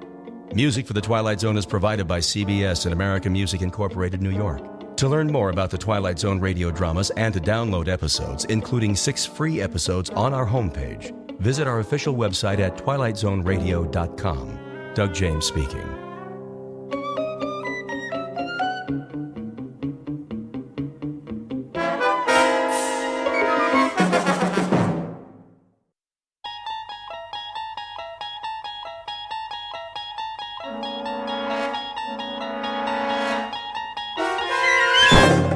You're traveling through another dimension.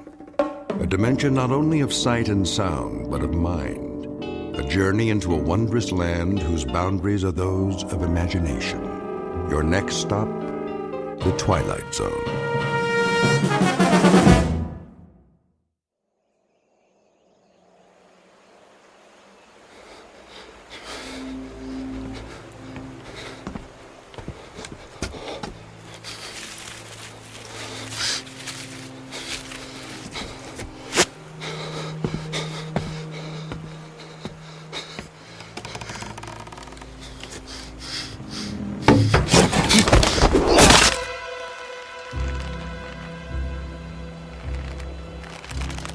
He's dead. Get him down. Yes, Captain. Clemens, what the devil do you think you're doing? Cutting him down, Captain. This is the last of the rope, Clemens. There's still one more to go. Just untie him. For pity's sake, catch him before he falls into the river. Traitor or not, he deserves a decent burial. Captain, the rope's looking pretty frayed. I'm not sure it'll take the weight of another prisoner. It'll have to. But, Captain... I said it'll have to. Yes, sir.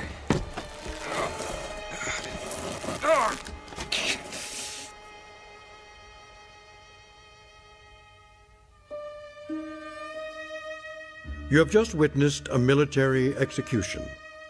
Death is a dignitary who, when he comes announced, is to be received with formal manifestations of respect, even by those most familiar with him. This particular execution occurred on Owl Creek Bridge in northern Alabama during the war between the states. You might find it in the works of that past master of the incredible Ambrose Bierce, but its proper home is in the Twilight Zone.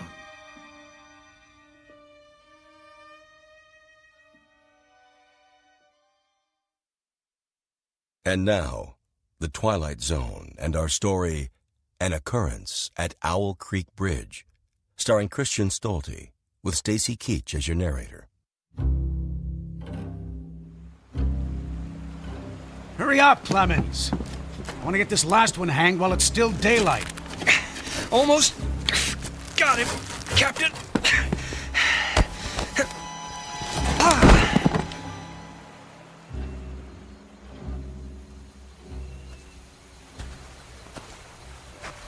Your friends are dead, Peyton.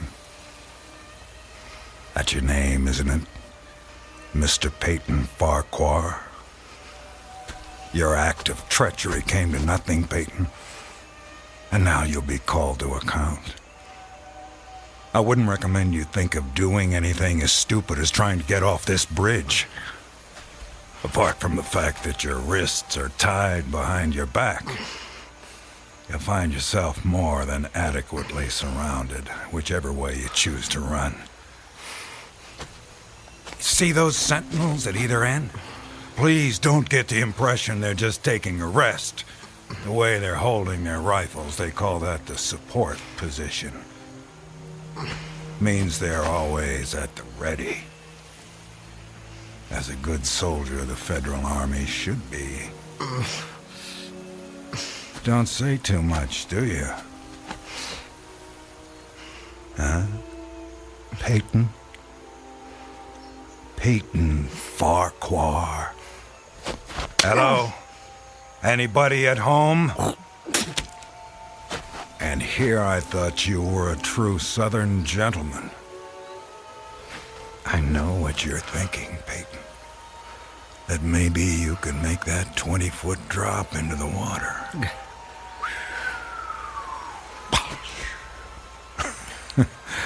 And who knows, maybe you could at that. But after that, your chances for continued survival become pretty slim. Look over there on the bank of the stream. You know what that is? It's the muzzle of a cannon. You see, there's an outpost near here. If you really squint, you can see a company of infantry at parade rest. Think of them as spectators if you want. But if you sincerely want to swim for it, you might just as well be giving them target practice, which, believe me, they don't really need. You want to leave your wife a pretty-looking corpse, don't you? Still not in the mood for talking, huh? Well, I can understand that, time like this. A man needs to get his thoughts in order, ready himself for, you know. Perhaps I can help you with that. From a purely practical standpoint, I mean. I'm not a priest or anything like that. Truth to tell, my knowledge of matters theological doesn't amount to very much at all. But I can tell you a little bit about how it'll happen. Me and Clemens will escort you out to the center of the bridge, then introduce you to Captain Newman. He's a nice man. You'll like him. Me and Clemens salute the captain, then we stand behind him, leaving you face to face with the sergeant. Now, he's not such a nice man, sorry to say, but... Oh, I forgot. You two have already met. Well, when the moment comes, you'll both be standing on opposite ends of the same plank. He stands on the safe end, but you probably already guessed that. And you probably guessed that it's his job to hold the plank in place. Then, when the captain feels the time is right for him, not for you, he gives a signal to the sergeant. The sergeant steps aside, the plank tilts, and down you go. Nah, never having been hanged myself, I can't give you any information on what your final moments on this earth might feel like. But I can tell you, I've seen more than a few of these. And I'm sorry to have to tell you, it doesn't look any too pleasant. Anything to say about that? Well...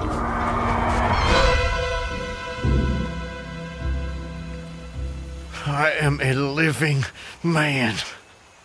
How's that? Speak up, Peyton. If you got any famous last words, we should hear them.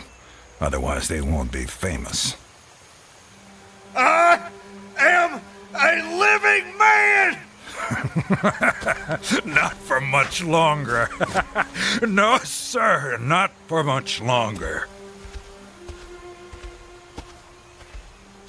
Captain says we're ready for him. Hear that, Peyton? We're ready for you. They say the Lord hates a coward, so take my advice and try and face it with a smile. Why do you have to do that, Levine? Do what? Taunt him like that. You shouldn't expect anything better. This is war. He was on the wrong side. The wrong side? Do you think he thinks that? I don't give a damn what goes on inside his head, neither should you, Clemens. And unless you want to end up with a noose around your neck, don't let anyone else hear you talking like that. Now, help me up with him.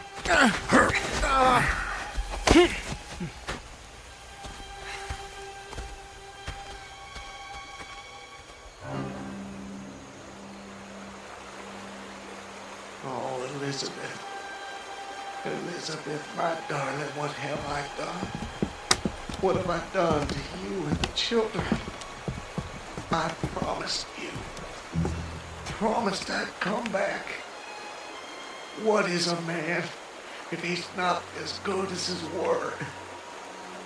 What am I? Secure the noose.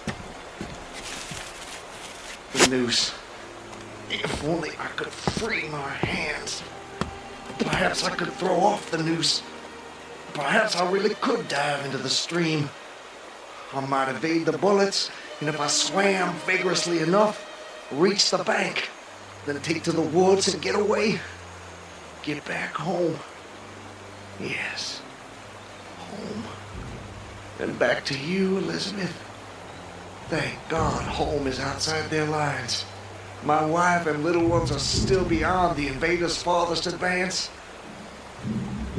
That pounding. What is causing that pounding? It's like the stroke of a blacksmith's hammer on the anvil. Is it distant, nearby, or both? Perhaps it's my death knell.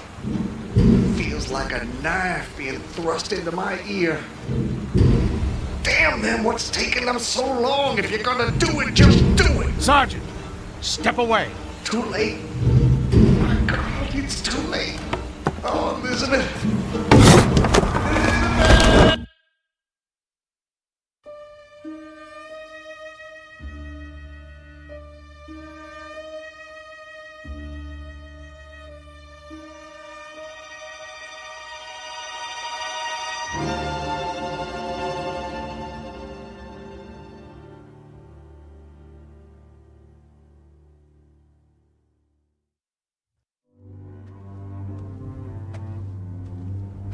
So, how much further is it?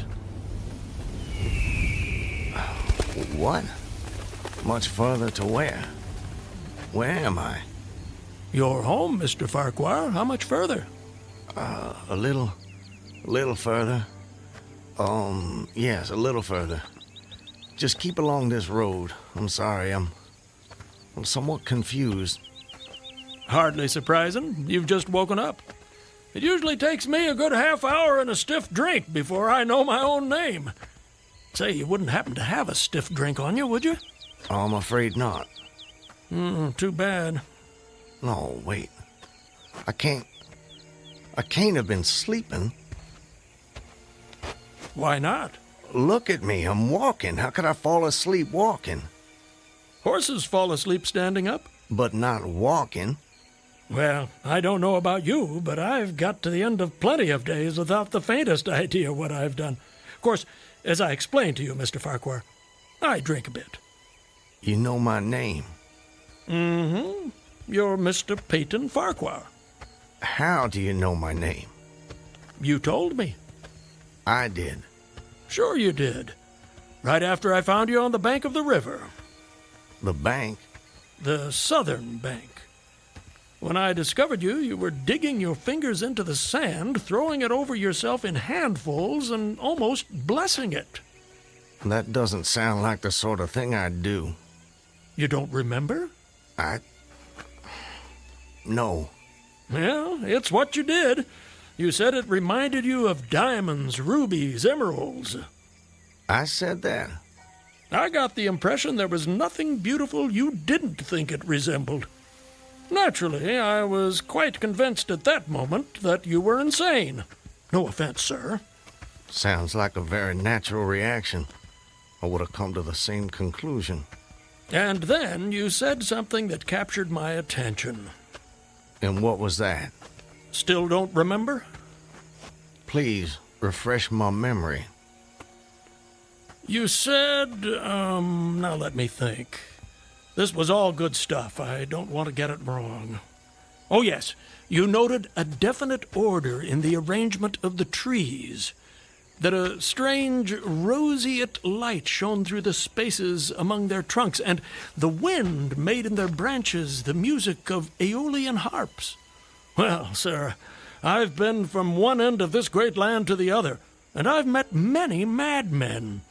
Some of them confined for their own good, some of them elected to high office, but never a madman with such a poetic grasp of the language. That was when I knew you were just too interesting to leave where I found you.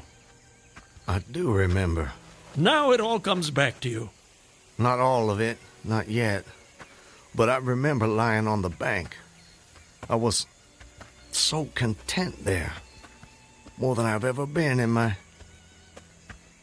Right then and there, I had no wish to perfect my escape. I was happy to remain in that enchanting spot until they recaptured me.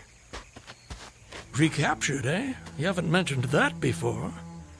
Of course, you haven't said much of anything since I found you. You're a man on the run, then. Forgive me, Mr.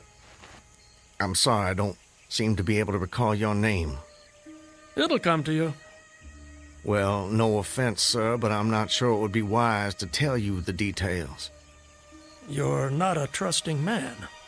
Of late, I've become somewhat disappointed in human nature. I'm not sure why. This is a new world, Mr. Farquhar. It's understandable that you'd be cautious. But rest assured, I'm not what you might call political. But I do love a good story if you have one to tell. My story? I have no story. I have a life. A life that's become considerably more interesting of late, I'd venture to say. But beyond your name, I know nothing about you. What manner of man is Peyton Farquhar? Why do you want to know? The road I travel is long and lonely. I'm starved of intelligent conversation, and the only voice I ever hear is my own. Talking to oneself leads inevitably to madness. With you here as my temporary companion, I can stave off that unfortunate condition for at least another day. I see. And tell me, sir, where are you headed? Anywhere I'm welcome and nowhere I'm not. In short, nowhere in particular. So, you were telling me about yourself. Very well. My name is... Peyton Farquhar. Peyton Farquhar. I'm a planter in these parts. A planter, eh? Good to have land. It is. So, I guess you have slaves. Naturally. No need to adopt that tone, Mr. Farquhar. I told you I'm not a political, just asking. Well, as it happens, I am what you would call a political. The Farquhars are an old and highly respected Alabama family. I'm naturally an original secessionist and ardently devoted to the Southern cause. Well, your memory is reliable when it comes to the matter of who you are, if not where. I suppose so. And yet, if you'll forgive my temerity, for all your patriotic fervor, you clearly didn't take service with the gallant army of the South. May I ask why that was? Circumstances of an imperious nature prevented me from doing so, but I assure you I chafed under the inglorious restraint, longing for the release of my energies, the larger life of the soldier, the opportunity for distinction. And in good faith and without too much qualification, you assent to at least part of the dictum that all's fair in love and war. Are you mocking me by any chance? I would never, ever risk a fellow traveler's friendship for such a trivial gain. Please, continue, I beg of you. I imagine that the opportunity to serve your birthplace came at last, as it comes to all men in wartime. It did. It was one evening, as I was sitting under the magnolia trees near the entrance to my grounds. I was with my wife, Elizabeth. The children were playing nearby.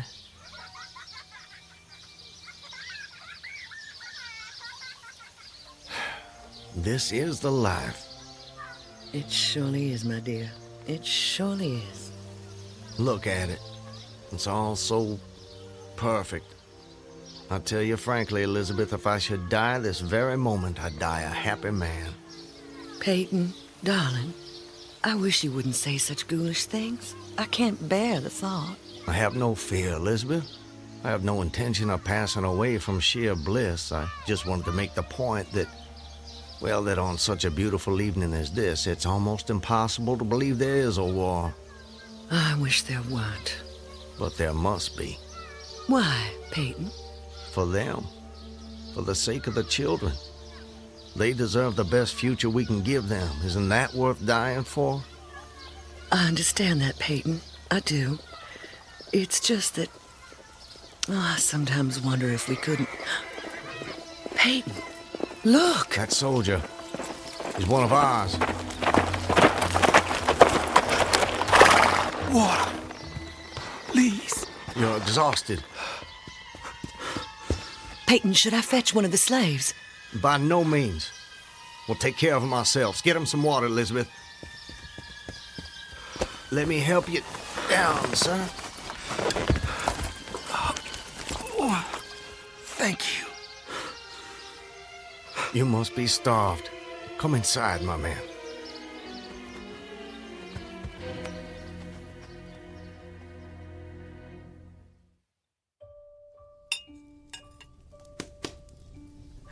Oh, this is a splendid meal. Thank you. Some more? Alice, more cornbread. No, please. This hospitality is far more than I deserve. Nonsense. Nothing is too good for our brave boys. Tell me, Corporal, whose command are you with? Colonel Tolliver, 13th North Carolina. How are things at the front? We hear so little down here. I'm sorry to say things are not going so well. Not so well at all. The Yankees are repairing the railroads in preparation for another advance. They've reached the Owl Creek Bridge. Owl Creek Bridge? Yes, sir. They've put it in order and built a stockade on the north bank. I'm sure you know what that'll mean. Yes. If they can run trains over the bridge, there'll be nothing to stop them. Damn those sons of... Forgive me, Elizabeth. You shouldn't be subjected to this manner of talk. Peyton, I understand... Go and see what's keeping Alice with the cornbread. As you wish, my dear. Something on your mind, sir? Corporal, refresh my memory. It's about 30 miles to Owl Creek Bridge? About that. Maybe even a little less. And there's no force on this side of the creek? Only a picket post a half-mile out, on the railroad, and a single sentinel at our end of the bridge. Suppose a man, or perhaps several men, civilians and persons of intelligence, should elude the picket post and perhaps get the better of the sentinel. What could they accomplish? Accomplish? Well, sir, I was there a month ago. I saw that the flood of last winter lodged a great quantity of driftwood against the wooden pier at this end of the bridge. Driftwood, eh? It's dry now, exceedingly dry. If someone were to put a light to that driftwood, it'd burn like tow. That it would, sir. And that would mean the end of the Owl Creek Bridge. I don't think the Yankees would care for that. Not one damn bit would they care for it. And it goes without saying that such a conflagration would seriously hinder the northern effort. Oh, it would. But you should know, sir, the commandant's issued an order declaring that any civilian caught interfering with the railroad, its bridges, tunnels, or trains will be summarily hanged. I've seen the order. It's posted everywhere. Risk is a part of life, soldier. You face it every day. I do. That I do. And in my own small way, I've done what I can. No service is too humble to perform in the aid of the South. And should the opportunity present itself, No adventure would be too perilous to undertake if consistent with the character of a civilian who is at heart a soldier, of course. Mr. Farquhar, you are a true son of the South, and a very brave gentleman.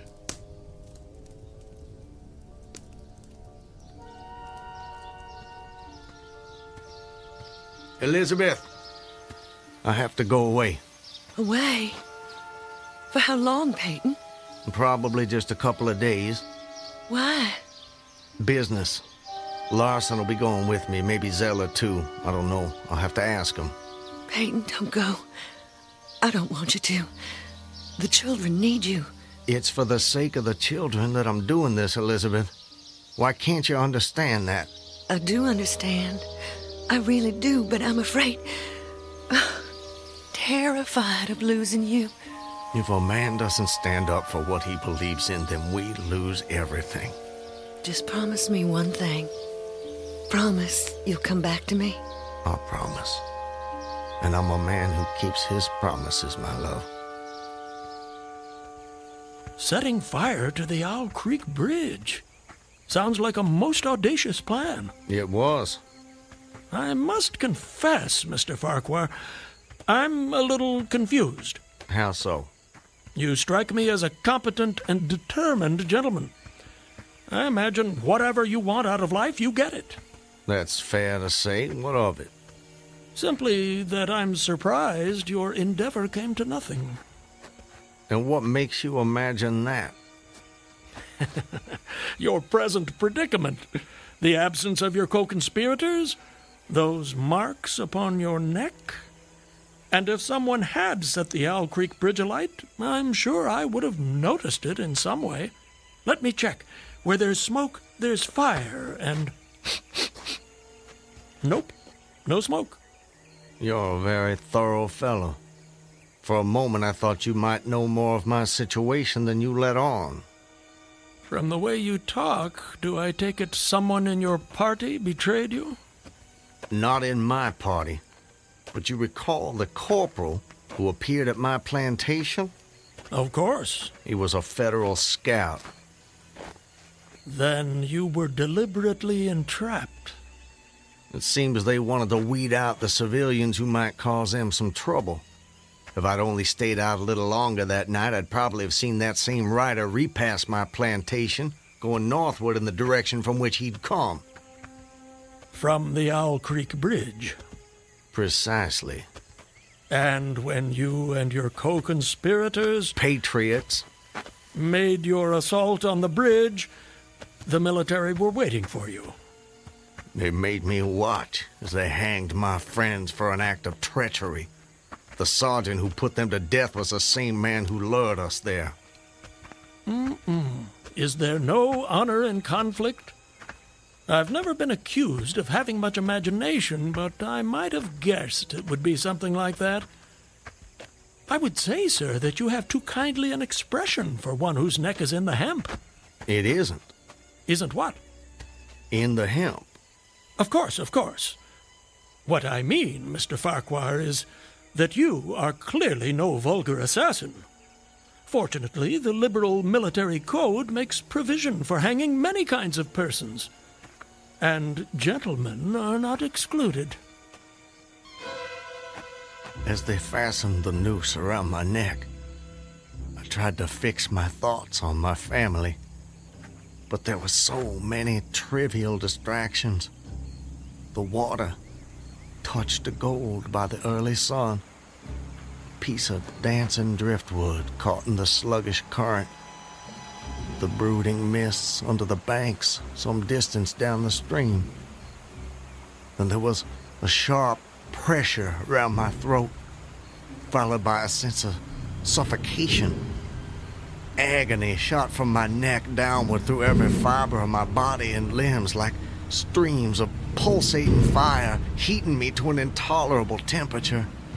There was no more thought, only sensations. The intellectual part of my nature was effaced. I had power only to feel, and feeling was torment. I was conscious of motion. encompassed in a luminous cloud, of which I was now merely the fiery heart without material substance. I swung through unthinkable arcs of oscillation, like a vast pendulum. But you're here. What? What? I said, you're here. Why is that? The rope, it snapped, and I fell into the stream. With a terrible suddenness, the light about me shot upward. There was a loud splash, then all was cold and dark. My power of thought was restored, and I knew instantly what had happened. And your hands, were they still bound?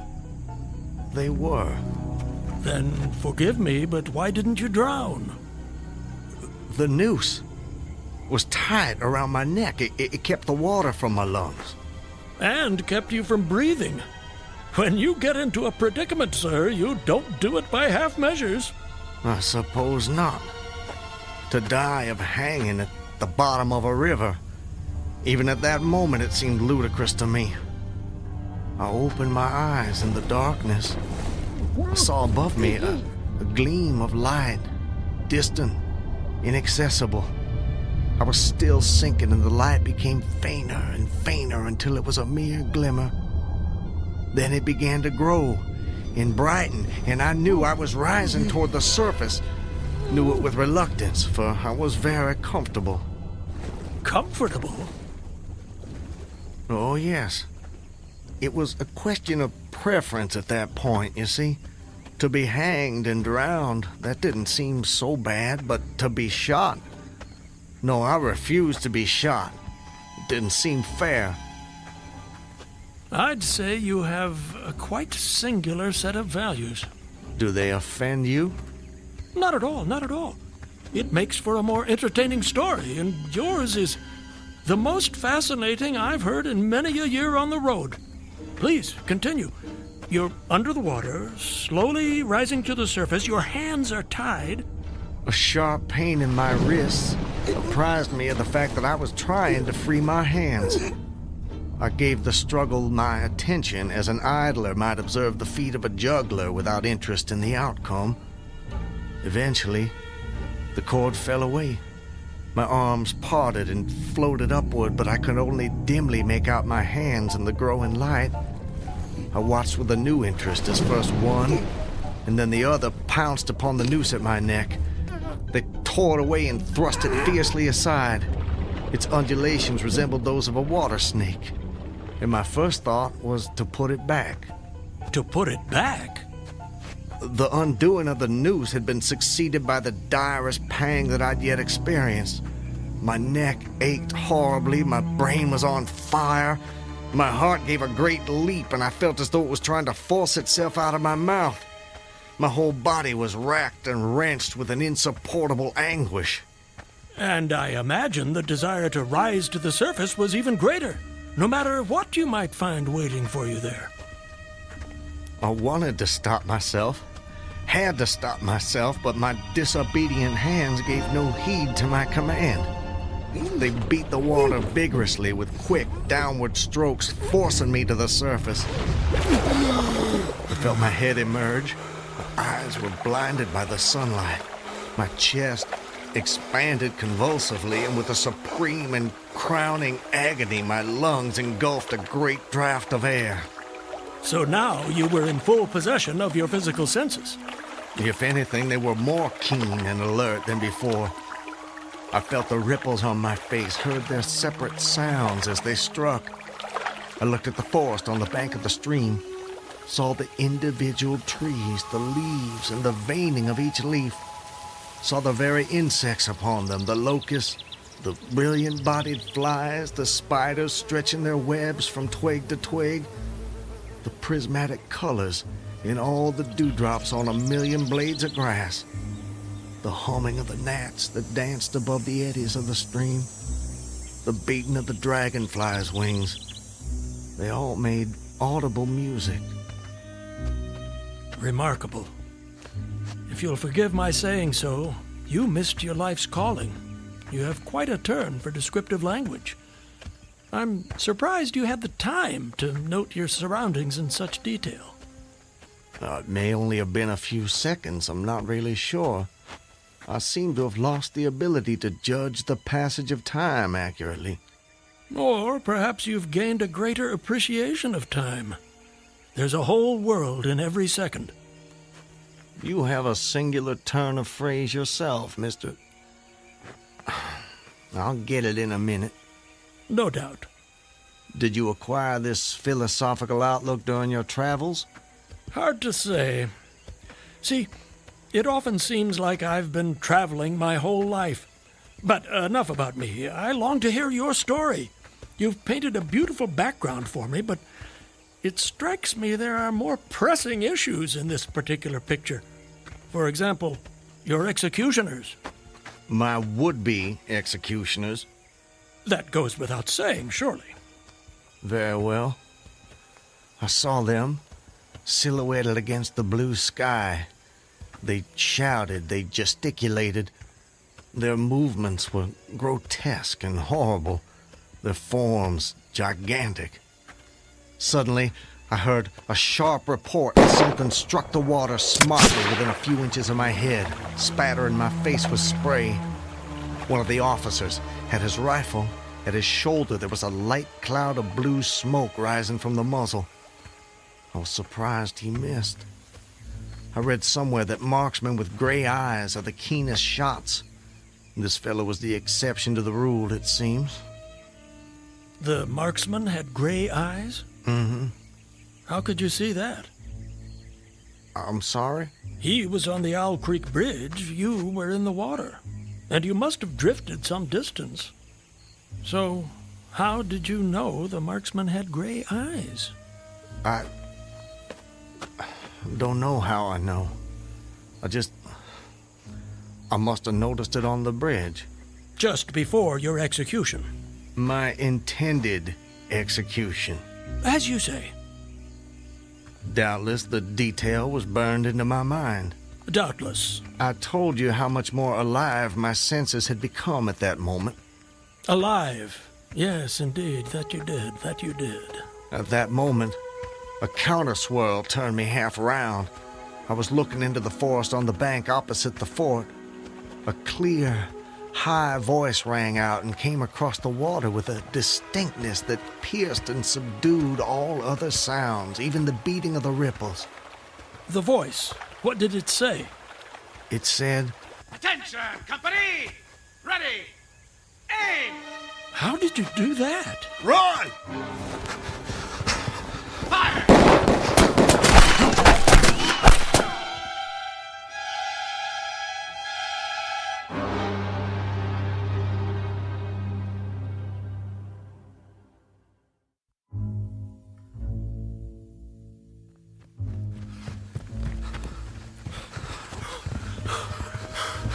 Are they still behind us? No, I don't think so.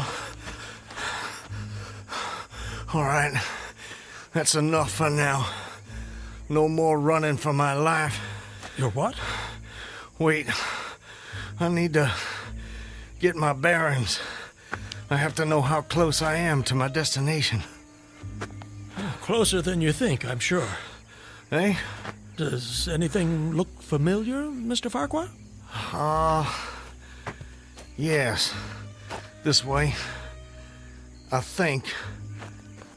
Yes, this way. Can you see your home? Not yet. But it's not far now. I intend to be back in my wife's arms by close of day. You gave her your word. That I did. And that's important to you. It's a matter of honor. And honor, Mr. Honor means as much as love to a man of the South. A very moving sentiment. Now, where were we? Where were we with what? Your story. My story? Yes. You were just reaching a most exciting point when we were interrupted. I long to know what happened next.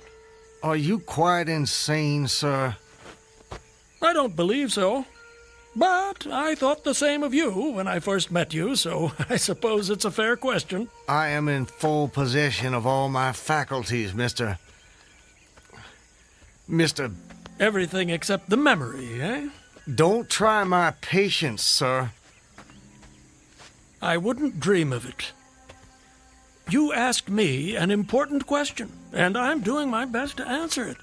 But you'll appreciate it's difficult to judge these things when one spends so much time alone. If I had a constant companion, someone to tell me if and when I appeared to be losing my senses, that might be helpful, but that's not what fate has in store for me.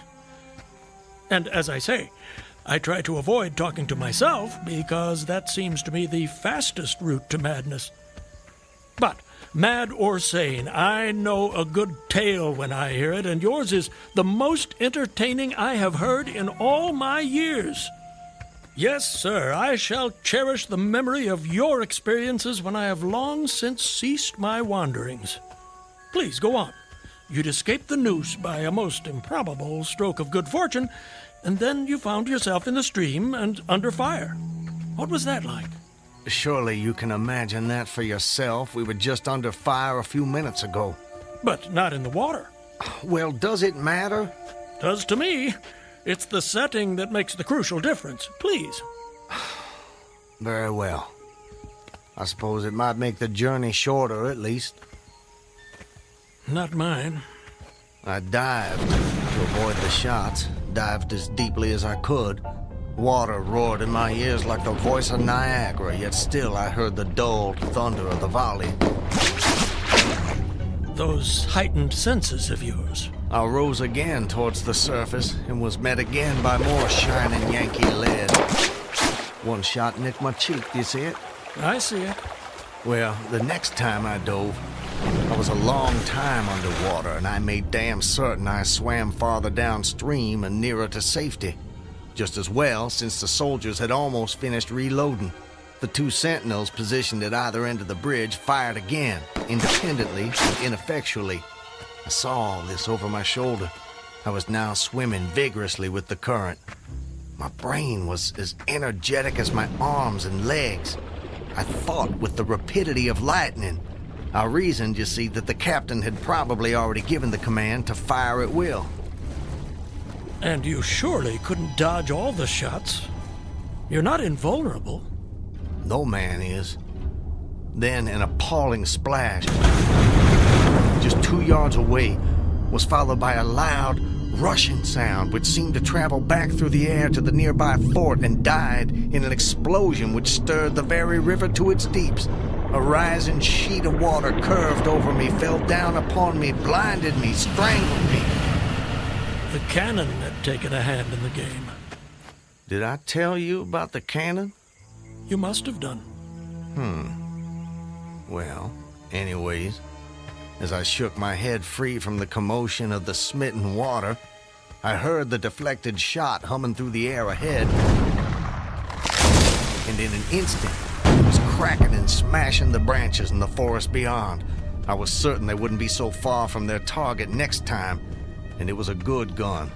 The report lagged behind the missile. But surely the smoke would have apprised you of another shot. So long as you kept your eye on the gun, you had a certain advantage. Am I correct? You are? The problem was how to reach the shore without turning my back on the cannon. You have my complete attention, sir. How did you manage it? Well, I don't know.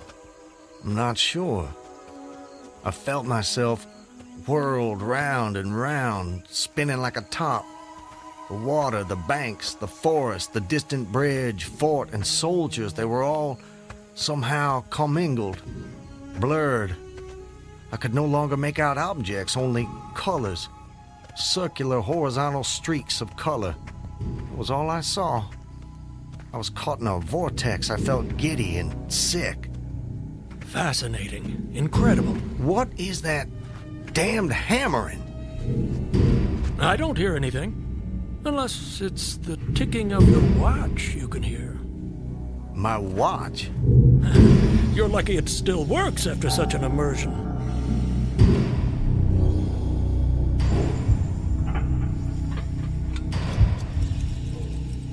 It is my watch.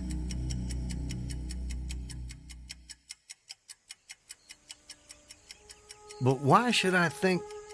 Perhaps you're the sort of man who values the seconds as much as the minutes and the hours.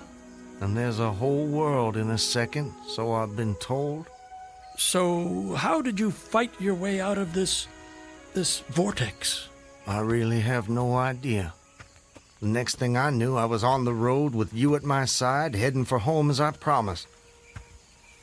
Surely not. I mean, you obviously avoided the cannon and struggled to the bank. Obviously. But I have no memory of it. And of our meeting?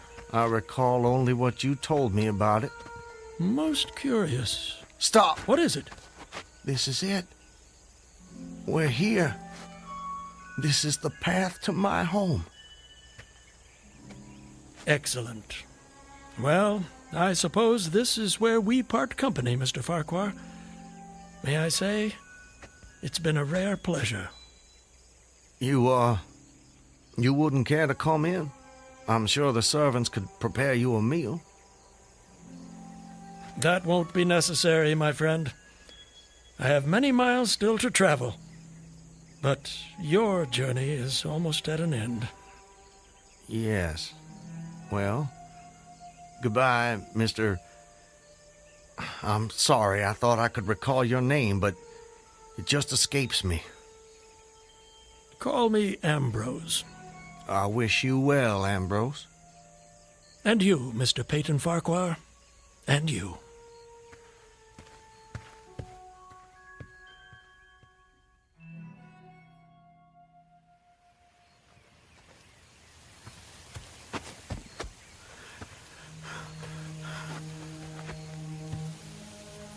Home. Almost home. How long? How long since that damn imposter rode down this road? How long since I was drawn to the Owl Creek Bridge? I would say, sir, that you have too kindly an expression for one whose neck is in the hem. It is. Isn't what? In the hem. Of course, of course. I promised I'd return, Elizabeth. All so perfect. They couldn't keep me from Just you. before your execution. My intended execution. As you say. Not even a noose around my neck could stop me from coming back to you, to the family. Yes, indeed. I told you how much more alive my senses had become at that moment. Alive. Yes, indeed. Saw them. John, don't tease your sister. I want you Elizabeth! both on your best behavior when your father returns. Elizabeth! Elizabeth! You're not invulnerable. No man is. Elizabeth! Elizabeth!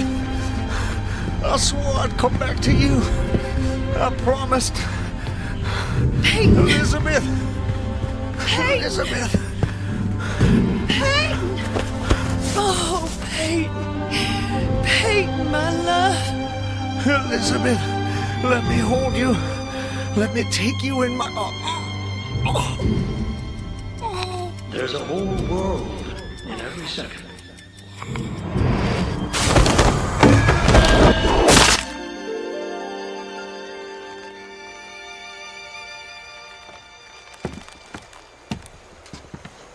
He's dead, Captain. Good work.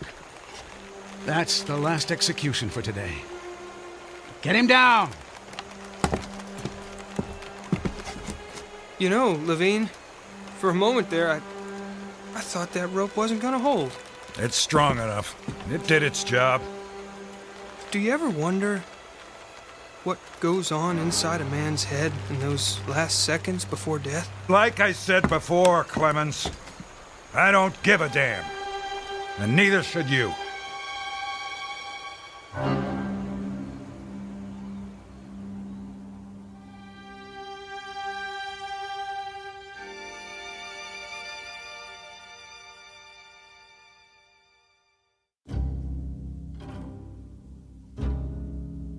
An occurrence at Owl Creek Bridge in two forms, as it was dreamed and as it was lived and died. This is the stuff of fantasy, the thread of imagination. the ingredients of the Twilight Zone.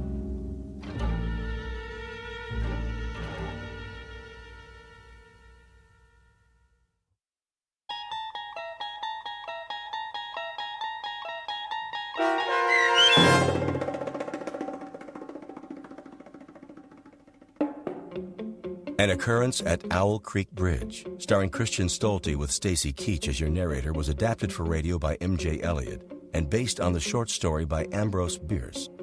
Heard in the cast were Rob Riley, Danny Goldring, William Dick, Susan Hart, Gonzo Schexnader, and John Hogenacker. The producers of The Twilight Zone wish to thank CBS Enterprises and the Rod Serling Estate for making this series possible. This copyrighted radio series is produced by Carl Amari and directed by Joe B. Cerny for Falcon Picture Group. Sound design, custom Foley effects, recording, and editing are done in the Cerny American Sound to Picture Theater by sound designers Craig Lee, Todd Beyer, and Tim Cerny. To learn more about the Twilight Zone radio dramas and to contact us, visit our official website at twilightzoneradio.com. Doug James speaking.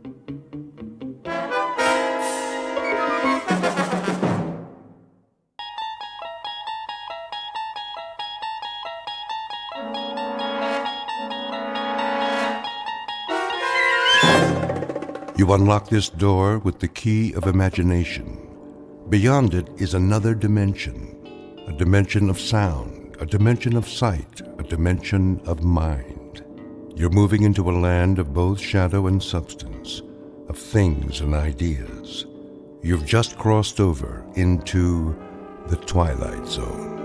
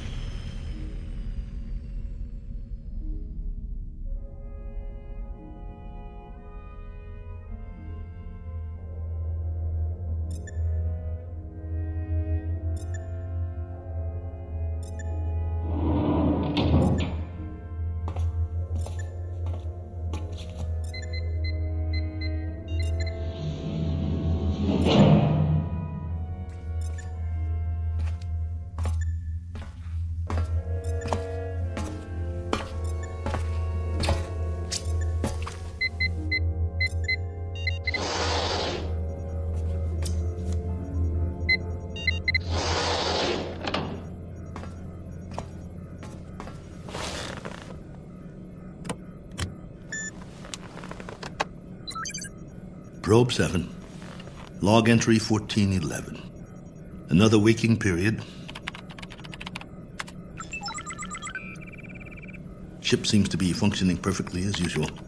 Wish they could make cars this reliable back home. Oxygen supply, right on the button. Food supply, a little over. Something wrong with my appetite. Not enough exercise, I guess. I know. More workout time. Gotta stay in shape. Never know who I might meet in space.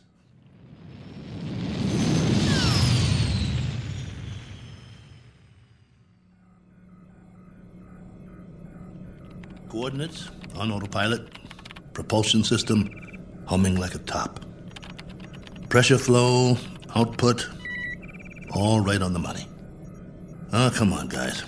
You don't need a pilot up here. Could have sent an unmanned probe. All I am is extra weight.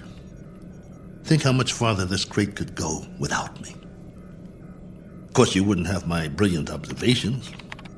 Boredom followed by prolonged disinterest, with periods of great loneliness. Must be fascinating.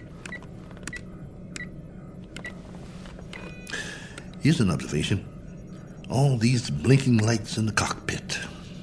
They remind me of stars, or candles, or cigarette lighters. That's it. Do you remember cigarettes?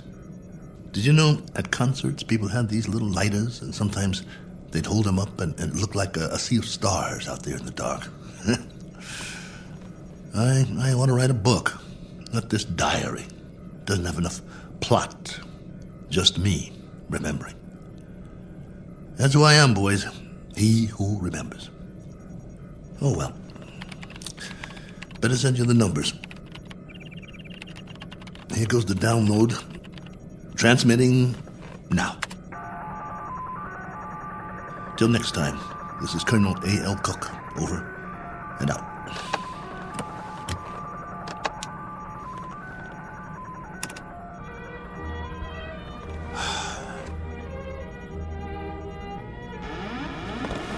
Hold on, I think we've got a malfunction here. Some kind of overload. Yep, there's a power drain. Initiating diagnostics. No time for that. Switching to manual override.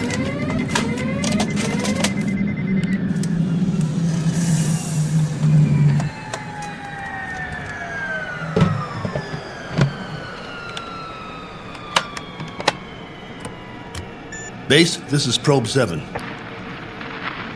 Probe 7, calling base. Come in.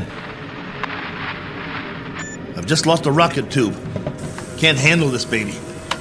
Controls won't respond. Losing power fast. Have to set down on the nearest planet.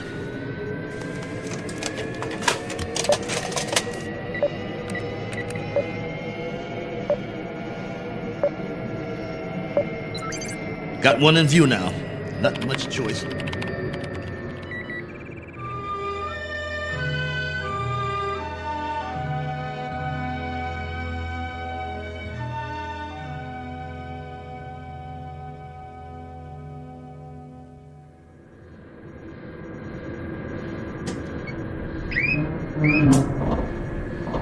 Entering atmosphere.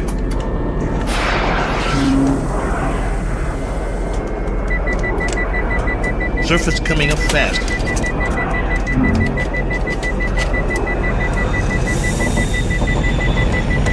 Can't slow down. No retro rockets.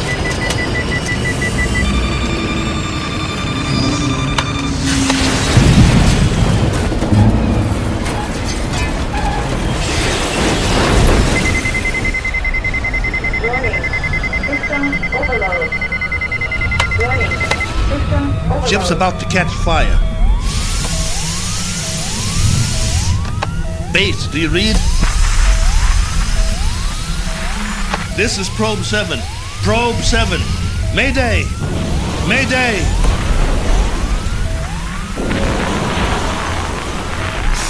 Mayday! Mayday!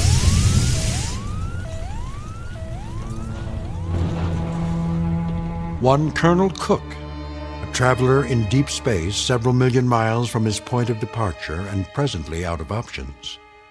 He set a course across an endless ocean in a one-man lifeboat, now scorched and broken on an alien shore.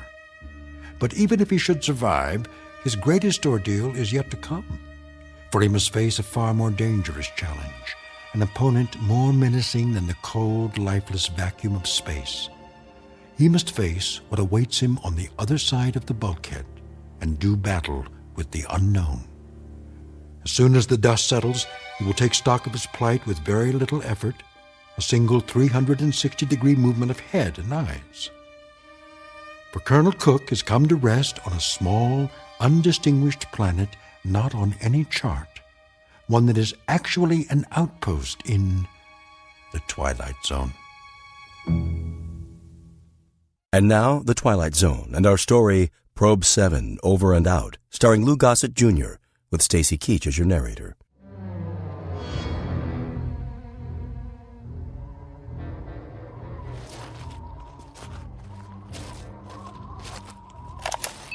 Log entry 1412. I'm alive. That's all I know for sure. The ship is wrecked pretty badly. It might be possible to realign the main drive, but not without help. So far, I'm holding up. One badly bruised head and a broken right arm for which I've made a sling.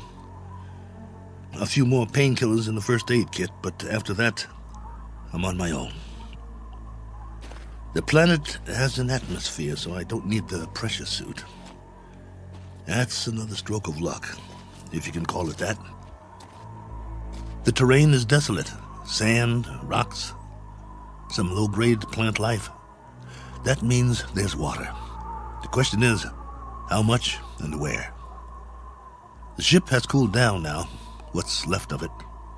Main instrument panel is intact, so I'll try to contact the base directly, if there's enough power.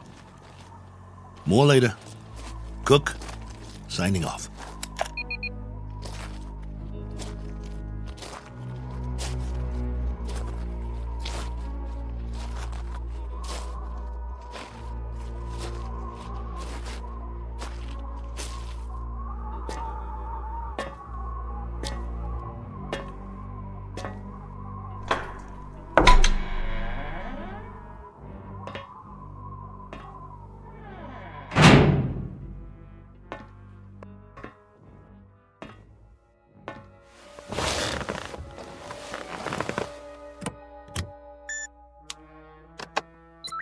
This is Probe 7.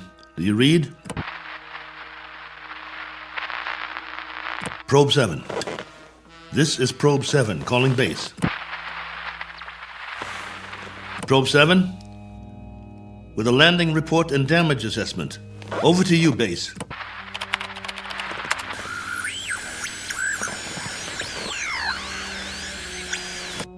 This is Probe 7. Come on, base. I'm waiting. Probe 7, this is Base. You're coming through low, barely audible. Blaine, is that you?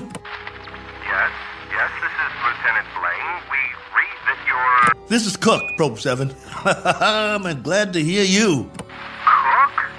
Cook, we thought we'd lost you. Your transmission was interrupted. Everything was interrupted.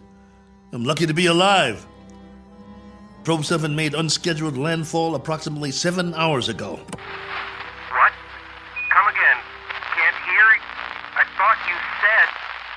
I've crash-landed, Blaine, in another planetary system. Didn't have much choice. One of the thrusters broke off the ship. This planet is 92,900,000 miles from the nearest star. Good Lord, Colonel. We're having trouble seeing you on the monitor. Sorry, but I can't send or receive a visual. Most of my equipment was fried in the crash. Okay. How's your oxygen? And that's the least of my worries. There's an atmosphere here. I don't know its density or composition, but it's breathable. Probe 7? Probe 7, your signal's drifting. Can you increase power? Not much chance of that. Far as I can tell, this is the last of my juice, at least for now. I've got half a generator and 3 solar cells working. I was afraid it wasn't enough to get through it all. Okay. Can you effect repairs? Say again?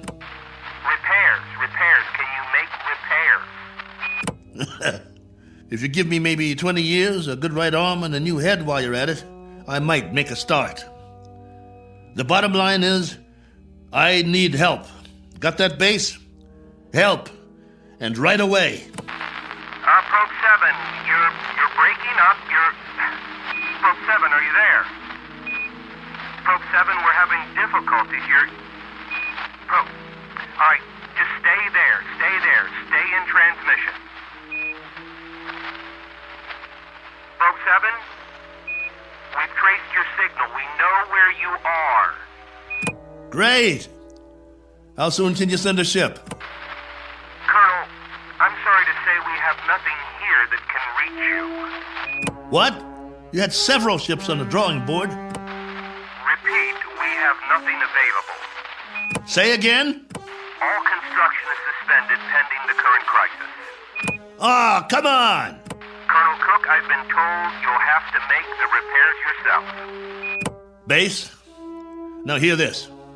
I don't have fuel, no propellant at all. I left most of my rockets scattered across 50 miles of dirt and rock. All I have is a ship that looks like a jigsaw puzzle. As for the wiring, it's nothing but spaghetti.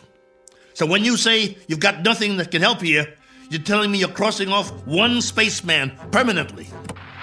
Probe 7, we're having difficulty. Your words are breaking up. All right, Base. I'll give it to you in a few syllables.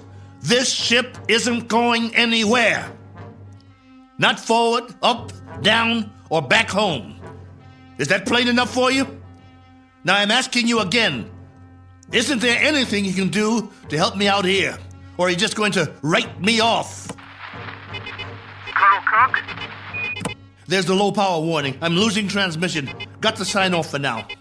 I'll make contact again in 3 hours. Roger that, will you please, base? We will stay on this frequency, Colonel, and wait to hear from you. Oh, just a minute. There's someone here who wants to speak to you, Colonel. Colonel Cook, this is General Larrabee. We understand the spot you're in. We wish we could help. Thank you, sir. Well, there is a possibility that once you give us a full report on the ship, we can send you instructions for its repair and walk you through it step by step. That's still an option. Is it? Well, here's an option. Why don't I just build me a new one, General? I'll make it out of tin cans and chewing gum. I'll burn some circuit boards with a magnifying glass. That's a possibility, too. Colonel, I'm trying to be frank with you. Sorry, sir. I'll transmit again in 3 hours. Over and out. Heaven help me. Wonder if that's a possibility.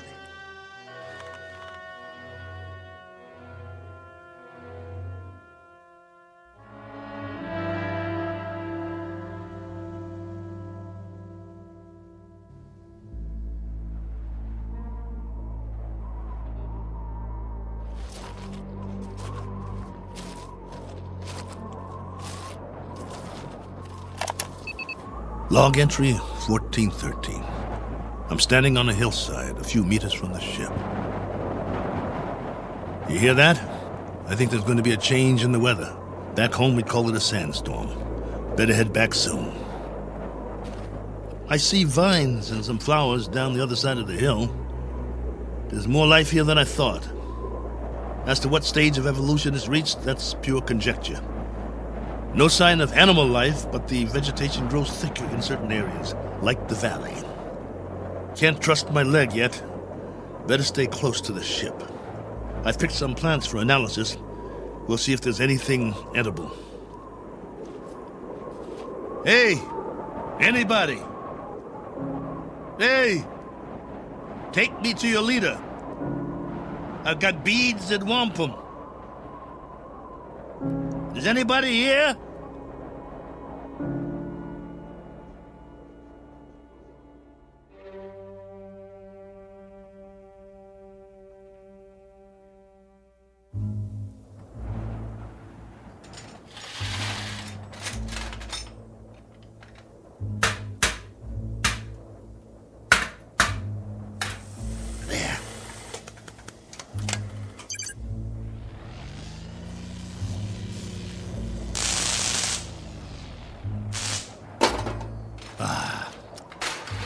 That's just great.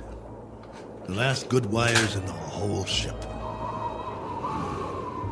Here comes that sandstorm. I'm gonna get the hatch shut. Close, will you? That's it. A little bit more. There. That'll have to do.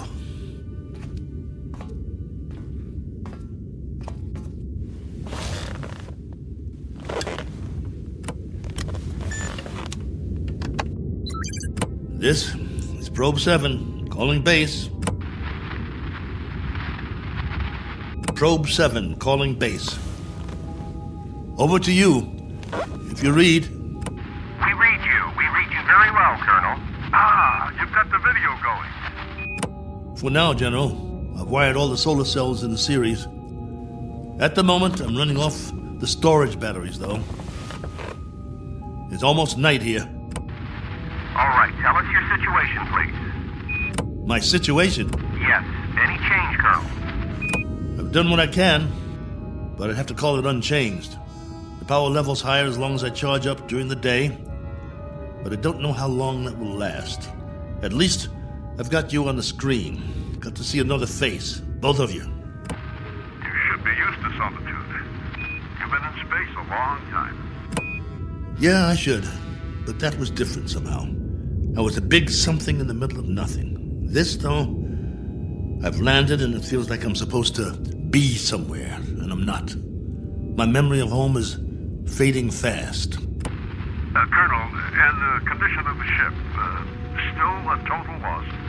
Probe 7 is no longer probing, General, unless it's the few feet of dirt I tore up when I crashed. There is life here, like I said, vegetable life, pretty elementary. I've explored the surrounding area in all directions, but I can't get down to the valley with this leg. The gravity is roughly the same as ours. From what I can tell, the atmosphere is similar as well. At least, there's no pollution. I haven't started coughing yet. Describe what's left of the ship. What's left of the ship, General, is a few feet of bent-up metal. I told you, it's unrepairable. You're sure, Colonel? You're absolutely positive? There isn't one other section that's still intact. She'll do for a museum or a junkyard. Take your pick. As for me, I don't have the luxury of making a choice. Nor do we, Colonel. Nor do we. Right. The crisis. Listen to me, Cook. We've got a major problem here. Oh, you do? Since you left, we've had an international incident. A serious one. There's talk of war. The next 24 hours will be crucial. As long as I can remember, there's always been a crisis, and there's always been talk of war. Well, hasn't there? Yes, but this time I'm afraid. You'll forgive me, General, but I've got a crisis too, and it's a very immediate one. I have the remainder of my rations and 2 broken bones in one arm. You have my location. I need to know that help of some sort is on the way, or would you call that unreasonable? Now listen up, Colonel. The rest of the fleet's been taken out. There isn't another ship, unless we build one. And if we go to hydrogen war in the next few hours, there'll be nobody left to do the building. Do I make myself clear? You're serious? That's the realistic view, Colonel. It may go down hard, but I'm giving you the facts of life. 10 hours from now, maybe 6, maybe 4, we'll be fully committed. I'm talking about 500 million people, not just one man. That's about as clear as I can put it. Very well then, General. I guess that's it. We don't see any alternative. Will there be any point in making further contact with base? Yes, Probe 7. For 2 reasons I can think of. Both of some benefit to you. One, so you'll know that you're not alone up there. And 2, to confirm that your own world still exists. Though the latter is a moot question at this point. Over to you, Colonel. I can't think of anything else to say at the moment. Feel free to keep the signal open, if you like. Can't do that, General. I need to charge the batteries when it's light again. Here's that storm. Don't know how strong it'll be or how long it'll last. But I'll try to get through it. Nothing else I can do. Then for whatever it's worth, know that we're still here. For now. Over to you, Probe 7. Roger, base. And out.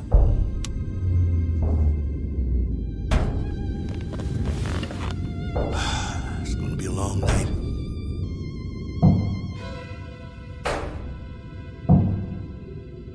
Wait. What's that? Hold on. Blaine? General?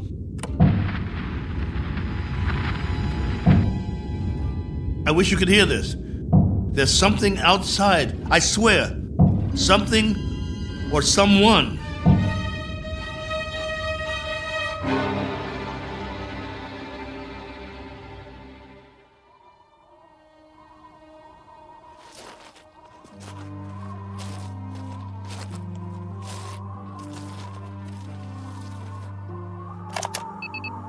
Log entry 1414. Just in case anybody ever hears this, I didn't get much sleep last night. I was waiting for the wind to die down. As soon as it did, I opened the hatch sometime around dawn. You see, I thought I heard something pounding on the hull, over and over. It couldn't have been an accident. It had to be something intelligent trying to signal me, to let it in from the storm. That was what I thought. Funny the way the mind works. I've never been so glad to hear anything in my life, and at the same time, so afraid. But I opened it anyway. Well, everything was covered with a fine layer of sand, silica crystals, very much like the soil back home. And that was the trouble. Whatever had been outside, there was no sign of it now. If there were tracks, the sandstorm had wiped them out. The ground, everything, smooth as a beach where no man has gone before. I did find something, though. A broken branch. So, it was only the wind, after all, blowing it back and forth before it broke off. Had me going for a while. So much for my man Friday. Now I'm back to the old routine. Reconnaissance, hunting, and gathering. Just think, a few million years from now, something on 4 legs, or 2, or 8, may actually walk this barren planet again. A few million more years, and it will grow a bigger brain so the species can start doing the same things I'm doing. Foraging for food, trying to survive. Wonder if there'll be anything left of the ship by then. Probably not. Me? I'll be a fossil at the bottom of a tar pit somewhere, and no one will realize I was ever here. Well, onward he marched, for want of anything better to do.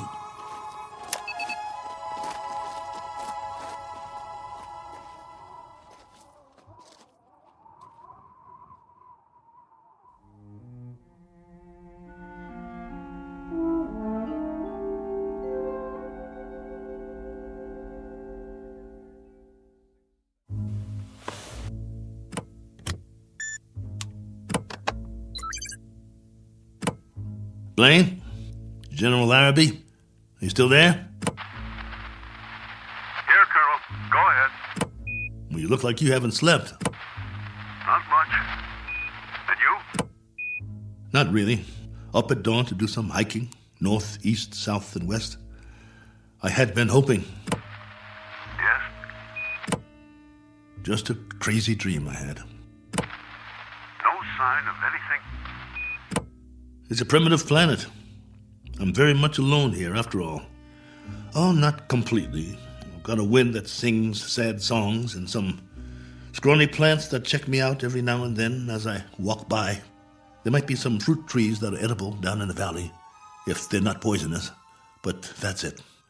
That's all of it. I'm truly sorry. There used to be an old saying, if life gives you lemons, make lemonade. The only thing wrong is I can't even find the lemons. But don't worry. I'll keep trying. Not that this will provide any vast solace to you, but at 9 o'clock this morning, Colonel, we went to war.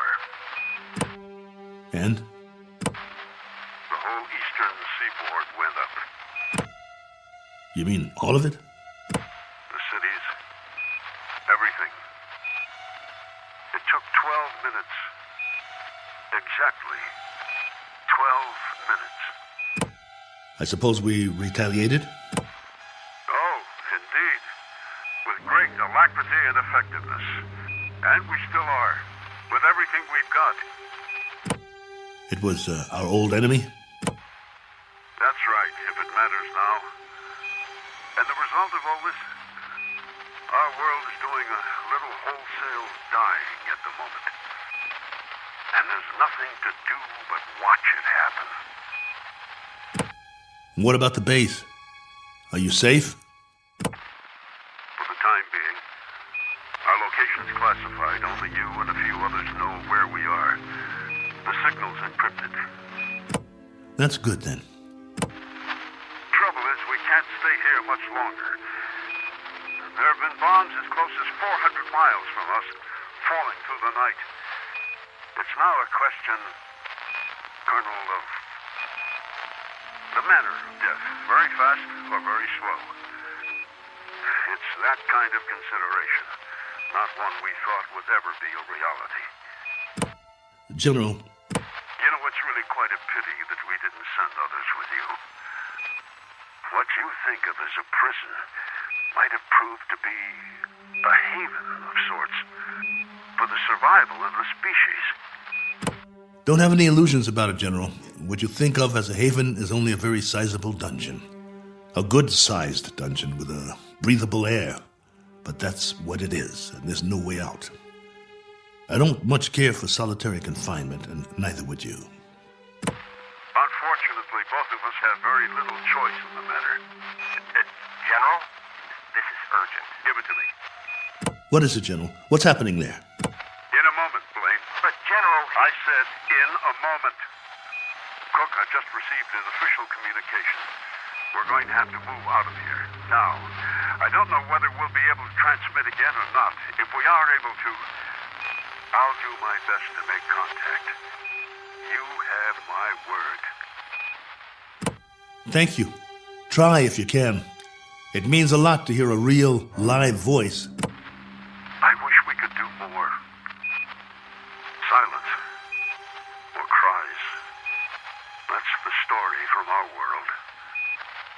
Silence or cries. God bless you. And good luck. Over and out. Probe 7. Yeah. Over and out. Not with a bang, but a whimper. Hell of an ending. To all my friends back home, take good care. Looks like I won't be seeing you again. Not in this life.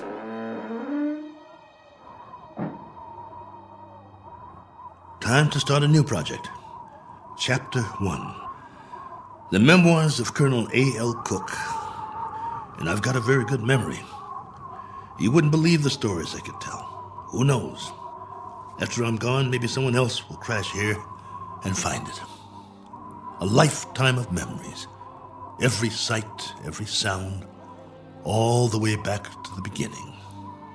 The kids I knew, the girls I dated, my friends, mom and dad, the first job, all of it. Every detail recorded for posterity. Has anyone ever done that before? Maybe people who keep diaries their whole lives, except that no one ever got it all down. Didn't have the time, but I do. All the time in the world.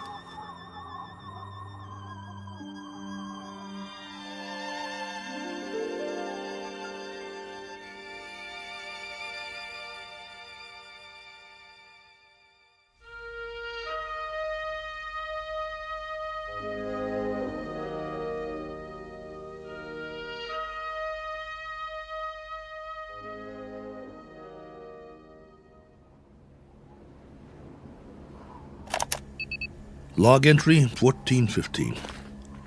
This one's for the record. A final official entry. From here on, it'll be the life story of Colonel A.L. Cook. Me, myself, and I. If for no other reason than to keep from going batty. But for now, it's a beautiful day, here on Primordial World. Ship's still standing, of course. You'd never know that's what it was. More like something from a scrap metal yard. The cost that went into building it, the man-hours, and for what? To come to rest here. A little way station that isn't even on the map. I'd call that a waste. Exhibit number 1 in the elephant's graveyard. Ever hear of that? They used to say there was a place where elephants go to die. Hundreds, thousands of them. A secret place off the beaten path. And there were bones and tusks. And once in a great while, someone would stumble upon it. Like the Sargasso Sea, where sailing ships caught in the kelp and were trapped forever. Well, maybe other travelers will end up here, gone to ground, never to move again. Eventually, there'll be a whole collection of them from all over. But remember, I was the first. I should scratch it in the middle. Cook was here. But I digress. This is still supposed to be my official report. The evaluation of the crash site coming up. The tail fin is all but covered by sand. Have to dig it out before the next storm. Then build some kind of windbreak or the whole ship might get buried. I could gather some branches, make one. There's more vegetation in the valley if I can get up and over. Now, that's odd. If there are no other trees in the immediate vicinity, where did this branch come from? The one that was banging against the hull last night. Unless something carried it here. The wind or oh well, maybe I just didn't notice before. That must be it. Rocks to the left of me, rocks to the right of me. One very dry, broken off branch in the sand. And what great sand it is. None better in the known universe. On sale at closeout prices. Note the fine crunch under my boots as I walk the proud land. The rare texture, the superb body. Why, it's positively... What in the name of... It can't be. It looks exactly like... No, I must be hallucinating. But this... impression... I could swear it's a footprint, a boot print, to be precise. A lot like my boot, in fact. But it's not one of mine, about 4 inches shorter. But that's what it is. It is! Now hear this. Now hear this. I've got company. I've got company. Hey! Whoever you are, come on down. It's open house at my humble abode. It isn't much, but it's home. Drinks on me. Meet your genial host. Please. Please let me see you. Here's another footprint. And another. And another. Where do they lead? Up the hill? Has to be since the storm, so there was something here. I knew it! Hey! I don't care who you are or where you're from. Let's shake hands and be friends. Don't you need a friend? I do. Come on, friend. We can talk. I've got some stories, believe you me. Where you hiding? Behind that bush? Ugh!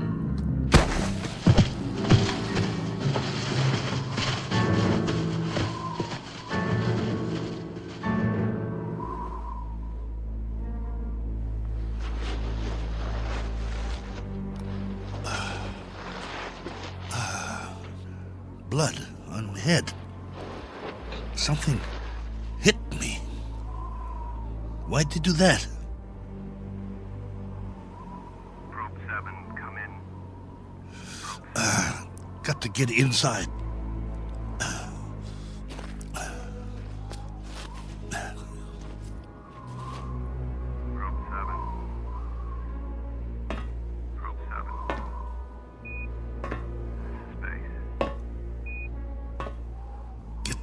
Closed before they come after me.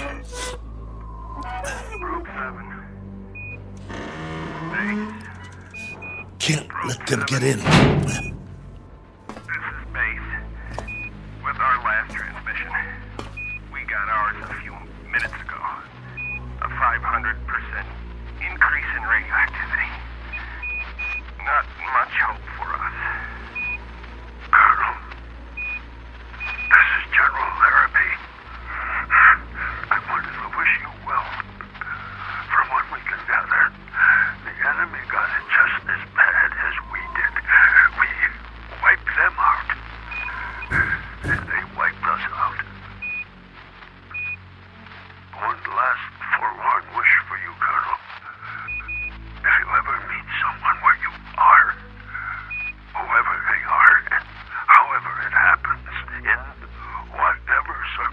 consequences. I hope it can come without fear. I hope it can come without anger. That's what they're going to have to put on the stone. The one we'll all be buried under on our world. Here lies a race of men who flex their muscles one time too many. I hope your new world is different, Cook. I hope there's no such word as hate. I hope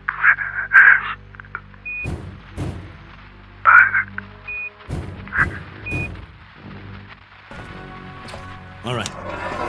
All right. I'm ready for you. You want in? Maybe I'll let you, and maybe I won't. It's up to you.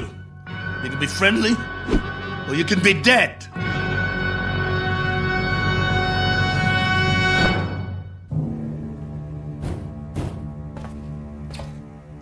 Hey, friend. You want to come in? Must be lonely out there. I hear you. What's the matter? Hungry? You're going to get a lot hungrier. Or don't you eat, friend? What do you say? Speak up. Can't talk, huh? No. You only know how to hit. Take more than that to put me down. What'd you use, a tree branch? Not very friendly, if you ask me. Well, I've got a nice piece of metal in my hand, and I know what to do with it. Won't catch me again. This has been going on for hours. I don't know about you, but I need sleep. I really need it. Understand? Sleep. And this king-size bump on my head doesn't help. Tell you what, we'll make a deal. I give you one more chance to get away. Go hide, I don't care. You may not understand the language, but maybe you get the message. I'll wait a while and catch some sleep. Then when I wake up, I'm going to have a nice freeze-dried dinner. If I don't hear you out there, we'll forget the whole thing. You stay up the hill, and I'll stay down here. Just remember to keep your distance. Otherwise, I might have to come up there and teach you a lesson. A man's got to have his boundaries. Oh, God, I hurt. I want to sleep just for a while.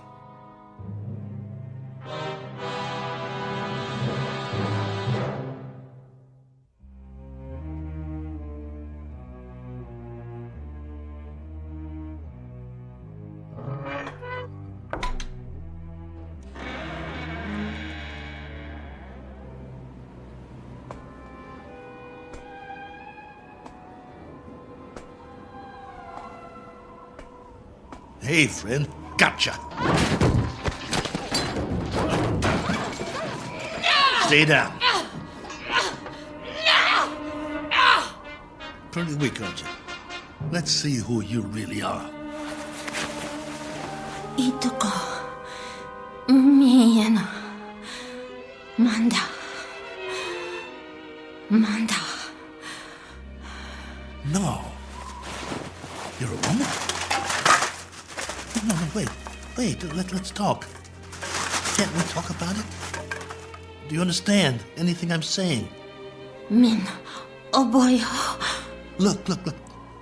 My name is Cook. Colonel Cook. I'm from another planet. I crash-landed here. Cracked up my ship. This is my ship, get it? Or it was. It can't fly anymore. Now I'm just a wingless spaceman with no place to go and all the time in the world to get there. All right, be that way. I'm not going to hit you. I'm putting my weapon down, see? Oh, what difference does it make? You're probably an illusion, and those prints you left on the ground, they're illusions too. I've been fighting a running battle between fear and loneliness took the prize. You can disappear any time now. Any time at all. Go on. Poof! In a puff of smoke.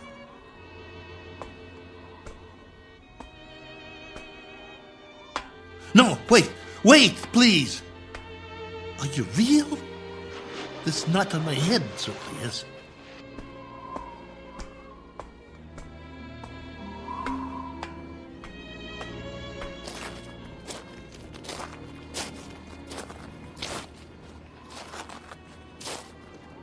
All right. Do whatever you want. Just don't go. Not yet. If you can't understand, I'll draw you a picture. Where's the stick? Look. Right here in the sand. This is my solar system. The sun in the middle, and this is my world. See? Omida? You got it. Now then, I went off course. I didn't have the power to get back. You know, power? Vroom, vroom. No good. So, I tried to land here, where we are.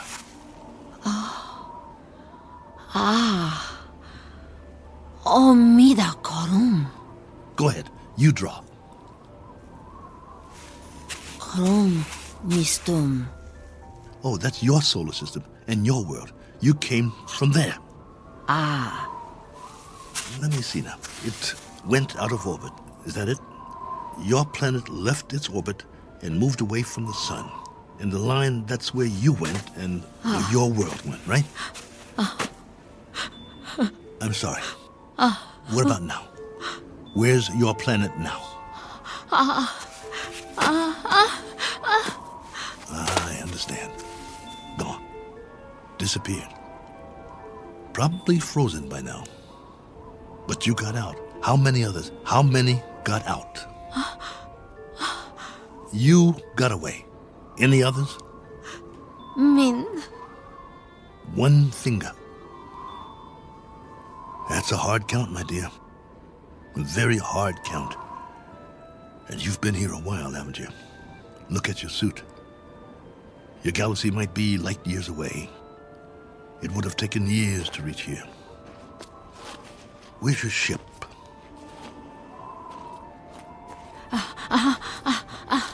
Ship. Where's your ship? It crashed too, didn't it? So you've been here a long time. A very long time. Me, Cook. Colonel Cook. You? Korava. Korava? Korava. Well, what do you know? I'm pleased to make your acquaintance. How does it figure? I thought you'd be a 50-foot flesh-eating ant or something. And you turn out to be a woman. Which is neither here nor there. Because however you slice it, we're stuck here.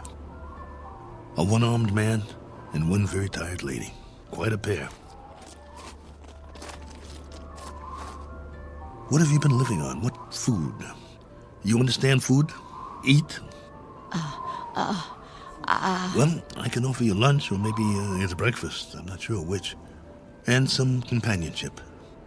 And we can spend the rest of our lives drawing diagrams in the sand, which will be somewhat tedious. But the brighter of us will have to learn the other's language eventually. I hope it's you. Because I got some stories to tell, believe me. Come, Korova. Eat. Food. In the ship. Chow time. Come along. Inside. Eat. Food. Food. Okawa? Okawa? No. Not that way. Come here. Food. Please come back. I'm not going to hurt you. Please. Okawa! Oh, for heaven's sake. Korova, please.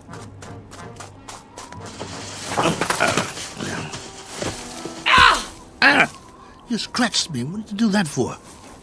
That's all you know how to do, isn't it? Draw blood. Well, go ahead. Get away from me. It's not just language, is it?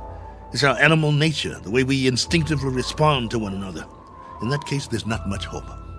Go on. Go. If that's the way you want it, go.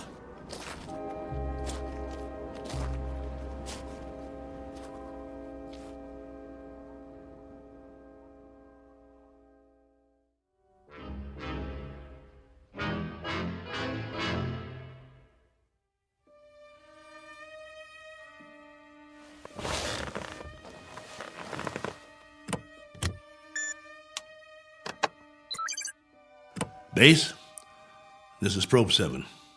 The following is sent on faith, which is appropriate since this transmission is in the nature of a fairy story. I don't know under what heading you would classify it. Very likely space medicine or space opera. The long and the short of it is that I'm not alone here. There's a woman from another planet. Her name is Korova.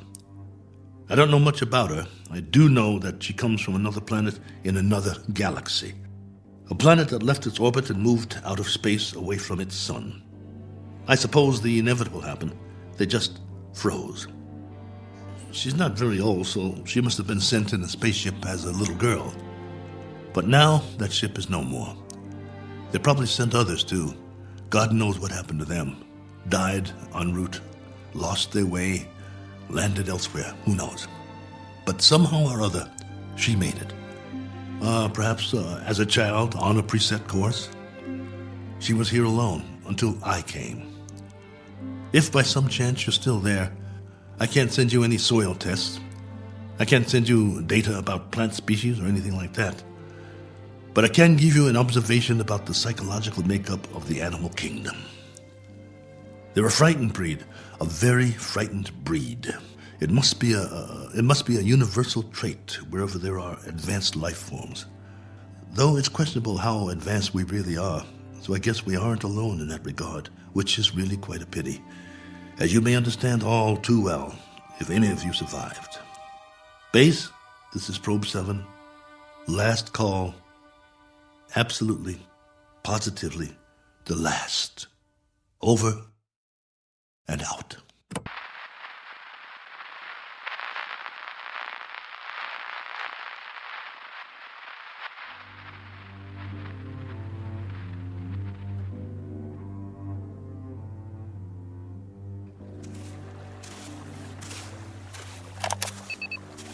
Log entry 1417.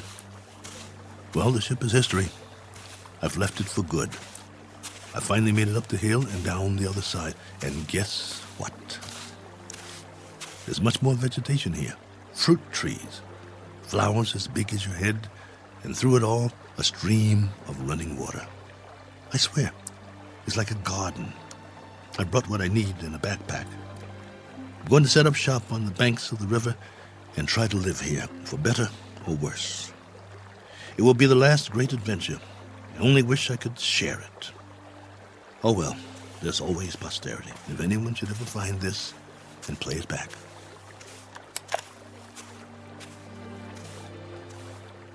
Cook! Oh, you. Never mind. Talking to myself. But you wouldn't understand. Why don't you just keep your distance? Cook? Ah. Cook. Not going to hit me, are you? No? That's a surprise. Well, you're just in time to say bon voyage, friend. I'm going that way. There are even more fruit trees over there. No reason to get in each other's way. Cook. You want to come? You may, if you like. We'll eat and we'll live. I don't know how or for how long, but we can try. Cook. What? Dirt? Soil? What do you call it? Earth. Earth? What does that mean? Earth. Is that the name in your language? All right. We've just given this place a name. We'll call it that. We'll call it Earth. Cook. Korava. Earth. That's right. My name's Cook. My first name is... But there's plenty of time for that. No need to rush things. Okay, Korova. This is our home now. This is Earth. What's that? Food. So that's what you've been eating. Some kind of red fruit. Any good? Food. Eat. All right.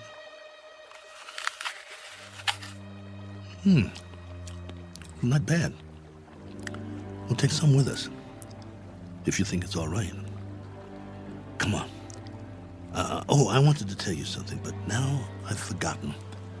I guess we'll have plenty to talk about, though. This place, a new life after all. And after a while, we'll have new memories to talk about. Things we can share. Come along, then. Let's go.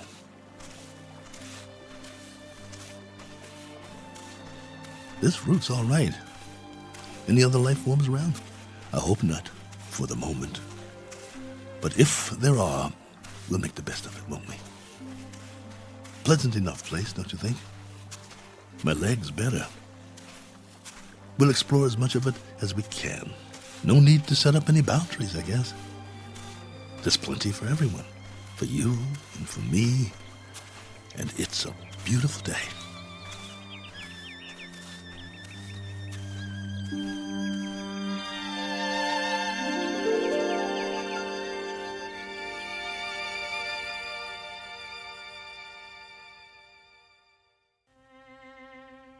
Do you know these people?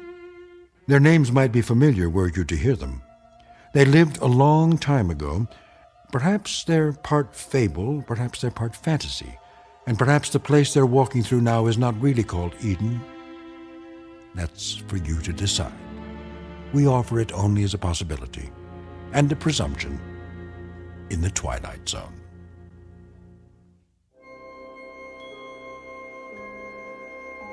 Hi, this is Carl Amari, producer of the Twilight Zone Radio Dramas. I'd like to take a moment to tell you about our official website at twilightzoneradio.com, where you'll get the latest news and information on these Twilight Zone radio dramas. Plus, at twilightzoneradio.com, you can digitally download 3 free episodes or any of our episodes for only $1.95 each. In this age of ever-changing technology, we've decided to make these episodes instantly available to you by making the Twilight Zone radio dramas a digital download-only series. This means that this series will no longer be offered on CD. The CD collections at our website are now being offered while supplies last at buy one, get one free. So be sure to get your favorites before they're sold out. Be sure to visit us often, and I'll see you in the zone.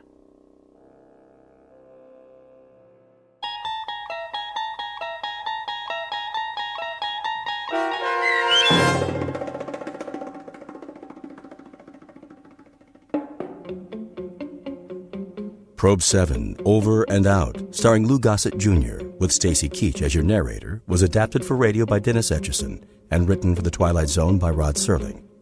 Heard in the cast were Tony Maka Sr., Sam Derrence, and Oksana Fedanushin.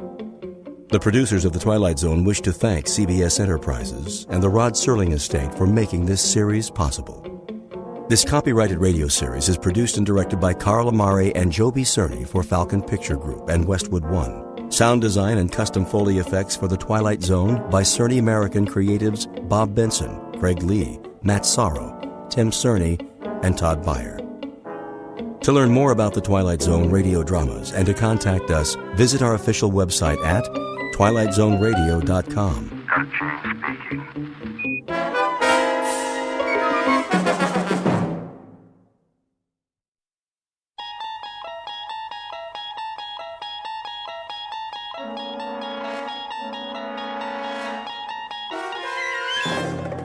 You unlock this door with the key of imagination. Beyond it is another dimension, a dimension of sound, a dimension of sight, a dimension of mind. You're moving into a land of both shadow and substance, of things and ideas. You've just crossed over into the Twilight Zone.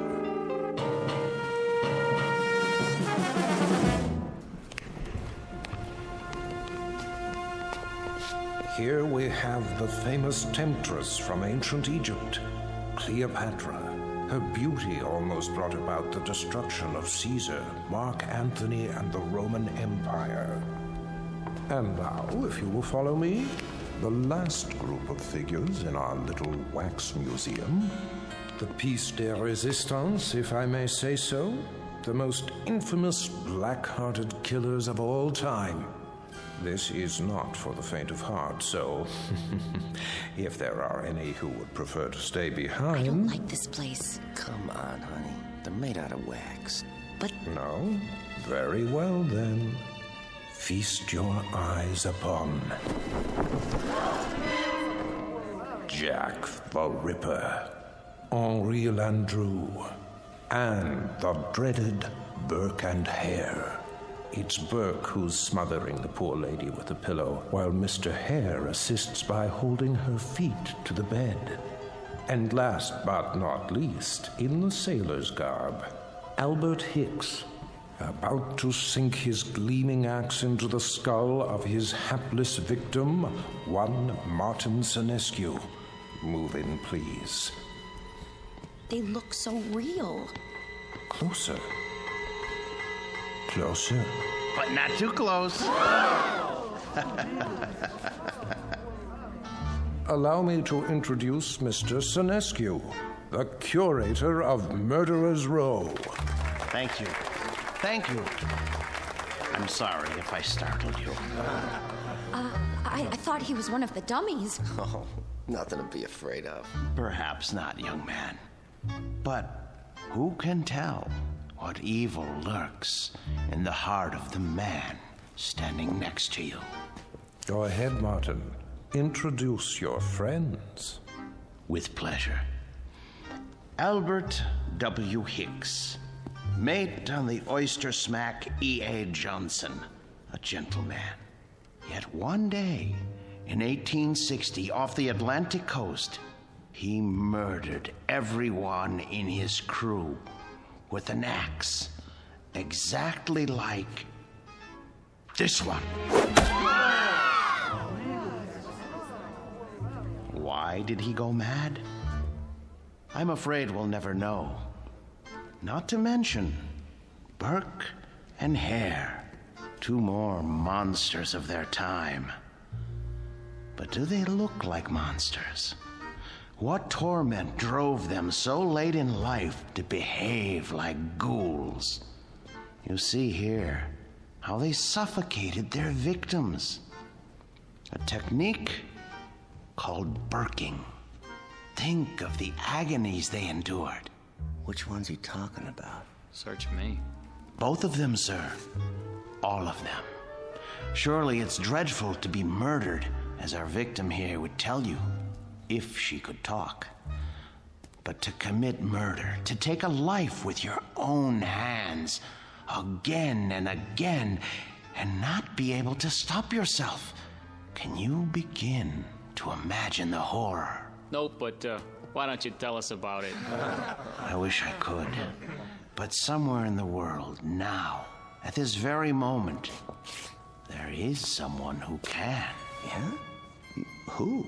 Well, no one knows yet. But if his torment is great enough, and he kills as these poor creatures did, then future generations will know, for he will end up here, immortalized in wax, remembered as you and I will never be, like Henri Landru, so filled with love and hate.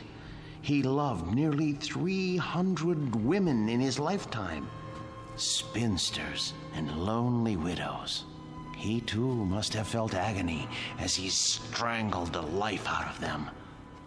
A master of the garret, identical to the one you see in his hands. That looks like some kind of cord. Just a piece of string. Let me see that. Get away from there. Get away from there. I was only... Mr. Senescu is right. The figures are not to be touched. They are too rare and valuable. Besides, the museum can't be held responsible for what might happen to you. And here, another soul in torment. The Ripper himself.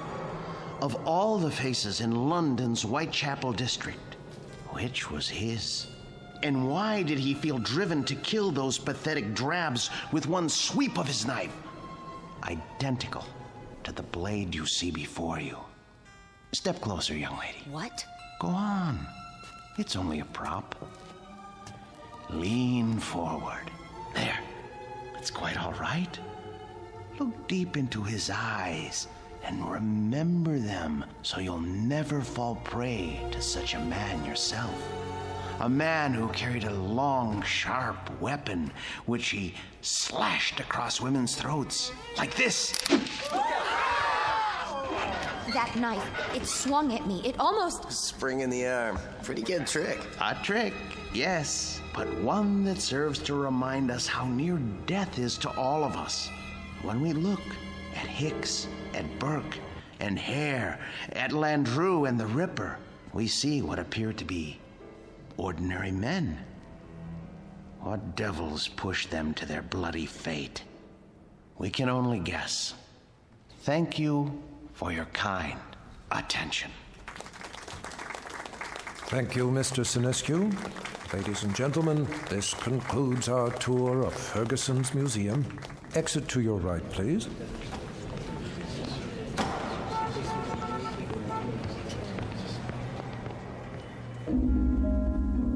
Mr. Martin Sinescu, a gentleman and the curator of Murderer's Row in Ferguson's Wax Museum.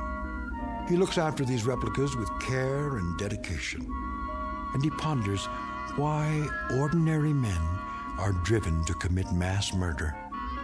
What Mr. Sinescu does not know is that the groundwork has already been laid for a special kind of madness, a torment found only in the Twilight Zone.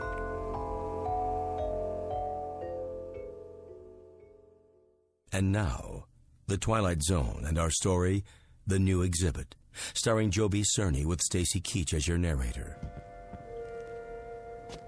There now, Mr. Landru. Collar turned up just so. Easy to see why you're a real lady killer. We have to do something about that suit. Martin? Yes, Mr. Ferguson? I'd like to talk to you. All right. I'll be through here in a moment. That can wait. What I have to say to you is rather important. You know, sir, I think Landru needs a new suit. This one is 10 years old and shows it. Something wrong, Mr. Ferguson? Well, yes and no. I think we'd better discuss it in my office. All right, if you like, sir. Is it something I've done or haven't done? No, nothing like that. Sit down. Very well. Martin, I'm abandoning the museum. Abandoning? I'm afraid so. Is this a joke, sir? No. But you can't. You mustn't, sir. I know how you feel, Martin, but there isn't any choice. I don't understand. I've been offered a large sum of money for this property. Some people want to build a supermarket here. A supermarket? When I first opened the museum 30 years ago, I'd never dreamed I'd see this day. But the day is here, Martin, and we will just have to face it.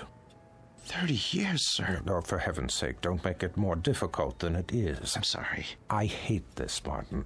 You're the best employee a man could have. The way you've run the Murderer's Row exhibit, why, I don't think you ever missed a day's work. No, never. How many more days? None. This was the last. They start wrecking the building next week. What about the wax figures? I haven't decided yet. Sir, we can open another museum. We'll move everything somewhere else. I'm not as young as I once was. I could use a rest. But, sir, I'll do all the work. You won't have to lift a finger. I appreciate that, Martin, but it would be foolish. Foolish? Foolish? Why? We have become passé. People aren't interested in wax museums anymore. Look at the numbers, it's all here. Our attendance figures, our profits, but mostly our losses. This year has been the poorest of all. There's even a news story about the closing of the Grand Guignol. Surely not. The handwriting's on the wall. Seriously, what do we offer? The great lovers of history? The discovery room? Scientists? That isn't why people came here. That isn't why at all. What they really came to see was your Murderer's Row. We've always known that. But they've been coming in decreasing numbers. And you know why? Because the evening news offers them fears we could never match. The wars, the atrocities, the perversions, they've all ruined our Chamber of Horrors. People are blasé. They think they've outgrown the need to be frightened. They already live in fear day in, day out. It's the world, Martin, and the world has changed. No, it would be foolish to open another museum. Maybe it's the location or the exhibits. Remember how people came after we installed the Ripper's arm with the knife and the spring mechanism? That was years ago. They're simply not interested anymore. But what's going to happen to them? Landru and Hicks and the others. If I could sell them, I would. But there is no market for wax figures. Mr. Ferguson, you're not thinking of destroying them, are you? I mean, they were meant to live forever. Martin, I tell you, I don't know what I'm going to do. You're forgetting something. Come with me. Martin... Look at Landru. His eyes. Don't you see the shy, frightened little choir boy he once was? The bookkeeper who so longed for freedom. Of course, but... Even the cheek feels real, like flesh with pores, and the mouth. Isn't it about to say something? Oh, Landru was an elegant man, full of tenderness. It's right here, in the lips. The way... What are you trying to say? Mr. Ferguson, you seem to have forgotten that these figures are the work of the great Henry Guillemond, the only ones he created outside of Europe. I haven't forgotten. There was genius in everything he did. They're not just so much candle wax. It's as though they were alive. I'm afraid it doesn't make any difference now. I don't think I could stand it if these figures were destroyed. It would be like losing 5 close friends. I won't destroy them, Martin. I give you my word. But where would I store them? You know how vulnerable they are to changes in temperature. I could take them. You? Yes. What would you do with them? I wouldn't put them in an ugly warehouse, I'll tell you that. They need constant care. I'll put them in my basement. That's ridiculous. Think about it. What would Emma say to having the figures of 5 famous murderers in her basement? Oh, she wouldn't mind. She rarely goes in the basement. It's my space. She'll understand. I'll put air conditioning down there and a heater for colder days. Oh, you'll see. I'll take care of them, just as I always have.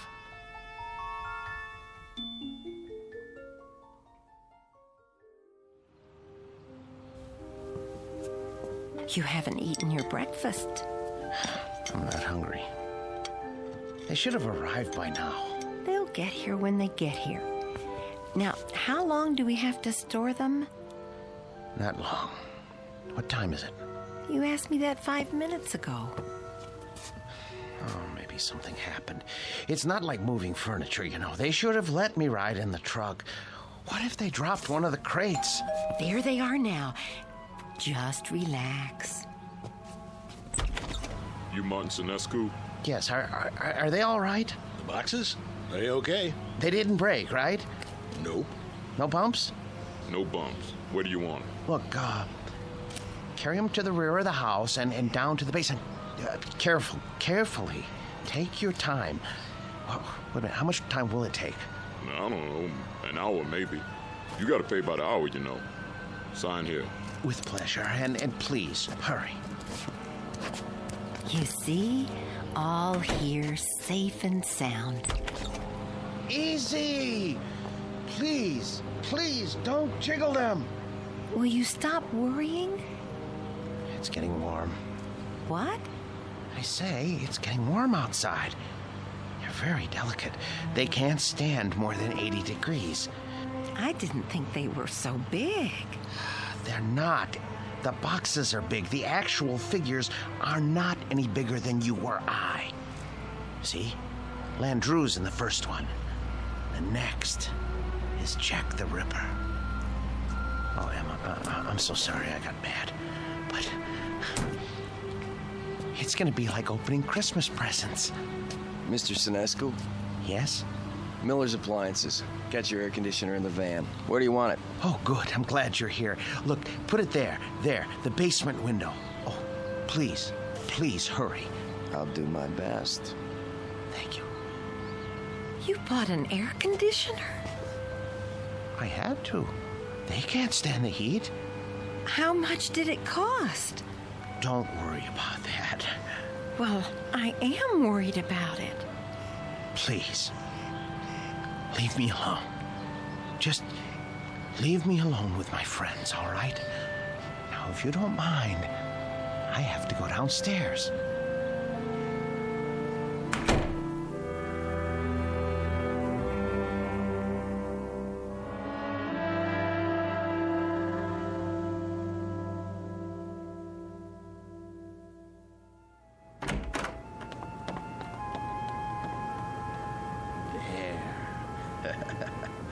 Ooh, feels cool enough. Now then, gentlemen, Bloody Jack, Jack the Ripper, how are you today? None the worse for wear, I see? Oh my. Cape's a bit shabby, though. Martin, are you down there? Yes, sir. Positively threadbare. Martin! Yes? Are you fussing with the Ripper's cape again? No. Yes. No. It's his hat. His hat is going to need cleaning and blocking before long. In fact, all their clothes could stand it. It's been almost a year since Mr. Ferguson let me do that. Martin! Emma, listen to me. The truth is, these men need clothes. But the Ripper here, his are the worst. Part of his coat backs come undone and... Martin! What is it, dear? We're not buying them any clothes. Oh, Emma, listen. It's not just buying. It's tailoring to fit their bodies. I don't care, Martin. Oh, you don't mean that. Yes, I do. No, you don't. Honestly, Martin, you pay more attention to those murderers than you ever did to me. Oh, Emma, listen, that's not true. You practically live down there. Emma, they're a trust, a sacred trust. These figures were made by Guillemont. They're masterpieces. All right, so they're masterpieces. But you told me it would only be for a few days. Now, they've been here for weeks. I've been nice about it, Martin. You can't say I haven't. How long is this going to go on? I'm sorry, dear. I didn't lie. I thought they'd be here only a little while.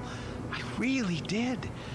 But, well, I can't find anybody to finance the museum. How can you find anyone if you spend all your time down there? Well, I phoned, but everyone I talked to never even has heard of Henry Guillemont. Can you imagine that? What's that? The electric bill. You see how much this air conditioner is costing us running around the clock? Well, you know how hot it's been. Oh my. That is high, isn't it? I'd like to know how we can go on paying it. Martin, there's no more money in the bank. I know. But you mustn't worry. I promise you, I'll think of something. There must be somebody somewhere. Mr. Ferguson. No. Why not? You've told me he loves these things as much as you do. Besides, isn't it up to him to take care of them? Emma, I don't know anyone in the world I respect as much as Mr. Ferguson. And I would never trust these figures to him. I couldn't be sure they were cared for properly. I don't even think I could sleep if I... So we're stuck with them. Stuck? Emma, it's an honor, a privilege. For you, maybe. But how do you think I feel? I am afraid to go into the basement because of these monstrosities. I mean, I just about get a heart attack, Martin. The way they stand there and stare at me, they're frightening. They're supposed to be frightening. Live with them as long as I have, and you'll come to love them. love them. One day, they cease to be strangers to you, and you want to say good morning to them and ask them how they passed the night. And when that happens, Emma, I tell you, Emma, where are you going, Emma?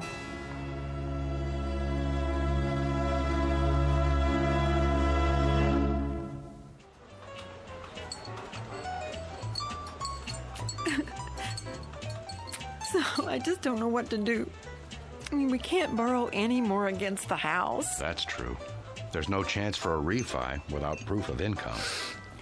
And then today, when the electric bill came, I realized we've been spending a fortune just to keep the basement cool. You should have told me about this. I know, but I didn't want to bother you. I'm also your brother, remember? Oh, Dave. If only one of those people would loan him the money to open the museum, everything would be all right. Now, Emma, listen to me.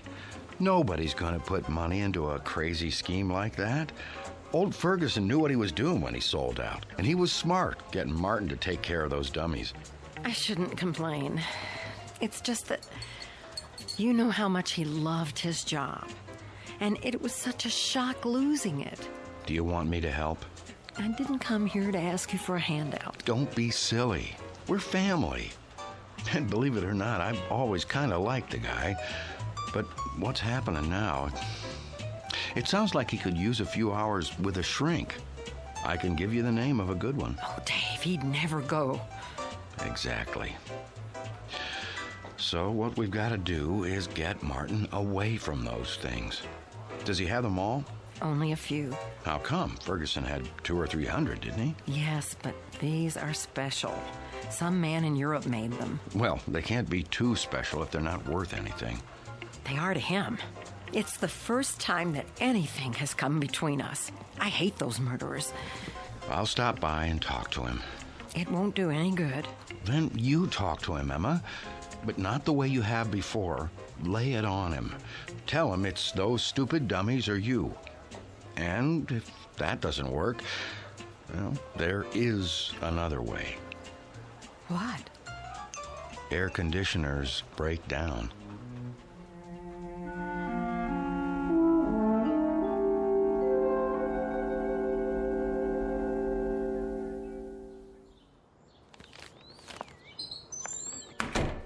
Emma? Emma? Is that you?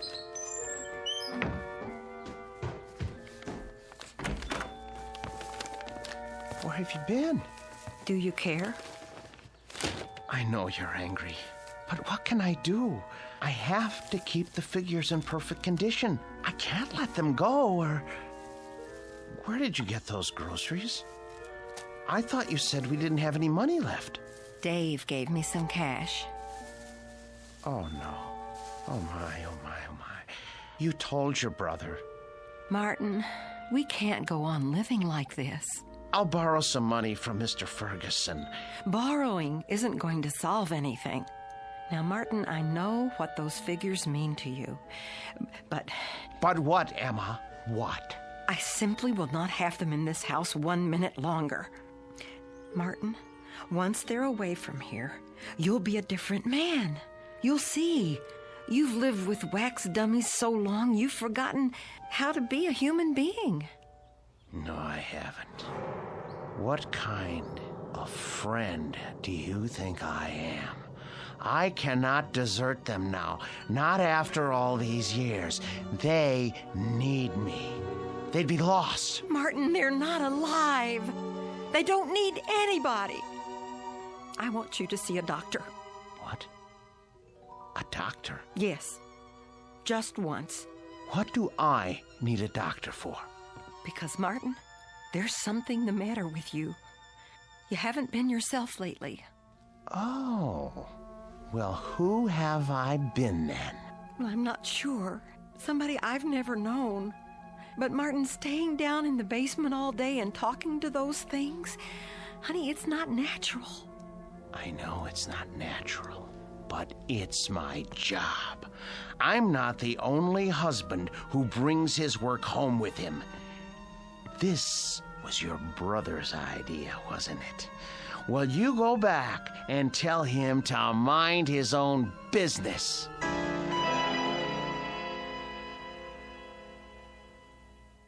So it's hard to know where it's heading. Chances are we're in for another ride tomorrow. And that concludes our broadcast day. This channel will return to the air at 6 a.m. with the early report. Until then, we bid Are you asleep? good night.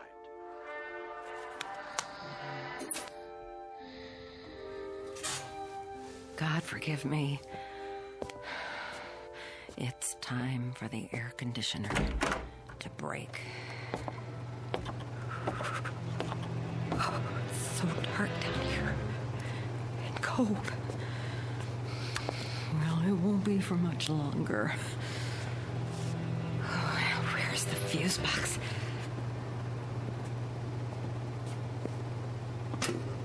Let's see now. Which one is for the air conditioner? I should have brought a flashlight. I can't see a thing. Here it is. Good.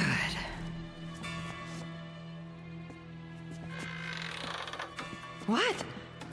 Who's there? What's happening?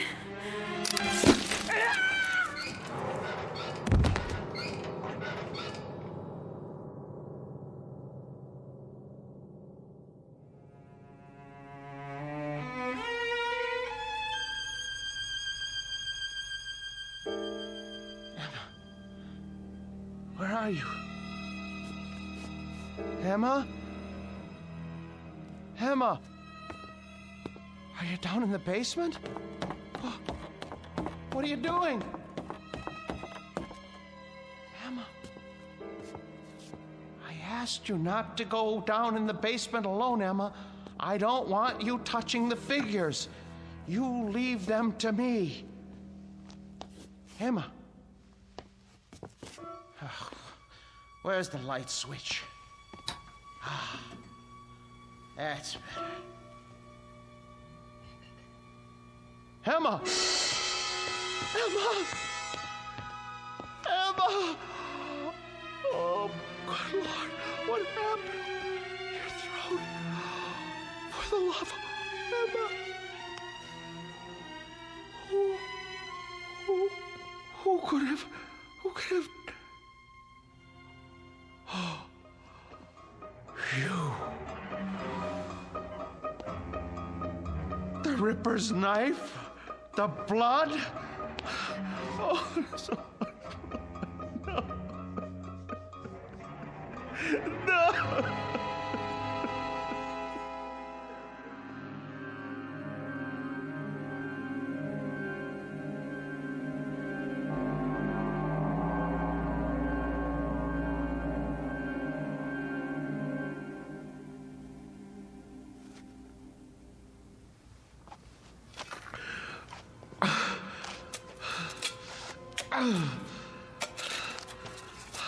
I hate to bury you down here, Emma. I know how much you hate the basement, but I don't have any money. I know I should report it to the police. Who would believe me if I told them you had your throat cut by Jack the Ripper? You just bumped into the Ripper in the dark and his spring arm went off. It was an accident. Besides, if I go to prison, who will take care of the figures? It's better this way.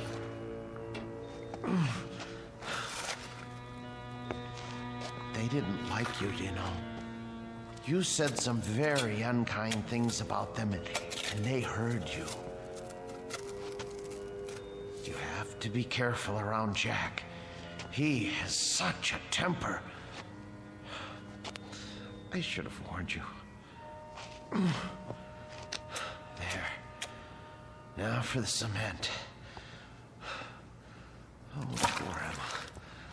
But it's too late to tell her anything now.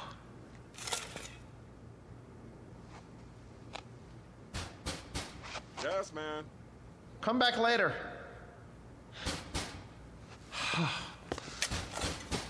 All right.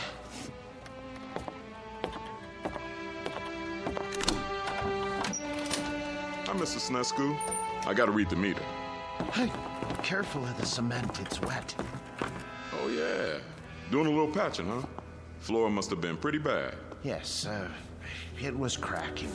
I had to do the same thing. These old houses, holy mackerel! Something the matter? Woo! For a minute there, I thought they were real. How'd you ever get statues like that? Yes, well, they're wax, actually. From the museum, I'm taking care of them. Boy, they're the most realistic things I ever saw. You sure they ain't alive? Well, not altogether. Well, you could have fooled me. Should be a fine thing come Halloween. Something like this will really throw a scare into people. Man, oh man. Even close up, they... What's this? What? Whoever made these thought of everything. Even put blood on a knife. Well, I gotta go.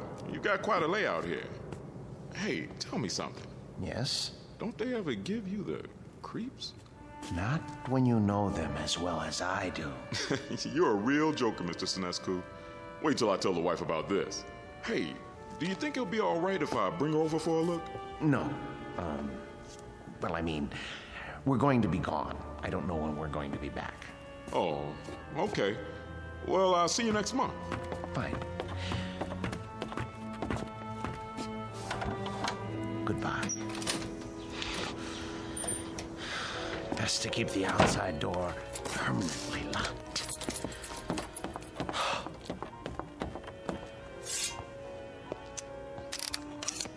Jack, I'm surprised at you. I really am. How did you manage all those murders without being caught by Scotland Yard? Any killer knows you can't leave blood on the murder weapon. And I don't mean to make a joke, Mr. Ripper. It's a dead giveaway. There. Knife's good as new. Now behave yourself. Emma? Oh, no. It's her brother. Martin, you in there?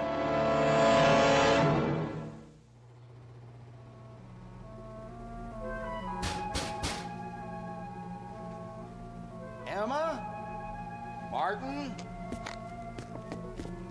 Where are you? Gotta lock the basement door.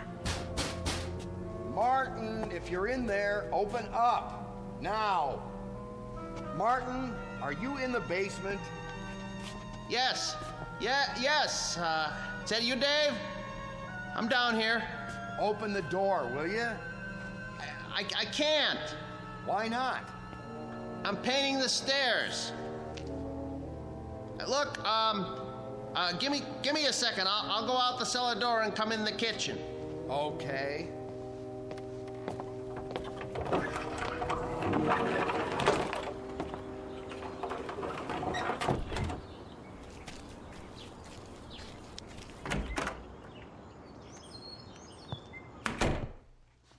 Where's Emma? She went out to get some air. Just as well. Mind if I sit down? Why? What do you want? You sit down, too. Dave, look, I don't have time. I'm in the middle of something. Now, just tell me what you want. Emma came to see me yesterday. I'm very embarrassed. She told me about it. She did, huh? Well, that'll make it easier. Perhaps. Oh, you two have an argument? Yes. But look, everything is settled now. Glad to hear it. She was pretty upset when she talked to me. I know. You didn't treat her square when you brought those dummies home. That's been changed. Huh. Well, now, I guess I had you pegged wrong. You got rid of them. Yes. Must have been pretty hot in here last night, huh? What? For a bunch of wax dummies. Hey, what's that humming noise? I don't hear anything. It sounds like it's coming from the basement. No, is that the air conditioner? I don't know what you're talking about. What are you driving at? Why's this door locked? I told you, the steps are wet from paint. I don't smell any paint. And why's the air conditioner still going if you got rid of the dummies? Well, I thought it might help the paint dry. Yeah? I thought it might get rid of the fumes. Is that all right? This is my house, isn't it? I think you locked it because you don't want me going down there. You'd better open up. Are you threatening me in my own house? You didn't get rid of those things at all. Where's Emma? Look, I am tired of answering questions. I've had a busy day. I'll thank you to leave now. All right.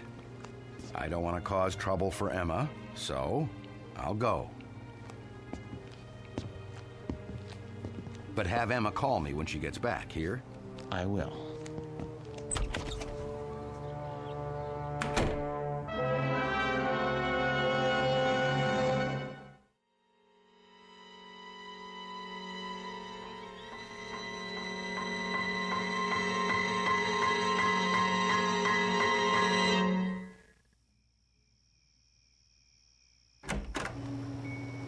Emma? Boys? You can breathe easy. I'm going to bed now. Sweet dreams. Good night.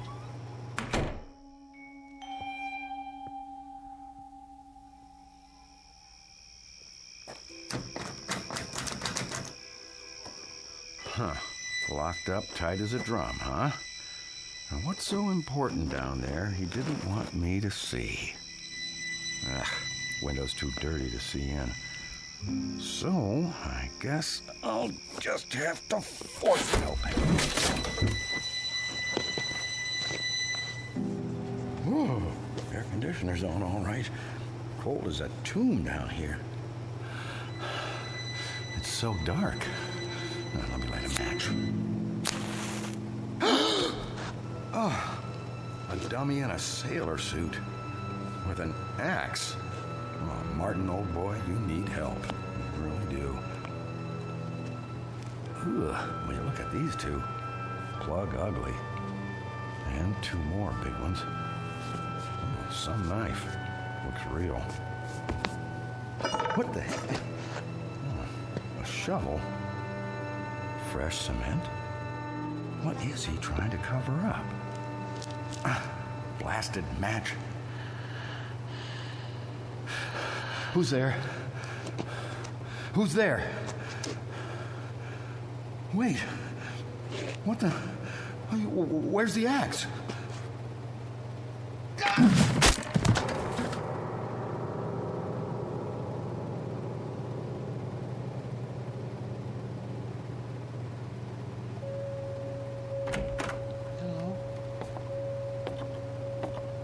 Hello? What's going on? Who's here? Hicks. Where's your axe? Dave. Dave. Oh no. Mr. Hicks. When I took your axe away from you and put it up in the rafters where you couldn't reach it, I tried to make sure that nothing like this could happen. How did you get it down from there? Why did you take it off the rafter?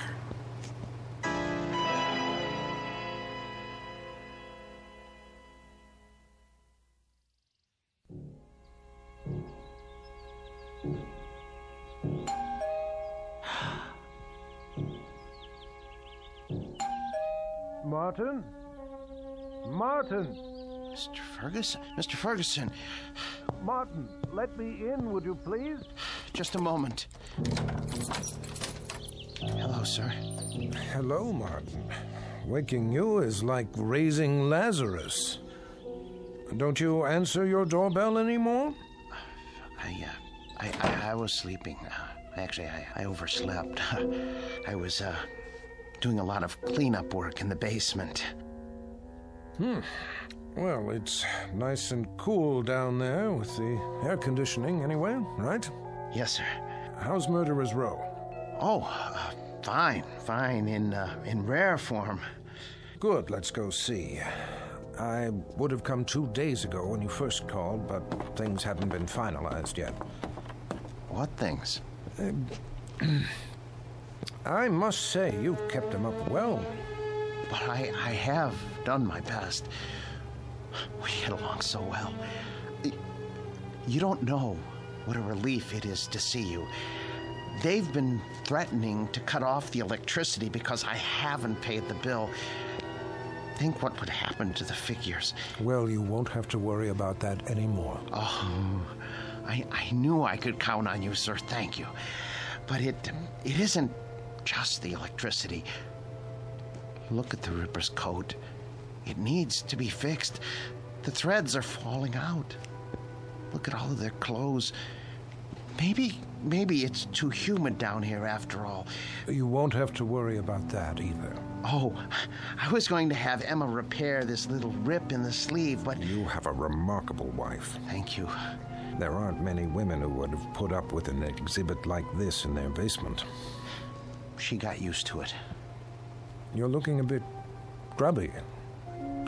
Have you been sleeping down here? Yes. I wanted to show you. I came across an item in this book last night. Martin? I forgot I even had this. It's got a letter in it written by Landru himself. Martin, listen to me. I'll read it. But for you, whose very walk is beautiful, whose sweet eyes and smile make a just claim to happiness, whither am I bound, my dear little friend, under your tender leadership? Oh, isn't that touching? It's the one Landru wrote to Fernand Segret. Ha! You know it then. He also strangled her as he did all the others. Martin, are you all right? Yes. Well, that isn't so. I'm not all right. Some strange things have been happening. Strange? Yes. You see, my house guests haven't exactly been behaving themselves. Who? Oh, come on now. It's true. I swear. You have no idea what they've been up to. Martin, you've been so close to these figures for the past 3 months, you're beginning to imagine things. Oh, no, it was not my imagination. Well, that's neither here nor there now. I can't keep it from you any longer. What, sir? The best news in the world. Martin, old friend, when I told you nobody would ever want them, I was being pessimistic. The fact is, somebody does, but not just anybody. The Marchand Museum. Did you hear me? Marchands in Brussels. Aren't you pleased? You won't have to take care of them anymore. I want to take care of them. I know you do, and I appreciate what you've done. But it's all signed. You don't mean that you've sold them? Yes, and for what I'm getting, there will be substantial compensation to you for the years you put in. But my museum? I was going to buy them. You know you could never do that. Say you have another buyer. I'll get the money somehow. Please, Mr. Ferguson, they're all I have left. Martin, time moves on. There's no longer any need for our specialty. I thought with the closing of the Grand Guignol in Paris that things must be the same in Europe. But Marchand's is actually expanding. They were delighted to make an offer. The transaction was consummated only this morning. But what am I going to do without the figures? I'd die without them. Oh, come on now, man. You'll get over it. Why don't you go upstairs and prepare us a cup of tea or something while I take some measurements? The Marchand people want the exact dimensions. All right, Mr. Ferguson. If you're sure that that's how you want it. I'm sure. Very well. Very well. Let's see now. Hicks. 6 feet, 1 inch. And Birken hair. Hello there, Landru. Still holding your waxed cord, I see. Be with you in a second. Now then, Mr. Hare, 5 feet, 10 inches.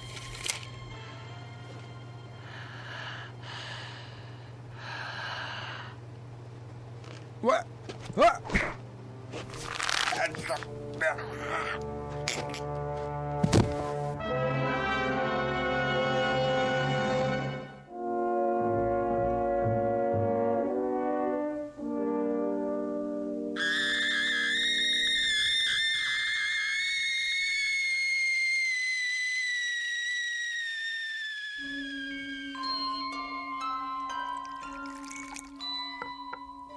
There, 2 cups of tea.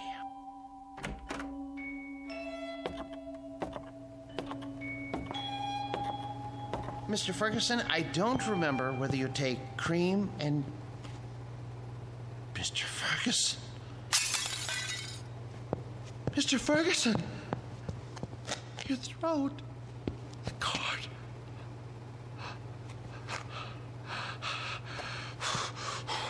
Why did you strangle Mr. Ferguson? And the rest of you? I know you didn't have any part in this, but you didn't stop it either. Landru, you have gone too far.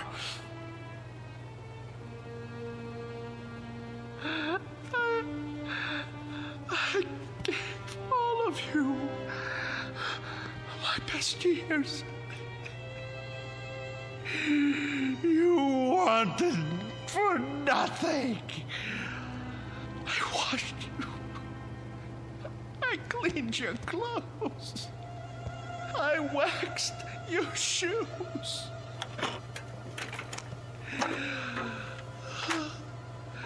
The air was always the right temperature because I made it so. I defended your deeds against the thousands who came to see you. And when Mr. Ferguson sold the museum, who spoke up for you? Who wanted you? And now what have you done to repay me? Murdered Mr. Ferguson? He was a good man. The books were right. You are monsters through and through, and for that, I am going to punish you. Do you know what I'm going to do? Do you know what I'm going to do? I'm going to take my saw, and I am going to cut you into little pieces. Then I'm going to turn up the heat and let you melt into pools of wax. It's no more than you deserve. Who's going to be first? You, Landru? Because it was you who murdered Mr. Ferguson. It was not I, Martin Senescu, who strangled your friend. It was you. No, it was you. You killed him while I was upstairs making tea. No, maid, it was always you. With my blade, you murdered your wife. You killed her while I was asleep. You used my axe to kill your wife's brother. Get away from me, Hicks. Get away from me. You are the murderer. Perk, stay back. You are the murderer. You killed them all. You lie. You're monsters. Not so, Martin Senescu. No.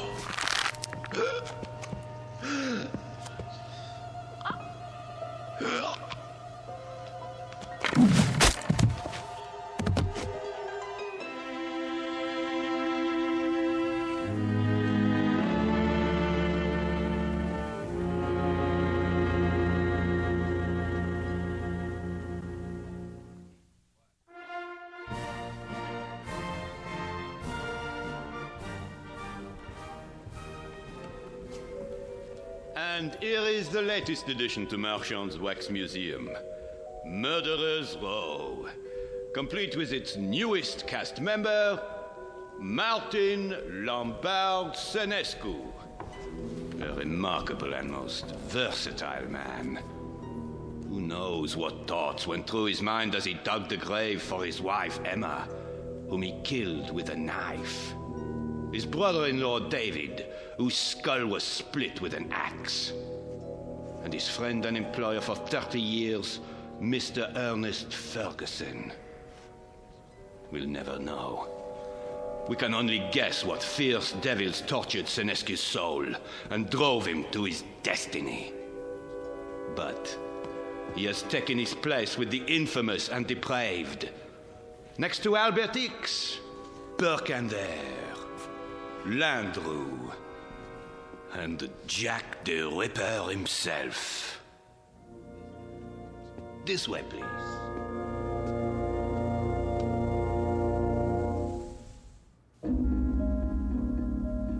The new exhibit became very popular at Marchand's, an instant hit.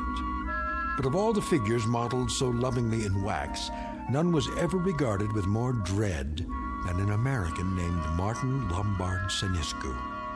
There was something about the eyes, people said, dazed, vacant, as if he had seen too much and come to understand it a moment too late.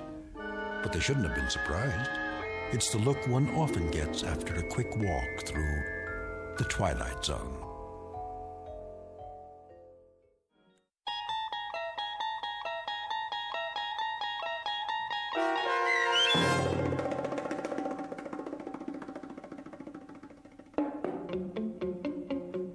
The new exhibit, starring Joby Cerny with Stacy Keach as your narrator, was adapted for radio by Dennis Etchison and Joby Cerny, and written for the Twilight Zone by Jerry Soule and Charles Beaumont. Heard in the cast were Jim McCants, Nancy Baird, Richard Hensel, Nick Sandys, Tom McElroy, Christian Stolte, Damian Arnold, Roderick Peoples, Craig Harris, Martin Aestro. This copyrighted radio series is produced and directed by Carl Amari for Falcon Picture Group. Sound design and custom Foley effects for The Twilight Zone by Cerny American creatives Bob Benson, Craig Lee, Michael Slaybach, and Matt Sorrow. To learn more about